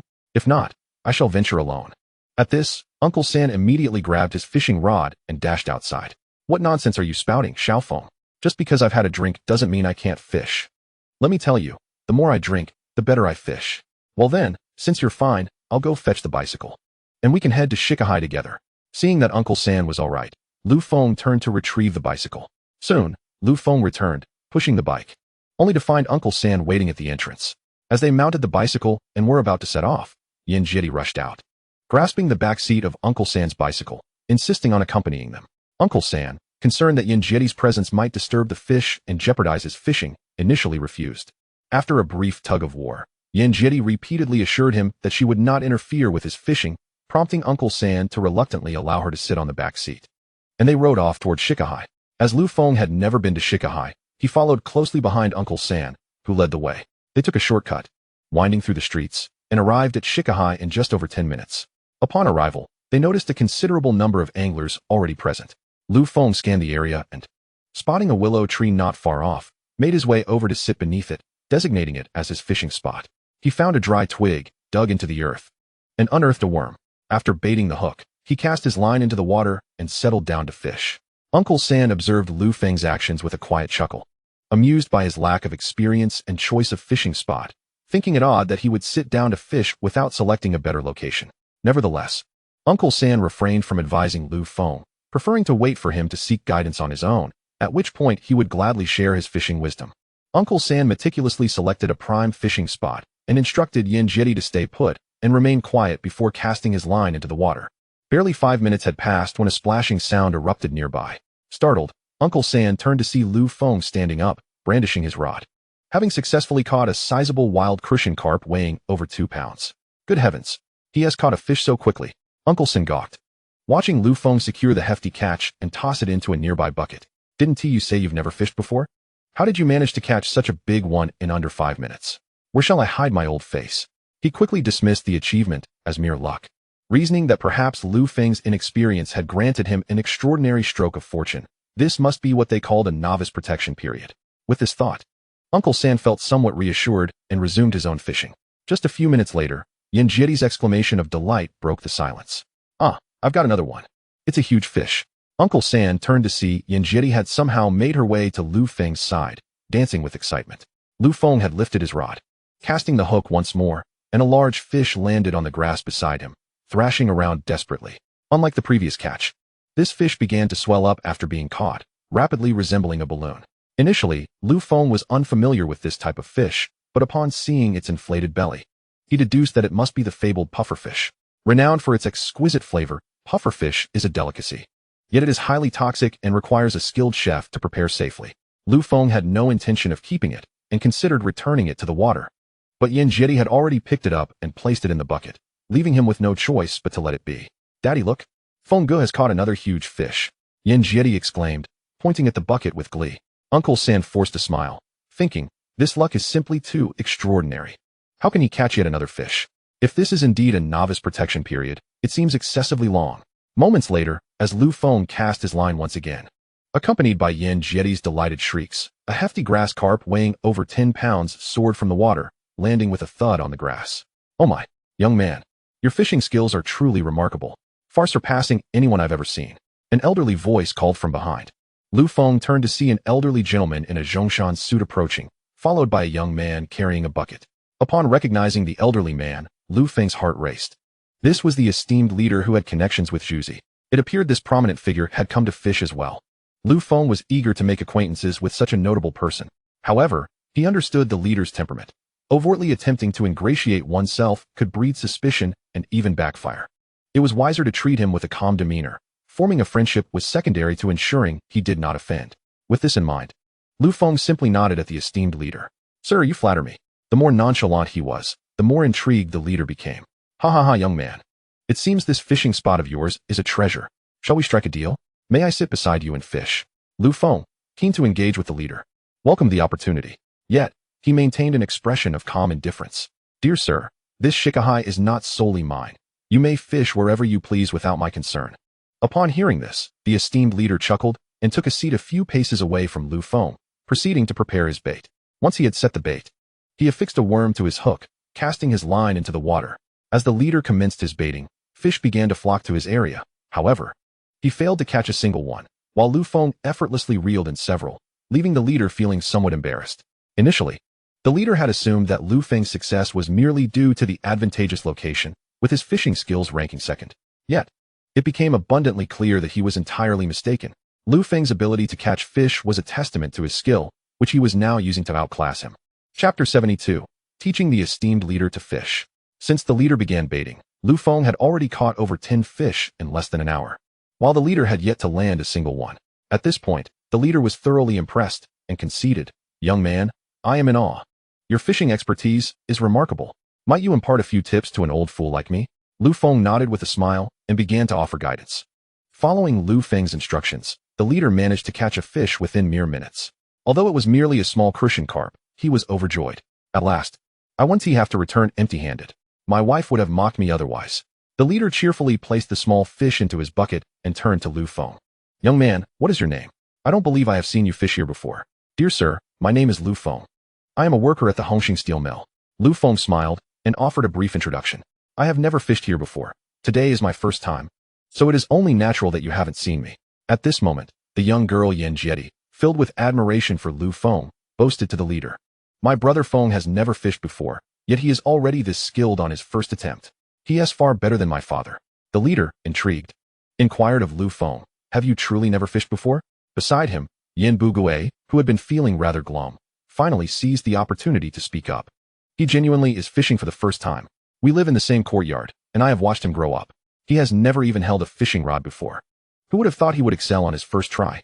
The leader was even more astonished and remarked to Lu Feng, Young Lu, I must say, you are quite the prodigy. Indeed. Yan Jieti, now completely enamored with Lu Feng, chimed in. Not only is my brother Feng an exceptional fisherman, but he is also remarkable at the steel mill. Within a month, he advanced from a level 2 fitter to a level 8 fitter. The leader was taken aback. What? You advanced from a level 2 fitter to a level 8 fitter in just a month? How is that possible? The leader was well acquainted with the Hongxing Steel Mill and its various trades, understanding just how impressive a level 8 fitter was. Even in such a large factory with thousands of employees, level 8 fitters were few and far between, most of whom were over 50 years old.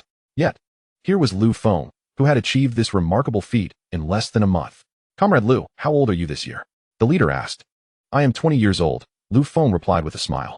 Goodness, a level 8 fitter at the age of 20. This is truly unprecedented. Even the leader could not help but exclaim in astonishment.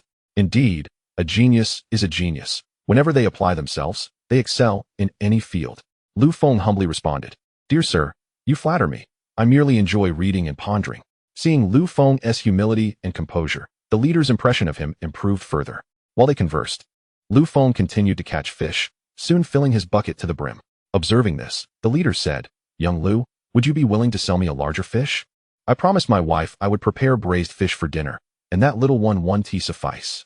As he spoke, he gestured to the small crucian carp in his bucket. Certainly, sir, you may choose any fish from my bucket. Whichever you fancy, I shall gladly give to you. Lu Feng replied generously. Oh no, that one tea do. I must pay you what it's worth. I cannot take your fish for free. The leader insisted as he reached into Lu Feng's bucket, retrieving a large grass carp. Comrade Lu, I would like this fish. Would you be willing to part with it? Of course, Lu Feng nodded with a smile. Just let me know how much you think it's worth, and I'll be satisfied. The leader turned to a young man nearby. Shazhu, how much does such a fish sell for in the market? After a moment's thought, Shazhu replied. I believe grass carp are about 80 cents per pound, but for those over 10 pounds, it should be $1 per pound.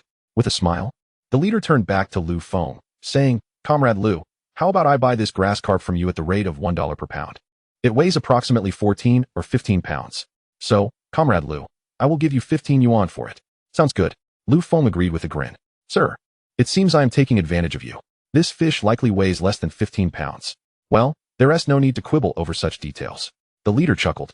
instructing Xiao Wu, please give Comrade Lu 15 yuan. Xiao Wu complied, retrieving the money and handing it to Lu Feng. Yin Bugui watched in envy as Lu Feng sold a single fish for 15 yuan, nearly half a month's salary for him, while he himself had only managed to catch a small crucian carp, worth perhaps 15 cents. It truly is disheartening to compare oneself to others. After the transaction concluded, the leader placed the large grass carp into his bucket and smiled at Lu Feng, saying, Comrade Lu, thank you for teaching me fishing techniques today. I look forward to our next meeting. Lu Feng returned the smile. Sir, until we meet again. After exchanging pleasantries, the leader and Xiao Wu climbed into a jeep and drove away. Yin Bugui, witnessing their departure in a special vehicle, was utterly astonished. Xiao Feng, that person left in a car. He must be an official. Lu Feng, however, remained unfazed, fully aware of the leader's identity. As he had a dedicated vehicle and driver, he simply nodded at Yin Bugui without saying a word. Today, Lu Feng had made the acquaintance of the esteemed leader, who seemed to have a favorable impression of him. It appeared that there would be further opportunities for Lu Feng to meet with the leader again, perhaps even to leverage this connection. However, Lu Feng had no intention of ingratiating himself, given the leader's status. Any overt attempts at flattery from a mere worker like him would not only fail to earn the leader's respect, but might also diminish the goodwill the leader currently held toward him. It would be best to let things unfold naturally. Upon observing the esteemed leader purchasing fish from Lu Feng, a crowd of admirers began to gather around. Most of these individuals were avid anglers themselves, and they were thoroughly impressed by the quantity of fish Lu Feng had caught in just an hour. Simultaneously, they expressed a desire to buy some fish from him, hoping to avoid returning home empty-handed. Naturally, Lu Feng was quite pleased with this development, as he had caught far more fish than he could consume alone, and earning a little extra money was a delightful prospect. However, these individuals were not affluent like the esteemed leader. Thus, to sell fish to them, Lu Feng would need to offer a price below the market rate. Nevertheless, even at a discounted price, he managed to sell several fish for a decent sum. As Chapter 73 unfolds, titled The Aroma of Braised Fish Wafts Through the Courtyard, Lu Feng soon found that only 5 or 6 fish remained in his bucket. Feeling disinclined to continue fishing, he casually tossed a 2-pound crucian carp to Yin Jietti. Jietti, you've been running around helping me with the fish, though you may not have earned it. Your efforts are appreciated. This fish is a reward for you. Yin Jietti cradled the hefty fish in her arms, expressing her gratitude profusely. Thank you, Brother Feng. Thank you so much. Subsequently, she hurriedly showcased her catch to Yin Bugui. Daddy, look, Brother Feng gave me this enormous fish. Yin Bugui, upon witnessing Lu Feng's generosity, was equally elated. Xiao Feng, who would have thought that today? Uncle San would benefit from your good fortune. Lu Feng chuckled. Uncle San, what are we to each other? It's merely a fish. Yin Bugui beamed wider at this. Xiao Feng, do you plan to continue fishing, or shall we head back now? No more fishing for me today. I've caught more than enough. Lu Feng replied with a smile. We must hurry back to salt these fish. If they die, their quality will diminish. Right. Let us leave together then. I shan't fish any longer. Upon hearing this, Yin Bugui put away his fishing rod as well, having only caught a small fish during his time. The two swiftly packed up their fishing gear and rode their bicycles back to the courtyard. As Lu Feng entered the front yard with several large fish in tow, he fortuitously encountered Aunt San. Her eyes widened at the sight of the plump fish, and she could not suppress a gulp. Oh, Xiao Feng, it's neither a holiday nor a festival. Purchasing so many fish must have cost you quite a bit. I didn't purchase them. I caught them myself. Lu Feng replied nonchalantly, continuing on his way. But when did you learn to fish? Didn't you just start learning from Old Yin today? Aunt San questioned skeptically. Old Yin has been fishing for over a decade and has never caught so many. How could you, a novice, catch such large fish? Just as Aunt San was voicing her doubts, Uncle San and Yin Jietti entered, proudly displaying a 2-pound crucian carp. Aunt San's eyes lit up at the sight of the substantial fish, and she approached them with a smile. Old Yin, what incredible luck you've had today, catching such a large crucian carp. It must weigh over 2 pounds. This isn't from my catch. It's from Brother Feng. He gifted it to me. Before Uncle San could speak, Yin Jietti chimed in. Is this true, Old Yin? Aunt San asked in astonishment, turning to Uncle San. He set down the bucket and nodded. Indeed. I, too, was surprised to discover that Xiao Feng is a fishing prodigy. He caught over a dozen large fish in just 1 hour. He sold the rest and gifted us this one. Aunt San was taken aback once more. I thought Xiao Feng was merely skilled with tools. Who would have guessed he excelled at fishing as well? Of course. Today, even a leader in a car praised him as a genius. Yin Bugui added, advising Aunt San. Wife, Xiao Feng is not an ordinary person. We should cultivate a good relationship with him. There will be benefits for us. Yuli, listening to Uncle San's praise for Lu Feng, felt a swell of joy and a hint of pride. Humph. The man I admire is undoubtedly extraordinary. In the central courtyard, Jia Zhangshi was sitting at the door mending shoes when she spotted Lu Feng approaching with several large fish. The sight of the succulent fish made her swallow hard, and she soon began to mutter curses under her breath. What an ungrateful wretch. Our family is struggling. And he buys so many fish without even considering sharing one with the Jia family. Truly a wretched creature born of a father, but raised without a mother. Shortly thereafter, Jia Zhangshi learned from Aunt San that Lu Feng had caught the fish himself and had even given a 2-pounder to Uncle San's family. Overcome with envy and resentment, she began her tirade anew. Lu Feng, you selfish brat. You give a fish to Uncle San's family, but not a thought for us. No wonder you are barren and will leave no descendants. Upon returning home, Lu Feng began to prepare the fish, salting them for preservation. However, as he readied to kill a pufferfish, he hesitated. After all, pufferfish are toxic, and Lu Feng lacked the expertise to handle them properly. If mishandled, the consequences could be dire. Never mind.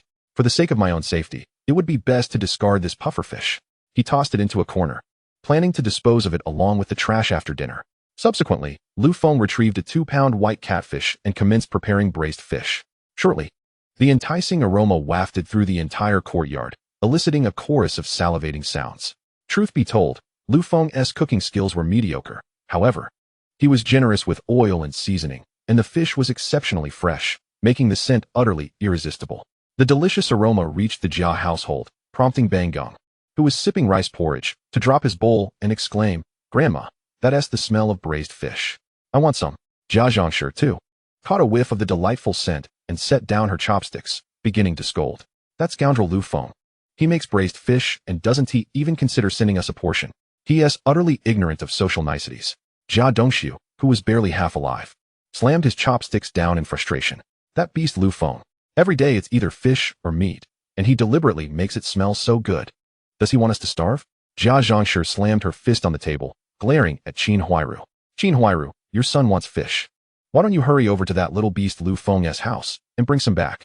Mom, you know our family's relationship with Lu Feng. How could he possibly give us any fish? Qin Huairu replied, her face filled with despair. I don't care. I don't care. I want to eat braised fish. Bang Gong fell to the ground, rolling and crying. Qin Huairu, hurry up. Jia Zhangshi snapped at her. If my grandson goes hungry, I'll make you pay dearly. With a heavy sigh, Qin Huairu picked up a bowl and headed outside, feeling a mix of anxiety and anticipation. Upon arriving at Lu Feng's doorstep, she happened to see him placing the freshly cooked braised fish on the table. The sight of the aromatic dish made her swallow hard, and she lightly knocked on the door, smiling as she greeted Lu Feng. Xiao Feng, are you eating? May I come in? Lu Feng noticed Qin Huairu approaching with a bowl in hand, and he immediately comprehended her intentions. He gestured for her to enter. Sister Qin, I am aware of your purpose. If you wish to indulge in fish, you must be prepared to expend the required effort. 2 hours later, Qin Huairu limped out of Lu Feng's residence, bearing a plate that contained merely a fish head and a tail, alongside a bare fish skeleton. As she passed the water basin, she washed the redness from her face while muttering indignantly to herself, how utterly beastly. So this is what you refer to as labor. Upon returning home, she was met with the thunderous voice of Jia Zhangshi. Qin Huairu, why have you taken so long? It's been a full 2 hours. Qin Huairu replied with a sense of grievance. Mother, do you think Lu Feng's braised fish is so delectable? I spent 2 hours helping him tidy his house and wash his clothes, and all I received in return was this scant portion of fish. With that, she placed the nearly bare fish on the table. At the mention of the fish, Jia Zhangshi's eyes gleamed with greed, and she rushed over. However, upon seeing that only the head and tail remained, with the flesh entirely devoured, she erupted in curses. That little beast Lu Feng. He has consumed all the meat, leaving us with naught but the head and tail. This is simply the behavior of a savage. As Jia Zhangshi vented her frustrations, Bang Gong lunged forward, snatching the fish head and began to gnaw on it. Jia Dongxiu crawled over, breaking off the fish tail to devour it as well. Witnessing her son and grandson seize the fish head and tail, Jia Zhangshi was left with only the barren fish skeleton. If she hesitated any longer, even that would be taken from her. In a frenzy, she snatched up the fish bone, crunching it loudly as she chewed. While chewing, Jia Zhangshi continued to mutter incoherently. After finishing the fish head, Bang Gong still felt unsatisfied. Grandma, this braised fish is so delicious, I want more. Fearing that Bang Gong would come for her fish bone, Jia Zhangshi hastened to shove the fish bone into her mouth, all the while saying, Bang Gong, there's nothing left here. If you want more fish, have your mother buy some for you tomorrow. Bang Gong, knowing full well that his mother had no money to purchase fish, realized his grandmother was merely placating him. Disappointed, he stepped outside to play for a while. Just as he exited, he spotted Lu Feng carrying a fish and heading out. Curious, Bang Gung followed him.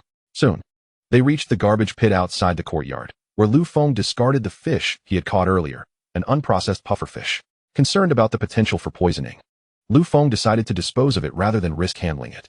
Bang Gung, hiding behind a utility pole, observed intently. Once Lu Feng had moved on, he dashed toward the garbage pit, pondering aloud. Why would he throw away such a fish? It seems quite strange. Picking up the discarded pufferfish, he noted that while it was deceased, it was still relatively fresh. Perplexed by Lu Feng's actions, he resolved to take the fish home. As Qin Huairu was washing dishes, she noticed Bang Gung returning with a fish and immediately questioned him. Bang Gung, where did you get that fish? Suspecting he might have stolen it due to his past, she felt it necessary to educate him. Mom, I found this fish in the garbage. Bang Gung protested, feeling wronged. That can't be true. Qin Huairu replied skeptically. In these times, families barely manage to put food on the table. How could anyone throw away a perfectly good fish? Really, it is true, Bang Gung insisted.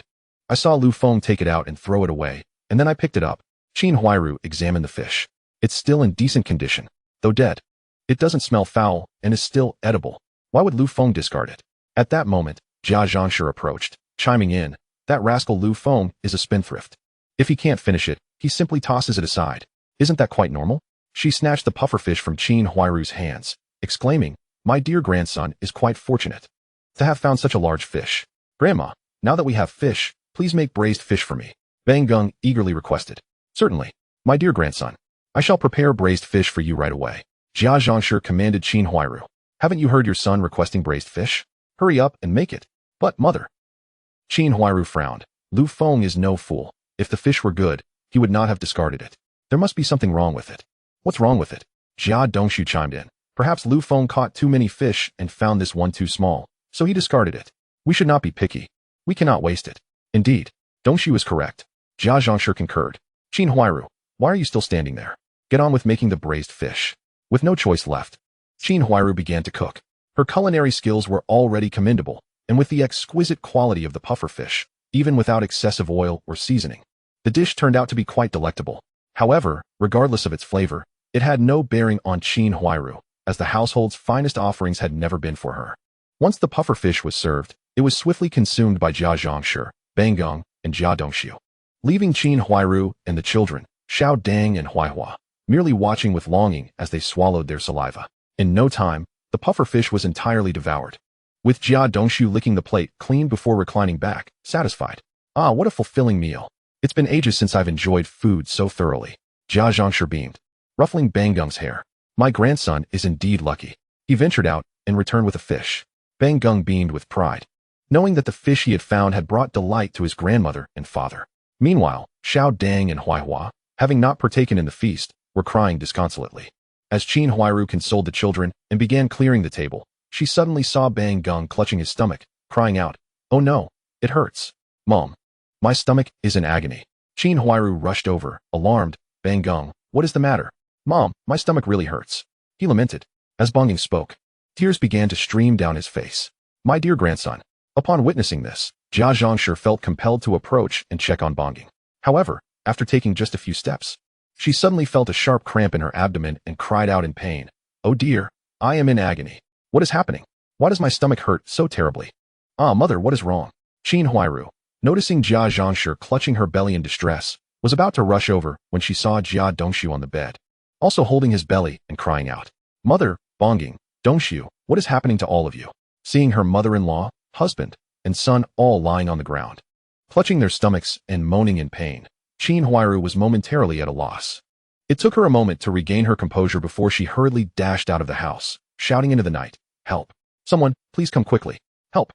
Though it was just past 8 in the evening, in this era of limited entertainment, many people were already preparing for bed. Suddenly hearing Qin Huairu's cries for help, they were bewildered and rushed towards the Jia household. Aunt Air, who lived nearby, was the first to arrive. Seeing Qin Huairu's anxious expression as she called for help, Aunt Air hurriedly inquired, Huairu, what is the matter? What has happened? I don't know. My mother-in-law, Dongshu, and Bang Gung are all lying on the ground clutching their stomachs. Qin Huairu sobbed. As she spoke, more people from the courtyard began to arrive. Upon entering the house, they found Jia Zhangshi, Jia Dongshu, and Bang Gung rolling on the ground, groaning about their stomach pains. Before long, 3 uncles arrived. Yi Zhonghai, witnessing the scene, asked Qin Huairu, "Huairu, what on earth is going on?" With tears in her eyes. Qin Huairu replied, "Uncle, I have no idea. They ate a fish and then turned like this. Food poisoning," came an elderly voice from the crowd. Everyone turned to see the deaf old lady approaching with her cane. She had been at Yi Zhonghai's house, where she heard about the agreement to introduce teacher Ran to Shazhu, and was in good spirits, ready to head home to sleep. However, when she learned of the commotion at the Jia household, she followed Yi Zhonghai to investigate. Upon seeing the condition of Jia Zhangshi and the others, she immediately deduced they were suffering from food poisoning. Ah, food poisoning. The crowd gasped in shock upon hearing the old lady's words. "We must hurry and get them to the hospital," Yi Zhonghai shouted urgently. The old lady struck the ground with her cane. "There is no time. By the time we get to the hospital, it will be too late." "Ah, you must save Bonging, as well as my mother-in-law and husband," Qin Huairu exclaimed, panic rising within her as she rushed to kneel before the old lady. While Jia Zhangshi and Jia Dongshu could perish, they had never treated her kindly. But Bonging was her own flesh and blood. He must not come to harm. The old lady glanced at Qin Huairu. "There is no other option. We must quickly give them a dose of golden juice. Time is of the essence." "Golden juice?" Yi Zhonghai echoed, tentatively inquiring, "You mean?" "Yes. Administer the golden juice to induce vomiting. We must expel the toxic food that has not yet been digested." The old lady nodded. Years ago in Majayatan, when someone suffered food poisoning, the local barefoot doctor saved him in this manner. Then what are we waiting for? Hurry. Go to the public toilet and fetch the golden juice, Yi Zhonghai directed, calling out to Lu Guangtian, who stood a short distance away. If it were any other matter, Lu Guangtian might have complied, but the thought of retrieving something so repugnant from the toilet was beyond his limits. He pretended not to hear Yi Zhonghai's command, diverting his gaze elsewhere. Yi Zhonghai, feeling helpless, turned to Yin Jiefeng for assistance. Yin Jiefeng, seeing Lu Guangtian's refusal, also declined and discreetly hid behind the crowd. Frustrated, Yi Zhonghai then looked to Shazhu, hoping he would fetch some golden juice from the toilet for the 3 afflicted individuals. However, Shazhu had recently been wrongfully accused by Jia Zhangshi of stealing her personal garments and extorted for 20 yuan. Upon hearing of Jia Zhangshi's predicament, he was unwilling to help. Left with no other options, Yi Zhonghai signaled to Qin Huairu. Seeing this, she approached, tears welling in her eyes, and implored Shazhu, "Zhuzi, I beg you. You must save Bonging. If anything happens to him, I cannot go on living." As she spoke, she broke into sobs. Seeing her in such a pitiful state, Shazhu's heart softened. "Sister Huairu, please don't cry. I will go," he declared, picking up the cooking ladle from the Jia household and sprinting towards the public toilet outside the courtyard. Unaware of what golden juice entailed, Bonging curiously asked Qin Huairu, "Mother, what is golden juice? Is it a kind of drink? Is it tasty?" Before Qin Huairu could respond, Shazhu returned, holding his nose with one hand and a ladle of golden juice in the other. The foul odor wafted through the air, prompting those nearby to cover their noses and step back. Though Qin Huairu wished to escape the noxious stench, her maternal instincts for Bonging compelled her to endure it. Covering her nose with one hand, she waved the other at Shazhu, urging him, "Shazhu, hurry, this way." Hearing Qin Huairu call him, Shazhu approached, ladle in hand. "How foul! Mother, what on earth smells so bad?" Bonging cried out, overwhelmed by the stench. "Bonging, this is golden juice. Be good, drink it, and you will feel better." Qin Huairu gently reassured her son, while urging Shazhu, quickly, administer the golden juice to Bonging." At that moment, Bonging realized what golden juice truly was. As Shazhu approached with the ladle, intending to pour it into his mouth, Bonging recoiled in terror, crying out, "I don't want to drink golden juice. It stinks. Get away from me." Perceiving the hesitation from Qin Huairu and Shazhu, Yi Zhonghai bellowed, "Huairu, Shazhu, what are you waiting for? The child's life is at stake." Yi Zhonghai's words jolted them into action. If they delayed any longer, the toxins would penetrate deeper into his system, and even a deity would be powerless to save him. With determination, Qin Huairu bit her lip, grasped Bonging's head, pried his mouth open, and sternly commanded Shazhu, hurry, pour it down. I don't want to drink golden juice. Let me go." Bonging screamed and struggled against her hold. Yet, being just a child, his strength was no match for Qin Huairu, who held him tightly, rendering him immobile. Seizing the opportunity, Shazhu swiftly poured a spoonful of golden juice into Bonging's mouth. Chapter 76. Jia Zhangshi also receives the golden juice. After Bonging was forced to swallow a spoonful of golden juice, he immediately began to vomit, expelling the toxic pufferfish meat he had just consumed. Seeing Bonging purge the recently ingested food, the crowd finally breathed a sigh of relief. "Quick, we must also administer golden juice to Aunt Jia and Jia Dongshu. They need it too," Yi Zhonghai directed Shazhu. Upon hearing this, Shazhu quickly scooped another spoonful of golden juice and made his way towards Jia Zhangshi.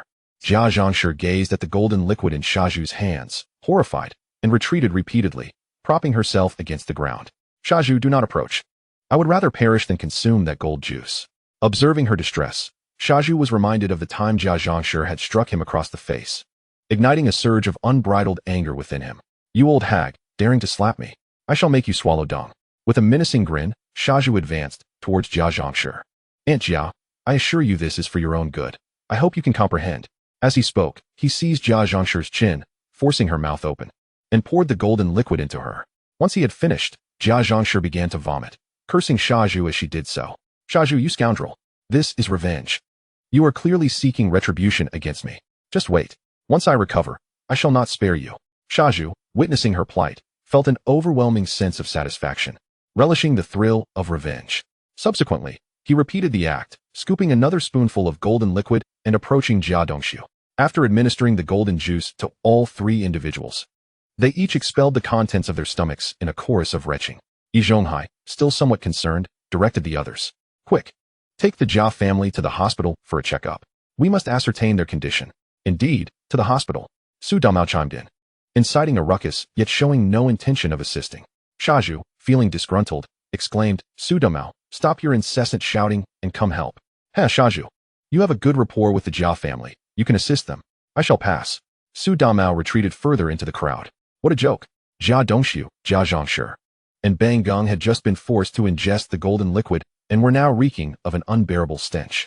Su Damao had barely enough time to avoid them, let alone offer help. Su Damao, you wretch. Shazhu charged towards him, seizing the opportunity to escape. The stench emanating from Jia Zhangshi was overwhelming, making Shazhu reluctant to accompany her to the hospital and suffer through the foul odor. However, just as he was about to confront Su Damao, he was stopped by Qin Huairu, who, with tears streaming down her face, pleaded with him. Shazhu, please help me once more. Take Bang Gong and the others to the hospital. I am utterly at my wit's end. Upon witnessing Qin Huairu's pitiful demeanor, Shazhu's resolve softened, and he could no longer maintain his tough exterior. He rushed to borrow a cart, cramming Jia Zhangshi, Bang Gong, and Jia Dongxiu into it, then pushed them towards the hospital. Qin Huairu entrusted Xiaodang and Huaihua to a nearby ant and followed closely behind. Yi Zhonghai, with his hands clasped behind his back, trailed from a distance, offering no assistance, merely observing. After all, the three members of the Jia family were exuding an intolerable stench, and neither dared to draw too near. Ultimately, it was Shazhu's considerable strength that managed to transport the trio to the hospital. As Shazhu wheeled the cart into the hospital, the attending physician recoiled, pinching his nose and fleeing in disarray. What on earth? Why have you brought a dung cart here? Are you trying to suffocate us, doctors? No, doctor. These three have been poisoned. Please, you must save them. Poisoned? How could they possibly smell this foul? The bespectacled attending physician exclaimed, still holding his nose. In that brief moment, Qin Huairu and Yi Zhonghai arrived in succession. Qin Huairu hurried forward to explain, Doctor, this is the situation. My mother-in-law, husband, and son ate a fish, and then they turned out like this. The elderly lady in our courtyard said it was food poisoning, so we made them consume golden juice to induce vomiting. The attending physician nodded in understanding. I see. In the absence of proper conditions, using golden juice to induce vomiting is not advisable. However, the odor is simply overpowering. I can hardly keep my eyes open. There is a water faucet over there. Wash them off, and I will examine them further. Naturally, this task fell to the ever-obliging Shazhu. After being rinsed, the trio was brought to the physician. Wearing 2 masks to shield himself from the stench, the doctor conducted their examinations with composure. What did you eat before the poisoning? He inquired. Qin Huairu answered in their stead. Doctor, they ate a fish, and then they ended up like this. The physician probed further, what kind of fish did you consume? Qin Huairu described the appearance of the fish they had eaten. The doctor nodded. It appears I was correct. You ingested pufferfish. I must say, at your age, can't you possess a modicum of common sense? Pufferfish are toxic and should not be consumed. Consider yourselves fortunate. You vomited shortly after eating, preventing the poison from spreading. I shall prescribe an antidote. Take it, and you should be fine. Jia Zhangshi, having endured the pain of poisoning and the subsequent vomiting induced by the golden juice, felt utterly disoriented. Yet upon hearing the physician's words, she suddenly opened her eyes wide, exclaiming, What? The fish was poisonous. That little beast Lu Feng dared to serve us toxic fish, intending to poison the entire Jia family. That scoundrel, Jia Dongxiu, true to his lineage, echoed his mother's outburst. I see now. That little wretch Lu Feng intentionally discarded the poisonous fish in the garbage, then tricked Bang Gung into retrieving it for us. How malicious! Yi Zhonghai, overhearing their shouts, felt a stir of determination. He and the deaf old lady had been seeking an opportunity to take severe revenge on Lu Feng. The incident of the Jia family's poisoning was evidently a prime opportunity. Why not seize this chance to teach Lu Feng a lesson? They could extort a sum of money from him while simultaneously diminishing his arrogance, making him aware of who truly ruled the courtyard. That Lu Feng is utterly outrageous. Yi Zhonghai declared, "Rest assured, my old sister. If we ascertain that Lu Feng deliberately disposed of the toxic fish and lured Bang Gung to retrieve it, resulting in your family's poisoning, I shall not let him off lightly." As he prepared to leave, Yi Zhonghai added, "Old sister, I have consulted the doctor. Your health is no longer at risk. You shall stay here overnight for observation, and tomorrow we shall convene a meeting to demand an explanation from Lu Feng." Chapter 77, An Unexpected Encounter at the Bookstore. Naturally, Lu Feng had heard about the events that transpired at the Jia household last night. He was aware that the 3 members of the Jia family had suffered food poisoning and had been taken to the hospital after being forced to ingest golden juice. Lu Feng regarded this incident merely as a joke, showing little concern. After all, given his relationship with the Jia family, while not openly antagonistic, it was hardly amicable either. Whatever happened to the Jia family was of no consequence to Lu Feng, and he chose not to dwell on it. Lu Feng continued his day as usual, rising early for work. At noon, he went to the cafeteria for lunch. By the afternoon, he had completed his tasks ahead of schedule, concocting an excuse to leave the factory early. He then pedaled his bicycle directly to the bookstore, intending to purchase some skill books to keep in his home. Whether he would read them or not was incidental. Primarily, it served to maintain appearances. In the future, regardless of what skills the system imparts to him, he can always explain to others that he acquired them through reading. Whether others believe it or not, having such a justification is certainly better than having none. Lu Feng rode his bicycle swiftly to a nearby bookstore, where he began to select books. He soon chose a manual on machining and another on machinery repair. As Lu Feng turned to the other side of the shelf, preparing to select additional titles, a familiar silhouette caught his eye. With 2 braided pigtails, a floral checkered coat, and a youthful, beautiful visage, it was none other than Teacher Ran Xiuyue. "Teacher Ran, are you here to buy books too?" Lu Feng's eyes brightened upon seeing Ran Xiuyue, and he approached her with a smile. Upon hearing his voice, Ran Xiuyue looked up, momentarily taken aback, before recognizing Lu Feng. "Ah, it's you, Comrade Lu Feng. Are you here to buy books as well?" Lu Feng cheerfully waved the books in his hands. "Indeed, I've purchased a book on machining and another on machinery repair. What about you, Teacher Ran? What do you plan to buy?" Ran Xiuyue held up the book she was examining, showcasing its cover to Lu Feng. "I find this book quite appealing. I wish to take it home." Lu Feng glanced at the title she had selected, which was The Count of Monte Cristo. Having read it in his previous life, he smiled and remarked, "Ah, so you have chosen The Count of Monte Cristo. It is indeed a splendid read. Have you read it?" Ran Xiuyue inquired with curiosity. Lu Feng nodded with a smile. "Yes, I read it before."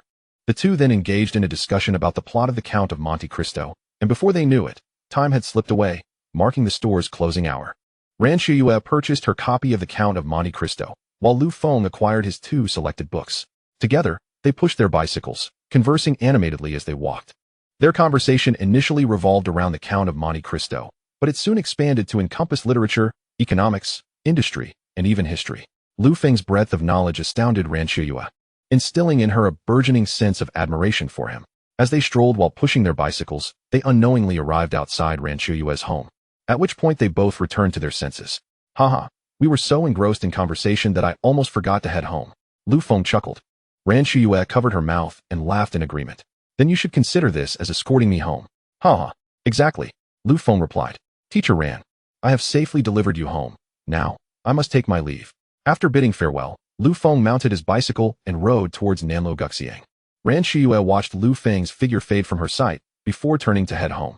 The previous incident with the bicycle had already endeared Lu Feng to her, and their chance meeting at the bookstore solidified her belief that he was an avid reader, sharing her interests. Coupled with Lu Feng's eloquence and his tall, handsome appearance, he embodied all of Ran Xiuyue's fantasies about a partner. She found herself increasingly drawn to him. "Perhaps I shall forego meeting that chef named Hiyuju tomorrow." Ran Xiuyue mused, conflicted. Earlier that afternoon, her colleague Yin Bugue had mentioned introducing her to a chef named Hiyuju. With her parents pressuring her into marriage, she felt compelled to accept the introduction. She had agreed to meet Hiyuju at Yin Bugue's courtyard the following day. However, after encountering Lu Feng, she felt there was no longer a need to meet the chef, for someone had already captured her heart. "Never mind, I should still go and meet him. After a moment of internal struggle, Ran Shiyue resolved to honor her commitment to Yan Bugue. After all, she had already given her word. After parting ways with Ran Shiyue, Lu Feng returned to the courtyard on his bicycle. Upon arriving, he sensed an unusually oppressive atmosphere. Yet, he did not dwell on it. Heading directly to his home to prepare dinner.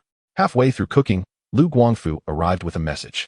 Brother Feng, Uncle E asked me to let you know that after dinner, there will be a general meeting in the central courtyard. That Uncle E is truly a nuisance. He holds these meetings every few days without fail. Lu Feng couldn't help but grumble. Indeed, he always drags me in for these errands with no benefits in return. Lu Guangfu expressed his own dissatisfaction. All right, Brother Feng. I've delivered the message. Remember to attend the meeting. Lu Feng nodded, acknowledging the reminder. He prepared a bowl of noodles for dinner, topping it with 2 eggs. In this era, such a meal was considered quite a luxury. After finishing his egg noodles and washing the dishes, Lu Feng noticed people heading towards the central courtyard with small stools in hand. He grabbed his own stool and followed suit. When Lu Feng arrived at the central courtyard, a sizable crowd had already gathered. As he prepared to find a corner to sit, he spotted Su Damao waving at him. Xiao Feng, over here. Lu Feng smiled and nodded, making his way towards Su Damao and settling beside him. Brother Damao, sister-in-law. Lu Feng greeted Su Damao and the nearby Lu Xiaoyi with a friendly nod. Lu Xiaoyi smiled back, her face inexplicably flushed as memories of that drunken night resurfaced. After exchanging pleasantries, Lu Feng turned to Su Damao. Brother Damao, do you know the purpose of today's meeting? Su Damao glanced around before whispering. I heard that the Jia family consumed a fish they found last night, resulting in food poisoning for the entire household. Today's meeting is likely related to this. A found fish. Food poisoning? Lu Feng recalled the puffer fish he had discarded. Surely the Jia family isn't that unfortunate to have eaten the very puffer fish I threw away. After a moment of contemplation, Lu Feng quickly grasped the reason behind today's meeting. Heh, Yi Zhonghai and Jia Zhangshi, do you intend to use this incident against me? If so, come forth. Let me show you what true justice looks like.